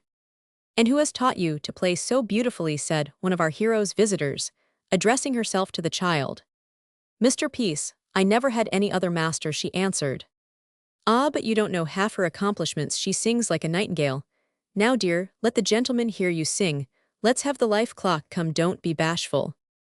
After some hesitation, the child commenced Peace playing a violin accompaniment. The words were as follows. "There is a little mystic clock, no human eye hath seen, that beateth on and beateth on, from morning until e'en. And when the soul is wrapped in sleep, and heareth not a sound, it ticks and ticks the livelong night, and never runneth down. Ah, wondrous is that work of art, which knells the parting hour. But art ne'er formed nor mind conceived the life clock's magic power, nor set in gold nor decked with gems, by wealth and pride possessed. But rich or poor or high or low, each bears it in his breast. When life's deep stream mid beds of flowers, all still and softly glides, like wavelets step with a gentle beat. It warns of passing tides, when threatening darkness gathers o'er, and hope's bright visions flee, like the sullen stroke of the muffled oar. It beateth heavily, when passion nerves the warrior's arm, for deeds of hate and wrong, though heeded not the fearful sound. The knell is deep and strong. Such is the clock that measures life, of flesh and spirit blended, and thus 'twill run within the breast, till that strange life is ended. The voice of the singer was singularly sweet and sympathetic, the ditty was simple, but the words were set to a flowing melody, and the young, fresh voice of the little maiden entranced the ears of her audience. "My word, Charlie, but she is most charming," cried the owner of a public house in the immediate neighborhood. "You must bring her with you when you next come." "She's too diffident at present to sing before all you ruffians," cried Peace, with a smile. No, governor, I want her to do better things than that." "Well, but it 'ud be good practice, you know," observed the gypsy. "Possibly, but she's not my daughter, and I can't do as I like. She's only my pupil, and is at present but a beginner." "She does jolly well for a beginner, old man," cried the publican, "and there's a lot in her. She's a lump of talentiny, one can see that." "Shut up," said Peace, "y'all make the child vain." "Well, I'm sorry I spoke if you take it like that. Here, this is your sort of customer," observed Peace, making a motion to his billygoat. The animal at once stood on its hind legs, and as its master played a merry tune danced to the sound of the music in a most comical and grotesque manner. The occupants of the parlor laughed till they cried again. Peace put the goat through a number of tricks and antics, which were irresistibly droll. "He's a regular stunner, that's what he is," said the gypsy. "Id give the world to have an animal like that, but lor bless you, I suppose I shouldn't be able to do much with him. Horses are more in my line." After this performance was over, Peace went through one with his two dogs, who were as docile as the goat. They seemed to understand every motion or look of their master. The little singer Esther Genge petted and fondled the animals, who seemed to know her almost as well as they did their master. "Why don't you do a show, old man, of this happy united family?" observed Bandeligged Bill. "It ain't so easy as you imagine, and costs a lot of money in moving about from town to town," said our hero. "Ah, I suppose it does." "Ah, yes, you want a lot of the rhino to begin that sort of business. Besides, that I should soon get tired of it." "Well, pitch us a stave, Charlie," said the publican. "Fire away." "My voice isn't up to much," observed Peace, "but I'll do my best." With this he played a long prelude on his violin, and then sang the following. "Hold your head up like a man, if the stormy winds should rustle, while you tread the world's highway. Still against them bravely tussle. Hope and labor day by day. Falter not no matter whether there is sunshine, storm, or calm, and in every kind of weather.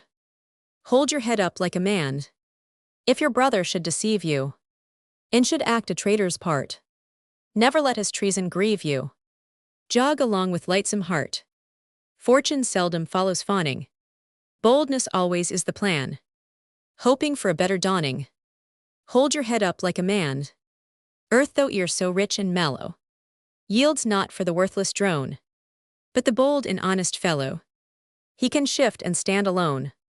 Spurn the knave of every nation. Always do the best you can, and no matter what your station. Hold your head up like a man." Of course, everyone professed to be delighted with the ditty. Peace at one time had a very fair voice, but it told better in concerted pieces, not being so well adapted for solos, but he sang in time and tune. His knowledge of music could not fail to ensure that. In the course of the evening, he sang a duet with the little girl. This was executed with remarkable precision, and created quite a furore. Singular to relate, one of the persons present was a retired detective, who had been introduced to Peace by Mr. Wrench. He knew perfectly well that our hero had been in trouble, and had done his 4 years, but that was no reason for his discontinuing his acquaintance with Peace, who he hoped, and believed, was at this time a reformed character. "Upon my word, Peace," said Mr. Hilton, "the detective alluded to you ought to do well, for I don't say it out of flattery. You are clever in many ways." "It isn't the most clever persons who get on in this world," remarked Peace. "I am afraid, if we examined closely, that the contrary is the case. No one ought to know this better than yourself."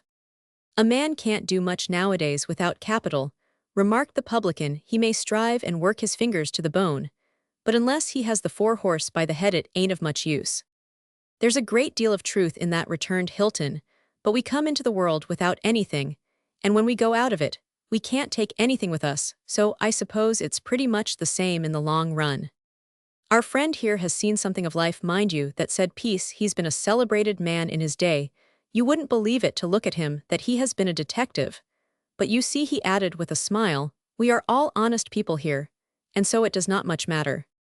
All honest till you're found out, old man, cried Hilton. The company burst out in a roar at this last observation. We must be a little cautious, remarked one of the company. Ah, don't mind me, I've given up the business long since, said Hilton. You found it a harassing sort of life, I suppose. Well, I don't know that I Roman 999. I have often heard it said that the best part of my life must have been a harassing and painful one. But it was not without its pleasures. The scene of my operations was chiefly in the city of Edinburgh.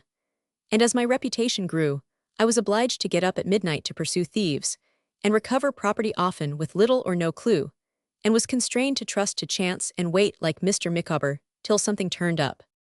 And something generally did turn up, said Peace with a knowing wink at the company.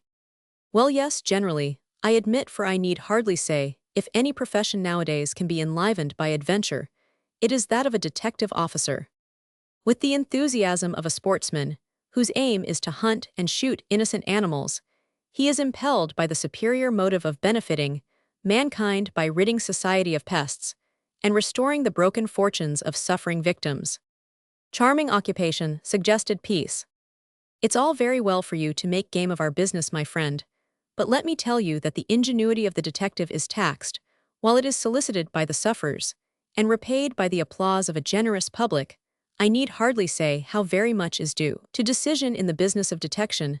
A single minute will often peril the object of your inquiry, and then it does not often happen, at least, I have not found it, that the patience that is required in ferreting is joined to the power of dashing at an emergency.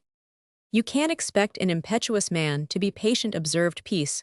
All are not constituted alike, but it requires a man of exceptional qualities to hunt down thieves or robbers, and as you say, inflexibility of purpose or decision is absolutely requisite. My friend M. Levy, said Hilton, who was a celebrated man in his day, and who perhaps brought more offenders to justice than any other man of his class, given an instance in his work, called The Curiosities of Crime, of the value of decision. Does he, and what might the case be to which he alludes, inquired Peace, who was always interested in anything appertaining to crime or criminals. It was an interest which might be said to be ingrained within him.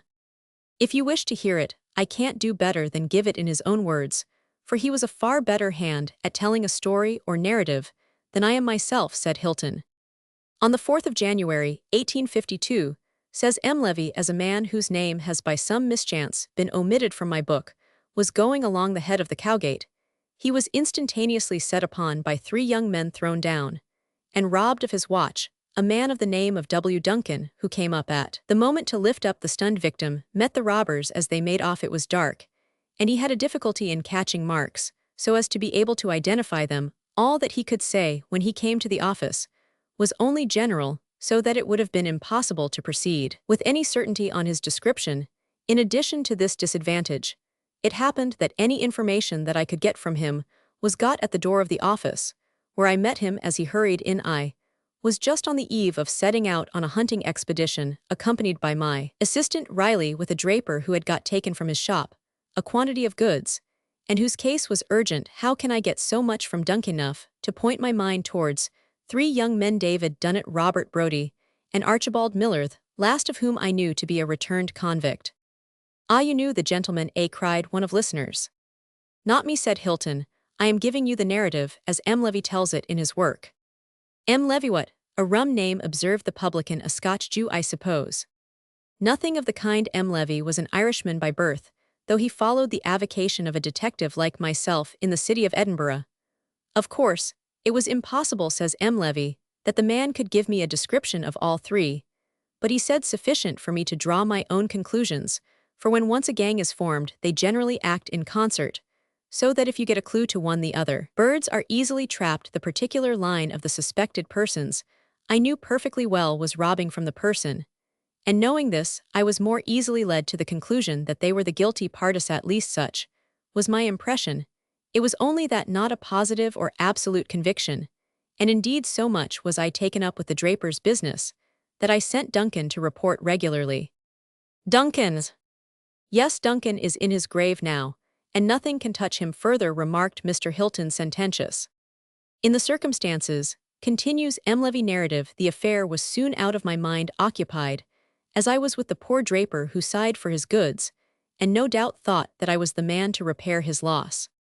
A reputation thus gets a man into toils, but I hope I never regretted this consequence so long as I could give my poor services to anxious and often miserable victims.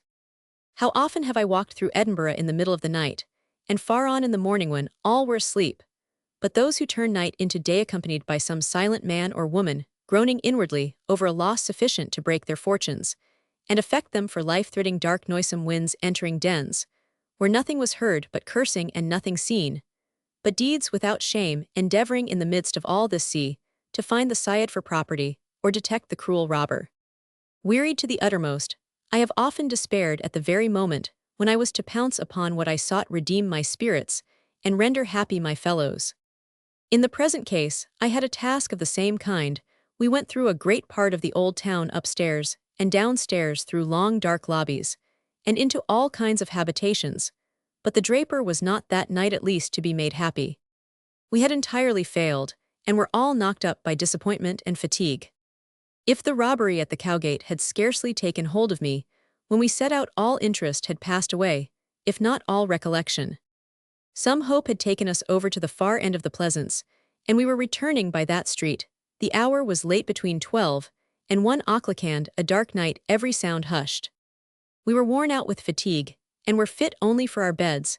I think we had got as far as the foot of Adam Street, when up came 3 young fellows so rapidly that they were within a yard of us before they saw us or we saw them. I did not hesitate a moment. "Seize them," I cried.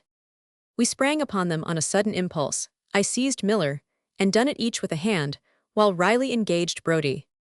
A fierce struggle ensued, as you can readily imagine, during which I cried, "Search Brodie." And no sooner was the cry raised than Brodie threw something away from him, as far as he could throw it. The sound of the article seemed to be music to the ear of the draper. He ran at once to the spot, and picked up a silver watch, the very ticker that had been taken from the man in the Cowgate 3 hours before.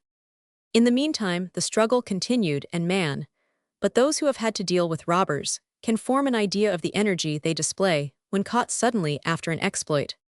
Then the worst passions are aroused, and the terror of apprehension gives them a power which is perfectly marvelous. Were this not so, criminals would never escape, as they have been frequently known to do, out of the hands of courageous and determined officers. At length, and receiving some aid from our valiant draper, who lost the sense of his loss in a kind of revenge against the class from which he had suffered, we succeeded in quelling them, whereto we were probably aided too by passengers who stopped to witness the row. We landed them all safely, and they got their reward. Brodie, who had the watch, was sentenced to 7 years' transportation. Miller, the returned convict, got 2 years' imprisonment against Dunnett, not proven, for there was no proper identification. I have said that Miller was a returned convict. I am not sure, but that the old notion that punishment tends to reformation hangs yet about many minds. For God's sake, let us get quit of that. I have had through my hands so many convicted persons that the moment I have known they were loose, I have watched them almost instinctively for a new offense. The simple truth is that punishment hardens. It is forgotten by the hopeful people that it is clay they have to work upon, not gold, and therefore, while they are passing the material through the fire, they are making bricks, not golden crowns of righteousness. Enough too has been made of the evident enough fact that they must continue their old courses, because there is no asylum for them. You may build as many asylums as you please, but the law of these strange nurslings of society's own maternity cannot be changed in this way. I say nothing of God's grace that is above my comprehension, but, except for that, we need entertain no hope of the repentance and amendment of regular thieves and robbers. They have perhaps their useth can be made examples of to others, but seldom or never good examples to themselves. There are instances of reformation, I suppose. Said one of the company once, "A thief, always a thief," is not a very humane doctrine. There are instances, of course, but they form the exception to the rule, observed Mr. Hilton. But that the habitual criminal, as he is termed, will always exist, is I fear fated, but modern experience tells us that they may be diminished by simply drawing them, when very young, within the circle of civilization, in place of the old way of keeping them out of it. Some will never reform, do what you will, remarked Peace, and this is a very sad reflection. He could moralize with the best of them, and went on for the space of several minutes discoursing upon the question of the treatment of the criminal part of the community. He blamed the government more than the public or indeed the felons, and talked so morally, and in such a proper manner, that his listeners were charmed with his discourse. Then, when the subject began to prove wearisome, he played a fantasia on his violin, and made the little girl his pupil dance to the sound of the music. His guests appeared to enjoy themselves. Indeed, they could hardly fail to do so, for Peace, in addition to being an entertainer, played the part of a host in a highly satisfactory manner. Mr. Hilton was the first to leave. After his departure, the publican said, "Ah, very nice chap, that friend of yours." "Yes, pretty well for a detective." At this observation, they all laughed as a matter of course, and some chaffing went on, which Peace bore with admirable good temper, until the remainder of the company left, with the exception of Bandy-legged Bill, who remained behind to have a tete-a-tete with his boon companion and accomplice in crime. Chapter Roman 80. When the return to Broxbridge Hall, the farmer and his daughter. Lord Ethelwood was a little surprised upon finding his granddaughter returning so suddenly. He had expected her to remain in the metropolis for another fortnight at the very least. He was, however, but too glad to have her back, and therefore did not care to inquire the reason for her sudden return. He knew her to be capricious a little. Wilfuland concluded that she was satiated of pleasure, and was therefore but too glad to have rest and quiet at Broxbridge way. He felt he was the gainer. He soon discovered from her manner that she was much more reserved and serious than she had been prior to her visit to the metropolis. The reason for this he could not very well make out. The crucial question, if we may so term it, had to be put. The intelligence, in respect to the law proceedings, had to be made known to Aveline. This difficult and delicate task was reserved for the diplomatic Lady Marvelyn, for the Earl did not care to broach the question himself. He was too dignified for that. Besides, it would come better from her female adviser and friend. And so, after a playful prelude, and a good deal of beating about the bush, Lady Marvelyn came to the point, and informed her young charge of the legal proceedings. Aveline looked awe-stricken. "And pray, who has had the presumption to give these orders without consulting me?" she exclaimed. "I am the fit and proper person to determine, and no other."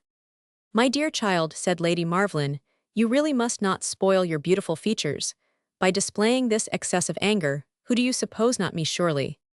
"I have not accused you as yet, Lady Marvelyn," cried Aveline. "It will be time enough for you to answer when I do." Her ladyship laughed good-humouredly. "You know, my dear girl, that whatever you choose to say will always be taken in good part, as far as I am individually concerned, so leave off pouting, sit down, and lend me your attentive ear, or rather ears." "Well, what more have you to say?" returned Aveline, dropping into the nearest chair. "The Earl, your grandfather, the head of the house and master of Broxbridge," said Lady Marvelyn, emphasizing her words, with more than her usual care, "has thought fit in his wisdom to take upon himself the responsibility of getting you released from the thraldom, which, to say the truth, has been to him, for a long time, almost insupportable." "To him?" "Yes, my dear, to him, and but this is only hypothetical. He presumes that it is insupportable to his darling pet. Also, for what constitutes his happiness or misery applies with equal force to his grandchild." "And have you told him?" exclaimed Aveline as her brow darkened. "I have told him nothing," said her ladyship still more emphatically. "It is not likely I should do so, and you will pardon the observation, but it is by no means complimentary to me to offer such a suggestion."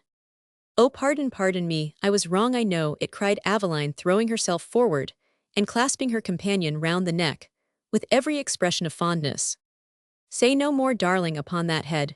You will find it indeed difficult to offend me. This is but a passing cloud, but my charge must learn to control her feelings. Really must. In the fashionable world, these sudden emotions are quite out of place. Are indeed well-bred people never suffer themselves to give way to violent demonstrations. Besides, dear, anger or rage is a sore destroyer of beauty. I care not for beauty and am but as nature made me, I will not give my consent to this suit against my husband. You surely do not mean to say that you will oppose the wishes of Earl Ethelwood. Oh, I don't know what to do, said Aveline, bursting into a flood of tears. I am the most miserable creature in the whole creation. I should have thought, exclaimed her ladyship, pausing suddenly. Should have thought what? Well, I don't know, may I speak plainly? Certainly. And you promise not to be offended? I promise. I should have thought, after what we both witnessed at the opera, that you would have no hesitation. And assuming it was a mistaken error, he might have gone thither with some relative, a friend's wife. Perhaps it surely must be so. Lady Marvland shrugged her shoulders and shook her head. We are most of us prone to put the worst construction on the matter in cases of this sort. All I can say is I hope we have. But you do not think so? I confess I do not. Very well, nothing ought to be done till we have made further inquiries, if it be as you think. As I think. Well, say me, if you like, if it be so, then, indeed, I shall not hesitate for one moment. So be it, Aveline, we will make further inquiries, and so let the matter rest for the present. You are a dear darling girl. And with these words, the speaker embraced her young charge fondly. Do not pain the Earl by any allusion to this subject, for the present, cried her ladyship. I promise not to do so. And so the interview ended. Patty Jamblin, who had returned with Aveline, did not remain long at Broxbridge Hall. She was anxious about her father, and on the following day hastened at once to Stoke Ferry Farm. The honest old farmer was almost beside himself with joy when his eyes lighted on the sweet and innocent face of his only child. She was the only solace he had in his declining years, and for her he seemed to live. Patty was pleased to find that the old man was looking very much better than she expected to see him. It had been a sore trial, the loss of his son Philip, but he had borne up against the misfortune with great fortitude and appeared to be more himself. I dunno how I should 'a got on without 'e, said the farmer, hadn't it 'a been for John Ashbrook. He took compassion on the old man, ye see, and has gene me as much of his company as he could well spare. I am sure it's very kind of him, said Patty, and I shall always feel grateful for the timely service he has rendered. Where is he now? Oh, he be here. Here? Well, lass, not zactly here, I don't mean that, but he be about a lookin' after the men. Ye see, he's been my right-hand eye, and the left too, I am thinkin'. Patty found Stoke Ferry Farm as clean as a pink, both inside and out. During her absence it had been put in thorough repair. It was never much out of order, but now it was a perfect model in its way. The house was a substantial affair, as red and ugly as a British uniform, relieved at the corners with white stone facings. Whether the farmer had sent word to John Ashbrook or not, it would be difficult to determine. The fact, however, was clearly demonstrated. Patty had not been in the house half an hour before Ashbrook made his appearance in the large room, which served as a parlor. He was as usual very attentive to the farmer's daughter, and that was all. But anyone who saw them together would not be far out in their reckoning if they came to the conclusion that he had a sneaking fondness for her. Old Jamblin was a sociable man, and very few evenings passed in which some neighbor did not drop in to smoke a pipe, have a glass of grog, or a hand at short whist. During Patty's absence, John Ashbrook had paid frequent visits to her father. After her return, he did not seem disposed to leave at all. Dawlet but John ud mek her a good husband, muttered the farmer. The Jamblins and Ashbrooks were med to run in pairs. Patty and John ill go together, as natural as half and half. As these were his sentiments, he gave the young people every opportunity of sweethearting, as he termed it. And he was perpetually finding excuses for putting on his thick boots to go into the yard. Jamblin was known to be a rich man. His father had left him a good sum at his death, to which he had been adding for years. The only wonder was that his daughter had not a host of candidates for her hand. By and by it came to be rumored among the old women, who gossiped over their brown sugar and tea, and among the farmers and dealers on 'change on market day, and among the servants in their Sunday strolls, that John Ashbrook of Oakfield House was keeping company with Miss Jamblin of Stoke Ferry. As soon as this fact was established, Stoke Ferry became the focus of 20 radiating hearts. Then intelligent agriculturists could only discover that Patty Jamblin was a catch both for wealth and beauty by the time that a good-looking, and for a farmer, a passably talkative young man had got a footing ahead of them. But this doubtless most of my readers may have observed, is often the case on Sunday evening. Stoke Ferry was like a fair, and the consumption of spirits and tobacco would have shed honor upon an assemblage of medical students. But even gin and water did not embolden these visitors to make more than sheep's eyes at the fairy who had drawn them there. These silent tributes flattered her vanity without putting her to the trouble of paining theirs. She had however one suitor, who was really unfortunate. This was no other than Mr. Nettlethorpe, a new neighbor of Jamblin's, but a man whom he despised. He was one of the most cheese-paring meanest men in the whole county. At one time he had been a moneylender, but of later years, he had chosen to try his hand at farming, about which he knew next door to nothing. Although Jamblin had a great antipathy to him, he could not as a neighbor be positively rude to him. "I hate the man," said Jamblin, "but one can't shut the door in his face. People say he's been dangling after you. But of course you think nothing of such a varmint a fellow with a set of cows, not worth opening and shutting a gate after. Why, you might hang your hat on thir hip bones. He a farmer, a pretty notion he has of farming. He let his plough stand to kill a mouse, and instead of dunging 12 cartloads to the acre, as everybody else does, he doesn't dung 12 barrowfuls. And his horses too, he thinks it's a saving to starve 'em, till they've got as weak as chickens, and can't do any work. Why, you can see 'em reel as they go up the road." "He has a very nice house," said Paddy. "Nice indeed, it's mock beggar hall foine outside, but naturally barren within. There ain't much more than carp pie for his wife in the larder, ill be bound, for he bean't the sort to keep more cats in his house than'll kill mice. He's got a very nice sister." Farmer Jamblin burst out into a loud laugh. "Has he cried. Well, that's a matter of opinion, Paddy. She be as wretched and ignorant a little natural, as wide find in a day's tramping. Did I ever tell 'ee I was riding by the house one day, and she came out with her back hair flying loose, and crying ready to split herself. Dear, dear, thought I brother been took with a fit of remorse, and killed hisself. Oh," Mr. Jamblin cried, "she, what shall I do? My poor duck is so ill, she's got fast on the nest, and I can't move her off. Oh, that was a larfable ditty." "But she has been brought up to farming, father," suggested Paddy. "That bean't it, Jell. She be mean and close-fisted like her brother. Do you know what she did?" "No." "She watered the men's beer when she sent it out to 'em in the hay harvest. Why, if you put one drop of water into beer, it spoilt directly. It is so different to spirits. She ought to have been made to drink it." The farmer paused suddenly, and then said in a lower tone, "But here as I am alive comes the very man hisself. I say, Paddy, can't 'ee manage to chuck him off somehow? I can't send him away, and it gives me the sick every time as I sees him." She answered with a cunning little smile. Her father went out into the fields, and Mr. Nettlethorpe found Paddy alone in the parlor sewing. He stammered a good morning, and sat down clumsily on a chair. Nettlethorpe, the miser farmer, as he was called for in many respects, he resembled the far-famed old Elwes, a tall, meagre-looking man with bright red hair. He carried pinch and starve in broad letters upon his features, which were angular, and also on his clothes, which were patched and threadbare.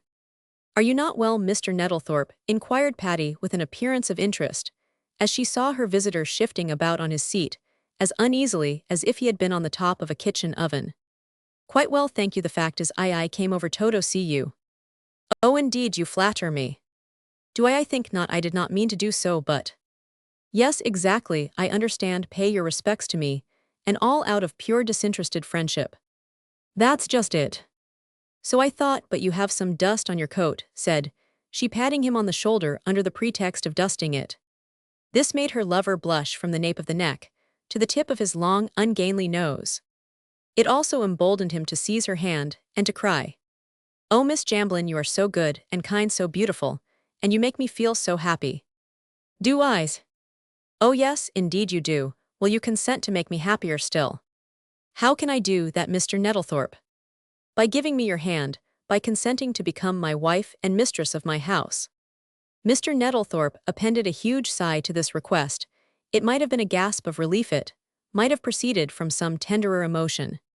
Paddy at first turned away her head. It might be supposed to hide her maiden blushes. It might be to conceal a roguish smile, probably to consider her answer.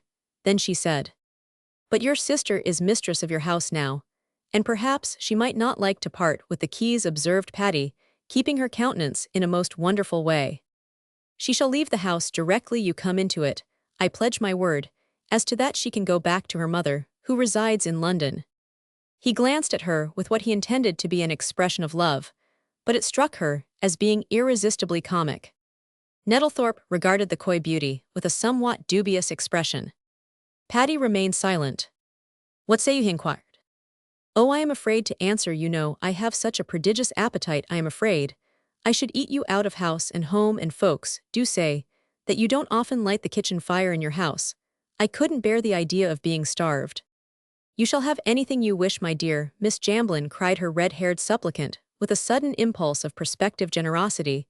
"You shall go shopping yourself, and marketing yourself just whenever you please.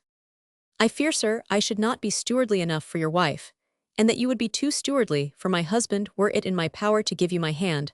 I must tell you candidly, Mr. Nettlethorpe, that it never would be yours. When I marry a man, not a savsbox man, who spends his money and does good with it, and who does not keep it piled up in a heap till it decays, a man who does not think it sinful or extravagant to enjoy a few innocent pleasures, and who will give me a good dinner, and eat one himself every day in the year. Miss Jamblin, I am astounded. Do you suppose I am so mean that I should begrudge my wife the necessaries of life, a good dinner? You don't suppose I am likely to starve you, or anyone else for the matter of that. I will take good care you don't starve me, Mr. Nettlethorpe. You wrong-minded you do. These observations are most uncalled for." "Are they?"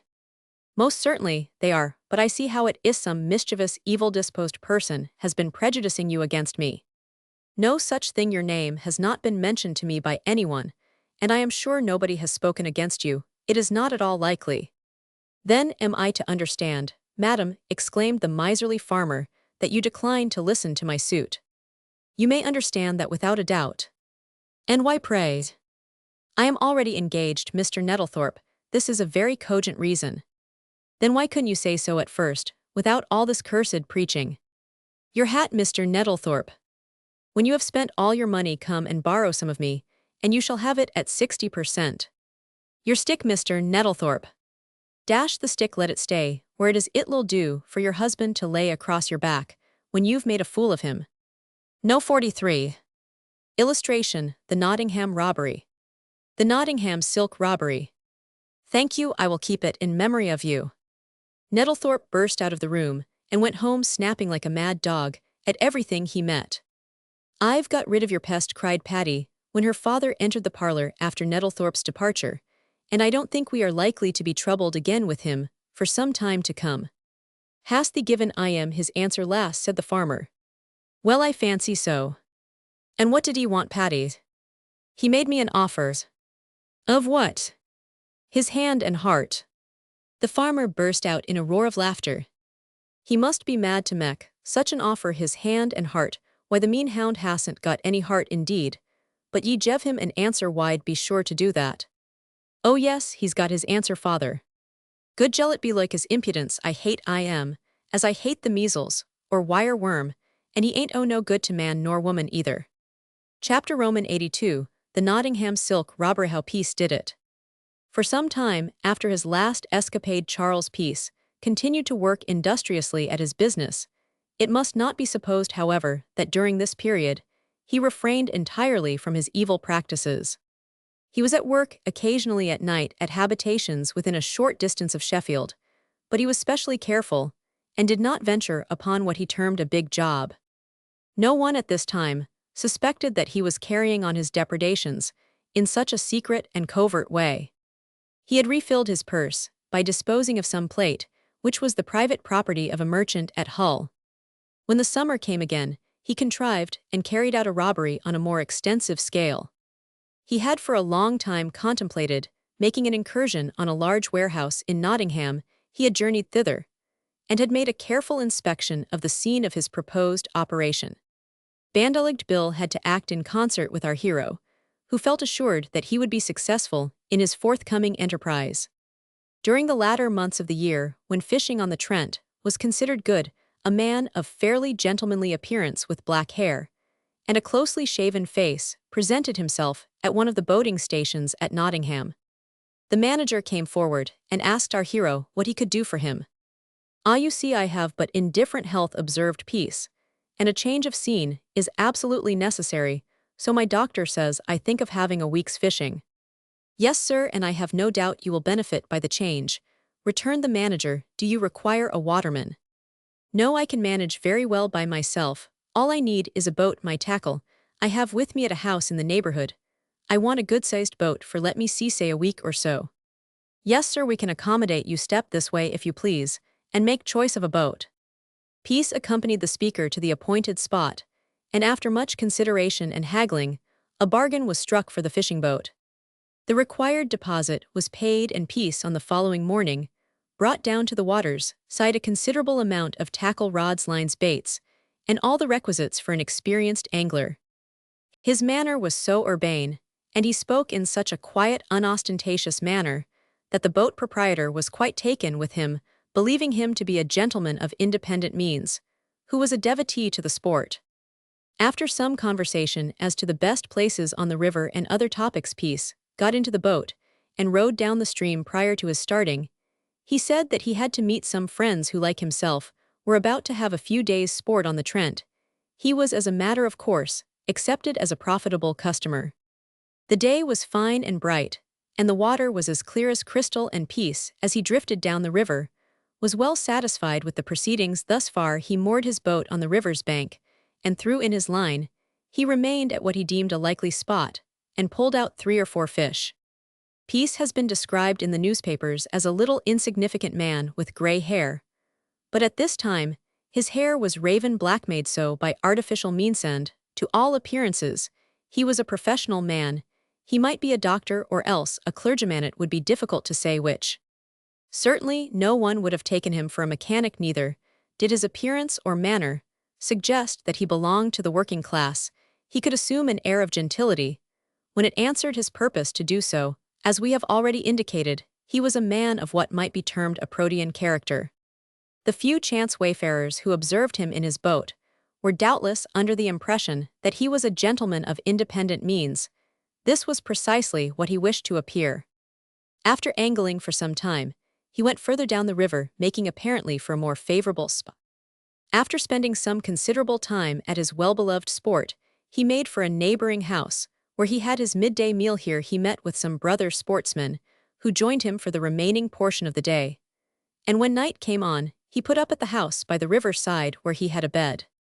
By early morn, he again betook himself to his boat, and drifted further down the river, until he arrived in sight of the silk manufactory, upon which he proposed operating. In the after part of the day, bandoligged Bill made his appearance. "Well, old man, how goes it?" said the newcomer in a whisper. "All right so far. Have you got the trap with you?" "Yes, I've put it up at a beer shop close by here." Peace at this moment pulled out a good-sized barbel. "My eye, but you've got a whopper there, Charlie, and no mistake," cried the gypsy. "Don't call me Charlie if anybody sees us. You are my mandant, you understand." "A nod's as good as a wink. To a blind horse your servant I tumble," returned. "I am supposed to be a gentleman," now said Peace with a chuckle. "Ah, I see, and you know how to play the part, which, to say the truth, is altogether beyond me. Howsomedever, I do very well for a slavey. Nobody is likely to take me for a gentleman. So much the better. But how about the business? When is it to come off?" "Tonight, if all goes well." The gypsy gave a low, mysterious whistle.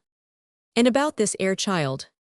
"You had better meet me at yonder point," said Peace, pointing to a turn in the river. "Be there between 11 and 12 tonight, and take care to have the trap in readiness. There's a grove of trees just by that spot, which will suit us to rights. The pony and trap shall be there at the time you name." "Don't disappoint me, you old sinner," said Peace. "If you do, it will spoil all." "Did you ever find me in the rear, when I was wanted at the fore?" inquired the gypsy. "No, I never have, only it's as well to have a clear understanding. I will be there at yonder point, but how about cracking the crib? Don't you want my assistance?" "I think I can manage that very well by myself. There's a bloke as sleeps on the premises, so I've heard," cried Bill. "The devil there is, what, a sort of porter, or something of that sort, eh?" "So I've heard." "Well then, perhaps it would be just as well for you to come round to the warehouse, and leave the trap in the grove of trees." "Just so." "At what time?" "Say 11, or from that to 1/2 past. "Now go," said Peace, "for I don't want you to be seen by anybody, if we can help it. Remember, from 11 to 1/2 past. I'll not forget." And with that promise the gypsy sheered off, leaving Peace alone in the boat. "A good faithful fellow," he murmured after his friend's departure. "It's not many I put trust in, but he's fair and square enough." As the shades of evening descended, Peace moored his boat, and threaded his way through the by-roads and green lanes. He sought seclusion, which he succeeded in obtaining seclusion, till the hour arrived which had been appointed for the robbery. He found the time hang heavily enough on his hands, and hardly knew how to employ himself. Waiting and loitering about is not pleasant under the most favorable circumstances, but in the dead of the night, enshrouded by dark shadows, and with no other sounds but the splashing of water and the mournful sighing of the trees, the watching and waiting was inexpressibly dull. However, it had to be endured like all other human ills and trials, and Peace endeavored to put the best face on the matter. He trolled in a low tone a popular ditty, and strove to be as cheerful as possible. It was some satisfaction to him that he had not met with a solitary individual in his wanderings. This was just as he could have wished. At length the appointed time drew nearer, and nearer. Peace made for the back of the silk manufactory, and waited patiently for the sounds of footsteps. Bill was true to his appointment. Presently, his companion heard the rustling of the decayed leaves which strewed the ground, and he was at no loss to conclude that his confederate was approaching. He was correct in his surmise. A low whistle was heard, which Peace answered by a similar sound. The two robbers were very soon in close conference. "Any blokes about?" said Bill. "Not a living soul, besides ourselves, at least none, that I have seen, and you. All still and quiet. The gentlemen who live in these air parts go early to roost, it would appear. And how about cracking the crib?" "Leave that to me," said Peace. "It's an easy job enough, I fancy." The speaker led the way to the side of the premises. Peace set to work on one of the windows, which with his accustomed skill he contrived to open. The window was drawn down. The gypsy gave his companion a leg up, and in another moment our hero was inside. He had on at this time some yachting boots, the soles of which were made of vulcanized india rubber, and his footsteps were almost noiseless. Passing through the room he had entered, he crept downstairs and undid the bolts and other fastenings of the front door. This done, he beckoned to his companion. "I wonder where this man sleeps," he murmured. "Haven't the slightest idea," returned the gypsy. "No matter, it's as well to be prepared. However," he muttered, drawing his revolver from his coat pocket, "I never have recourse to this, except in extreme difficulty," said he. "Ah, don't settle anyone's hash," cried the gypsy, moving forward. "Don't you come in, leave it to me. You can't slide about so silently as I can. Don't you come in, unless you hear me give the alarm. Wait and watch just inside the passage, and keep guard over the door." "All right, on your goes then." Peace did go on. In one of the rooms on the basement he found a man and his wife in bed, fast asleep. He did not, of course, attempt to disturb their slumbers, but assuring himself first of all that they were actually asleep, he withdrew, closing the door gently after him. He then inserted into it some of his long thin screws, so that the porter and his wife, if they should by any chance be disturbed, would find themselves close prisoners in their bedchamber. It was not at all likely they could break open the door before our hero, and the gypsy had got clean off. Having performed this little bit of business in a way which was satisfactory to himself, Peace proceeded upstairs into the warerooms. He found in these an immense amount of property silks of every hue, but he chose rolls of black silk, this being more saleable. He brought down as much as he could well carry, and then went upstairs for more, for he was unconscionable in his demands, and stuck at nothing.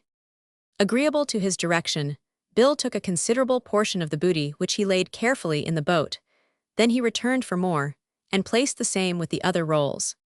In a very short time, the boat was pretty well filled, and no more black silk could be found. However, Peace laid his unholy hands upon some colored silks.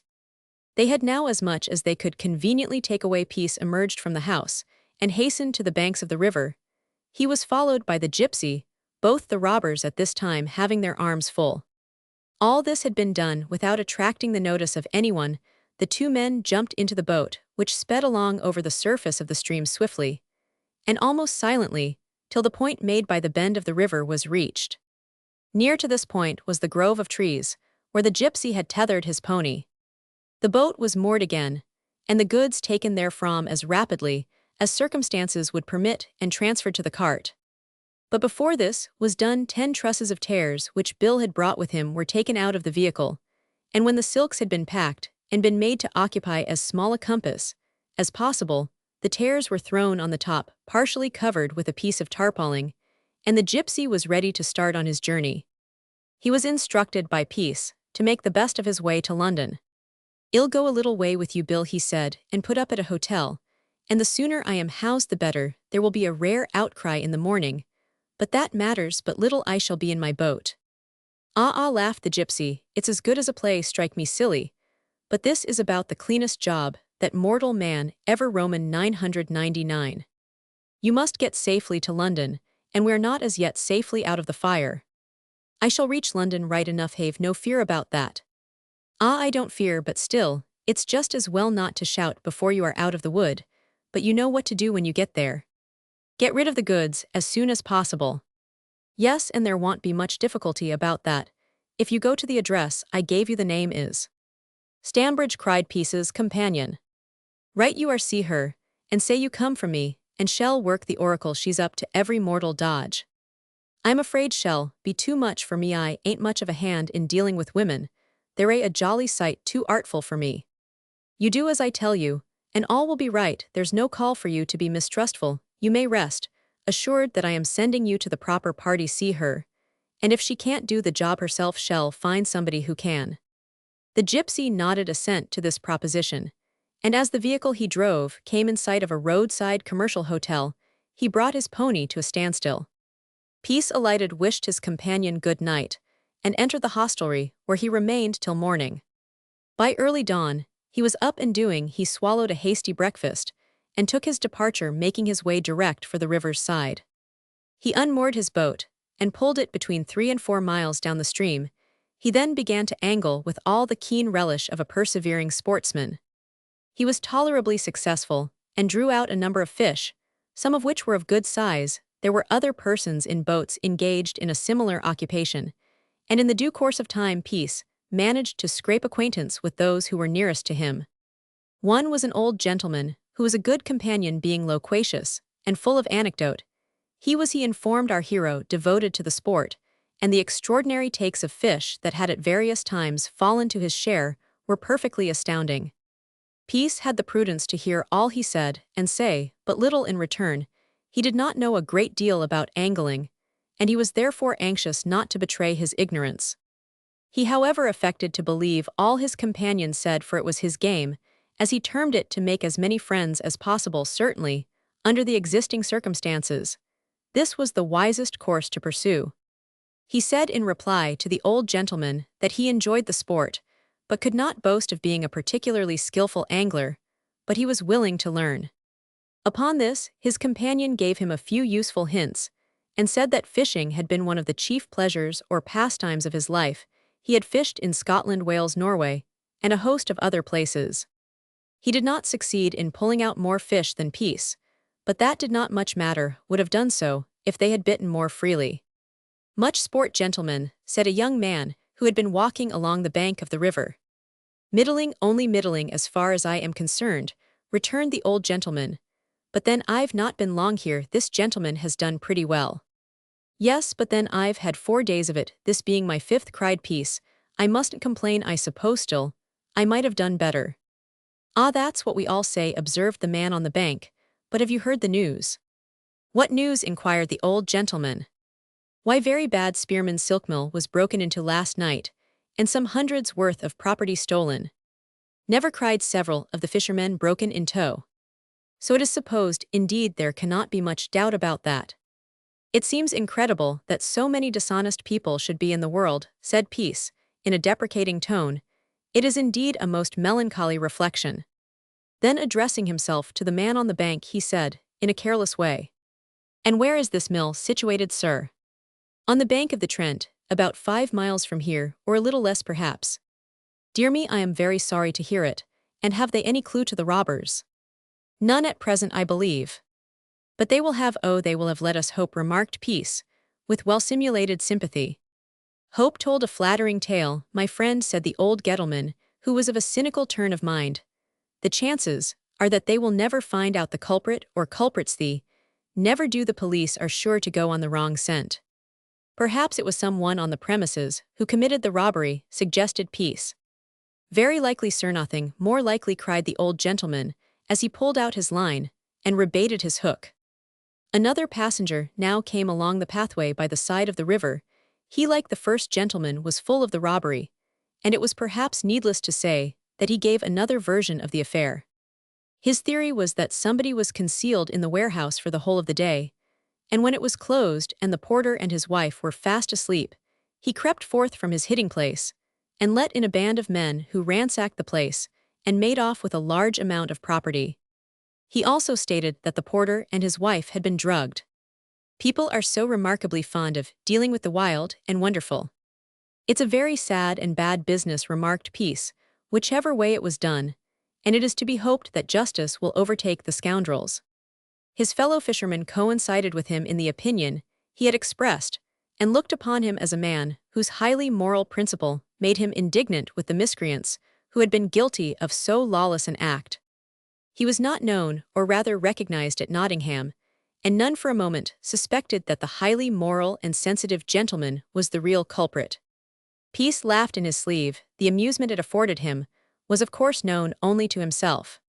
He amused himself with his brother anglers for the whole of that day, and when evening set in, he repaired to the public house called the 7 Stars, and made himself very agreeable to the frequenters of the parlor. He had, before giving over for the day, agreed to meet some of his brother anglers at the same spot for another day's sport, and he was again to be seen in his boat as heretofore. He did this to lull suspicion that, as if any was likely to be attached to him, while occupied in fishing with what to all appearance was a party of his own particular friends, he felt he was perfectly safe. The police went far and near in search of the burglars. They made desperate efforts to trace the stolen goods. They arrested an unfortunate tramp, who was seen lurking about the neighborhood on the preceding day. There was, however, not a tittle of evidence against the poor tramp, whom the magistrate at once discharged. It was of no use people saying that they had arrested the wrong man. They shook their heads and looked mysterious. As he had been arrested, they clung to the opinion that he had a hand in the robbery. The poor wretch wanted the common necessaries of life, and was of course perfectly innocent of the charge made against him. But he was a tramp, and that was enough for the police, and they assumed as illogically as they usually do that he knew something about it. This was all they could do in the matter, and so after a hubbub and outcry for a week or so, the matter was given up as hopeless. Peace took back his boat, settled with the proprietor, and made the best of his way to Sheffield. His wife at this time presented him with a daughter. Meanwhile Bandelict Bill arrived safely in London, with the booty obtained at the Roman 1099. He waited on Laura Stanbridge, and gave her a note from Peace. The silk was safely deposited in a loft over a stable, which was in the occupation of a friend of the gypsies. The same friend had no difficulty in divining that Bill was doing something on the cross, but as he received a handsome sum for the loan of the loft, he saw and heard, but said nothing. The most accomplished and daring thief finds it difficult to get on without the assistance of one or more confederates. Laura Stanbridge accompanied the gypsy to the loft in question, and inspected the goods. She was of course to have something for her services, and it was ultimately decided to remove the silk to her house. This was done. Doubtless most of my readers are aware that there are in London establishments, kept by honest tradesmen, who are in a large way of business, and whose buyers are instructed to purchase goods at their own discretion, without being rude enough to ask any questions of those who offer them for sale. This practice has been carried on for a number of years. It would be invidious to mention names. The fact of purchases being made in the manner described is incontrovertible, and the fact also that the honest tradesmen very often in the way of business become as innocently enough perhaps a receiver of stolen goods. Laura Stanbridge, when the silks were in her possession, got a young man who had been in the trade, but who had at one time been unfortunate enough to mistake his master's money for his own, to offer the rolls of silk for sale at one of the aforesaid houses before referred to. They were purchased at about 15% below the market value. The vendor had to be paid handsomely for his trouble, so had Miss Stanbridge, so also had several other persons. But with all these drawbacks Mr. Charles Peace obtained for the goods half as much again as he would have got from a Jew receiver, so that all things considered, he had done a lucrative stroke of business. Bill of course stood in, but Peace had the lion's share. Chapter Roman 83 Stoke Ferry Farmhouse Lovisa, Confidential Teddy Teat. Patty Jamblin, as we have already seen, contrived to rid herself of her most obnoxious and objectionable admirer. She had nevertheless, to make use of a common phrase, many strings to her bow. Numbers of soft-hearted, irrepressible rustic swains hovered round the central figure of Stoke Fairy. As time went on, John Ashbrook became more deeply enamored of the pretty Miss Jamblin. It was generally understood that he was the favored suitor for Patty, albeit a little willful and capricious, had eyes and ears for him more than all the rest. Old Jamblin was a farmer of the old school. He was, like most of that class, a little prejudiced. It may be said very prejudiced, as far as his political opinions were concerned. Free trade and the abolition of the Corn Laws he had opposed to the utmost of his power, and a radical he hated worse than a tax collector. Do not blame him for these opinions. Do not laugh at farmers, for they are men who have worked hard and who have been ill-treated. This nation once made it legal to have a free trade in corn and corn alone. They had the bread cheap at the expense of the farmers. And not contented with cheating them, observed Jamblin, they jeered at them too. Say the free trader's Bobby Peel was going to kill 3 farmers a week, but there is 1 or 2 of them left alive yet. Yes, for when that law was passed, the English yeomen, whom fools call idle grumblers, struck their broad breasts with their hands, and resolved to struggle hard against their foreign foes. It was a hard battle for them, this fight with farmers whose land cost them little, and who had few taxes to pay. And as they were growing fagged and faint, and were forced to fall back upon their hard-earned savings, the Crimean War began, and the cry was for meat to send out to the land of strife and famine. The nation which had bled the farmers had now to bleed for them, and to buy their sheep or oxen at fabulous prices. Thus the Emperor of Russia saved half the English farmers from ruin. As we have already signified, Jamblin was a farmer of the old school, whose favorite maxim was, "He who by the plough would thrive, must himself either hold or drive." He acted throughout his life in accordance with this precept. He chose for his wife a farmer's daughter-roan of the old-fashioned sortin, adept in the economies of the stables and pigsty, and a perfect genius among the milk-pills. Having presented him with a son and a daughter, she expired in the act of lifting a large brewing tub, which was out of its place in the back kitchen. Although his wife had perished a victim to her love for ne plus ultra housewifery, Jamblin reared up his son and daughter in the same line of education, which proved so beneficial to himself. And sometimes he would recite this old adage in a kind of chant, beating time with his fingers on the kitchen dresser. The man to plough, the wife to cow, the boy to flail, the girl to pail, and your rents will be netted. But the man tally-ho, the wife piano, the boy Greek and Latin, the miss silk and satin, and y'all soon be gazetted. When you grow up to be a man, Phil, he would say to his son, and I have grown old, you shall live in the big house and farm Stoke Fairy all to yourself. You stick to your trade like wax, my boy, and y'all have a red face when you come to be old, and a sound liver, a strong jolly heart, aye, and your pocket full of yellow boys too. When Philip was talked to like this, he would go to work with hoe, spade, or sickle, as if were a young hero cutting himself a path to glory with his sword. His father's words gave him thoughts which cheered him to his work far more than the black muddy beer, which was sent out to them in stone or leather bottles. And sometimes as he plodded across the fallow fields while the last red clouds in the west were fading into white, and while the dew was rising like a fog from the meadow grass, he would stop and fold his arms upon his breast, and looking up to the sky dream that he could see a farmhouse with a great straw yard, and massive barns, and countless heads of cattle. But by daylight, he gave himself no time for reverie. Even at nooning, when the laborers were enjoying their dinner and siestas, his mind was full of business, and questions streamed from his lips as water from a bucket overthrown. Phil will be a great man, his father used to say. He does his work like a free horse, and is a lazy Piran, about to pick up wrinkles his heart's in his call, and that's the head thing to look after. But poor Phil was not destined to fulfill the farmer's predictions. He was cut off, when on the very threshold of life, stricken down by the hand of an assassin. His connection with Nell Fulford had been a source of anxiety to the farmer long before his son's death. It was a subject he never afterwards made reference to, but although he was silent on the subject, he had not forgotten it. One evening, when Patty was away, she had gone to the hall to spend a day or two with Lady Aveline at her ladyship's special request. Jamblin had for his companion John Ashbrook. Strange to say, on the evening in question, there were no chance droppers, in the reason for this being perhaps the absence of Patty. The two farmers were seated in the parlor, before a bright cheerful fire. "Kitty," said Jamblin, addressing himself to a red-faced, redarmed servant girl, who was kept more for use than ornament, "go down to the cellar, and bring up a big jug of the October old ale, out of that little cask in the corner." The October ale, which was several years old, and of unrivaled strength and flavor, never moistened throats, except upon holiday occasions. The girl knew her master disliked to be questioned, so taking a bunch of keys from the shelf, she glided out of the room, and returned with the ale.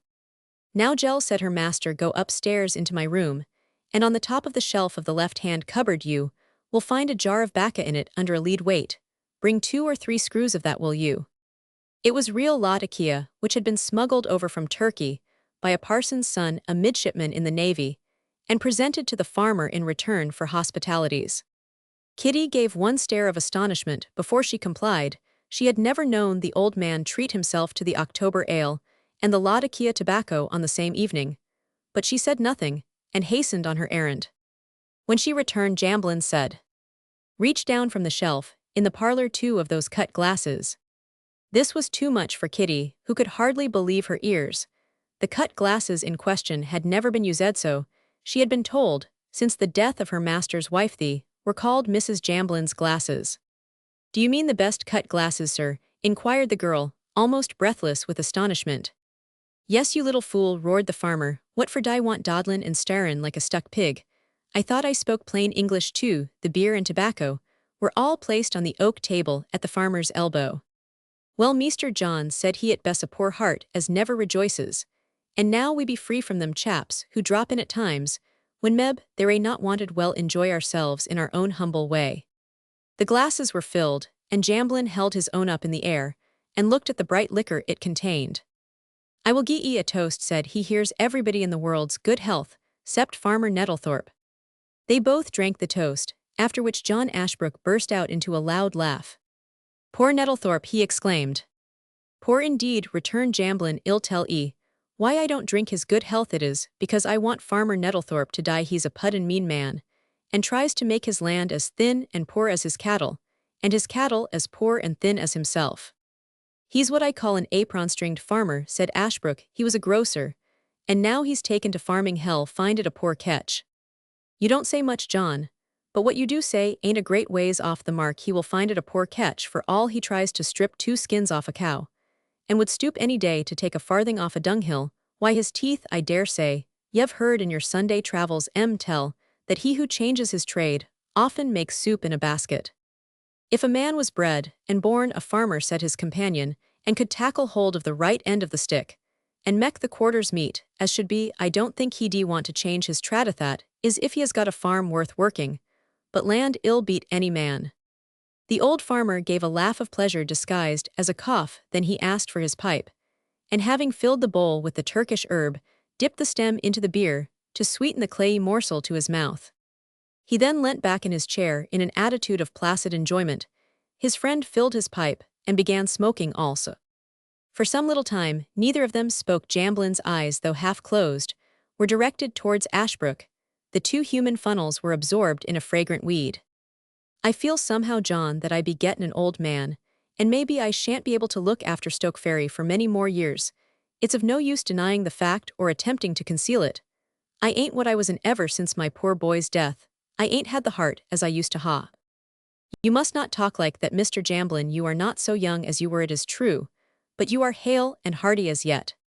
"As yet that be a good term, but I ain't got the pluck as I ought to ha, and I've been thinking, lad, well, I've been thinkin' of a lot of things now. There's Patty, you know."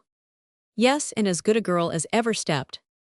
"That be right enough. I am glad to hear thee say so. Well, although I be old, I ha got eyes in my head, and know how many blue beans mek 5 I can see pretty plainly, John Ashbrook, that you are sweet on the gel, and it may be that she's a bit partial to you. This is only as I guess," he added, pointing over his shoulder with the end of his pipe. "Be I right or be I wrong?" he said sharply. "Why, of course you are quite right. I am glad you have broached the subject, which, to say the truth, I was about to enter upon myself, Mr. Jamblin. I need hardly tell you how dearly I love your daughter. I have done so for years past, but what don't ye begin like that, John? The only but there is in the question is one filled with the best stingo, which is to be broached, when the health of the bride has to be drunk. It does one good, when you talk like that, cried Ashbrook, bursting out into a laugh. The old man indulged in a merry chuckle also. But I must beg you to listen to me for a short time, said Ashbrook. You see, Mr. Jamblin, things are not so rosy with us at Oakfield as they used to be. There are many reasons for this. The farm has not been so profitable of late, and we've had some heavy losses. Poor Richard has not been the same man since the loss of his wife. You know, of course, she died of a broken heart.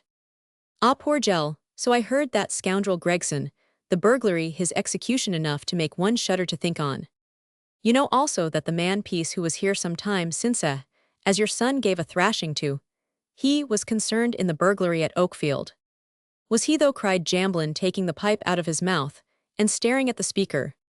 Yes, he was, but let that pass. As I was saying, Richard, poor chap, took it in his head to have a turn at brickmaking. He fancied he had found a vein of earth well adapted for the purpose, and he's sunk a deal of money on the speculation, which we shall none on us see back again, I am thinking. Foolish lad, what does he understand about bricks? Well, Mr. Jamblin, I am not a rich man, but a poor one, and that has been my only reason for not asking your consent, you understand. Well, yes, I think I do. Well, John, I am sorry you've been goin' to the bad of late, but it can't be helped. It ain't no fault o' yours, that I be quite sartin on, and as far as Patty is concerned, it won't mek much difference. She may have more wealthy suitors. She may certainly, or she may not, but in any case it won't make much difference if you like her, which I believe you do, and she like you well. Strike a bargain. John Ashbrook shook the old farmer warmly by the hand. I cannot tell you how supremely happy you have made me, he murmured, and only wish I had a fortune to lay at your daughter's feet. But you've got time afore ye, lad. You're young, and ha got common sense. No one can be too clever for a farmer. I haven't been in the world without knowing that. You're right, John. The more a man learns our trade, the better he finds out how little he really knows, and I've often thought that if God gave a man the grace to live 1,000 years like Methusalem of old, he wouldn't be able to tackle the ins and outs of the weathers and manners and stock and markets, and all the rest of it. Well, John, most people who have saved a little money and bought a little land like to keep their children waiting for it till they die, and then folks wonder there ain't more tears shed over burials now. I ain't one of that sort. My daughter is now my only care. And if so be as she, and you make up your minds to be one, which I dare say ye have for a long time past, I shall have a fair start in life. You've got your head screwed on the right way, lad, and what I put by for poor Phil shall be yours. Oh, Mr. Jamblin, I have no right to it. I tell ye have, and that's sartin you shall have a good start, and as Oakfield Farm ain't what it was, let Richard and your sister have it. You can work this for a while under my direction, and in time when I be gathered to my fatherswell, then it'll be yours and Patty's. There, I can't say much fairer than that. The farmer sent forth vigorous puffs of smoke from his pipe after he had delivered himself of this speech, and his companion, who was perfectly overwhelmed by his generosity, could not for the moment find words to express his gratitude. I am sure I can never be sufficiently thankful to you, Mr. Jamblin, he ejaculated. Nonsense, lad, haven't we known each other for years and years?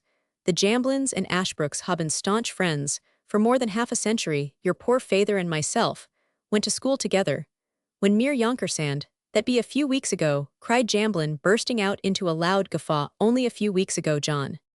Osser time runs on pretty fast with most of us, and what appears but a few months or years perhaps bridges over a long gap in a man's lifetime. That be true, lad. Well, as I was a-sayin', the Jamblins and Ashbrooks ha' been firm friends for more than a lifetime, and setting aside Patty, I've neither chick nor child, and therefore she be my only consideration. Mek her a good husband, John, and I be sartin sure shall mek you a good wife. And so, lad, we ha' a clear understanding there, boy, my hand on it. The two friends shook hands once more, and they drank each other's health in some whiskey toddy, and did not retire to rest till an unusually late hour. Patty Jamblin returned on the following day, and after a cordial greeting, the old farmer went abroad in the fields, leaving the lovers to themselves. I expect you and father have been enjoying yourselves to your heart's content during my absence, said Patty to John Ashbrook. We've made ourselves as contented as we could under the circumstances, returned Ashbrook. Also, I should suppose you can do very well without me, you two cronies.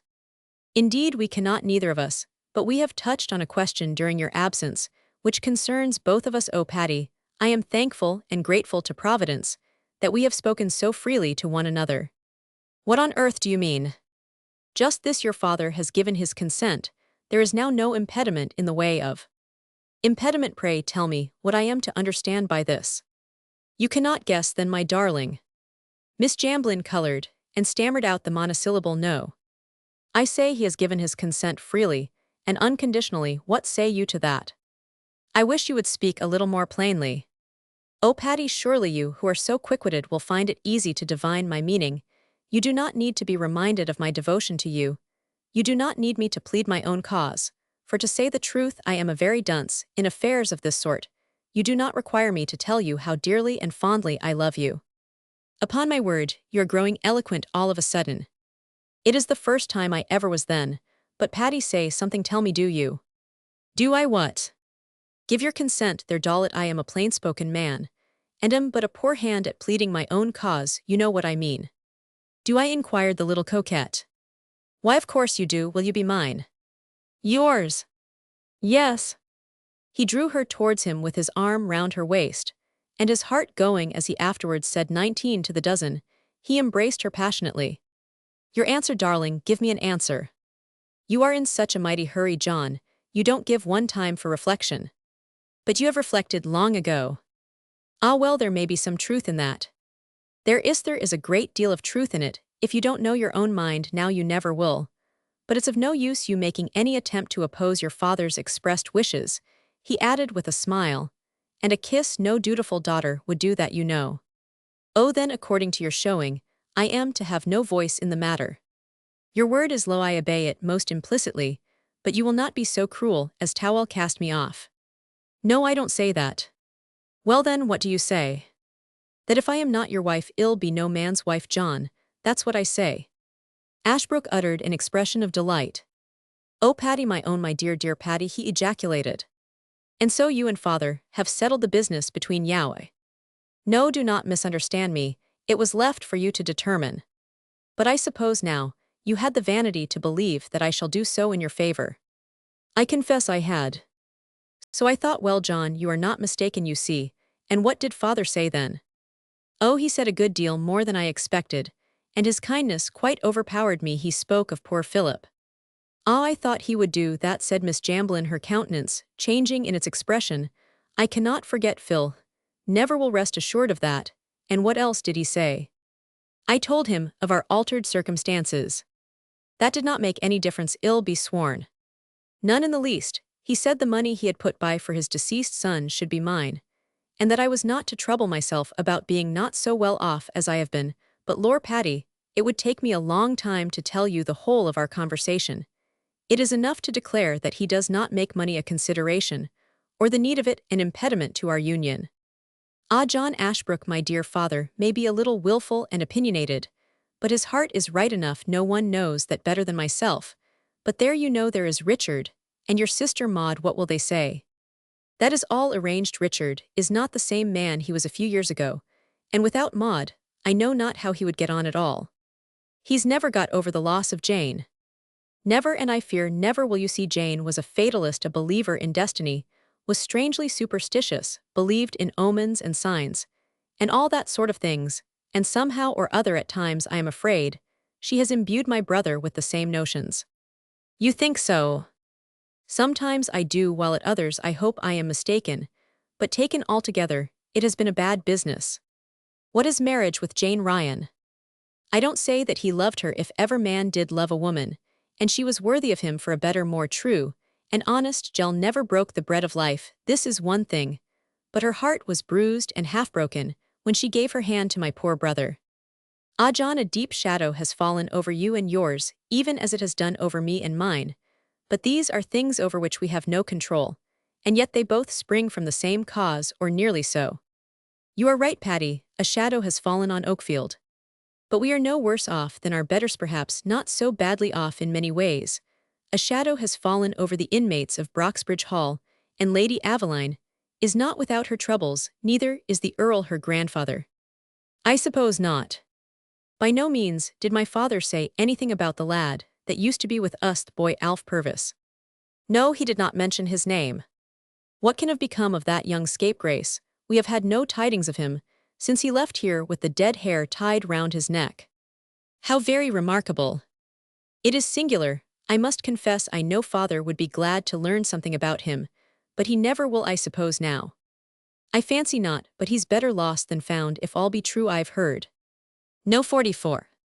Illust attempted escape from Wakefield. The attempted escape from Wakefield jail. Yes, that's right enough at least I suppose, so cried Miss Jamblin, who after this was lost for some time in reflection.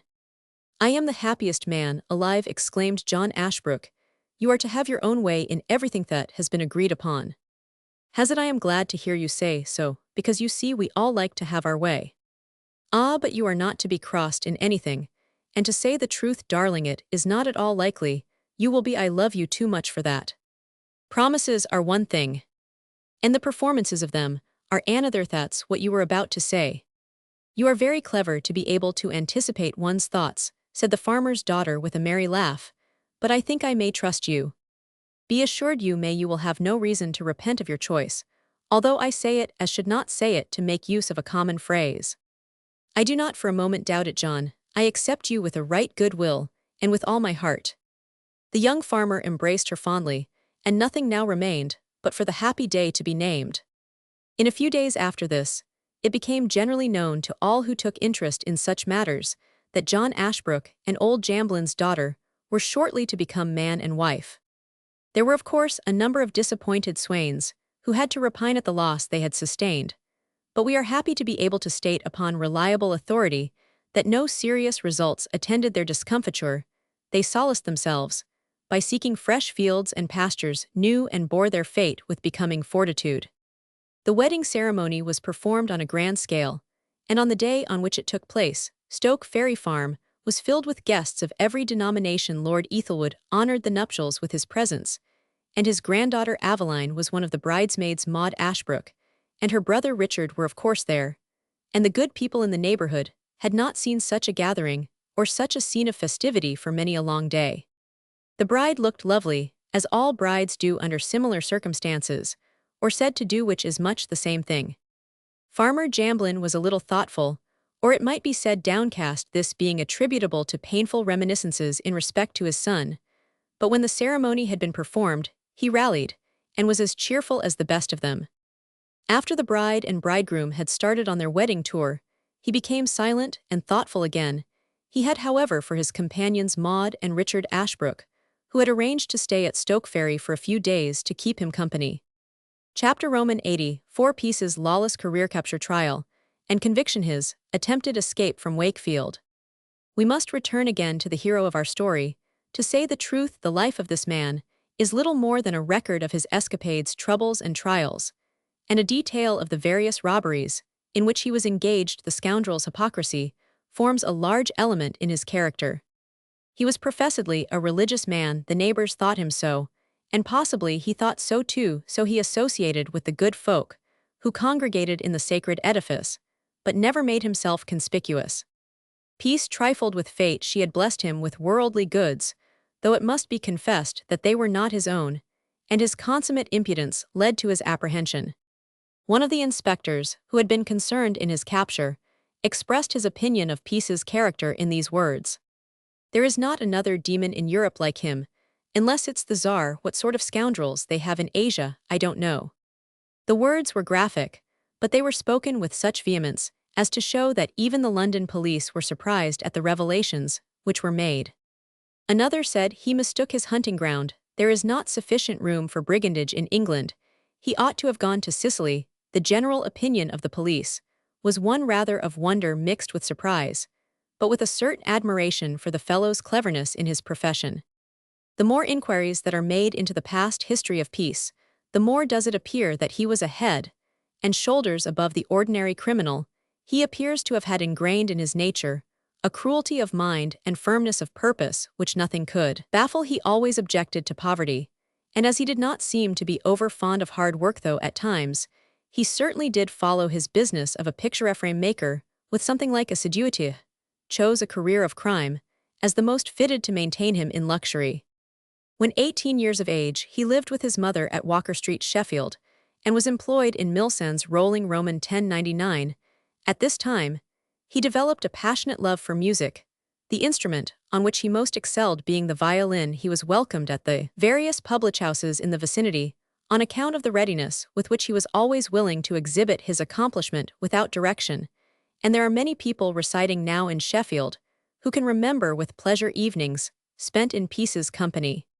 He was at this time known by a little goat carriage, in which he was accustomed to drive the child who was his pupil, and who was introduced to the reader in a previous chapter. This singular equipage usually attracted great attention, and many no doubt remember him by his goat excursions. His course from this time became a downward one, and from one excess he fell into another. He was living with his wife and stepson on good terms, and ostensibly his business was that of a picture frame maker. He became acquainted with a neighbor who was notoriously dishonest, and the pair spent a good deal of time together. They planned a daring robbery of wine, which they managed to successfully carry out. The booty was concealed in a field until the hue and cry should have ceased. For some considerable time, he and his accomplice managed to carry on their depredations with impunity, but justice, however, at length overtook them, and again, Peace was brought to the bar of justice. Indeed, he passed, as we have already signified, a very considerable portion of his time in prison, but penal servitude in his case, as in so many other instances, did not appear to have a deterrent effect. No sooner was he released than after a short period of honest industry, he again had recourse to his thieving propensity. We subjoin a report of his trial and sentence. Burglary at Rusholme. George Parker alias Charles Peace, aged 30, and Alfred Newton, aged 25, were charged with having burglariously entered the house of Elizabeth Brooks at Rusholme near Manchester, and stolen, therefrom, a quantity of silver plate and other property. Mr. Higginson prosecuted Mr. Fearnley defended the prisoner Parker, and Newton was defended by Mr. Campbell Foster. Mr. John Aitken, a gentleman residing with Miss Brooks, stated that about 6 o'clock on the morning of the 3rd of June, he discovered that an entrance had been effected into the dining room by forcing open the window, and upon examination, it was discovered that a coat, some papers, and a cigar case belonging to himself, and a picture, a cashbox, 14 silver spoons, and 2 sugar tongs, the property of Miss Brooks, had been stolen. Information was given to the police, and a search being made in the fields near the house, nearly the whole of the property was found in an old sewer. Officers were set to watch the place, and on the prisoners approaching the spot, with a hamper for the purpose of removing the property, they were apprehended, and after a violent resistance, safely lodged in Bridewell. The missing cigar case was found in the possession of Parker, who stated in the first instance that he found it, and afterwards that it had been given to him. On behalf of the prisoner Parker, witnesses were called to prove that he came from Sheffield to Manchester only a few hours before he and Newton were captured, and several witnesses were called to prove that Newton was in Sheffield at the very time that the burglary was committed, and did not leave that town for Manchester until the next morning. It was contended, on behalf of the latter prisoner, that he would have no motive for committing the crime with which he was charged, as he was a well-to-do tradesman having money in the bank. The explanation given of their attempting to remove the stolen property from the sewer was that they had accidentally found it whilst taking a walk together. Both prisoners were found guilty of receiving the property knowing it to have been stolen. A former conviction was proved against Parker, and he was sentenced to 6 years penal servitude. Newton was sentenced to 15 months imprisonment with hard labor. Peace was sent to the Old Trafford jail. We must pass over the period of his imprisonment for this offense, as other and more important events in his life have to be chronicled. Peace, though a desperate character, could appear as meek and mild a man as ever handled a six-shooter. The result of his playing the good boy was that he was let out on ticket-off leave, and society once more suffered for the relaxation of the law's severity. After his Old Trafford sentence, he returned to Sheffield and took a small shop in Cautionary. There, he used to amuse his acquaintances by showing the dexterity with which he could pick the most stubborn lock. He soon afterwards resumed his old practices, proving the truth of the old adage, once a thief, always a thief. He carried on his business for some time in Cautionary, and it was while here that he displayed some considerable amount of ability as an actor. Mr. John Tate, schoolmaster at Consett, gave an account in the Consett Guardian of a visit Peace paid to his school. He says many of my old scholars well remember Peace. Performing the gravedigger scene in Hamlet, his acting was admirable, but the contortions of his countenance and the amazing transformations he effected in his visage baffle all description. Mr. Tate further states, he visited Mr. Dawson's school at Spenamere about the same time, and performed the same part as he did at his school, with the addition of decamping with 2 musical instruments he had borrowed and attempting to persuade a girl to elope with him. His life in the several convict prisons in which he was confined would fill a volume, but as we have given an account of his sojourn at Preston and Dartmoor, this will suffice for the present. In serving his time at different periods, Peace made the acquaintance of the prisons of Millbank, Chatham, where he was flogged, and Gibraltar. His handiness caused him then, as at other times, to be employed as a sort of general utility man about the prisons doing odd jobs in which tact and dexterity were needed. It was after his earlier convictions that Peace was sent to Gibraltar, where with other convicts he was employed on government work, and was there known to be anything but a quiet sort of man to have in charge. This, however, must be considered an exception to the rule, as in most cases, he was tolerably well conducted when undergoing the various terms of imprisonment. At Gibraltar, he especially incurred the hatred of a servant, there named Baines, who he found was stealing firewood. It appeared that government allowed firewood in certain proportions for the use of the men stationed there, and Peace, after watching him, caught him in the act of taking firewood and disposing of the same. He informed the authorities of this, and the result was that Baines was discharged. However, by some means or other, the latter became employed as a warder at one of the great convict establishments, and subsequently our hero found himself under his care. It may be imagined that though a convict's life is far from a pleasant one, that of Peace was if anything more unpleasant than usual. The warder paid off 1 or 2 old scores, and never let an opportunity pass of showing his aversion, and making Peace's life as uncomfortable as possible. However, in the due course of time, the convict was discharged and returned to Sheffield. In the summer of the year before his arrest at Blackheath, Peace was in the city on business, and had occasion to pass over London Bridge. His hands were not covered, for at this time he wore no gloves, he was simply clean-shaven, and well-dressed midway on the bridge. Who should meet him but the warder who so much detested him? Of all the men he would rather not have faced this, with the exception of a Sheffield detective, was the one. However, he walked straight on, and though the warder looked at him, and actually turned, he never stopped, and thus once more Peace escaped detection and apprehension. Had he been tackled there, and then doubtless he would have made a desperate resistance, and what the result would have been can only be a matter of conjecture. For at this time, he never went out unarmed. When in confinement, Peace, during his leisure moments, used to employ himself in studying mechanics. He was, as we have already signified, exceedingly fond of watching machinery in motion, and had a good idea with regard to its essentials, having in the earlier part of his life worked at a rolling Roman 1099 at Dartmoor. He suggested some very important improvements in the machinery used there. His notions were tried, and then adopted, and up to the present time, they have not been superseded, there having been no improvement upon them. Indeed, many of his inventions were adopted in other of the convict establishments. Whatever Peace undertook, whether it was a burglary or a piece of other handiwork, he always did it well, and in that sense, he may be said to have been a successful man, but in that sense alone. During his imprisonment for the Rusholme robbery, his poor wife had a hard time of it.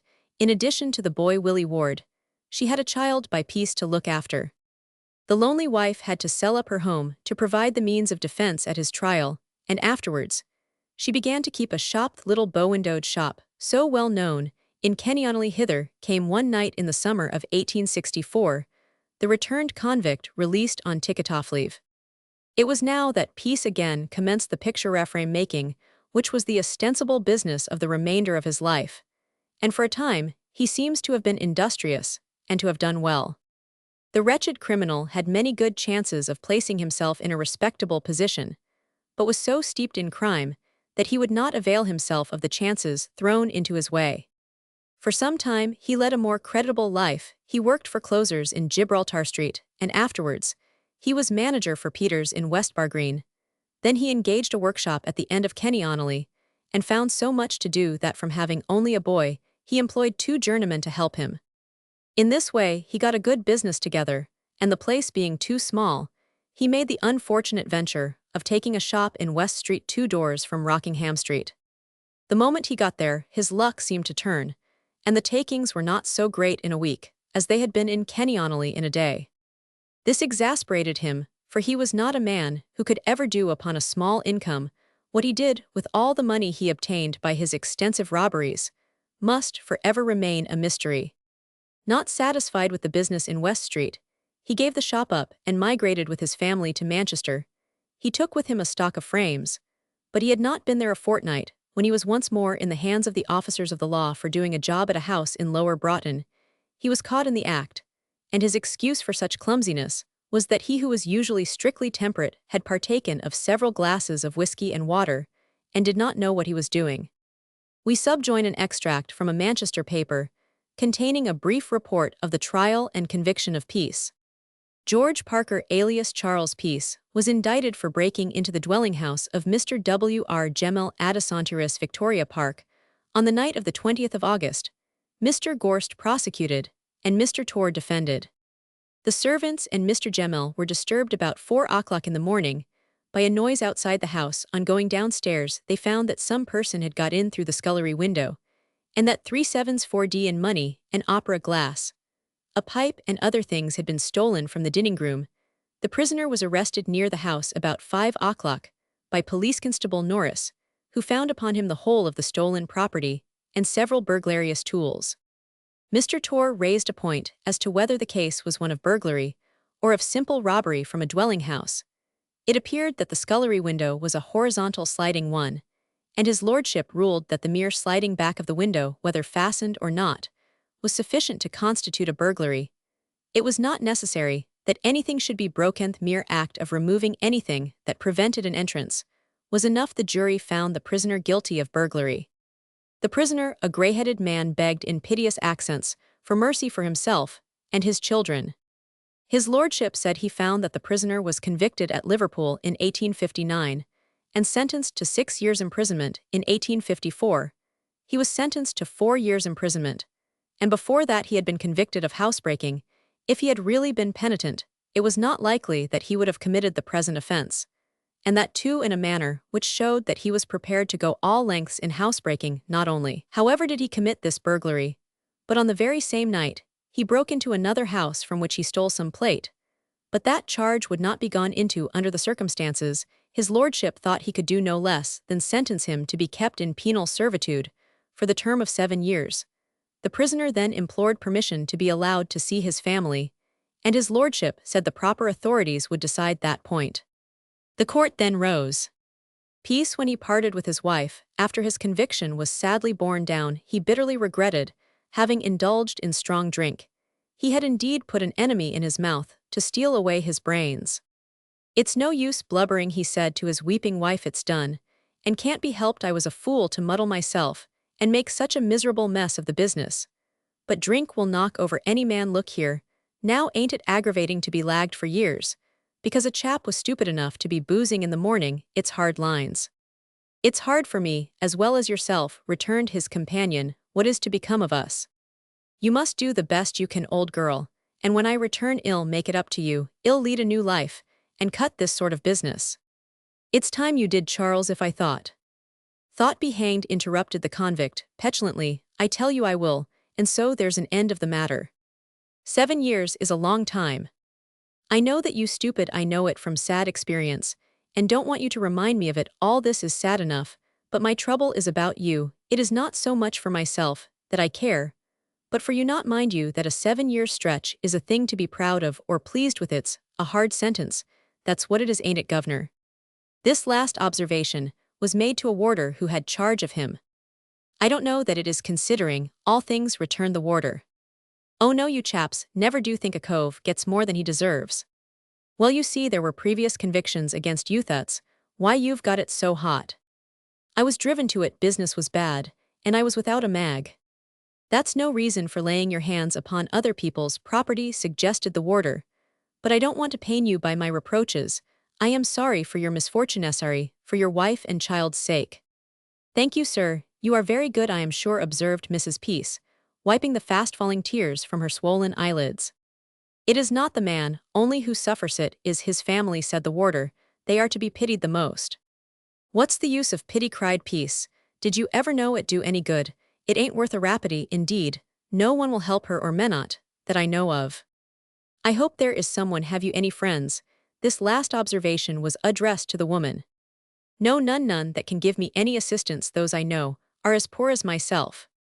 "Now then, prisoners, this way," shouted out a man in the lobby in a stentorian voice. "This way for prisoners."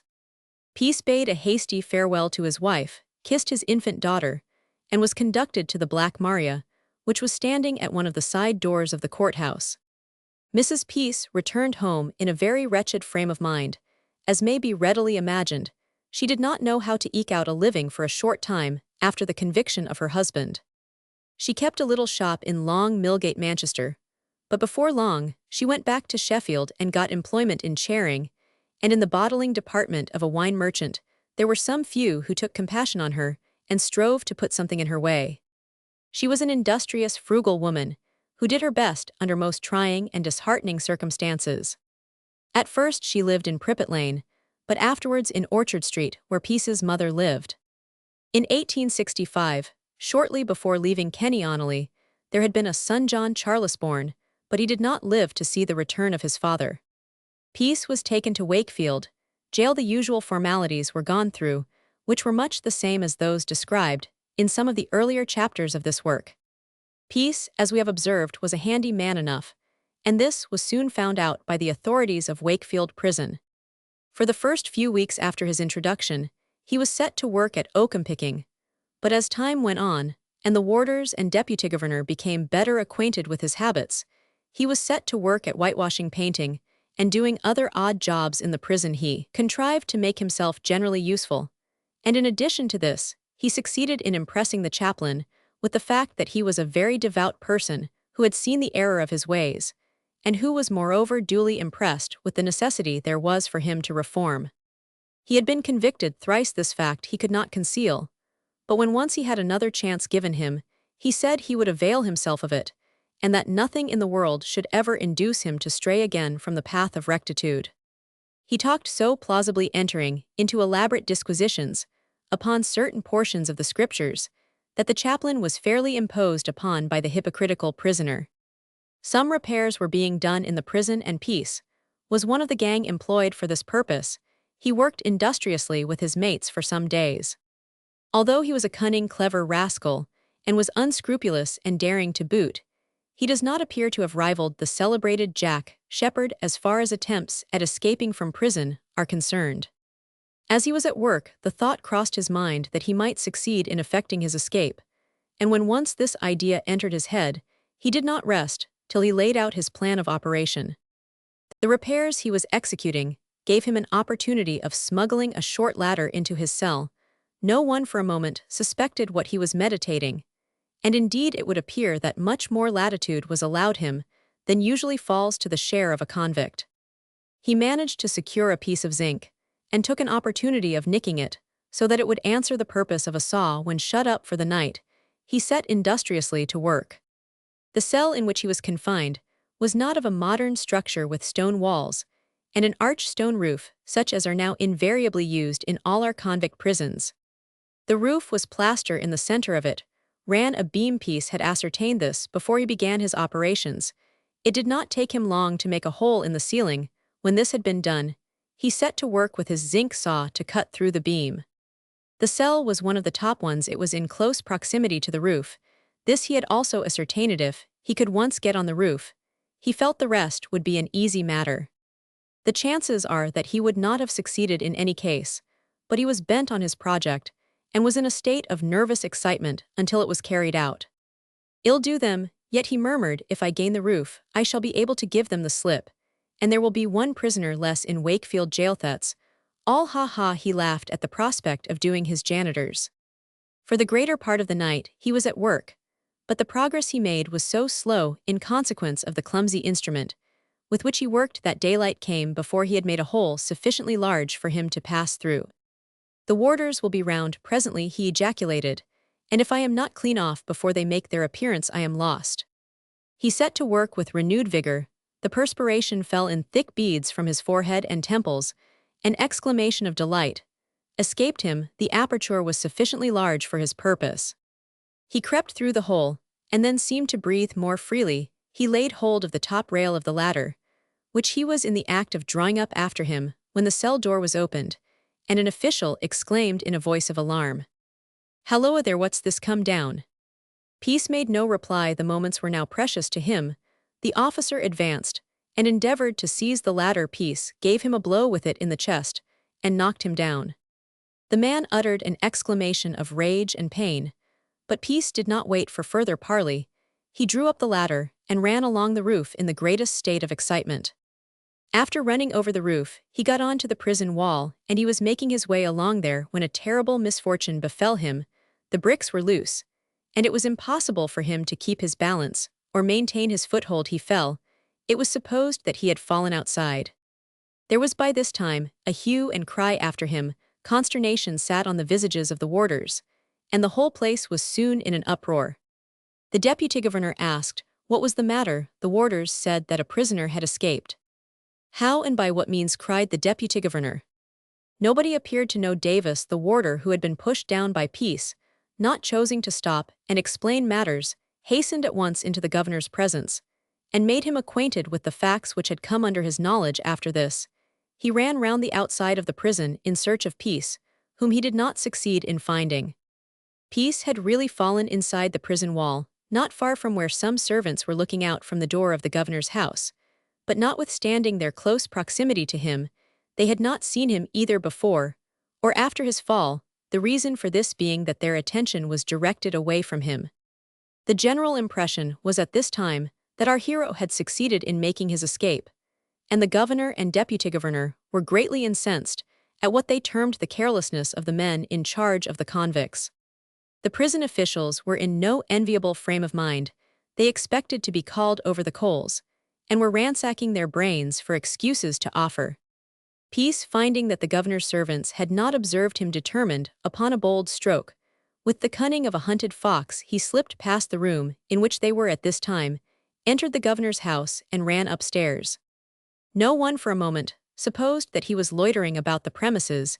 Indeed, everyone was fairly puzzled, and could not in any way account for his sudden and mysterious disappearance. People were started off at once in quest of the fugitive. Upon Peace reaching one of the upstairs rooms of the house, he stripped off his prison clothes and dressed himself in a suit of the governor's. This done, he watched patiently for an opportunity of escape, but none came. A throng of persons were in the lower rooms of the habitation, and for the present at least escape was impossible. Even if he had the temerity to drop from the window, he would be sure to be recaptured, for there were numbers of persons, policemen, and warders gathered round the walls of the jail. Peace was wild with fury. He was within sight of liberty, which was however denied him. He thought it best to remain concealed in his hiding place till the aspect of affairs changed. But no change appeared likely to take place. An hour passed. Then another half-hour, at the expiration of which the room door was suddenly opened, and several piercing screams proceeded from a maidservant in whose room Peace was secreted. He strove in vain to silence the girl by placing his hand over her mouth for the purpose of stifling her cries.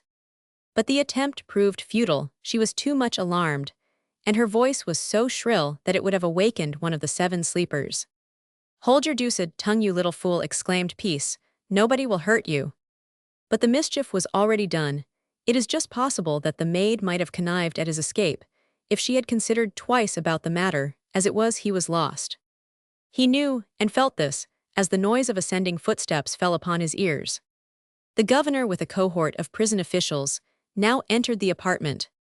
Peace cut such a rueful figure, and presented altogether such a comical appearance in the governor's clothes, which were a world too wide for him, in addition to being too long in this respect, resembling 2 towns on the continent, namely Toulouse and Toulon, that more than one of the party could not refrain from laughing. The governor first setting the example himself.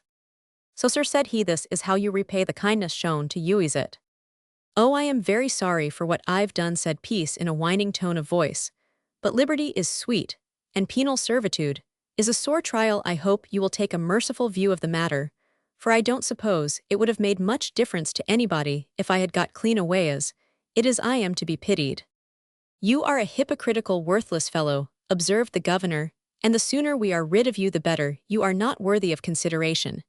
And as to kindness it's thrown away upon you, but whose clothes is the rascal wearing? He observed, as it suddenly occurred to him that the garments looked very much like his own. He's got on your clothes, sir, said one of the warders. Upon my word, his impudence exceeds all bounds, cried the governor in a fury. I couldn't find any others to put on. Wine piece, ill, take them off at once. He began to undress, slipped out of the garments in question, and put on his prison attire. Has he any accomplices? Inquired the governor. I think not, sir, answered Davis. I have a great mind to recommend a sound flogging. Oh, pray don't, sir, I ask your pardon. Pray have pity on me, if you please. I declare most positively that I intended to lead a new life to reform if I had got back into the world, and I intend to do so under any circumstances. I pledge my word as to this. Your word, exclaimed the governor in ineffable disgust. Your word? Indeed, there, take him away, place him in one of the refractory cells. Upon hearing these words, Peace made a most piteous appeal to the governor, who in reply told him that he might think himself fortunate at being spared a flogging. The refractory or punishment cells, as they are termed, have double doors, which are kept locked to effectually prevent any communication from without. The prisoner, on entering one of these dark cells, which do not admit a single beam of light, when the doors are closed upon him, finds everything as silent as the grave. The furniture of these wretched places consists of an iron bedstead, securely fixed in the floor, and a water closet. There is also a bell to communicate with the officers of the prison, and a trap in the door to convey food, as in the other cells. When under confinement in these places, the prisoners are kept upon bread and water. The bedding at night consists of a straw mattress and a rug handed in at 9 o'clock in the evening, and taken away in the morning, when a tub of water is given to the prisoners for the purpose of performing their ablutions. Peace was conducted back to the jail by the warders, one of whom unlocked the door of one of the refractory cells, and the wretched prisoner was thrust into the dark and cheerless receptacle. Without doubt, even a temporary or short imprisonment in a dark cell is a terrible punishment to most men. When Peace heard the door slam to, his heart sank within him. A cold shudder passed through his frame as he breathed the mephitic black air, which seemed to be more like a fluid than an atmosphere. His allowance of bread and water had been given him as he made the acquaintance for the first time of his dark prison house. Oh, he exclaimed, and to think it should come to this! Had it not been for those loose bricks, I should be breathing the fresh air nobe at liberty. But this is indeed most horrible, this wretched darkness, this appalling gloom. He sat down on the side of his bed, and pressed his hands to his temples, which were throbbing painfully. He remained for some time lost in thought. I am but a poor silly fool after all, he presently ejaculated. Why should a man like me shudder at the darkness? What does it matter when one's asleep whether there be light or not? How long am I to remain here, I wonder, and what will be their next move? He endeavored in vain to penetrate the gloom, endeavored to make out the objects in his cell, but all to no purpose. It was the first time in his life that he had been immured in a refractory cell, had heard the horrors of the place described by those who had suffered confinement in such place. No, he had to learn them by his own bitter experience. After all, it is better than being bashed, flogged, said he, but it is bad enough, and a little of it goes a long way. If I keep still, I shall be benumbed with cold. I must endeavor to get some exercise. He groped to the wall, and keeping his hand on it went round and round like a caged wolf. This exercise seemed to afford him some temporary relief, which however was but of a transient nature. He groaned, and gnashed his teeth. The silence and gloom seemed almost insupportable. He sat himself once more on the side of his bed. What have I done that I should be punished? Thus he ejaculated, endeavor to gain my liberty. Every person would do that if he saw a chance. He'd be a born idiot if he did not. He sat rocking himself to and frottering, not to think of anything, for now the miserable nature of his position seemed to fall upon him with additional force. If they would only let me have one ray of light, however feeble, I would not complain, nay, I would be satisfied. But this impenetrable gloom is more than mortal man can bear.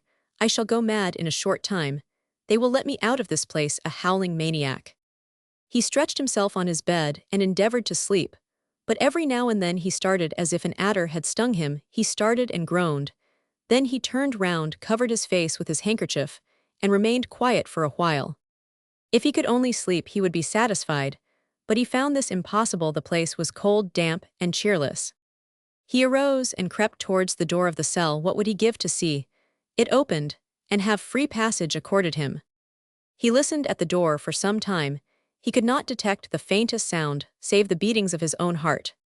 He shouted out as loudly as he could, and his voice reverberated through the cell, making strange and uncouth echoes. He beat his fist violently against the door, the only effect of which was to bruise his hands. No one answer. There was nothing for him but darkness, silence, and solitude. They have no compassion, no feeling, and have left me here to die, he ejaculated. Oh, the merciless wretches! 1,000 fugitive thoughts flitted through his brain. The incidents of his life were pictured before him with inconceivable rapidity. He had some feelings of remorse, and made good resolutions for his future conduct, which were afterwards broken like others he had made when in trial and suffering, and now remorse and memory contracted themselves on one dark spot in Charles Peace's history. Fear came upon him, an icy tremor crept through his frame, and a feeling of faintness came over him. Once more the past rushed by with tenfold force. All this was bad enough, but worse followed. He fancied something supernatural passed him like a cold blast. His limbs shook as with palsy, and his teeth chattered. Thick beads of perspiration oozed from his forehead and temples, and coursed down his cheeks. He cried most piteously for help. He said the cell was full of evil spirits. Uncouth forms were flitting about him. Horrible faces were grinning hideously at him. He screamed and cursed and prayed, and dashed himself frantically against the door, and ran round his cell like a mad person. But no one came to his assistance. He flung himself once more on his bed, and uttered a plaintive moan. How long a time he had passed in his miserable prison house, he could not possibly tell to him. It appeared an age. He was however aroused from his state of lethargy by the cell door being suddenly flung open. And when this had been done, he beheld Davos, the man he had knocked down, with the ladder peering in the warder, tossed in the rug, which was to cover him for the night. Peace sprang from his rude couch, and rushed towards the door. "Y'all kill me, that's what y'all do," he said in a whining voice. "How long am I to be shut up in this cursed place? Tell me that. How long?" "I don't know. The governor has not determined. It's cruel, monstrous, inhuman. It's your own fault. You've nobody to blame but yourself. Don't go, pray, don't go." "What do you want?" "I am not well. Want to see the doctor." "You are all right. Don't think to gammon me again." "It isn't gammon. I pledge you my word that it's the solemn truth. May I see the governor?" "He's not in the way just now, and I don't suppose he would see you if he were. I am sorry for you, and thought better things of you. You've had every indulgence. I know it and am grateful for it." The warder laughed. "Don't jeer at my misfortunes. May I have a light?" "Certainly not. I can answer that question. No lights are allowed in the refractory cells. You have your answer, and so." The warder suddenly slammed the door to, and Peace was left in darkness again. "Wretches, barbarians, inhuman monsters," he ejaculated, and in the bitterness of the moment, he felt disposed to cry. The prison authorities were however more considerate and merciful to him than perhaps he had any reason to expect. After 2 days' confinement in the refractory cell, he was taken out and placed in an ordinary prison cell, and in a few days after this, he left the jail with a batch of convicts who were bound for Millbank. The officials at Wakefield were but too glad to be rid of him. Chapter Roman 80, 5 Peace becomes acquainted with the interior of Millbank Penitentiary. A brief description of the prison. Millbank Penitentiary, as it was termed, is now a thing of the past. The new prison at Wormwood Scrubs will supersede a place of some historic history. Probably not many Londoners of the present generation know the history of the huge, ugly building, which occupied the left bank of the Thames, between the Horseferry Road and Vauxhall Bridge. It figures on the maps as a series of 6 pentagonal structures arranged round a central sexagon. The forbidding structure was until very recently an ordinary prison, whither convicts were sent for separate confinement for the first 9 months of their sentences of penal servitude, before they were drafted off to the convict prisons at Portland, Chatham, Portsmouth, or Dartmoor. Its history as a penitentiary closed more than 30 years ago, when Sir James Graham told the House of Commons it was a failure. The place itself was one of the early results of Howard's efforts to improve the condition of prisoners, and all the methods of prison discipline, which have since been practiced, have been associated with it. Howard withdrew from the scheme before even the site had been fixed on, and it was taken up by Jeremy Bentham, who wished to realize his idea of the panopticon or inspection house, in which any number of persons may be kept within reach of being inspected during every moment of their lives. Bentham agreed with the government to build a prison and bought the land at Millbank of Lord Salisbury for $12,000. But the scheme fell through, though eventually, the penitentiary was built and received its first batch of convicts in June 1816. In its management, the new institution was meant as an experiment in the humanitarian treatment of crime. The place was not to be a prison, but a penitentiary, and the convicts were not so much to be prisoners as penitents, men who knew trades were to work at them and teach others. Captain Griffiths, the present deputy governor, in his Memorials of Millbank, just published, describes it as, at this time, a huge plaything, a toy for a parcel of philanthropic gentlemen to keep them busy during their spare hours. Visitors were taken to it as a showplace where the prisoners read and went through religious exercises to the great edification of the company. At Christmas they were regaled with roast beef and plum pudding, after which they passed a vote of thanks to Archdeacon Potts the Visitor, and sang God Save the King. Punishments were rarely inflicted, and then only after report to the visitor. The first prisoner who was released from the penitentiary was a woman who, being dressed in her new clothes, was taken round to see her fellow penitents, who were duly addressed by Sir Archibald MacDonald the Visitor on the improving spectacle. Next day, as she left the place of her temporary detention, the other women were at their cell windows, and vociferously cheered the first subject of the new discipline, as she went forth into the world. Convicts, thus treated, soon began to give themselves airs. One charged with stealing the matron's tea was so hurt as to be thrown into fits. Some of the women refused to have their hair cut short, and were allowed to retain their locks. One Sunday, the Chancellor of the Exchequer and some friends were at the prison service, when a riot arose from the objection of some women to brown bread. The Chancellor addressed the men, after the women had been removed, and promised to represent their complaint to the Home Secretary. The rebellious spirit, however, continued, and eventually had to be suppressed by punishments. The failure was charged on the officials, not on the system, and the penitentiary continued to be conducted, as Captain Griffiths says, like a big school.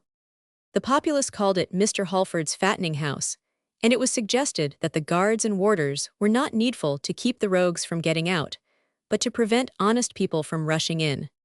One of the services which Millbank has rendered in return for the $500,000 of money squandered on it may be said to be the complete explosion of the idea on which penitentiaries were based. Millbank was the first penitentiary, and the last in the full sense of the word. From the very first, the place was a perpetual source of anxiety and dispute.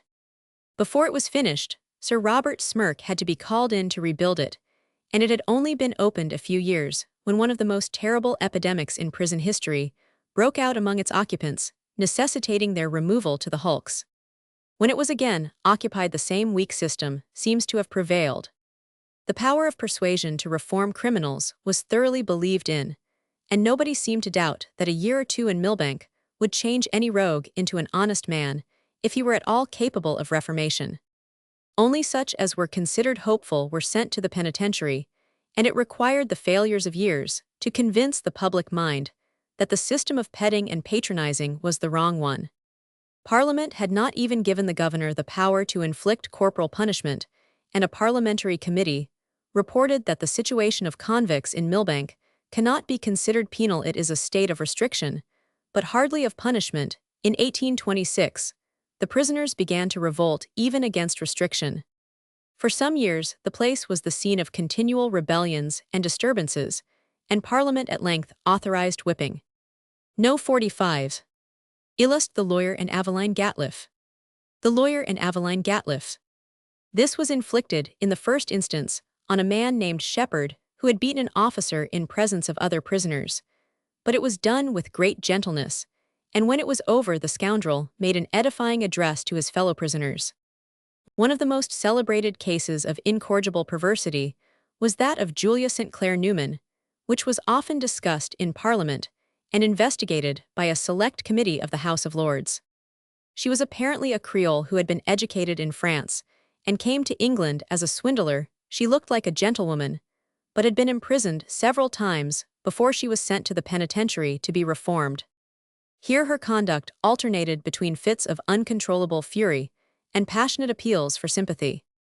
She feigned illness, pretended to be insane, sometimes embraced the female warders vehemently, at others flung her gruel in the face of the chaplain, would one day make her clothes into a doll, and another compose a long and critical examination of the character of the queen, who had just then come to the throne.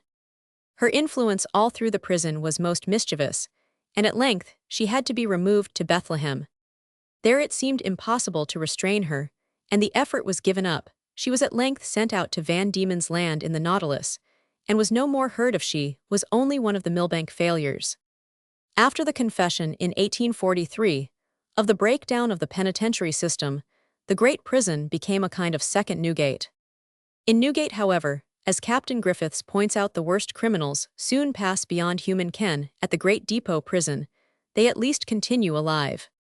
The calendar is full of names which have become historic in the annals of crime, not to come down to the times of Orton. The names of Robson, Redpath, Poole, and Pullinger recall frauds, which were conducted with a cleverness, and for a long time with a success, which only a genius for swindling could have attained. Jem the penman, the master mind of a gang of forgers, who made great hauls before they were caught, looked like a drunken sot in prison, but conducted himself fairly well. One remarkable criminal was a practicing surgeon who had married wives in various parts of the country, and having got possession of their money, trinkets, and clothing, had deserted them. He spoke several languages, and one of his favorite feats in prison was to write the Lord's Prayer in 5 different languages within a circle the size of a sixpence. His conduct at Millbank was most exemplary, and he, like other prisoners, eventually went to the Antipodes and married. An honorable and reverend gentleman who was convicted of forgery and sentenced to transportation for life became almost imbecile and useless in confinement. He too went to the colonies, where he was last heard of performing divine service at an outstation at the rate of £1 a service. A military man of good family who had become a gambler and was convicted of enormous swindling transactions, proved in detention an idle, good-for-nothing rascal who would do no work and expected to be waited on. Another ex-military officer was sentenced to 7 years for striking the Queen. No motive could be found for the act, but in prison he declared that his sole object was to bring disgrace on his family, as his father had offended him. He was leniently treated, was popular with the officers, and eventually went to Australia. These glimpses which the records of such a prison as Millbank give of men who have disappeared from the world are like scenes from Dante. All hope, however, is not abandoned. Even when the gates of Millbank close behind a criminal, he still belongs to the world he has left. A way back is kept open for him, and though his old friends may know him no more, he has usually a chance of redeeming his position, perhaps under another name in another land. Upon Peace and his companions in crime arriving at Millbank, the first thing that was done on entering was to take the handcuffs off each convict. They were then told to seat themselves on a long bench in the passage. Presently 2 chief warders arrived, accompanied by a medical officer and a clerk. On their appearance, the prisoners were told to rise and stand to attention. One of the chief warders walked along one line and claimed more than one of the party. By the time that certain preliminary preparations had been gone through, and the name, case, and crime of each prisoner had been entered into a book in the office, it was 12 o'clock and dinner time. The newcomers were informed that presently they would be asked what religion they were. Each man might please himself what he chose to be, but what he elected he must stick to. The bill of fare for each day of the week was read out to them. The allowance given to each person was quite sufficient to support life and keep him in good health. Luxuries were of course never thought of. Course plain food was all they had any right to expect, and certainly it was all they got, but the cost of prisons forms a very large item in the expenses of the country. Up to the time the prisons were taken over by the government, it appears that the cost of maintaining the prisoners exclusive of convicts had been slowly but gradually diminishing, and it is not improbable this movement will now continue even more rapidly. It appears from the volume of Judicial Statistics, lately issued that the average for the year 18,767 of 28 sixteens, 7d, calculated on the total cost, is less than the corresponding average for 18,756 by 195d. The average omitting the extraordinary charge for buildings Roman 100 is less than the corresponding amount for 18,756 by 1/4. The average yearly charge per prisoner, depending in a great degree on the number of prison officials maintained, and the daily average of prisoners varies greatly in different prisons. It is of course affected also by extraordinary charges of buildings loans Roman 100. The lowest average cost per prisoner for 18,767, as for 18,756, is at Salford County Prison, where with a total staff of 65 officers and a total daily average of 900 prisoners in the latter year, and of 66 officers, and a total daily average of 966 prisoners in 18,767, the average cost per prisoner was 14/6's 1d in 18,767, and 15/12's 5d in 18,756.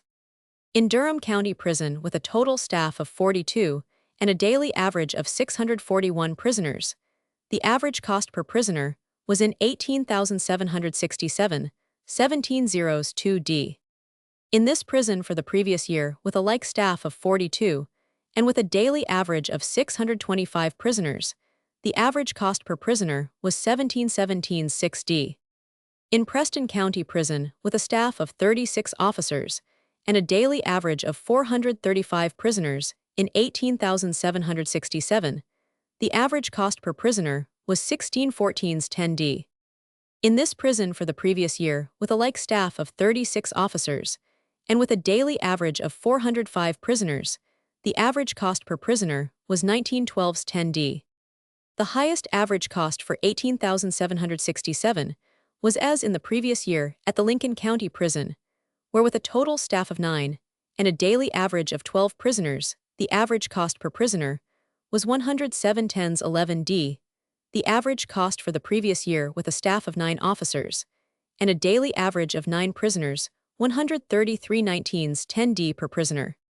The average cost per prisoner in the following 13 prisons in the year 18,767 exceeded in each case the sum of 50, namely Wisbech, Hertford County, St. Albans County, Great Stukely County, Newgate City and County, Peterborough Liberty, Oakham County, Barry, St. Edmunds County, Ripon Liberty, Beaumaris County, Cardigan County, Dalgeley County, and Prestane County Prison.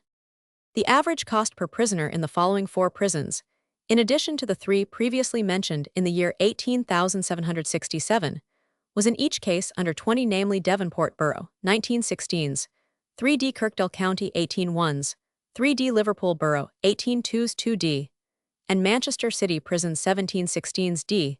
The different sources from which the prison expenses for the year were defrayed, and the amount received from each were as follows. From prison receipts inclusive of profits of prisoners' labor 64,855, or 110% of the total amount from local rates and funds, was 691% total, and from public funds, 116,769, or 199% of total.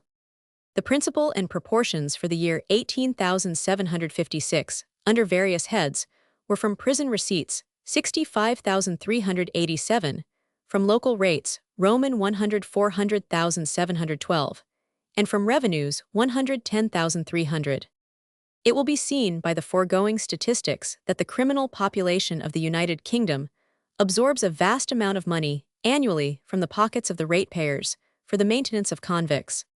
This is a lamentable state of things, but under existing circumstances there is no help for it. After the rules had been read peace, and his fellow prisoners were ordered in batches of 4 or 5 into some cells, each man having given to him previously a loaf of bread and a piece of cheese of excellent quality. Here peace was kept for a long time, but he could hear that the officials had returned, and were engaged with the fresh arrivals he had for his companions 3 ruffians of the very worst type, these being indeed London thieves, and he had as little to say to them as possible. Not being pleased with his associates, he got up on a table under the window and looked out on the Pentagon Yard. "What are you up to?" cried one of his fellow prisoners. "Want to see as much as you can of the blooming place, and much good it'll do yer." Peace made no reply, but looked out, walking round the yard, or rather the division nearest to the cell window. He observed a number of prisoners marching round the yard about 5 or 6 yards apart. In the center stood an imposing-looking warder in uniform, with a staff like a policeman's in his hand. Each man was dressed in a short, loose, ill-fitting jacket and vest, and baggy knickerbockers of drab tweed, with black stripes 1.5 inches in width. The lower part of the legs were encased in blue worsted stockings, with bright red rings round them, low shoes, and a bright gray and red worsted cap. It struck Peace that they were very much like supernumeraries at a theater, but all over the garments there were hideous black impressions of the broad arrow, the crow's foot, denoting that the articles belonged to Her Majesty. After inspecting the prisoners at exercise, Peace descended from the table and stood silent and dejected in the cell. Presently the door was opened, and he and his companions were ordered out. Peace was directed to go to the end of the passage, where the principal of the receiving ward was standing. He had to undergo the usual formula of the bath. A bundle was handed him, which contained a complete suit of clothes of the same picturesque pattern as those worn by the prisoners he had seen exercising. He was then called into a room where the doctor was, and here he saw the chief warder, an enormous man, with the voice of a stentor, who looked dreadfully stern and resolute, but who was nevertheless a kindly disposed man. In not his, he afterwards found out there to his surprise. He was shown a bundle, which he at once recognized as the clothes, even to the hat and boots, he had worn before his conviction, his last habiliments of freedom. "You know what these are, and whom they belong to, I suppose," said the prison official. "Yes, they belong to me," Peace returned. "All right," said the other, throwing them into a corner, where a pile of similar bundles were lying. After he had undergone the usual examination by the doctor, a card was given him with a number on it, which he was told was his number, to which he was to always answer, as prisoners left their names behind them. All this he knew perfectly well from sad experience, but he was too artful to let it appear that he was well acquainted with prison life. They would find that out in all probability quite soon enough. When fully equipped and feeling very uncomfortable, he was marched down a passage and through a door at the foot of a winding spiral stone staircase into the Pentagon yard, across this, and through a gate or two in the dividing railings into a similar door up a spiral stone staircase, like the first one he had passed on. Flight 2, flights 3 flights to the very top, where he was transferred by the warder who had conducted him so far to the care of another warder. And he at once pointed out the way along the passage to a cell, the door of which he opened, and introduced him to the quarters he was to take up during his sojourn at Millbank. The little ticket with his number was taken from him and placed by the warder in a rack over the doorway. This done, he locked Peace in. Each convict establishment has a governor, deputy governor, and one or more chief warders. At the time of Peace's incarceration in Millbank, it had no less than 3 who had under them 3 grades of officials: principals, warders, and assistant warders. The slang name for all the prison officials is screws. All are armed in some way. The leading officials wear swords. The warders and assistant warders are armed with truncheons, which are carried in cases at the side, much the same as those worn by the police. When with a gang of men at outdoor work, these truncheons are replaced by a short rifle and bayonet. In addition, there is at Dartmoor and other prisons away from London the civil guard, armed with rifles and bayonets, who do military duty in guarding the place. Millbank was so near to the barracks at Westminster that there was little need for a special guard. Every block of buildings and every ward in Millbank prison was in communication with each other, and all radiated from the center of the whole establishment. Though to an outside observer it looked like a number of detached buildings, it was possible to visit every cell and every ward without once going into the open air. The numberless windows which were seen on the outside of this prison were not, as many erroneously supposed, the windows of prisoners' cells. These windows served to light the passages running between them, and the cell gates and doors. Every cell had a strong iron gate opening outwards into the wide, strong corridor or passage, and a wooden door opening inwards to the cell. Opposite the door was a large window, about 3 feet square, looking into the inner yard of the Pentagon. The round towers at the corner of each angle of every block of buildings, surmounted with pointed roofs, contained the spiral stone staircases leading from the ground floor to the top landing. There were 4 stories of these cells, all of which were alike, and of good size, being about 10 feet square. On each floor were sinks and water supply and other conveniences for the wants of that corridor. Captain Arthur Griffiths has written an admirable work upon this prison, which he entitled Chronicles of Millbank, and the reader who desires to know more about a place which possesses an historical interest cannot do better than consult that work. The history of punishments is parallel to the history of civilization, for every advance made in the direction of a humane and intelligent treatment of criminals has marked a progressive step in contemporary manners and modes of thought. Among barbarous peoples, the penal measures were barbarous as the world has grown older, and wiser punishments have become less cruel and been based on wider principles. At first, the object of punishment, whether by death or torture, was vengeance. Only after long years was it directed to suppress crime, and it is in these more enlightened days that the system has developed into one which, while it is assigned to correct the wrongdoer, endeavors also to reform him and prevent others from following his ways. It seems at first sight surprising that confusing ideas with regard to the means and methods of punishment are the growth entirely of the present century. But so it is, and the work under notice most usefully reminds us of the various mutations those ideas have undergone, and of the immense change which has been made within 100 years in the views of statesmen and philanthropists with regard to penal reclamation. The Memorials of Millbank are in that a description full of instruction and charged with interest of the process of evolution through which our prison system has reached its present excellence.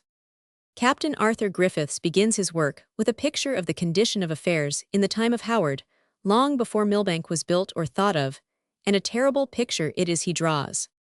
Prisons were overcrowded, ill-ventilated, damp, pestiferous. The jail fever, a disease, now happily unknown, carried off, according to Howard, more people than were put to death by all the public executions in the kingdom. And those were times in which capital punishment was inflicted for the most trivial offenses. Prisoners brought into court communicated the infection to judges, barristers, jurors, and spectators. And at Taunton, in 1730, bench and bar, and hundreds of people in court died from the disease. The prisons were not only pest houses, they were places of torture and gambling, and vice. The jailers were inhuman wretches, as mercenary as they were cruel, and their chief aim was to make their positions profitable to themselves.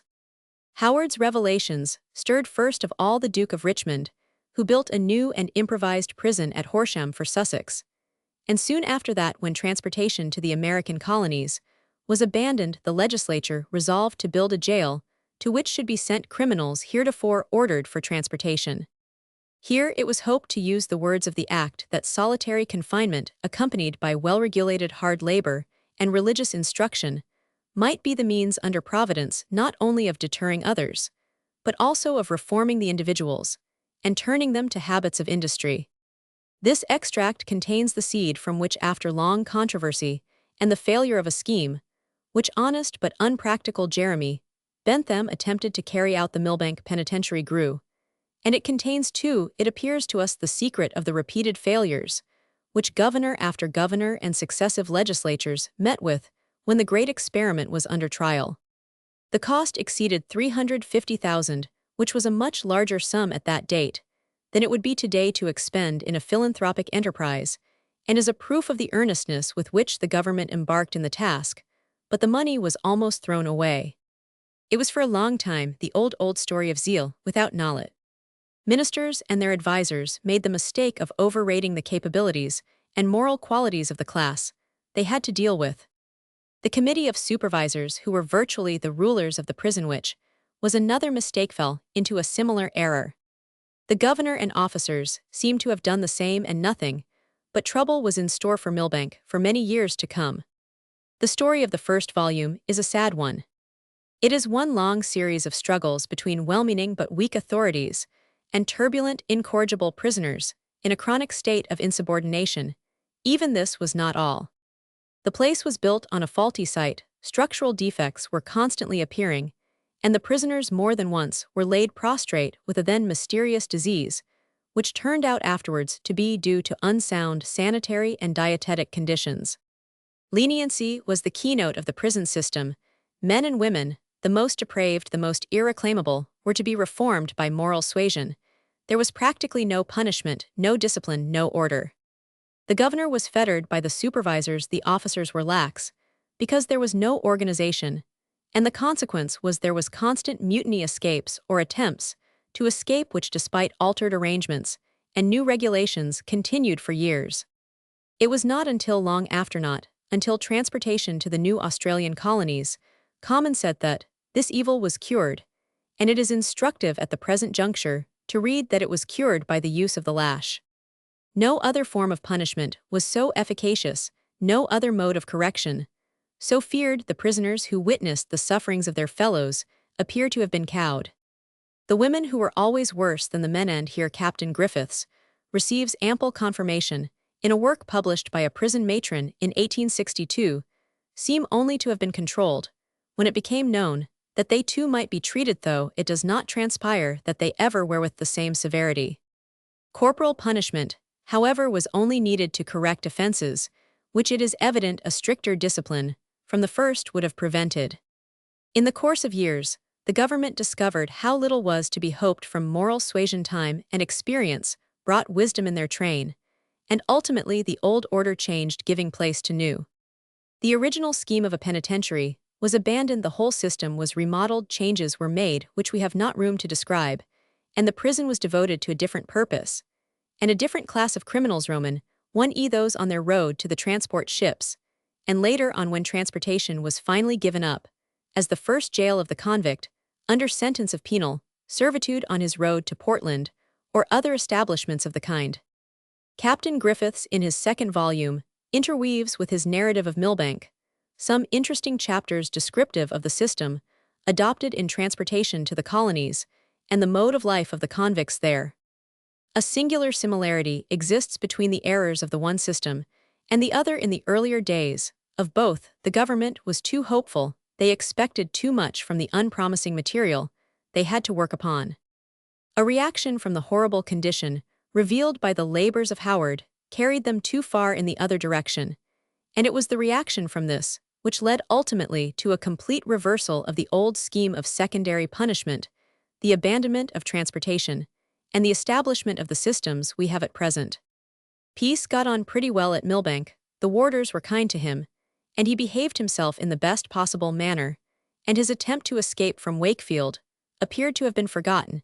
Anyway, it was never alluded to. It was some relief to the monotony of his prison life when he was set to work with other prisoners to clean the windows of the establishment. It fell to his share to work at the infirmary, and while engaged on the windows in that part of the prison, he felt very much depressed, for the sight presented to him was indeed a most piteous one.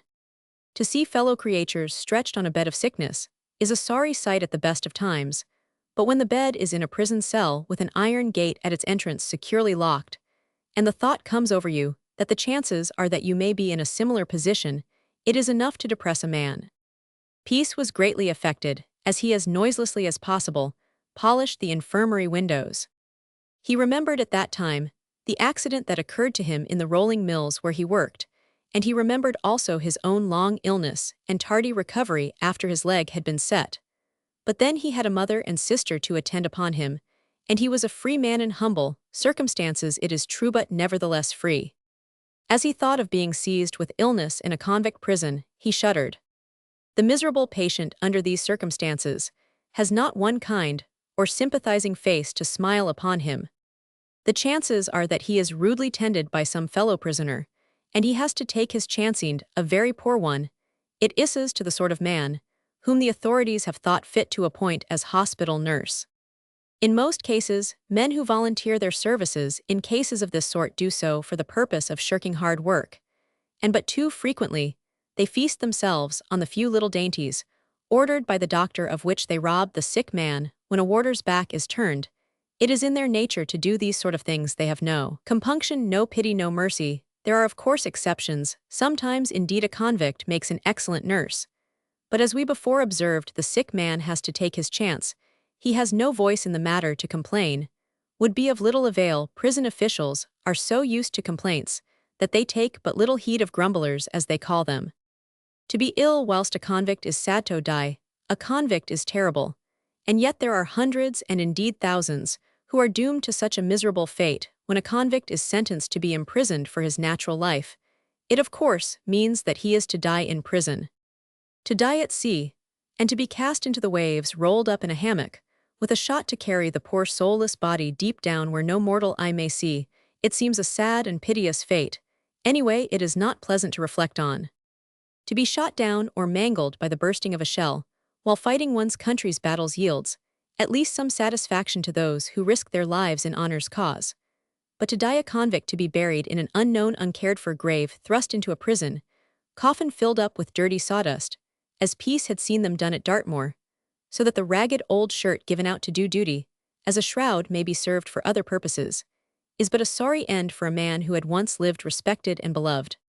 Peace was very glad when his window-cleaning job was over. He did not feel at all well, and the idea crossed his mind that probably he might be very shortly down upon the sick list and be sent to the infirmary.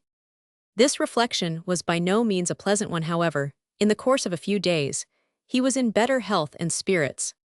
Nothing after this disturbed the dull, dry monotony of his prison life, but as the year was drawing to a close, he daily got more and more anxious to know what penal establishment he was to be drafted to after he had gone through his probationary term at Millbank. He had gathered scraps of information from several prisoners who professed to know a great deal of the subject, but he did not place much faith in anything they said, for, as a rule, prisoners' yarns are not particularly truthful. Nevertheless, he listened to what they had to say. One man, an old lag, said the next batch were going to Chatham, and it very soon transpired that he was correct in this surmise. In about a fortnight after this, Peace became acquainted with the station to which he was to be drafted. While dinners were being served, the chief warder said to him, 8642, collect all your letters together, tie up your work, and put all your flannels on. Going away, sir, said Peace. Yes, returned the warder. Where to, sir? Prisoners must not ask questions. It's against the rules. I shall know soon enough, I dare say, growled Peace. Well, Chatham, if you must know, exclaimed the warder. Thank ye, sir, I am much obliged. I am sorry to leave, though. Dare say you are there. No more words, pass on. Peace now knew that the end of his quiet, though solitary time, was about to be brought to a close. He dreaded very much being brought into daily and hourly contact with some of the ruffians and blackguards he had been able to keep at a respectful distance while at Millbank, but there was no help for it. The batch had to finish the remainder of their respected sentences at Chatham. 30 of them soon found themselves in the same corridor in which they had been received upon first entering Millbank, and after the usual formalities had been gone through, they started on their journey and were soon whirled down by train to their destination. Chapter Roman, Lord Ethelwood and his advisers. Merchicknell makes a painful revelation. The commotion created by the marriage of John Ashbrook and Patty Jamblin had long since subsided, and the bride and bridegroom returned to the old farmhouse. The usual amount of visits were paid, and the happy pair were suffered to settle down into their own natural, unobtrusive mode of life. Meanwhile, Mr. Chicknell had been very busy in the divorce court for the purpose of obtaining a decree nisi in the case of Gatliff. Roman 5 Gatliff. The reader will remember that we left Aveline and Lady Marvlin together, discussing the all-important question in a previous chapter. It appeared that the Earl's granddaughter, however, had a will of her own. She would not consent to be made a mere puppet in the hands of others, and after her interview with Lady Marvlin, she reconsidered the matter and boldly declared that the suit should not proceed. The Earl lost his temper. This was a very wrong thing for him to do, considering his years and high social position, but he displayed his anger to Lady Marvlin, who was good enough to act as a convenient buffer to break the shock, which otherwise might have been attended with much more serious consequences. She must have taken leave of her senses. The silly, wayward girl, he cried in a fury. My dear Lady Marvlin, you must give her a good talking to tell her I am greatly incensed. I have told her so. I have talked to her, my lord, returned her ladyship. Well, and what said she? Ah, she has said enough in all conscience. I think her pride is wounded. Her feelings are so easily worked upon. She is so very impressionable, so sensitive. All this I know perfectly well, interrupted the Earl. Have known it for a long time past. But what of it? You surely don't mean to tell me, Lady Marvlin, that my granddaughter is so unjust, so unreasonable, so undutiful, as to persist in offering an impediment to what she knows, and believes to be essential to my peace of mind." Lady Marvlin shrugged her shoulders, but made no reply. It was a way she had when in any great difficulty. "I must request you to return me an answer, madam," said the Earl with hauteur. "I have striven, I have done my best, the very best I could. I am sure, my lord, you will acknowledge this." "Yes, I do. But the poor child still clings to her husband." "Clings to her husband," exclaimed the Earl in a perfect fury. "I say she must be mad, positively bereft of her senses. But enough of this. If she persists in her obstinacy, well, then the tie between us is broken. I cannot, and will not submit to this indignity with her. My word should be law. And so it is, I hope. We've a pretty sample of it now." Chicknell is in despair. He can't move a step further in the business. Nay, he declares, he want am I to be bearded in my own house? Am I to be set at defiance? You must see yourself, Lady Marvlin, I have strong reason for complaining. "I don't deny it, my lord. Don't be so excited, and listen calmly to me. Will you promise to do so?" "Well, yes, of course, I will," said the Earl, seating himself by the side of the library table. "Proceed, madam, I am all attention." "If my dear pet were convinced that her worthless husband was living in open adultery with a woman of doubtful repute, she had indisputable proofs of this, then, I think she would give up all thoughts of him for now and hereafter." "But haven't you told her?" "I have made her acquainted with as much as I thought it prudent to do. But she has witnessed quite enough with her own eyes. Did you not tell me that this man was at the opera with the shameless hussy with whom he has taken up?" "Really, my lord, you must pardon me for a moment. The fact of a gentleman and lady being seated side by side in the stalls of the opera house does not in itself incriminate them. The lady might be a relative, a friend's wife, a country cousin, or what not." "Ah, true, there is something in that." "Very well, as you admit my argument, thus far it is not in any way surprising that Aveline should refuse to believe her husband to be as guilty as we know him to be. But hang it, madam, you can tell her, I suppose." "I can, of course, but I have not done so." "And why not, pray?" "Ah, for many reasons. I love her as much as if she were my own child. You may believe me or not, Lord Ethelwood, but I do. I do believe it, but what of that? This no woman ever quite forgives another for running down her husband, or exposing his foibles or his vice. If you like that term better, that is why I have not chosen to be the accuser in this case. You will acknowledge, albeit unwillingly perhaps, that I am right." The Earl made no reply. He was silent for some time, and seemed to be much troubled. Presently, he offered his hand to his companion, who shook it warmly. "I am answered, Lady Marvlin," said he. "You have taught me a lesson. What you have said is but a proof of your discretionary perspicuity or intelligence. You would have been overstepping the line which prudence and good sense draws for all of us. Questions like these are at all times difficult to deal with, and in my haste and zeal, I had overlooked this fact, and I have to apologize to you for pressing you upon the point. I see now my granddaughter, who, to say the truth, has much of the Ethelwood in her, will not yield without good and sufficient cause. And I admire her for it," cried Lady Marvlin with some warmth. "You are her friend," said the Earl musingly, "a wiser and more truthful one no woman ever had. I understand her better than you do. Without a doubt, the Ethelwoods never understood one another. This has been the bane of their happiness." He sighed and leant his head on one hand. Then he repeated in a solemn, melancholy tone, "The bane of their happiness." Lady Marvlin did not venture upon any remarks. Before her sat an honorable gentleman, across whose features a fleeting expression passed. It would be difficult to define this. It appeared to be a combination of emotions, in which sorrow, regret, and disappointment were combined. "I will bethink me," he presently said, "as to what is best to be done in this business. As for my reasoning with her, that it is not to be thought of, but doubtless I shall find some other way. Let either Mr. Chicknell or Mr. Wrench have an interview with her, and convey to her the unwelcome intelligence. It will come better from them than either of us two," said Lady Marvlin. "It matters not what they say as business men." "You are indeed a wise counselor," cried the Earl, tapping her on the shoulder. "Nothing could be better. The suggestion is an excellent one, which I will act upon immediately. Chicknell will be here in an hour or so, and I can arrange with him without further delay." Lady Marvlin, feeling that the subject of their conference was at an end, rose, made a curtsy, and left the apartment. When the lawyer arrived, which he did in the course of 2 or 3 hours after the foregoing conversation, he was made acquainted with the nature of the commission imposed upon him to which he at once acceded. The Earl went out to pay a visit to a neighbor. Mr. Chicknell sought the Lady Aveline, who consented to receive him in her own apartment. After much bowing and scraping, the astute attorney consented to bring himself to an anchorage on the soft velvet seat of a carved oak chair.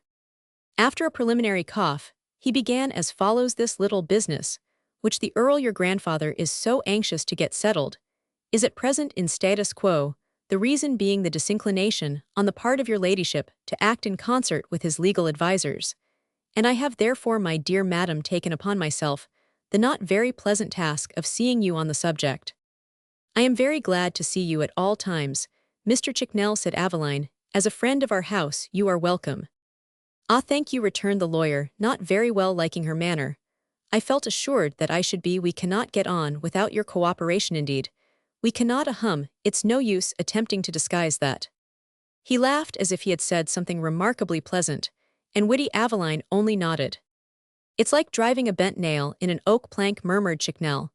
"But no matter," he then went on, addressing himself to the lady. "You see, I have felt it a duty incumbent on me to learn your wishes with regard to the pending suit from your own lips.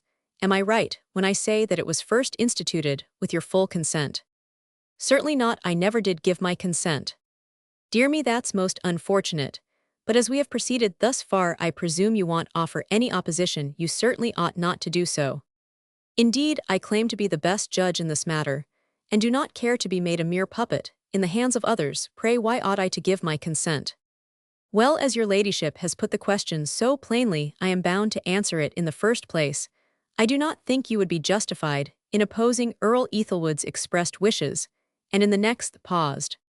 "And in the next," cried Aveline, "you are quite justified in getting rid of a man who has brought such discredit on you and yours." Aveline rose from her seat, her eyes flashing with indignation, and her whole manner was indicative of the most violent emotion.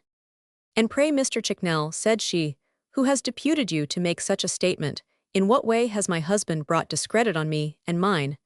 I have yet to learn that he has done aught to disgrace either himself or me." "You must pardon me, madam," said the lawyer, in no way moved by the anger of his companion.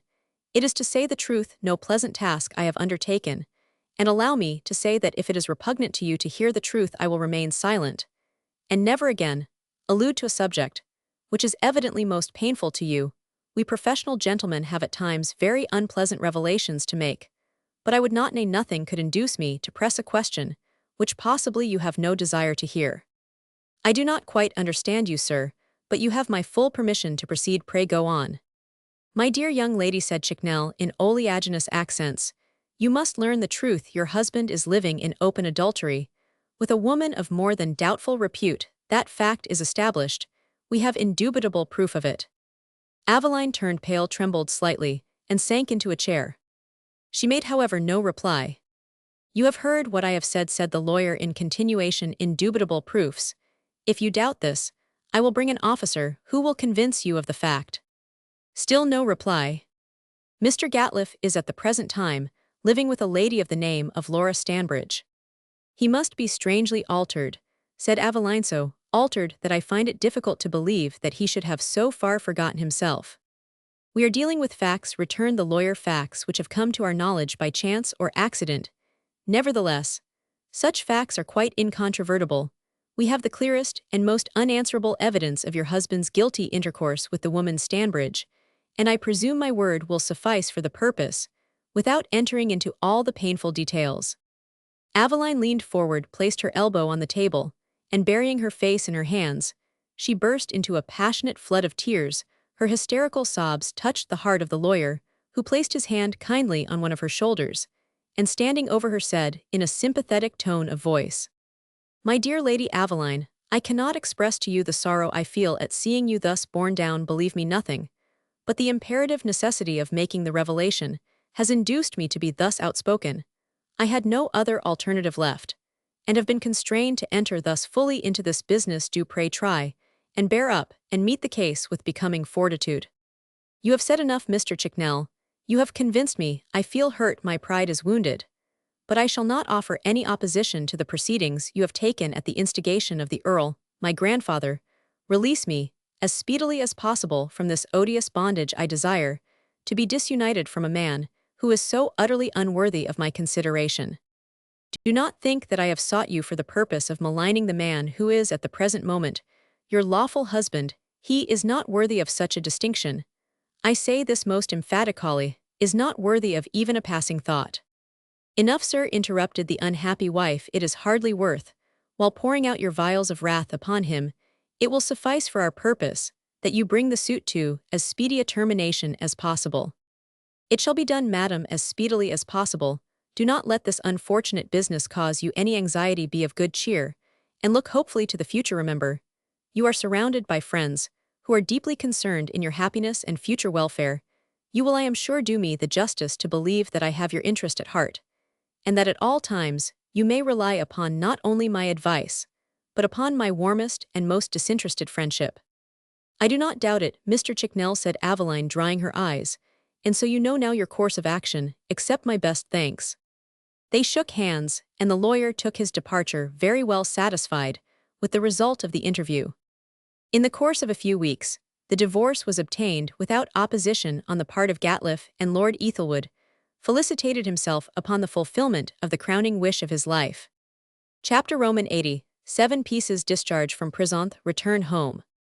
We must pass over the period of Pieces' incarceration as a convict, and take up his history from the time of his discharge.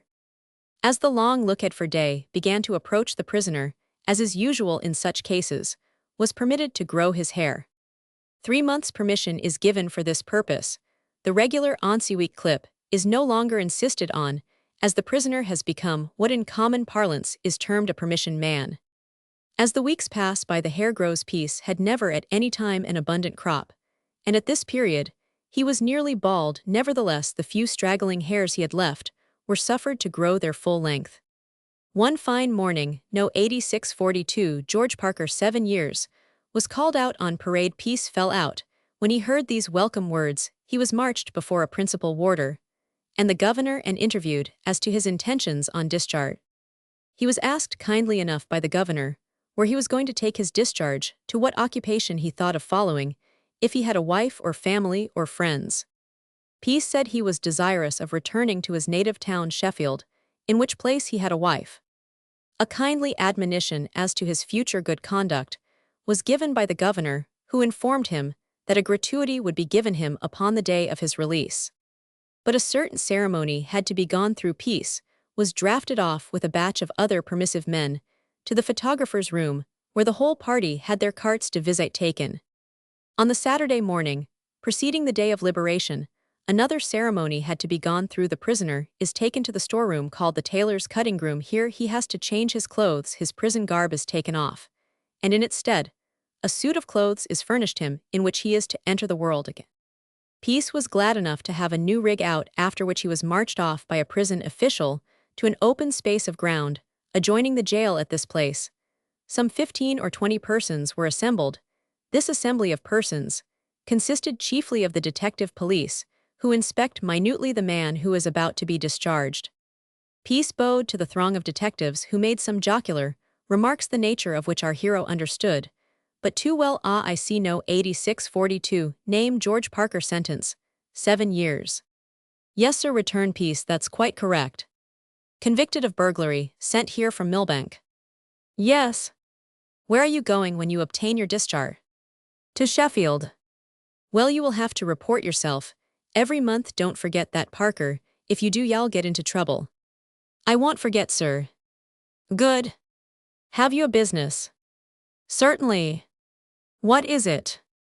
I am a picture frame maker by trade, and a burglar by profession. And at this sally, the speaker and his companions burst out into a hearty laugh.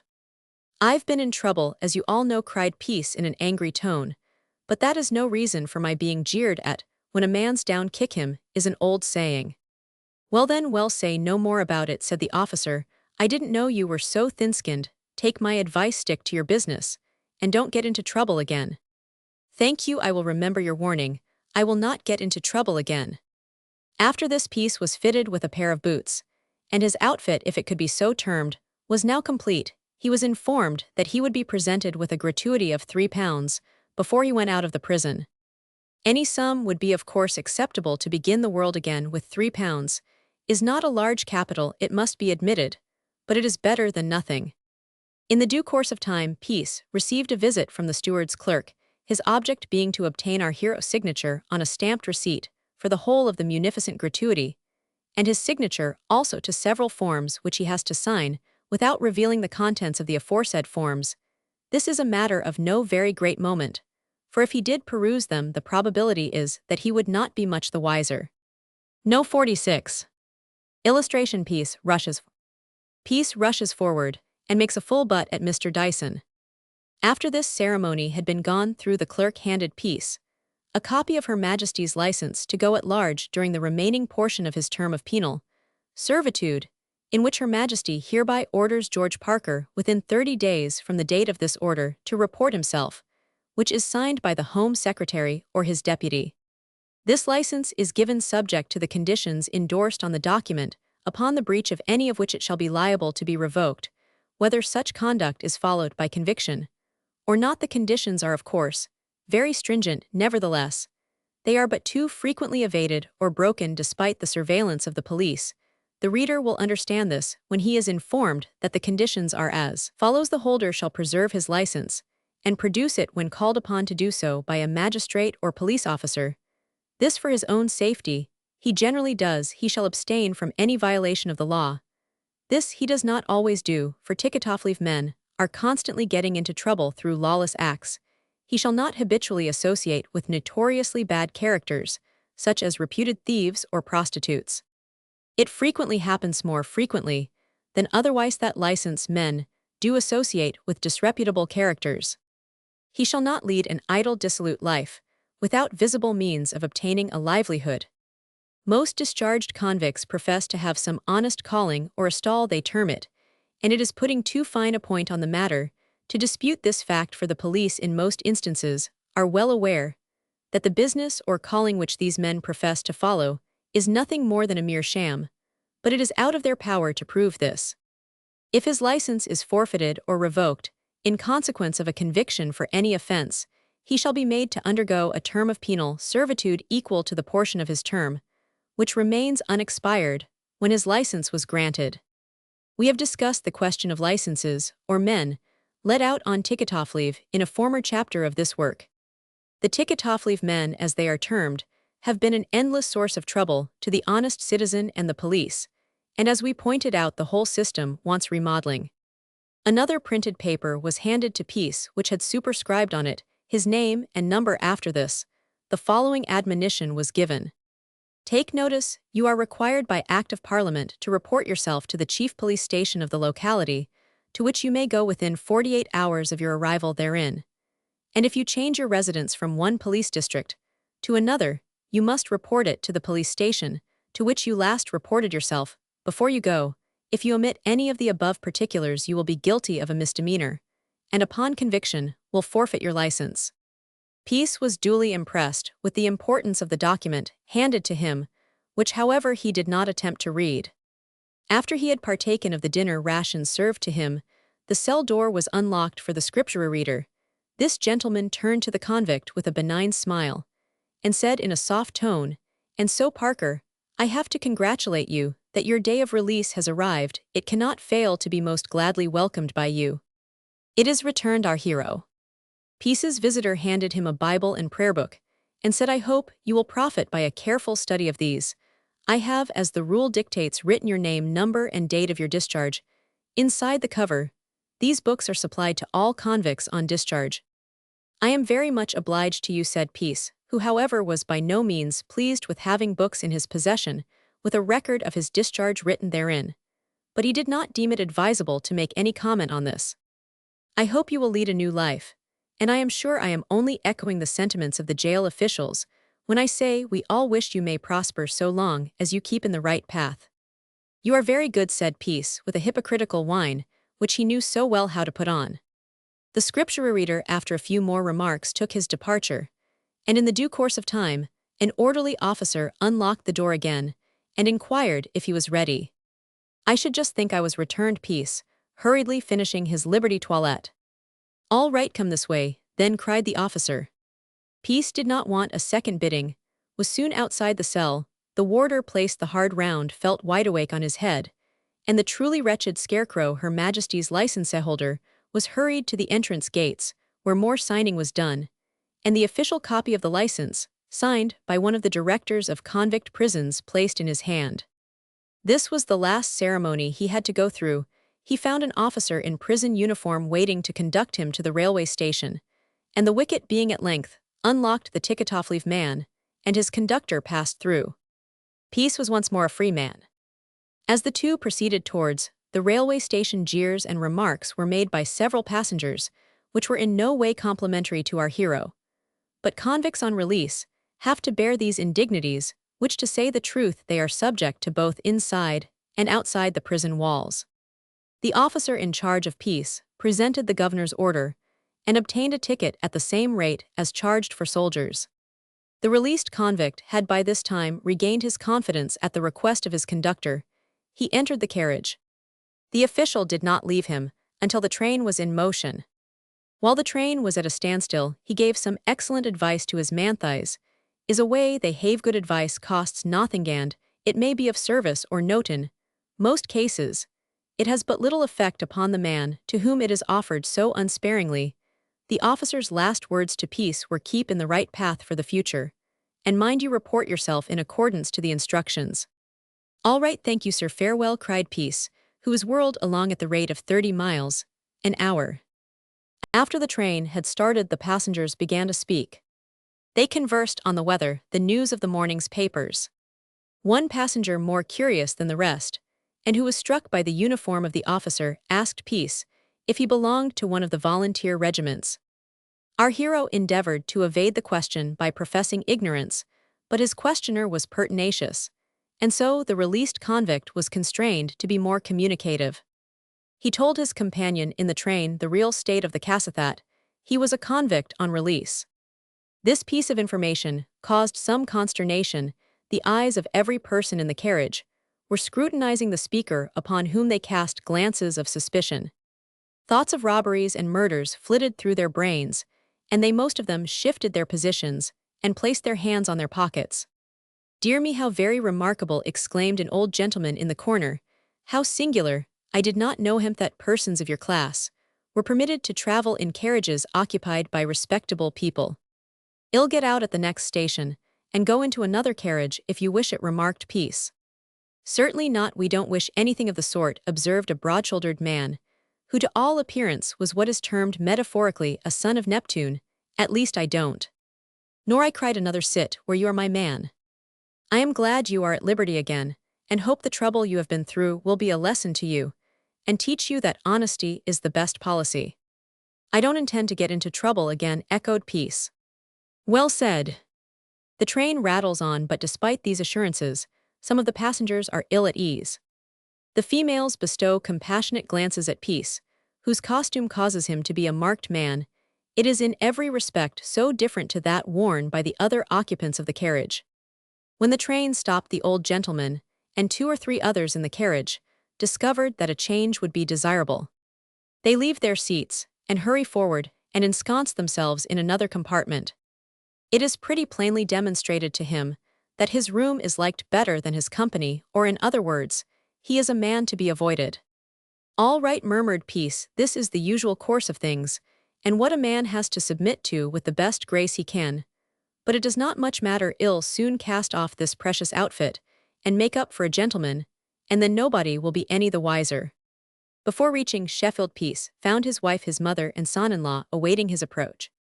The meeting was of course an affectionate one, and our hero, with £3 in his pocket, returned once more to his humble home, where he had a bit of a jollification, as he termed it, and an indent was made in the £3 he had brought with him. Chapter Roman 88 Pieces later, Careerth Wally Range murder. After his return from penal servitude, he followed his trade of picture-frame maker with renewed assiduity. He was very careful to duly report himself at the police station in the district in which he resided, and it appears from all we can gather that the police treated him generally with the greatest consideration, and never hunted him down, as it is termed. Indeed, they had a great reluctance to expose him or interfere in any way with him while following his ordinary avocation.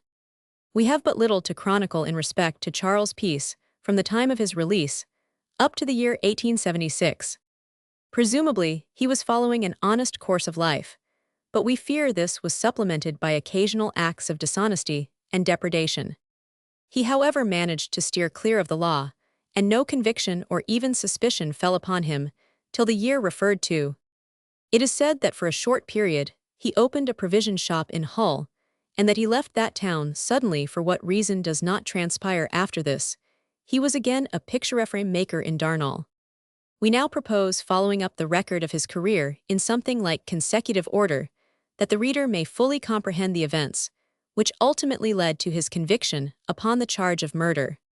We have it from reliable authorities that at the time of the Banner Cross murder his mother Mrs. Jane Peace lived in Orchard Street, Sheffield, and she had not seen her son Charles, who, by the way, was her favourite son for 2 years, on account of a difference arising out of his taking Mrs. Dyson to her house one night in 1874.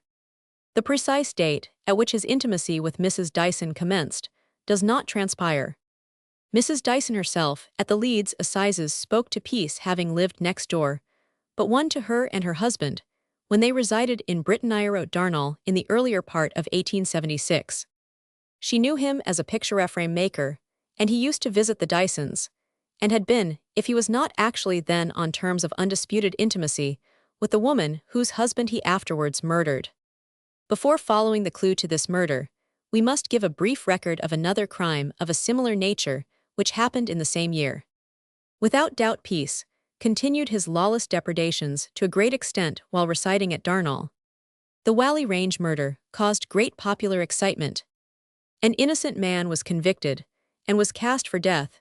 He escaped suffering the extreme sentence of the law by almost a miracle. At the time of the occurrence Peace was there to work some houses. He went to a place called Whalley Range. He had spotted a house, which he thought he could get into without much trouble. He was always respectably dressed, so he declared, for he made a point of dressing respectably, and for this reason, he knew the police never think of suspecting one who appears in good clothes. In this way, he threw the police off their guard on many occasions. On the night of the fatal occurrence Charles Peace, in an easy, careless, jaunty manner, walked leisurely through the streets of Manchester. He had not at this time his friend Bandoligged Bill with him, or indeed any other accomplice, but he was a self-reliant man whose object was to pick up what he could without the aid of a confederate. While walking through the streets in Manchester, he occasionally went between policemen who were exercising their brains as to the burglar who had done some houses there. Peace laughed in his sleeve. He knew the real culprit, but said nothing.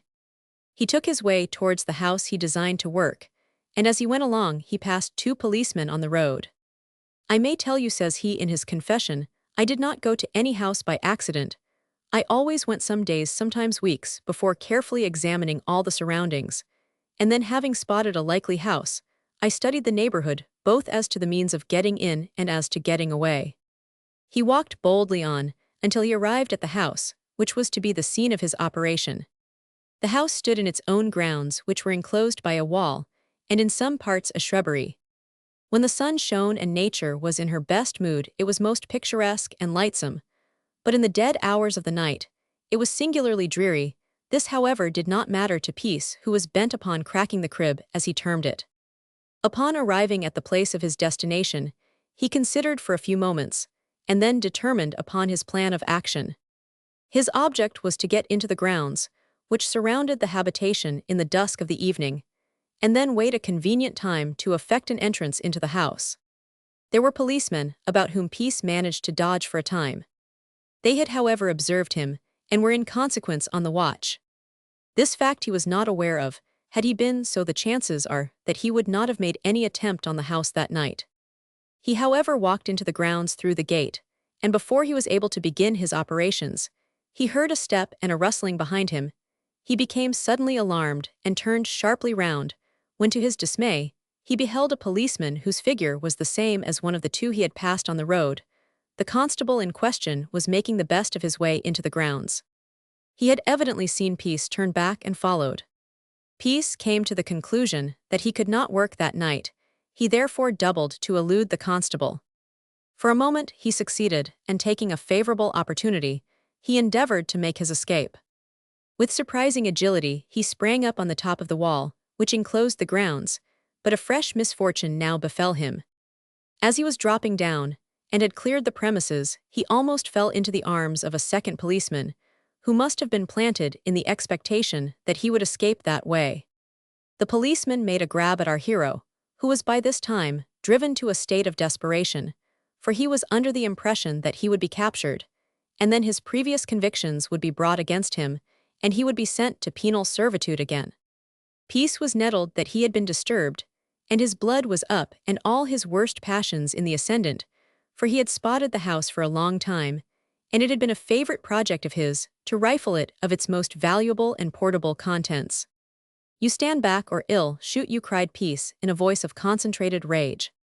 But the ill-fated young man was brave and bent upon doing his due to such officers are a credit to the force, and cannot be too highly commended, but alas, the poor fellow paid a fearful penalty for his gallant conduct. He would not stand back and let the burglar pass, so Peace stepped back a few yards and fired wide at him for the purpose of frightening him, but the brave young fellow was not to be intimidated. Peace, in his whining, hypocritical confession, declared that he had a great repugnance to taking human life. "I never wanted to murder anybody, I only wanted to do what I came to do, and to get away." Amiable man. But it does seem odd after all that I should have to be hanged for having taken life.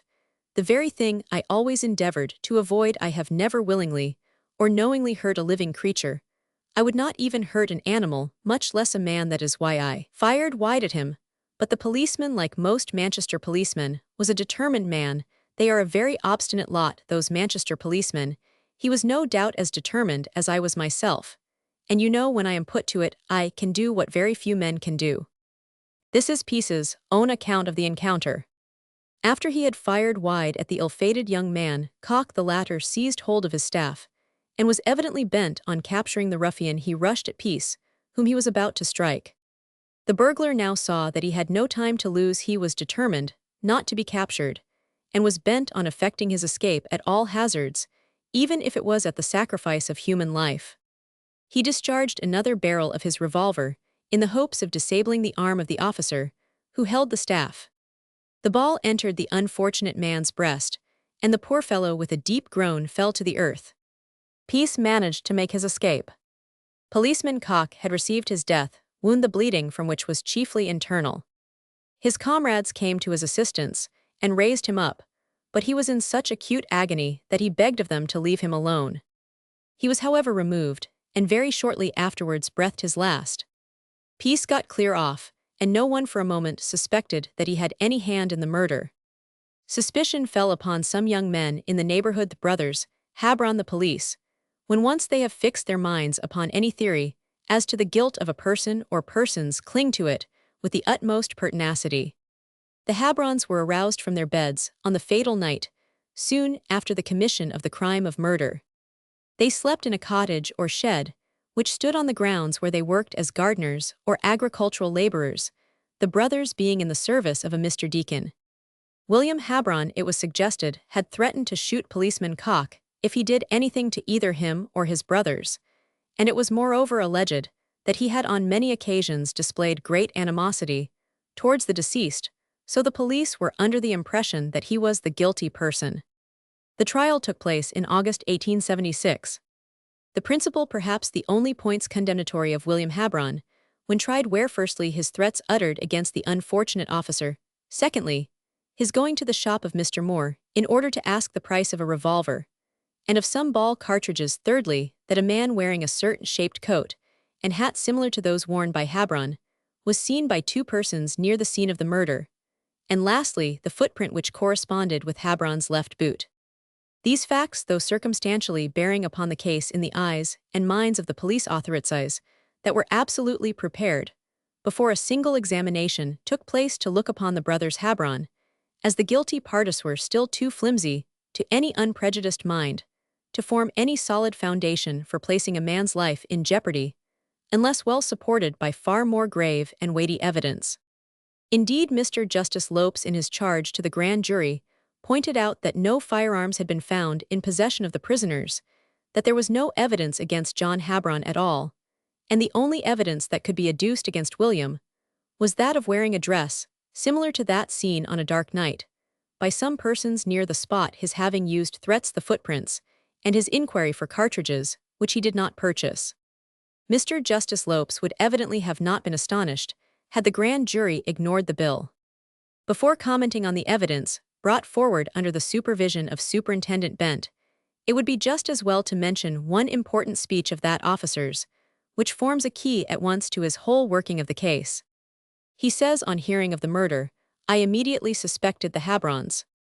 That cock was foully murdered, none of course could doubt, but who fired the fatal shot could not fail to be a matter of serious doubt to any person who read the particulars of the affair in the daily papers, whilst the sad event was under investigation." F. Wilson, a witness on the trial, deposed that John Habron told him that if ever the little Bobby, their nickname for cock, did anything to either him or his brother, he would shoot him. Mrs. Carter, wife of the landlord of the Royal Oak, said that if the said little Bobby did not stop persecuting him and his brother, they would shunt him through their gaffer Mr. Deacon, as he would not be the first policeman they had shunted. Mrs. Fox gave evidence that John Habron, who was under the necessity of appearing at the police court on the Monday to answer the charge of drunk and disorderly conduct preferred by the deceased, said to her, "If he does me today, I'll do him on Wednesday." James Brownhill deposed to John's threats to shoot the officer. The savage threats made by the acquitted John, and the expression used by William, must have been, to say the least of it, frightfully overrated to bear a construction of murder, and yet that construction was put upon it. The result of the trial of this illused young man shows. The next point, which was supposed to bear upon the guilt of William Habron, is that of his having gone to the shop of Mr. Moore the ironmonger to ask the price of, and to examine some ball cartridges. The revolvers were brought out, and shown him by the shopman M. Cleland unasked for. Here the witness cannot swear whether it was on Monday or Tuesday the transaction occurred. But he swore to the man, although he had probably never seen him before in his life, nor in the ordinary way of business would he take any more notice of him than he would of any other casual customer. And moreover, the other servants in the shop, although having had the same facilities of recognition, did not think it the same man, and declined to confirm M. Cleland's statement. In addition to this, he neither purchased cartridges nor pistol, so that the visit to Mr. Moore's shop as a piece of evidence, even if made by Habron, is of no value whatever. The little item of finding 2 percussion caps introduced by Superintendent Bent was evidently a superfluity, as Mr. Deacon, the employer of Habron, says the caps might easily have been in the waistcoat pocket when he gave it to Habron, as he had been using his gun just before, and had probably put some caps in the pocket. The actual bullet extracted from the body of the unfortunate policeman was pronounced by an experienced gunsmith to have been fired from a No. 442 pinfire cartridge, which was the largest size, but one then made. The third standpoint in the case made out against William Habron is that of dress and general appearance, which bore a similarity to the dress and general appearance of the man seen near the scene of the murder by 2 witnesses. J. Roman 1000 Simpson, who had been walking and conversing with the deceased, had only just left him. When he met this man, he described him as an elderly man, and declared that he walked with a stooping gait. Police Constable Beanland, whose evidence was perhaps the most important under present circumstances in the whole case, said that the man was about 22 years of age and walked quite erect, and from general appearance he thought it must have been William Habron. The man under notice, says Beanland, went along Samergrove to Mr. Greatorex gate, and he there lost sight of him, and on going to the gate, he found it open. He went in at the gate, and examined Mr. Greatorex's premises, but found all right, and then heard 2 shots, and found the deceased on the ground at West Point. We next come to that conclusive evidence of Habron's guilt, as established by Superintendent Bent footprints. He deposed to the examination of the footprints with great exactitude. He was totally unable to count the nails in the outside row as they were so closely together, but on the inside row they were thicker nails in one line, and the same number of indentations were visible in the footprints, and there were 2 middle rows of nails, and 2 nails in the toe. The heel iron was worn, and there were 3 nails in it.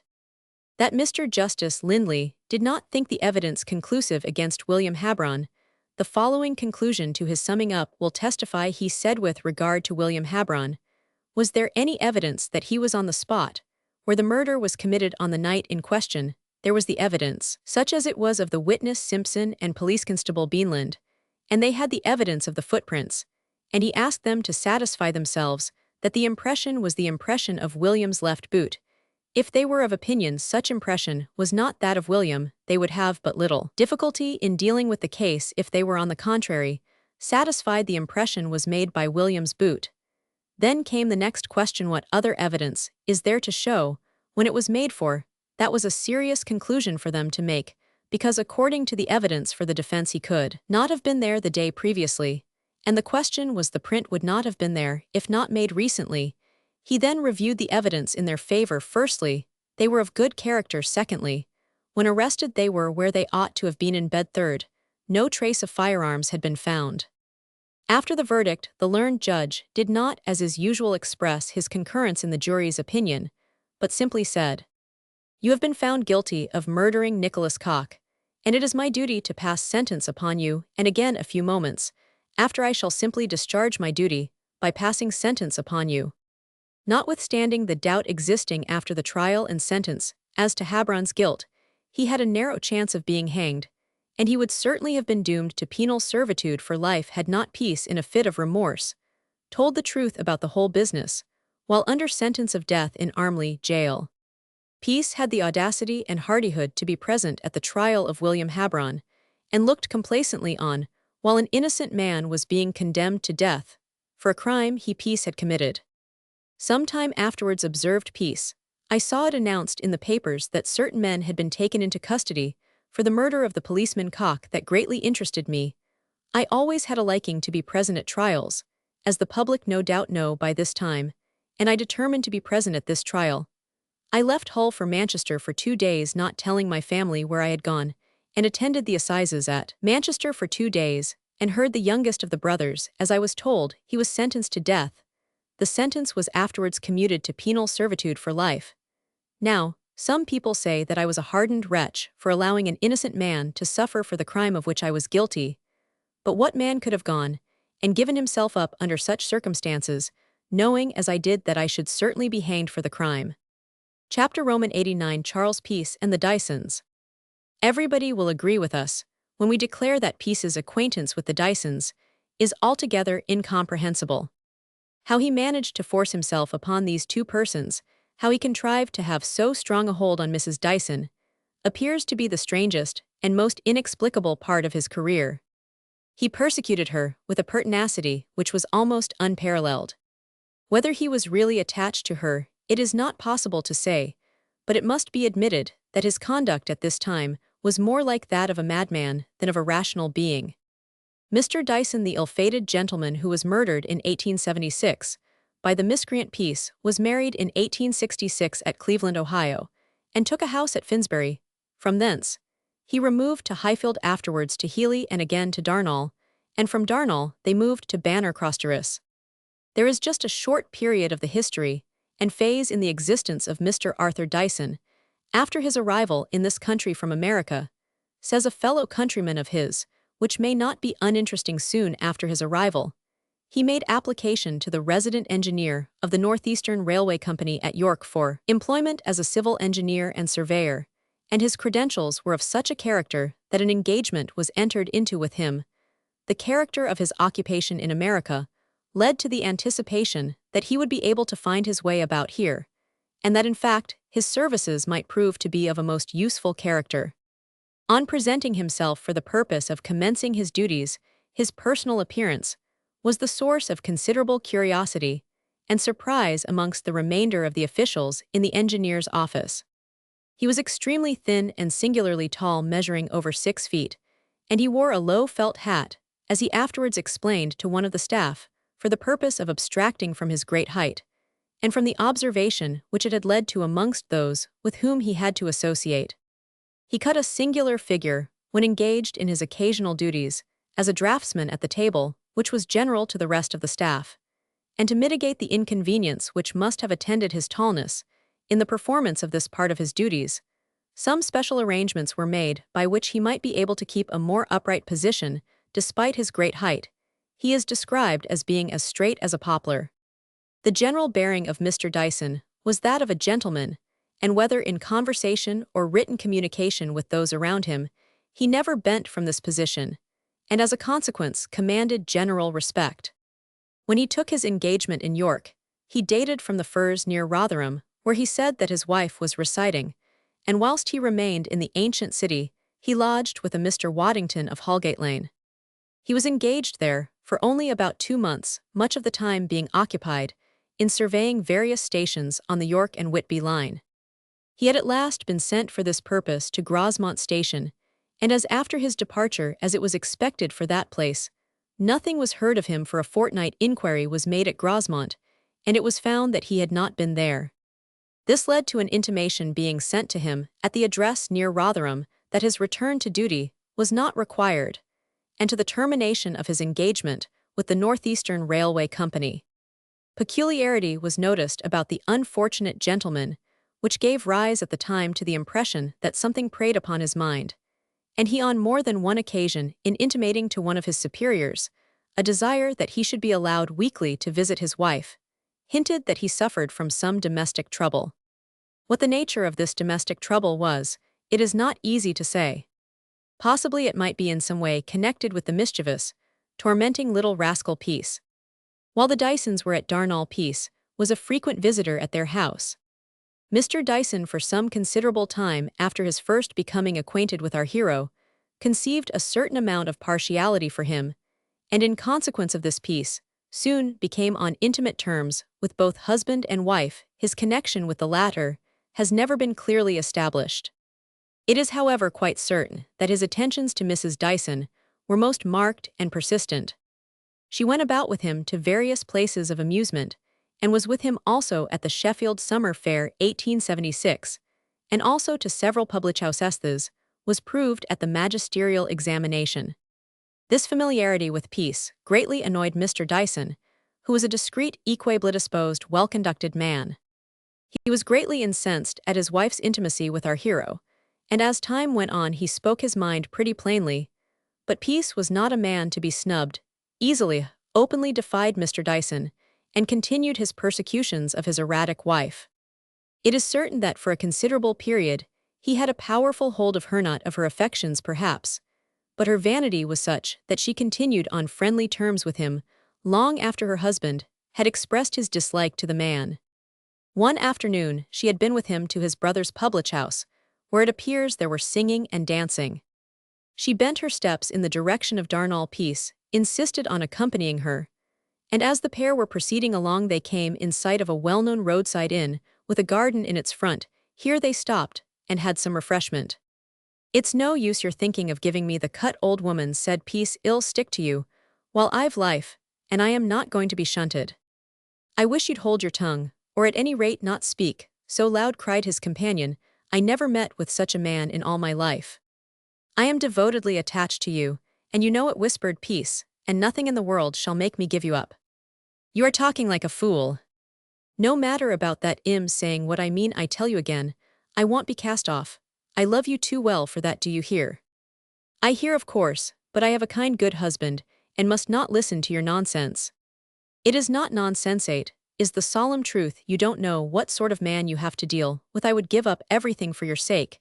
Can a man say fairer than that?" "I don't want you to give up anything for my sake. All I want is for you to keep at a respectful distance."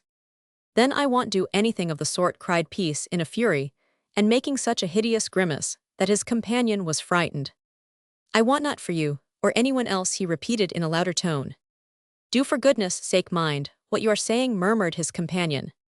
"I do mind, and I hope you do also. I tell you again, I won't give you up. We've been companions and friends for a long time, and it is not because your stately mighty big fellow of a husband has taken a dislike to me that our friendship is to cease. Listen, I've got a good lump of money, and it will be yours if you'll only consent to fly with me." The woman burst out into a loud laugh. "Fly with you?" she exclaimed. "You must be mad to make such a proposition." "No, no, my friend, I know what is right and proper." "I'll make you do so," he exclaimed, making another grimace, and regarding her with a malicious grin, which was more like that of a satyr than a human being. He caught her by the arm, which he pinched with savage grip. "Leave go," she ejaculated. "What have I done, that you should treat me thus?" "I'll never leave you, never give you up as long as I have life," he returned. "Oh, you tormenting man, I will not remain with you any longer." "You shall," he returned quickly. "You shan't leave, I won't let you. Don't think to get the better of me, my lady, you shan't go." Mrs. Dyson gave utterance to a faint scream, when, to the surprise of her and her pertinacious companion Mr. Dyson, came in front of the arbor in which they were seated.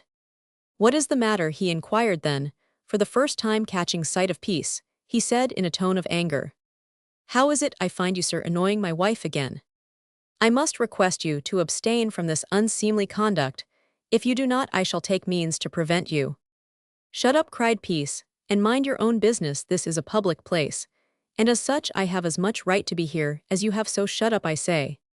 "You are an impertinent fellow," said Mr. Dyson, seizing him by the collar and dragging him forcibly from the alcove, "and deserve a thrashing."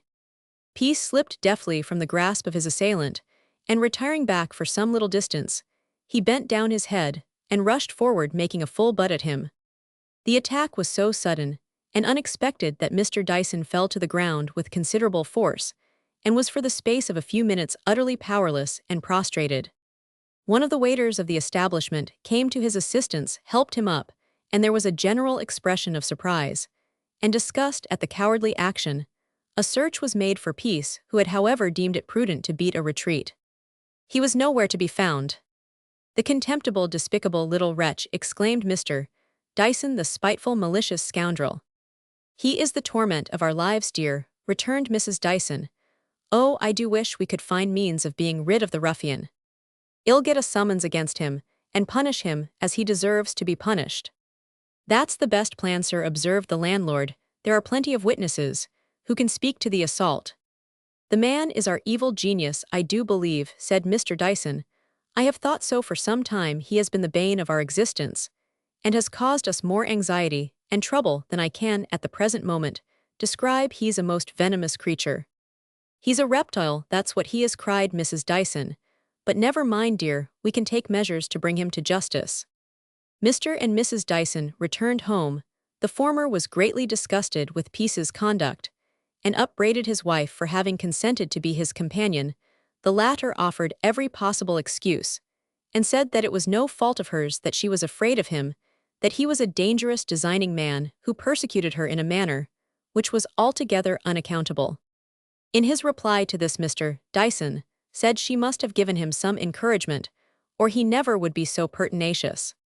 After a wrangle, Mr. Dyson left the house, and proceeded in the direction of the line where his services were required, and his wife strove to calm herself as best she could. Evening came on, and as she sat at her toilette in one of the upstairs rooms of her domicile, she was suddenly aroused by some sand or gravel being thrown violently against the window panes of her bedroom. She looked out and beheld Peace at the side of the house.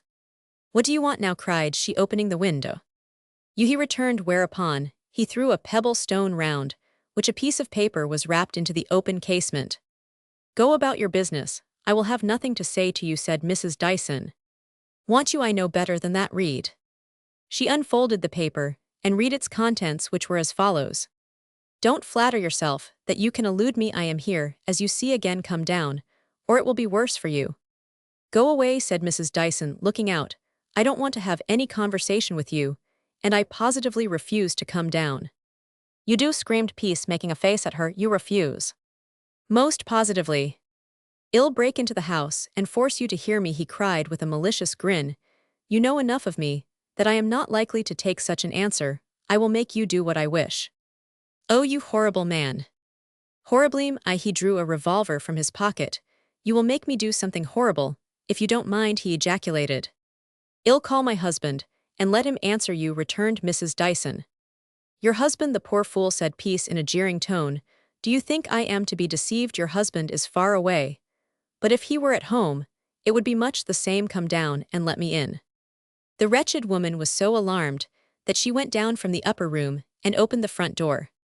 "For mercy's sake, Peace, do go away. There's a good fellow. I must not, and will not have anything to say to you after your cowardly conduct." He tormentingly laughed at this last observation. He placed one arm round her shoulders, drew her towards him, and endeavored to embrace her. She was a powerful woman, and struggled desperately to release herself from his grasp. A violent struggle ensued in which Mrs. Dyson struck Peace repeatedly with her clenched fist, but his perseverance was beyond all bounds. He fought like a demon, and his conduct taken altogether was like that of a perfect madman. How long the conflict would have continued, and what would have been its issue, it is not possible to say had it not been for the unlooked-for assistance arriving. A policeman who happened to be passing attracted Mrs. Dyson's attention. She called to him, and he at once came to the rescue. "Take this man away," she said. "Do you charge him?" inquired the constable. "No, all I want of you is to take him away, remove him from these premises." "Now then, you sir," said the officer, "move on, or I'll lock you up." He gave Peace a push which sent him reeling. "You keep your hands to yourself, and don't assault me," said he, "or I'll lodge a complaint against you, mind you that." "Will you go? If you don't, well, I shall know what to do." "You're a big man in your own estimation, but a very little one in everybody else's," returned Peace, who however thought it best to get clear off, and so making mocking gestures as he went along, he went his way without further ado. It was a great relief to Mrs. Dyson when he was out of sight, but she was not at all certain about his returning shortly. However, he did not trouble her again that night. This attack, together with a variety of others of a similar nature, was the reason the Dysons had for leaving Darnall. They took a house at Banner Cross, to be farther removed from their tormentor. The trouble and misery brought upon the Dysons by Peace is almost incalculable. We cannot do better than place before the reader Mrs. Dyson's own account of her connection with the murderer of her husband. "When we went to Darnall," said Mrs. Dyson, "our troubles began. But for our going there, Mr. Dyson would probably have been still alive, and I should have been spared all that has happened since. You will naturally ask how I became acquainted with Peace. It was impossible to avoid becoming acquainted with him. Besides, at that time, I did not know the sort of man he really was. He lived the next door but one to us at Darnall, and he used generally to speak to Mr. Dyson on going in and out. Mr. Dyson was a gentleman, and of course when Peace spoke to him, he used to reply. But Peace wasn't content with a merely speaking acquaintance. He wanted to force himself upon us. He did all he could, until he succeeded in accomplishing this. One of his favorite means was to place his parrots and his other birds upon a wall. He would then call our attention to them, and to what they could do, and thus get us into conversation with him. Introduction, you say? No, there was no introduction. He introduced himself, and would have you to talk with him, whether you would or no. At first Mr. Dyson did not object, and Peace became a constant visitor to the house. He was plausibility itself. To hear him talk you would have thought him the most harmless of men. I am certain that much which he has succeeded in doing both before and after the murder is the result of the power which he has been able to exercise by his tongue and manner. Of course, when we went to Darnall, we did not know what he was to us. He appeared to be simply a picture reframer in anything but good circumstances, for he had but little business to do, and his wife used to go out every morning washing bottles. We considered they were poor. I am, of course, now speaking of the time when we first went to live at Darnall. Mr. Dyson soon begun to tire of him. My husband had travelled much, and could converse well on many subjects. Peace was plausible enough, but his language was not good. In fact, he very soon began to show that he was anything but a gentleman. Mr. Dyson could not stand that, and besides he had seen something which disgusted him. Do you mind telling me what that was? Well, it was some obscene pictures, and my husband said he didn't like a man of that kind, and wouldn't have anything more to do with him. Besides, another thing greatly repelled Mr. Dyson. It was this: Peace wanted to take him to Sheffield to show him what he called the sights of the town. Mr. Dyson knew what that meant, and being, as I have said, a gentleman, he became much disgusted at Peace, and annoyed that he should force his company upon us. My husband had been accustomed to different society, but we couldn't get rid of him. We were bound to show him common politeness. Though he must have seen that we didn't want his company, he forced himself upon us. He would, for instance, drop in just when we were sitting down to tea, and we were compelled almost to ask him to have a cup. His constant visits to the house at last became intolerable to us, and then it was that my husband placed his card in the garden, desiring Peace not to annoy him or his family. When he found that he could no longer gain access to the house, Peace became awfully impudent. No 47. Illustration: the Banner Cross murder. The Banner Cross murder piece, threatening Mrs. Dyson. He would, for instance, stand on the doorstep and listen through the keyhole to what we were talking about, or look through the window at us. His persecutions at this time became almost unbearable. He did everything he could to annoy us. I was not afraid of him, and should have taken the law into my own hands. But my husband would not hear of such a thing. He always advised me to keep quiet. I could not stand his impudence, and the way in which he went on. I had not been used to such society as his proved to be, and I rebelled against it. I can hardly describe all that he did to annoy us, after he was informed that he was not wanted at our house. He would come and stand outside the window at night, and look in leering all the while, and he would come across you at all turns, and leer in your face in a manner that was truly frightful. His object was to obtain power over me, and having done that to make me an accomplice of his. I have told you that, when I knew him first, I thought him to be a picture reframer, and nothing more since then. However, I have learnt a good deal, and much that was difficult to understand has been made plain. He wanted me to leave my husband, positively to leave my husband. What should I do that for? I said. If you will only go to Manchester, he answered, I will take a store American for shop for you, and will spend 50 in fitting it up. You shall have a cigar store or a picture store. You are a fine-looking woman, you look well in fine things, and I will send you fine clothes and jewelry, and if you wanted to pawn them, it would be easy. The pawnbroker would think everything all right. Suppose, for instance, you had a grand pair of bracelets on. All you would have to do would be to go into the pawnbroker's, take them off your wrist, and say, I want to pawn these things. He also said, if you will only do what I want you, there shall not be such another lady in England as you may be. At the time I couldn't understand what was his object. Of course, I see it plain enough now. I did not suspect he was a burglar. He was living at Darnall making picture frames, whenever he could get any to make, and his wife was apparently assisting to keep the house together by washing bottles at a wine and spirit merchant's. How could I know that he was anything other than he represented himself to be? I was suspicious. I remember on one occasion, he offered me a sealskin jacket and several yards of silk. Of course, he couldn't have come by them honestly. I now know they must have been part of the proceeds of a burglary, and well I should have looked if I had accepted them. I should then have been quite in his power. But I knew better than that. I declined his present, and told him that if he had a sealskin jacket and some silk to spare, he had better make a present of them to his wife and daughter. I also told him that they wanted them much more than I did, and that if I desired to have a sealskin jacket, I would wait for it until my husband bought it, and that if he couldn't, I was content to go without some time afterwards. He offered me a gold watch, but I wouldn't have it. That, of course, was stolen.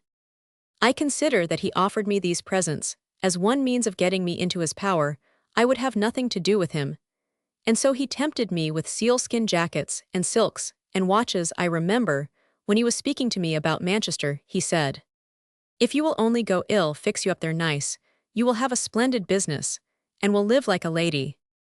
Thank you, I said. I always have lived like one, and shall continue to do so quite independently of you. I was getting downright mad with him, because of his constantly bothering me. What he wanted me to go to Manchester for was to pass off his stolen goods. At least, that is my opinion. He never said so in so many words, but he could have had no other object. To do this, he wanted first to get me in his power, and not only did he try, but other members of his family did their best. When he found that he could not succeed by fair means, then he tried what threats and persecutions would do. He once came into my house and said as I would not do what he wanted, he would annoy and torment me to the end of the world. Don't you ever come into my house again, I said, or ever darken its doors. But it was no use my saying that. He still came whenever he could get in, and when he couldn't he watched for me, and followed me wherever I went. I have known him to go to the railway station and say to the booking clerk, after I had taken my ticket, give me a ticket for where she's going. That's how it was. He followed me to Mansfield, and then came into the same house there, where I and my companion were staying. That was too how it was that he was seen with me in the streets. So it was as regards his being with me in the fairground, about which so much has been made. I went to the fair with a neighbor and her children, and when we got into the photographic saloon, my intention was to have the children photographed. I had no intention whatever of having myself taken with peace, but he stood behind my chair at the time my likeness was taken. That was quite unknown to me, though at the time you can have no idea Unless you know the man how he persecuted me, and attempted to get me within his power. I remember doing something in the kitchen, and my back was turned to the door hearing a slight noise. I turned round, and then I saw Peace standing just inside the door. The expression on his face was something dreadful, it was almost fiendish devilish. He had a revolver in his right hand, and he held it up towards me, and said in an excited and threatening manner, "Now will you go to Manchester? Now will you go to Manchester?" I did not shriek, but I cried out, "No, never, what do you take me for?" Finding that I was firm, he dropped his hand and went out, but I can assure you I was frightened at the time. He had a way of creeping and crawling about, and of coming upon you suddenly unawares, and I cannot describe to you how he seemed to wriggle himself inside the door, or the terrible expression on his face. He seemed more like an evil spirit than a man. I have told you that, when we knew him first, we thought him a rather nice old man. But I soon found out, after he had taken against me, that we were sadly mistaken in our impression of him. He turned against me solely because he could not make me do as he wanted. I would not have done as he wished for anything in this world. He wanted me to be an accomplice in his doings. That has been his endeavor all through, and because he could not succeed, he turned round on me and was determined to have his revenge. He thought he could handle me, as he liked that I was a weak sort of a woman, and could be got over like others who have been associated with him, but he found he was mistaken.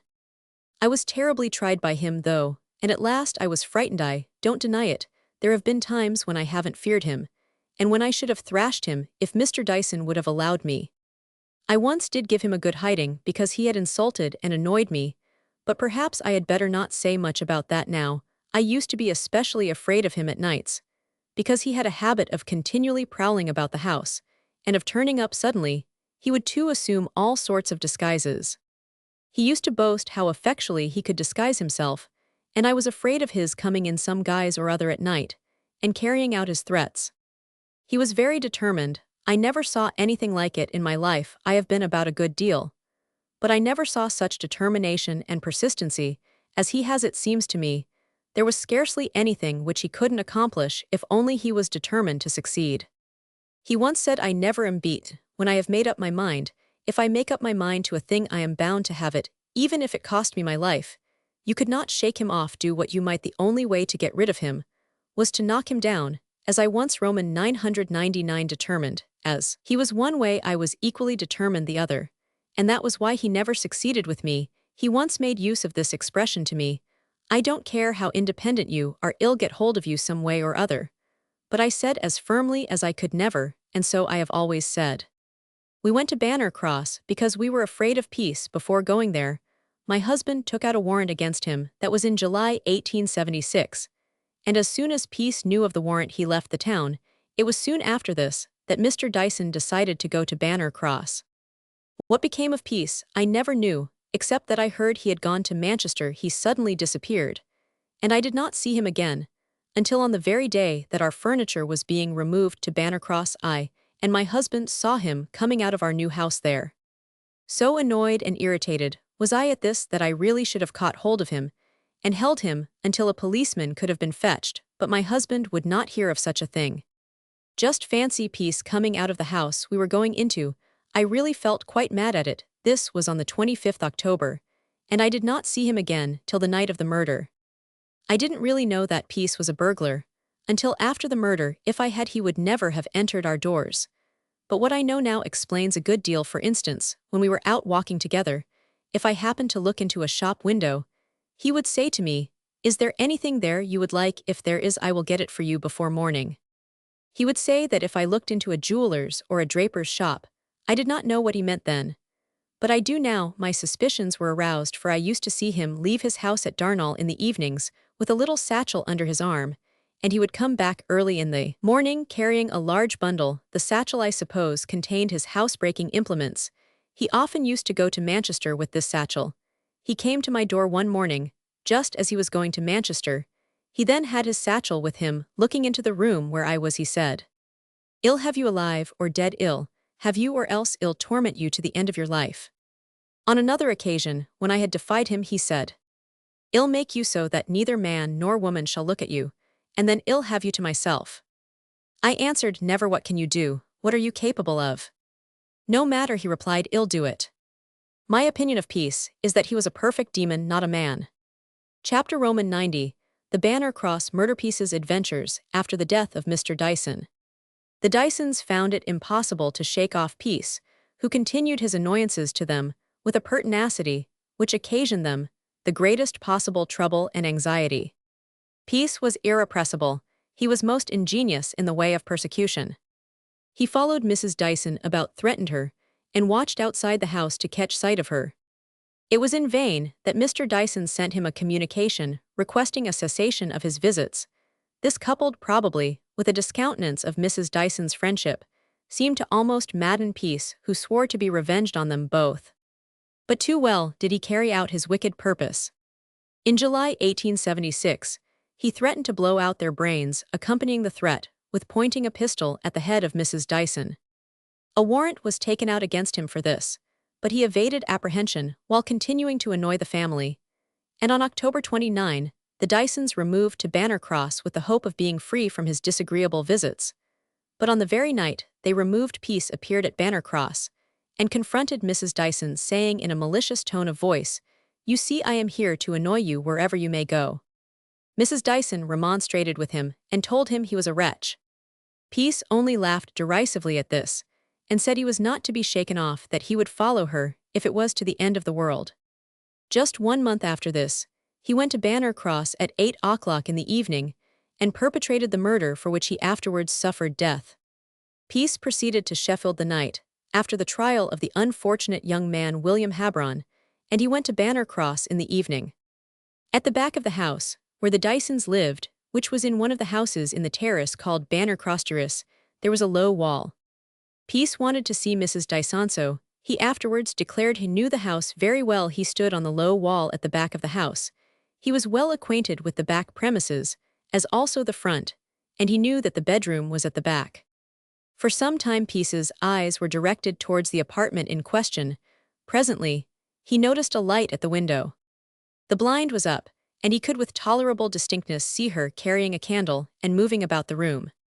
The guilty man watched her for some time, and saw that she was putting her boy to bed. He then flipped his fingers, as he termed it, and gave a sort of subdued whistle to attract the attention of Mrs. Dyson, as he had frequently done before at different places. He had not long to wait, the assumption being that she was aware of the presence of her tormentor. Anyway, Mrs. Dyson left the bedroom, went downstairs, and entered the closet. Peace got down off the wall and gained the yard. He then went towards the passage of the house. According to his own statement, the only object he had in paying a visit to the house was to induce Mrs. Dyson to withdraw the warrant which had been taken out against him. Whether this was the real purport of his visit has never been clearly established. We have only his bare word for it. But that is not very reliable testimony. He said he was tired of being hunted about, and not being able to go and come as he liked. Mrs. Dyson, according to his account, became very noisy and defiant, and made use of fearful language against him. Peace became angry, and taking his revolver from his pocket, he held it up in her face and said, "Now you be careful what you're saying to me. You know me of old, and know what I can do. You know I am not a man to be talked to in that way. If there is one man who will not be trifled with by you or anybody else, it is Charles Peace." She was highly incensed, and would not take warning, and continued to threaten Peace, who soon became wild with fury. All the bad passions of the man were now dominant. While loud and angry words were being exchanged, Mr. Dyson made his appearance. It was most unfortunate for him that he came forward. Peace threatened to shoot Mrs. Dyson, who took refuge in the closet. Peace turned round and fired twice, the first shot striking the wall, and the second striking Mr. Dyson in the temple. Peace saw the unfortunate gentleman fall, but was not aware at the time that he had received his death wound. His murderer rushed into the middle of the road, and stood there for a brief period, apparently hesitating as to his course of action. He was, as may be readily imagined, under the greatest agitation, and as he observed a number of people gathering about, he at last decided to fly. He jumped over the wall on the other side of the road, and as he did so, a packet of letters fell from his pocket just as he was jumping over the fence. Mr. Dyson died in about an hour after he had been shot. Peace managed to effect his escape. How he contrived to get clean off has been a matter of surprise to everybody, and how he afterwards managed to elude the vigilance of the police and continue his lawless career in London and the suburbs is still more surprising. The following is his own version of his movements after the murder. I want it to be properly understood, says Peace, that from the moment I left Banner Cross on the 29th of September 1876, I felt sure of making my escape. I felt I had no cause to do so, for I knew that I had done nothing wrong, for in the first place when it happened, I came down the passage and stood in the middle of the road, not knowing what had happened. I did not know whether to run away or walk away till I heard Kate Mrs. Dyson's scream, and then not knowing what had happened, I took across the road and fields to Hentcliffe and Cliff Crescent. I then walked to Broomhill Tavern and took a cab into Church Street. I then went to see my mother and remained with her for more than half an hour. I then went down to the Attercliffe railway station and took the train for Rotherham. I then booked from Maspero for Hull, but having got into the York part of the train, not knowing in place of the Hull part, when the Hull part of the train was liberated from the York part at Normanton, I was taken forward to York. I remained at York in the railway hotel in the station yard all night. I took the first train next morning for Beverley. I took the next train for Cottingham. I went from Cottingham to Hull. I went to see my wife and family at 27 Collier Street. This would be about 10 o'clock in the morning. I had been away from my family a fortnight, and was talking to them in the kitchen, when I heard two detectives talking to my wife in the shop asking if a young man of the name of Peace lived there. My wife said yes, but he has gone to Sheffield to see his grandmother, thinking that they meant my son. But I in the kitchen hearing this felt that it must be me. They meant went upstairs into my son's bedroom, put the window up and went between the two roofs of the building, and remained there till the detectives had searched the house. And when they had gone out, I came back again into the kitchen of my own house and took my things and began to wash myself. But before I could finish washing myself, I heard them in the shop again. So I went upstairs through the windows between the roof, till they had searched the house and gone out again. So I then went down again into the kitchen. My wife and daughter were sobbing fit to break their heart, for they did not know what was the matter, and I could not tell them. So I washed me and put on my clothes and bid them all goodbye, and went out through the window again between the roofs. I remained there again for some hours, till just before dusk. I then went down the spout at the further end of the building, which brought me into the next yard but one, and went to a woman's house that dealt at our shop, and told the woman I had to get away out of the shop over a warrant or something of that, and asked her if she would go into our house, and ask my wife to send me something to eat out. But mind, the detectives did not hear and see her, and I had my tea in this woman's house. I then asked the woman to let me go through her kitchen window in her backyard, and also go ask the woman in the next yard if she would let me go through her kitchen window and pass through the house into another yard. She went and asked and got consent, so that I went through the window and house into the other yard.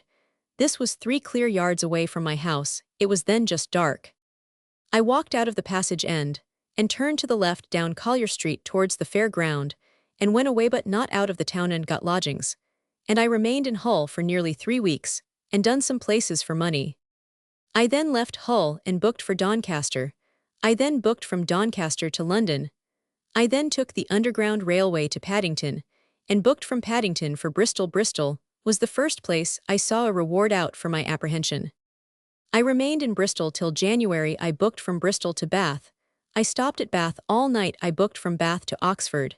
And in the carriage with me, there was a police sergeant on his way to Stafford Assizes. We rode and talked together to Didcot Junction, and arrived there in the middle of the night. We slept together in the waiting room for 4 hours, and then went forward to Oxford by first train. We then shook hands and parted. He went forward to Stafford, and I remained at Oxford all day. I then booked for Birmingham. I remained at Birmingham 4 or 5 days. I then went on to Derby. I stopped at Derby at an eating house opposite the railway, and there was a young man there just joining the police force, and the police station was not more than 150 yards from there. I remained at Derby for something more than a week. I then went to Nottingham, and took lodging at a little shop 3 or 4 doors from the police station, on the Burton Road, right opposite a timber yard where I was stopping, and the police station is at the corner of Leenside. I remained with them till they left there, and went to live with them in a yard a bit lower down that led out of Leenside into Narrow Marsh, but not more than 50 yards from the police station. I remained with them some time working Nottingham and the town's roundabout. I then went to live with Mrs. Adamson, a buyer, next door to the Woodman Inn in Narrow Marsh. It was there I became acquainted with Mrs. Thompson. Upon one occasion, I booked from Nottingham to Sheffield, but got out of the train at Ely Healy Station, and walking past the police station at Highfield, Inspector Bradbury was stood at the police station door at about 7 o'clock at night, and I passed close by him, and he did not know me. Then I went right away up to Sharrow, and crossed over quite close to Banner Cross down into Heskleyhall, Ecclesall Road, turned down towards Sheffield, and crossed through Broomhall Park into Havelock Square. I that night did a house over at the corner of Havelock Square. They was away from home. I got about 6 in money, and a lot of jewelry. The watchman on the beat fancied he heard something in the house, but I saw him stop the sergeant when he came his round, and I got away backwards by certain papers. I brought out of the house, they called them Barney Swincourse Barnascone. I went to Ely Healy Railway Station, and from Ely to Nottingham. At Nottingham, I done a big tailor and draper establishment, and took a lot of overcoats. It was at the last-named place, as he declares in the above statement, that he met with the woman who played so conspicuous a part in Peckham.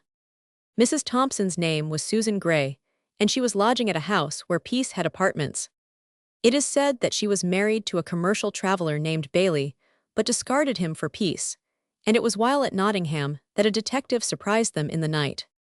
There had been a robbery in the town, and the officer was in pursuit of the thief. Peace induced the constable to go downstairs, stating that he was a peddler, and would bring down his pack for examination. He escaped half-dressed through the window, and the officer, after waiting for some time, returned to find the bird flown. Peace afterwards talked of this with great glee. He afterwards returned to Hull with Mrs. Thompson, and 6 months subsequently to the murder at Banner Cross, had the audacity to take apartments with a police sergeant in Albany Road, near to Hingler's Circus. Peace and his female companion were the front parlor lodgers, and as the sergeant kept other lodgers, mainly professional, Peace was quite at home, and the life and soul of the company. While residing with the sergeant, he committed one of his daring burglaries, and frequently had conversations with his landlord about the supposed burglar. The pair stayed here for nearly 2 months under the names of Mr. and Mrs. Thompson. From Hull they went to Lambeth, changing their quarters to Greenwich, and finally to Peckham. It was here that Mrs. Thompson found out who and what her companion really was. He told her he had never been married, and rummaging among his boxes one day, Mrs. Thompson discovered a funeral card in memory of his son, aged for the name. Peace at once disclosed the real character of the man to whose fortunes she had allied herself. She charged him with being the Banner Cross murderer, which he did not deny.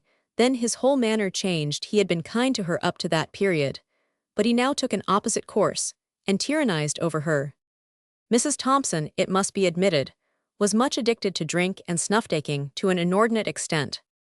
She used to frequent public houses. She was prohibited from going out, but could have as much as she liked to drink at home. It then occurred to Peace that if Mrs. Thompson had thus found him out, his wife, and his stepson, whom he had left in Hull, might divulge the secret. He therefore devised a plan, and Mrs. Thompson was compelled to fall in with it. Both went down to Hull, and Mrs. Thompson one fine day presented herself at Mrs. Peace's home with a letter, in which Peace expressed his penitence for all the misery he had caused her, and said he was most anxious to make her some reparation. He told her he was now in a good position, and could not bear to see her drudging at Hull. Finally, he prevailed upon her to go to London with her son, Willie, stating that he had bought a business in Tottenham Court Road, and that he would pay a year's rent in advance, and never come to molest her, if she desired him not to do so. She believed him, and journeyed up to London, agreeable to his request, poor confiding woman as she was. On the morning after the murder, according to his account, he walked into his mother's house to her great surprise, just as she was sitting down to breakfast. Willie Ward and 2 other relatives were there at the time, and perhaps their presence disconcerted him, for he left again directly for the purpose, as he said, of seeing his brother Dan. He promised to return shortly, but did not go back till 10 o'clock the same night, when he had a wild expression in his eye. His face was discolored, and his clothes daubed with mud. He told his mother that he had been and shot Mr. Dyson, assigning as the reason that he had taken out a warrant against him for using threatening language, and that if it were brought before a magistrate, his prison life would go against him. He hastened at once to clean himself, and after saying goodbye to his mother, he left the house never to see her again in this world. Peace, as we have before observed, took great delight in boasting how he could deceive the police, and often declared that he could dodge any detective in existence. The fact of his having baffled his pursuers is doubtless to be ascribed to his facial peculiarities, especially the length and mobility of the lower jaw, and the flexibility of his muscles. This was one of his most remarkable characteristics, he said to some friends one day. "Do you want to know how I dodged the bobbies?" And on receiving a reply in the affirmative, he said, "Well, I will tell you." Then he asked them to turn their backs to him a bit. They did so and were astounded to find that Peace had completely altered the expression of his face, and so protruded his chin and curled his lip, that under ordinary circumstances, it would have been impossible to recognize him, especially as he had by the peculiar contortion of his features forced the blood into his face, until he looked like a mulatto. One of the inspectors said, "No wonder you could get clear from Sheffield, when you can change your face like that." Whereupon Peace laughed and said, "I can do more dodges, I can dodge any detective." The circumstances surrounding his connection with the Dysons form the most remarkable and inexplicable portion of his career.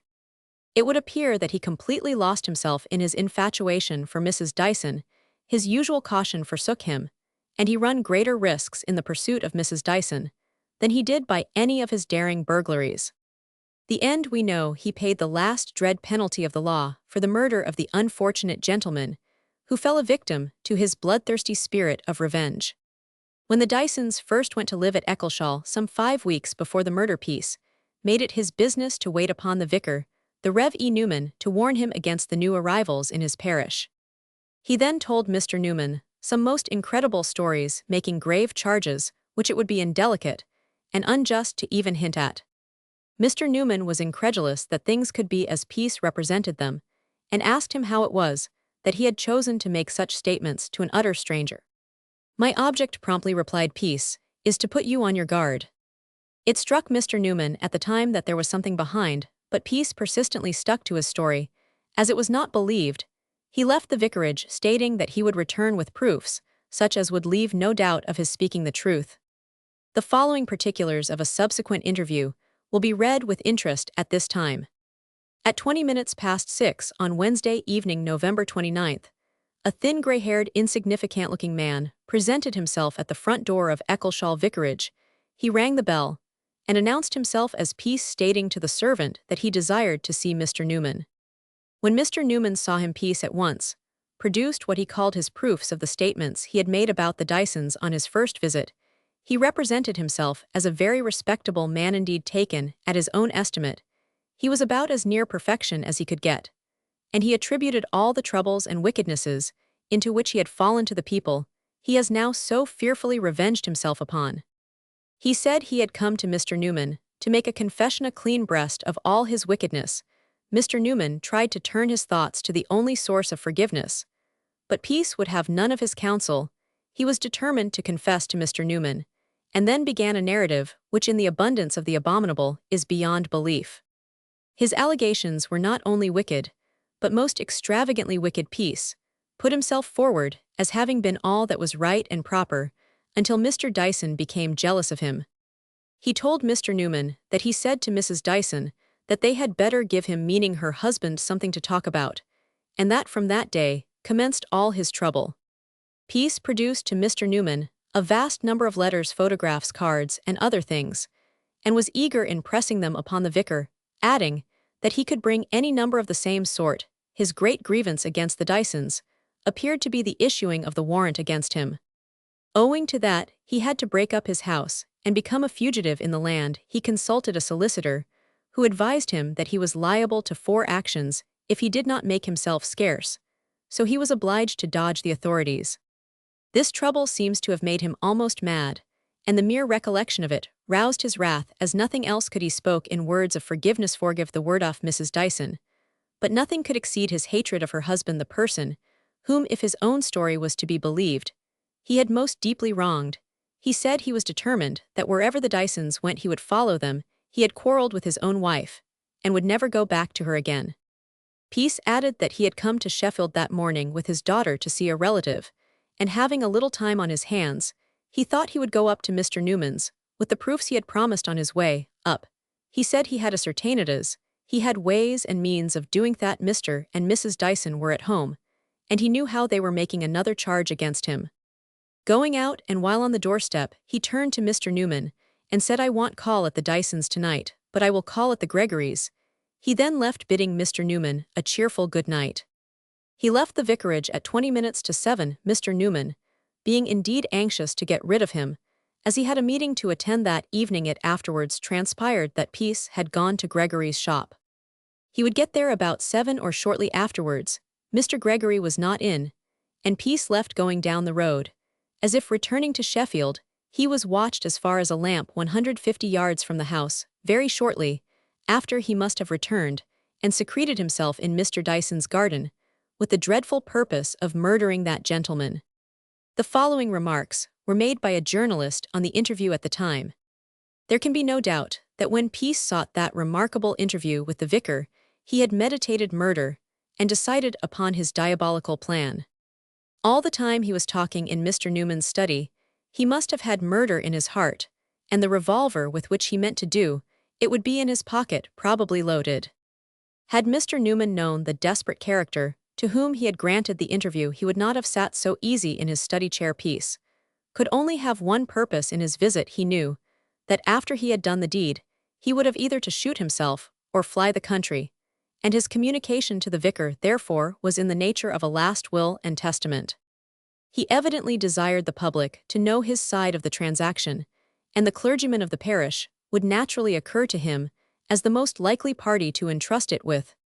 His communication, however, is of such an atrocious character that its publication is simply impossible. Apart altogether from matters of truth and justice, there can be little doubt that Peace is a great liar.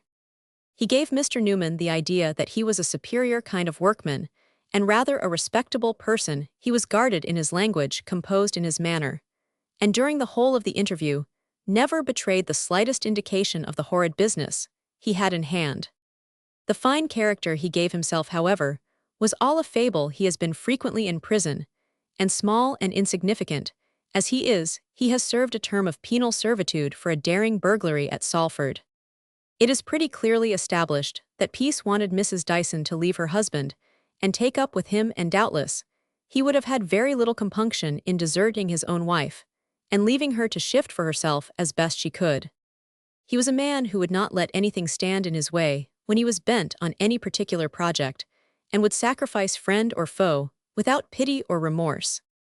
A more unscrupulous man never lived, and there can be but little doubt as to the fact of his being impelled by a blind, fatuous spirit of revenge to commit the Banner Cross murder, as it has been termed.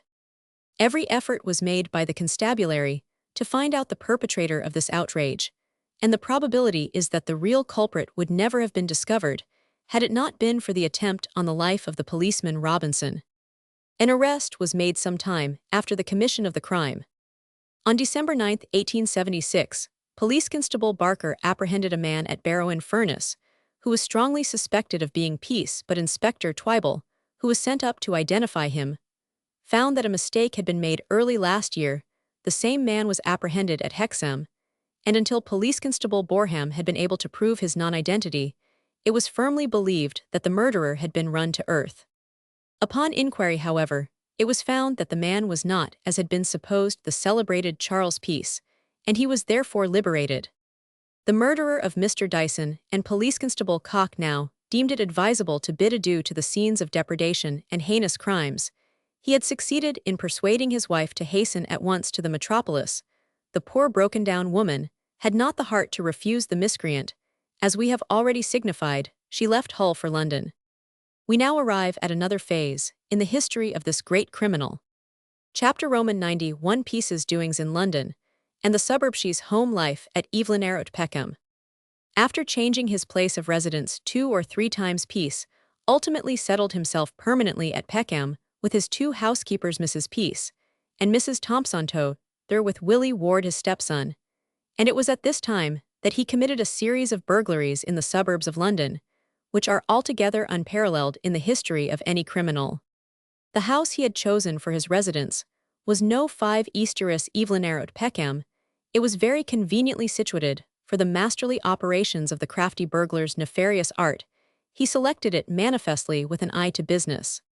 It was the end one of a row, and was bordered with a hedge on one side that abutted on the Palace Railway embankment near the Nunhead station.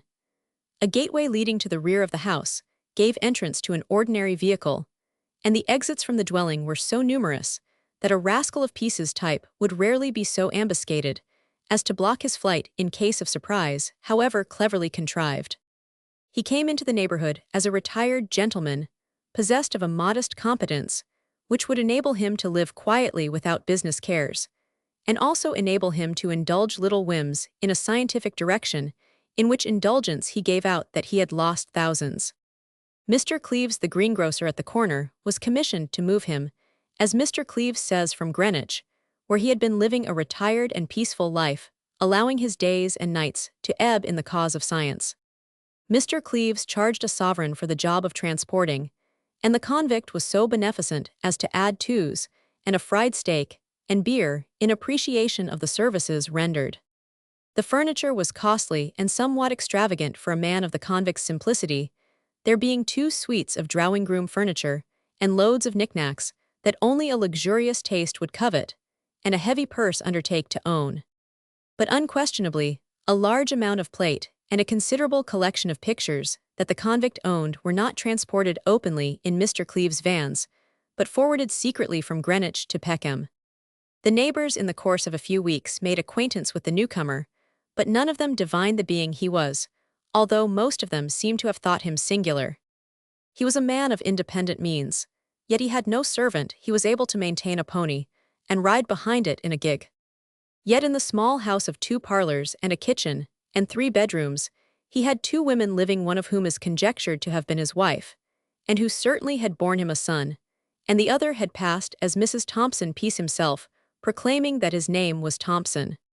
How the real wife and the mistress, or how both the mistresses came to live in one house, is only to be explained by the knowledge that both of the women had of the convict, and their fear of being held accountable as accessories after the fact in his crimes. The mixed family did not live in harmony. Mrs. Thompson had frequently a black eye, and indeed was rarely without one, and shrieking and cursing were not uncommonly heard proceeding from the house in the midnight hours, and in the afternoon. Peace was very rarely seen in the morning, or until late in the day. People in the vicinity, who gave the matter any attention, supposed he was busy with his scientific invention, of which he was fond of talking in an effusive manner. He conveyed the impression that he was a man of moral tone. "I would not do anything to injure the poor," he said one day to the greengrocer, as he pulled out a handful of sovereigns, the number of which the greengrocer magnifies into 70, and when in conversation with the landlord of some new houses near the railroad tavern, he informed Mr. Gosling that he did not approve of public-house fellows who went to the bar so early in the morning. This was a reflection upon the milkman and the greengrocer, who had presumptuously saluted him. Nevertheless, he occasionally invited his neighbors into his mansion to take something, and by all accounts he was a jovial host. He was possessed of 7 or 8 guitars and almost as many violins, and in his leisure moments he took pleasure in musical performances that brought out to the full the qualities of the instruments. The greengrocer owns a musical bell of glass, which belonged to the convict when he came outside the gate in the afternoon, and took a cast around the sky with his furtive eye-piece, was communicative and critical to whoever was passing that knew him, and he especially delighted in a chat about crime and criminals with the watchful policemen of his district. In conversation, he had an odd habit of digging his hands deep into his pockets, and twisting himself round in the pantomimic contortions of a clown's. Social visits were never paid, and except informally, he did not encourage them to his house. The large menagerie of pets that he formed at Peckham was certainly extraordinary for so unpretentious an establishment, but he was a gentleman devoted to science, and might be allowed to indulge a hobby for zoology. Whether he was really attached to animals is doubtful, for there are many traits of his nature that indicate he was cruel and remorselessly selfish. The collection embraced 32 guinea pigs, some goats, cats, dogs, canaries, fowls, pigeons, and he had a pony which apparently was much beloved, and which he wept over with tears of regret when Tommy died. Some of these pets he had trained to execute tricks wonderful enough to earn a showman his living. His pony especially had a marvelous obedience to command. At a word, he would rear up and remain standing, and at another word, he would lie down and remain as if dead. In short, Tommy had been trained to be a silent partner in burglary. The custom of Peace was to go out during the day with Mrs. Peace and Mrs. Thompson, and the son in his trap himself driving, and take a survey of the mansions he intended to rob during the night, and the precise spots to which he would carry the booty for subsequent recovery and resetting. He made 2 attacks, as the neighbors express it. He went out early in the evening when the family were downstairs, and robbed the house upstairs, and later in the evening or far on in the morning, when the family were upstairs, he roamed through the lower regions, and abstracted the heavy articles of plate and gems of pictures, and all valuables that were portable and transmutable into money. He went out alone on these expeditions. The son Willie Ward was seen by the greengrocer at Forest Hill one morning, at 6, driving rapidly, as if he had business, and the greengrocer's man saw the son on 2 occasions out early in the morning. It is surmised that the son took these early rides in the vehicle, by arrangement with the father, for the purpose of collecting the plunder of the night, and conveying it in an unsuspicious way to the town. Peace encountered a man at Lewisham one night who had passed Nunhead, and was obliged to walk back. The two had a most interesting conversation upon botany, in which science. Peace seems to have laid magnificent foundations for studying, having selected for culture, in a plot of 30 square feet, several hundreds of choice plants. The pony went out from Peace's stables at most unearthly hours, and sometimes the neighbors woke up. When it returned one night, the driving in at the gate was furious, and the pony knocked over the gate, and made such a racket that the attention of no 120 policemen was drawn to the circumstance. The policeman was on the threshold of discovery, but suspected nothing. Peace, unquestionably, had just returned from an expedition with spoils, but when he saw the officer he blandly invited him in, although it was 1 o'clock in the morning, and lifting up the lid of a long box, he explained that he had been engaged in perfecting an invention for raising sunken vessels, which he and a Mr. Brion were about to patent. "And you know it would not do to let people know about this in the daytime," added the convict, upon which the policeman drank his health, and hoped he didn't intrude, and assisted Mr. Knight the milkman adjacent to readjust the gate on its hinges. On another occasion, the convict was surprised, while occupied at 2 o'clock in the morning in his backyard. The milkman had returned home with his wagon, and was astonished to discover old Peace at work in the garden digging. "It's only me, Mr. Knight," said Mr. Peace, as he heard a door grate, and discovered the milkman scanning his midnight toil. The milkman went nearer, and perceived that Peace had dug a hole long enough and deep enough for a grave, and Peace explained that the exhumed earth was intended for potting, and that the hole would do for manure from the stable. But Peace played it on the milkman some time later than this, to a prodigious extent. Poor Tommy died, and was lamented with bitter lamentations by his bereaved master, and a few days afterwards, the bland Peace with a truly sympathetic manner went to the milkman, and said, "Mr. Knight, I see your stable is very damp, and I don't like to see any animal treated to damp quarters. Since Tommy died, I have had no use for my stable, and you might as well put your pony in there where it is dry, and you know I am a man of means, and will take every care of him. In fact, I am very fond of animals." The milkman had commiseration for his beast, and stabled him in Peace's stable. The convict considerately said he would not charge anything, and he showed an interest in his charge, by providing a new bucket for the pony and supplying good litter. But in the mornings, the milkman noticed that his pony was often bespattered thickly with mud, and was eating hungrily from the manger. No. 48. Illustration. Peace striking Mrs. Thompson. Peace striking Mrs. Thompson. He threatened to kick his stableboy for not having scrubbed the beast down, but was astonished on reckoning with himself to remember that on the previous evening, he had both washed and curried the pony with his own hands. In addition to these strange manifestations, the pony, from having been a brisk trotting animal, suddenly developed a turn for laziness, and was in fact as jaded and listless a trotter as could be seen on the road. The milkman never found the reason why his pony was dispirited. It was Box and Cox in the stable with the pony in the role of both, and the play lasted 3 months. The pony obtained repose when the brutal midnight driver was arrested, After his murderous attack on the police constable at Blackheath Pieces, pets were not chosen without some regard to his profession.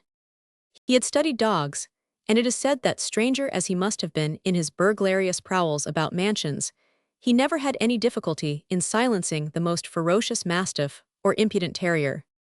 It was a sight to see him on a Sunday walking through Peckham, followed by the 6 dogs that owned him as master. The impression of the neighbors about his appearance was exceedingly various when abroad on his raids. He was accustomed to stain his face, and some considered him a retired Jew from Ratcliffe Highway. The lower part of his face was mobile to a surprising extent, and he could at will assume a disguise very bewildering. He allowed it to be understood that his left arm was maimed. He wore across the palm of the hand a dark bandage, and when he sat down to meals, he fastened on the arm an apparatus of india rubber, into which as a socket a fork was secured. It was all a blind to produce the belief that he was weak and helpless.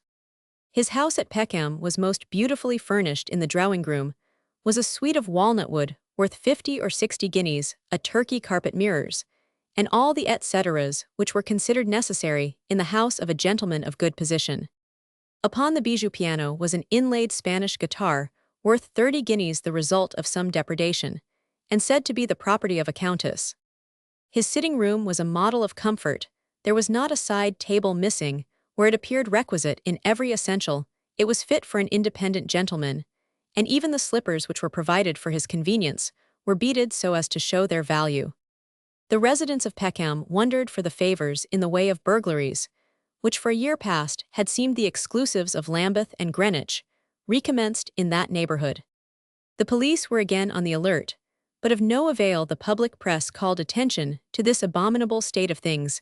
Householders lost their goods, and Charles Peace prospered. He added to his earthly store of wealth and furniture.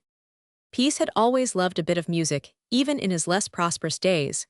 He had bought a wooden canary which could sing a song, and as the residents of Peckham wondered why, in addition to the robberies of plate and jewels from their abodes, there was always sure to be a good fiddle missing if it had been near the plate, yet the store of musical instruments in Peace's dwelling gradually and more surely increased. At length he had so many musical instruments that his new sanctum would not hold them, and he was obliged to ask a neighbor to place a few in his house. He was considered, as before observed, to be a gentleman of independent means, and as he never played anything but sacred music, people believed him to be a discreet and proper sort of man. His home life at Peckham appears to be quite different to that of his previous career. Say the least, the occupants of the house in the Evelyn Road were not altogether a happy or united family. Peace, with the heavy burthen of the murders on his conscience, was in many respects an altered man. He had his hour of conviviality and relaxation, it is true, but he was soured in temper, and at times was brutal to his 2 female associates or housekeepers. Despite his bravado and cruelty, he was afraid of them turning round upon him and accusing him of the Banner Cross murder. Clever as he was, he found it no easy task to get along with the 2 ladies of his house. He could manage his 2 cats, his 3 dogs, his billygoat, his Russian rabbits, his 7 guinea pigs, his young thrushes, his collection of canaries, his parrots, and his cockatoo, say nothing of his ponifer, which he had an inordinate affection. This varied family gave him little trouble till the pony died. His pets, indeed, afforded him much amusement in the quiet hours of the afternoon, before he went on his evening expeditions. But 2 wives were too much for him. All the stories which have been told about his domestic surroundings are either grossly exaggerated or altogether untrue. When Peace arranged to live at Peckham, he sought out Mr. S. Smith of Villas, St. Mary's Road, who had several houses to let. Peace had a large number to choose from, and he at last hit on No. 5 Easterus Evelyn Road, the first house through the viaduct. I was directed to it. Mr. Smith, however, is a careful man. He does not let his houses to everybody who asks to become his tenant. He knew not Mr. Thompson, and demanded references. Mr. Thompson was evidently prepared for the request, and at once offered to give him any number, which he did, driving Mr. Smith over to Greenwich for the purpose. Mr. Smith was perfectly satisfied, and let him have the house, which was admirably adapted for Peace's purpose.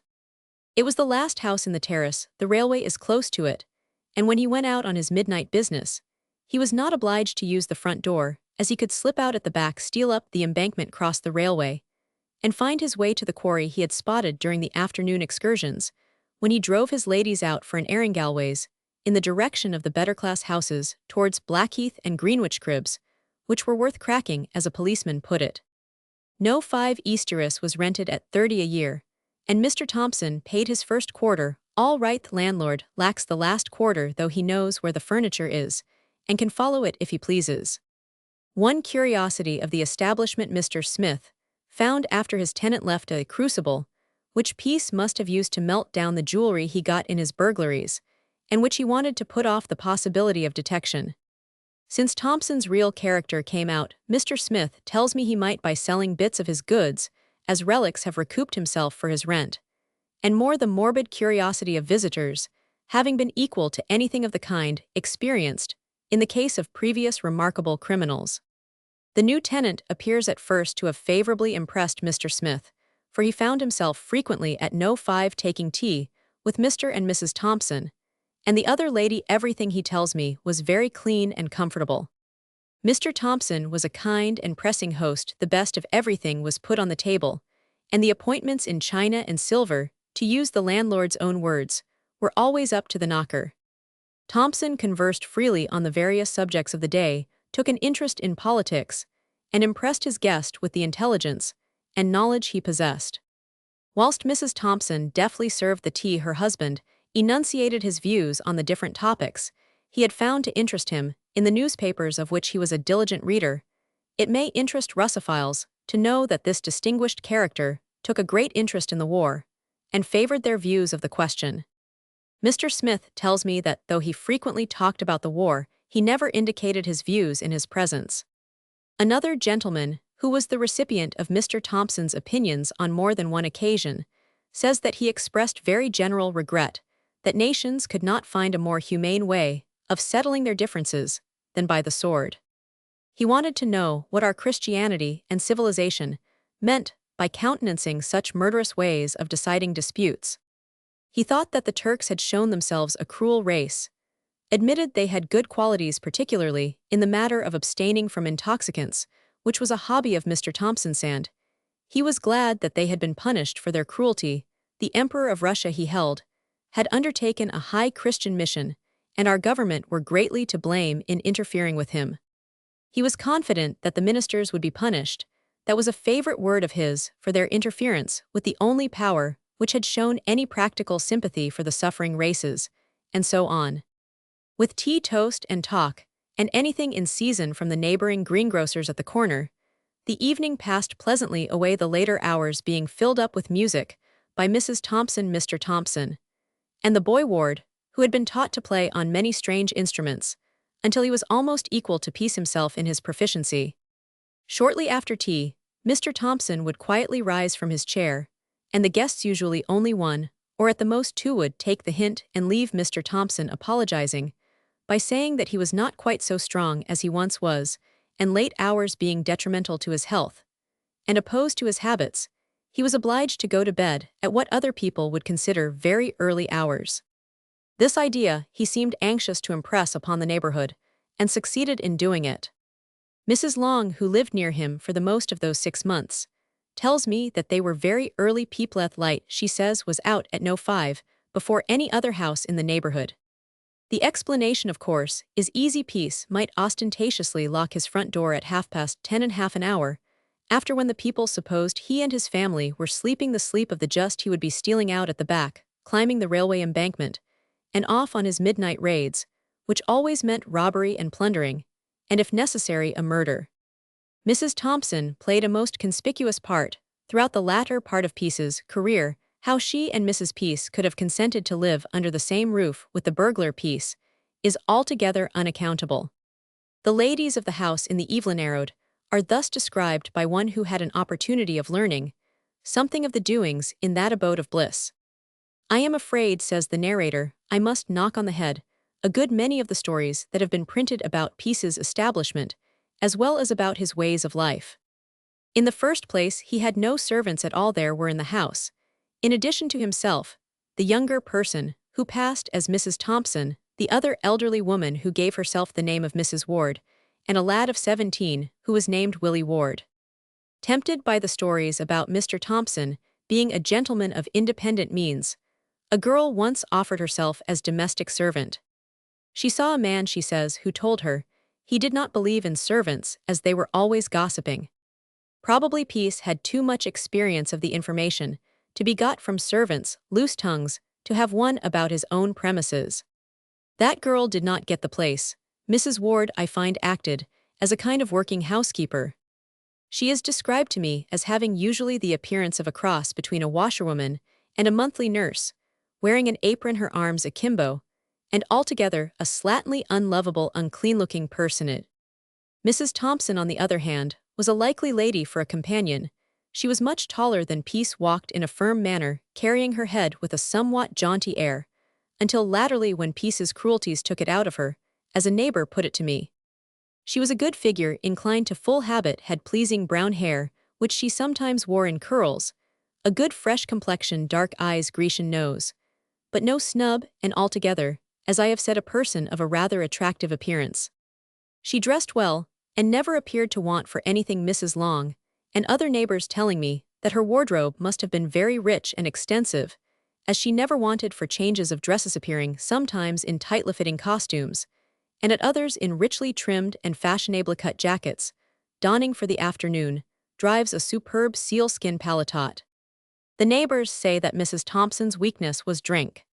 The boy who piloted me about Peckham told me that the first week they came, he fetched 4's worth of whiskey for Mrs. Thompson, who, he added, was a very nice person, when she was herself, meaning when she was sober.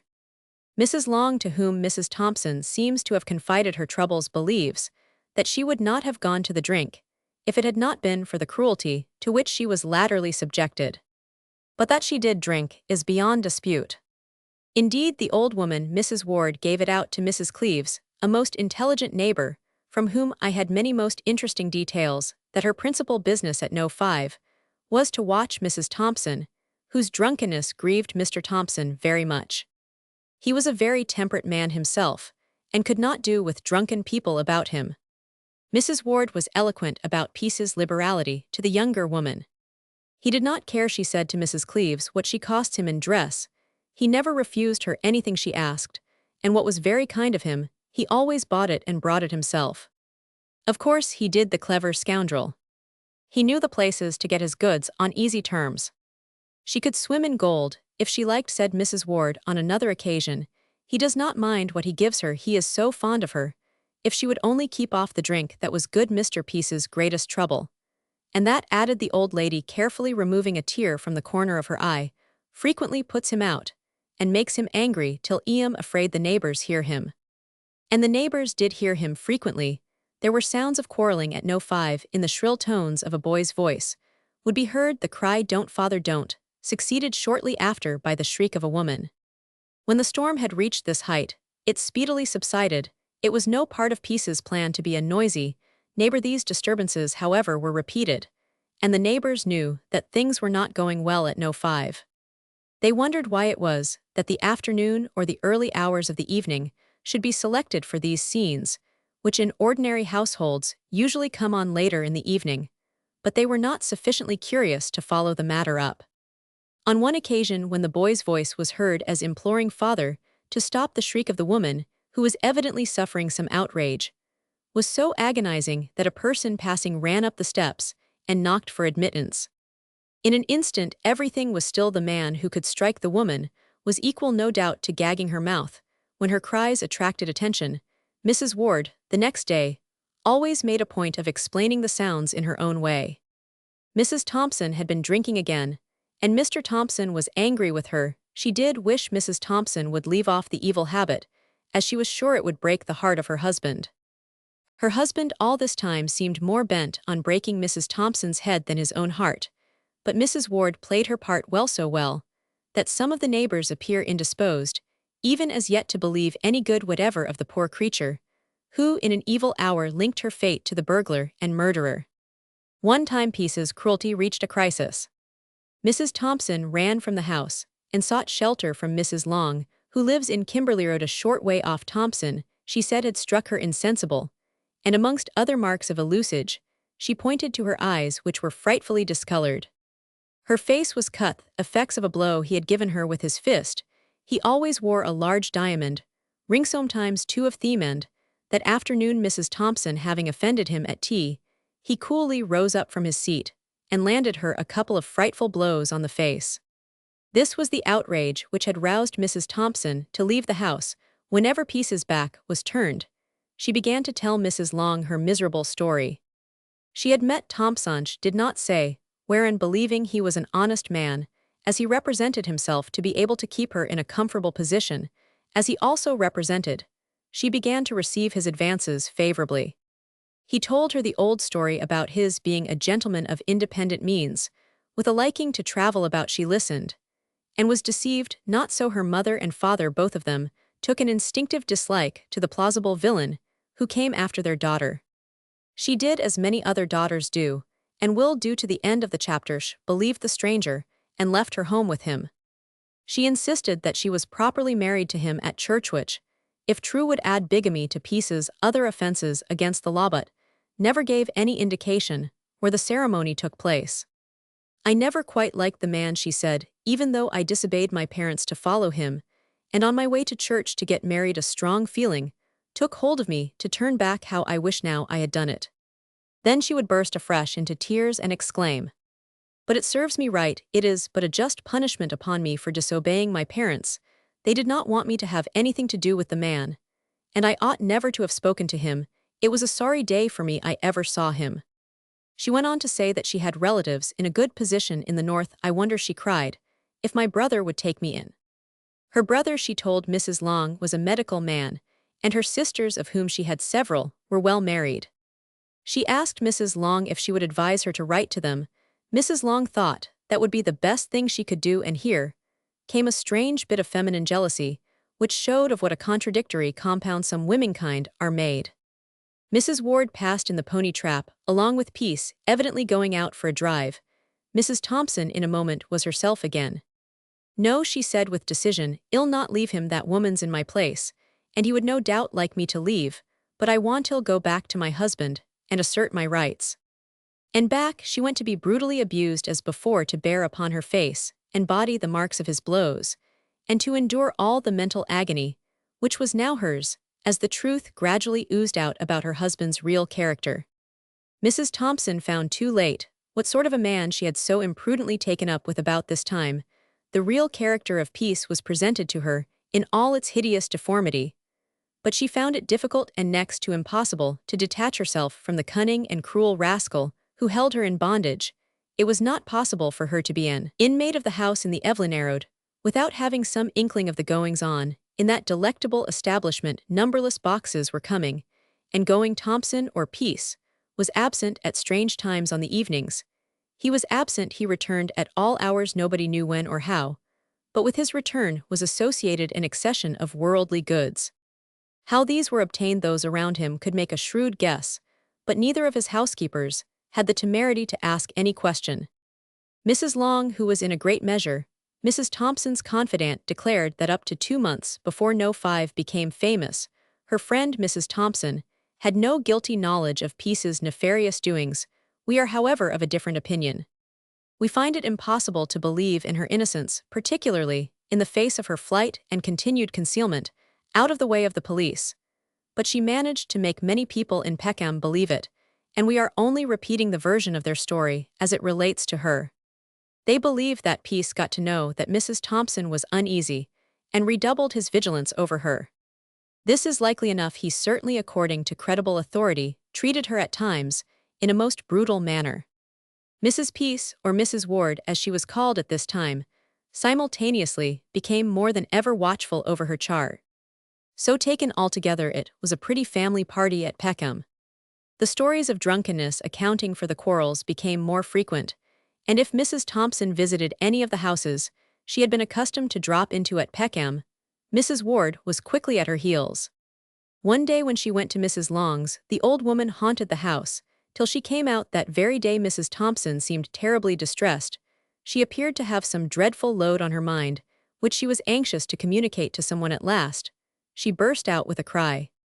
"Oh, Mrs. Long, if I could only tell you everything! If I could but find the courage to make you acquainted with all I know." Mrs. Long, who was getting rather uneasy about peace, for whom she had a strong but unaccountable aversion, did not encourage her to say any more. She was afraid it would get her into trouble, as she had been given to understand that Thompson it is immaterial whether we call him Peace, or Thompson disapproved of his wife's visits to the house. This he knew through Mrs. Ward, the constant spy, upon the other's movements. Every effort was now made to keep Mrs. Thompson a close prisoner in the house. The Longs at that time kept a dairy and used to supply the Thompsons with their milk, where the little girl delivered the milk in the morning. Mrs. Thompson would come for it, but at her back was the old woman to see and hear what passed. Ultimately, the Longs were told not to send any more milk piece, and the old lady, evidently hoping in this way to cut off the communication between the two houses.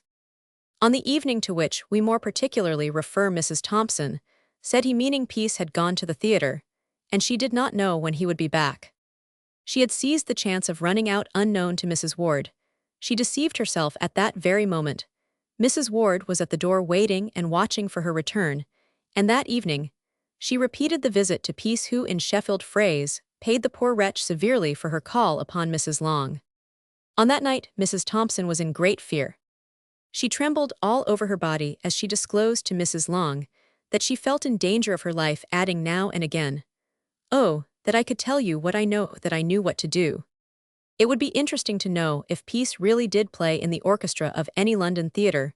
Mrs. Thompson sometimes accounted for his frequent disappearances at night in this way, until she began to know better, or rather worse, and even she seems to have been undecided between fear of telling the truth and shame of keeping up the old lie in the face of Peckham. Peace told her that he occasionally played in the orchestra, not that he needed to do so, but simply through love of music, and because, as he boasted, he was pressed to do so by the conductor, who said he was the best beau he had. Peace's skill on the violin, of course, is well known, having long earned him the distinctive title, of which he was particularly fond of, the modern Paganini. It is not unlikely that one night he operated with his violin in the orchestra to Blackheath ladies and gentlemen, in one of whose houses he the following night operated with equal skill, with the burglar's tools supplemented by a knife, and a revolver slung to his wrist by a leathern thong. One day Mr. Long was walking down Evelyn Road when he met Mrs. Thompson, to whom he spoke as usual. She seemed in a hurry and disconcerted, passing on at a quick pace, and not stopping to speak as was her wont. Further on he met Thompson moving along with rapid strides, and carrying an ugly-looking whip in his hand, which he was handling in a nervous yet vicious style. "Good morning, Mr. Thompson," said Mr. Long, adding, "Mrs. Thompson is just a little before you." Long held out his hand, which Thompson shook as usual, then nodding quickly said, "Good morning, im," in a hurry, and he expedited his walk till he overtook her. He was after, and then they slowly returned to the house together. What happened there did not transpire till some time after, when Mrs. Thompson took to pouring into Mrs. Long's sympathetic ears the story of her married life at No. 5.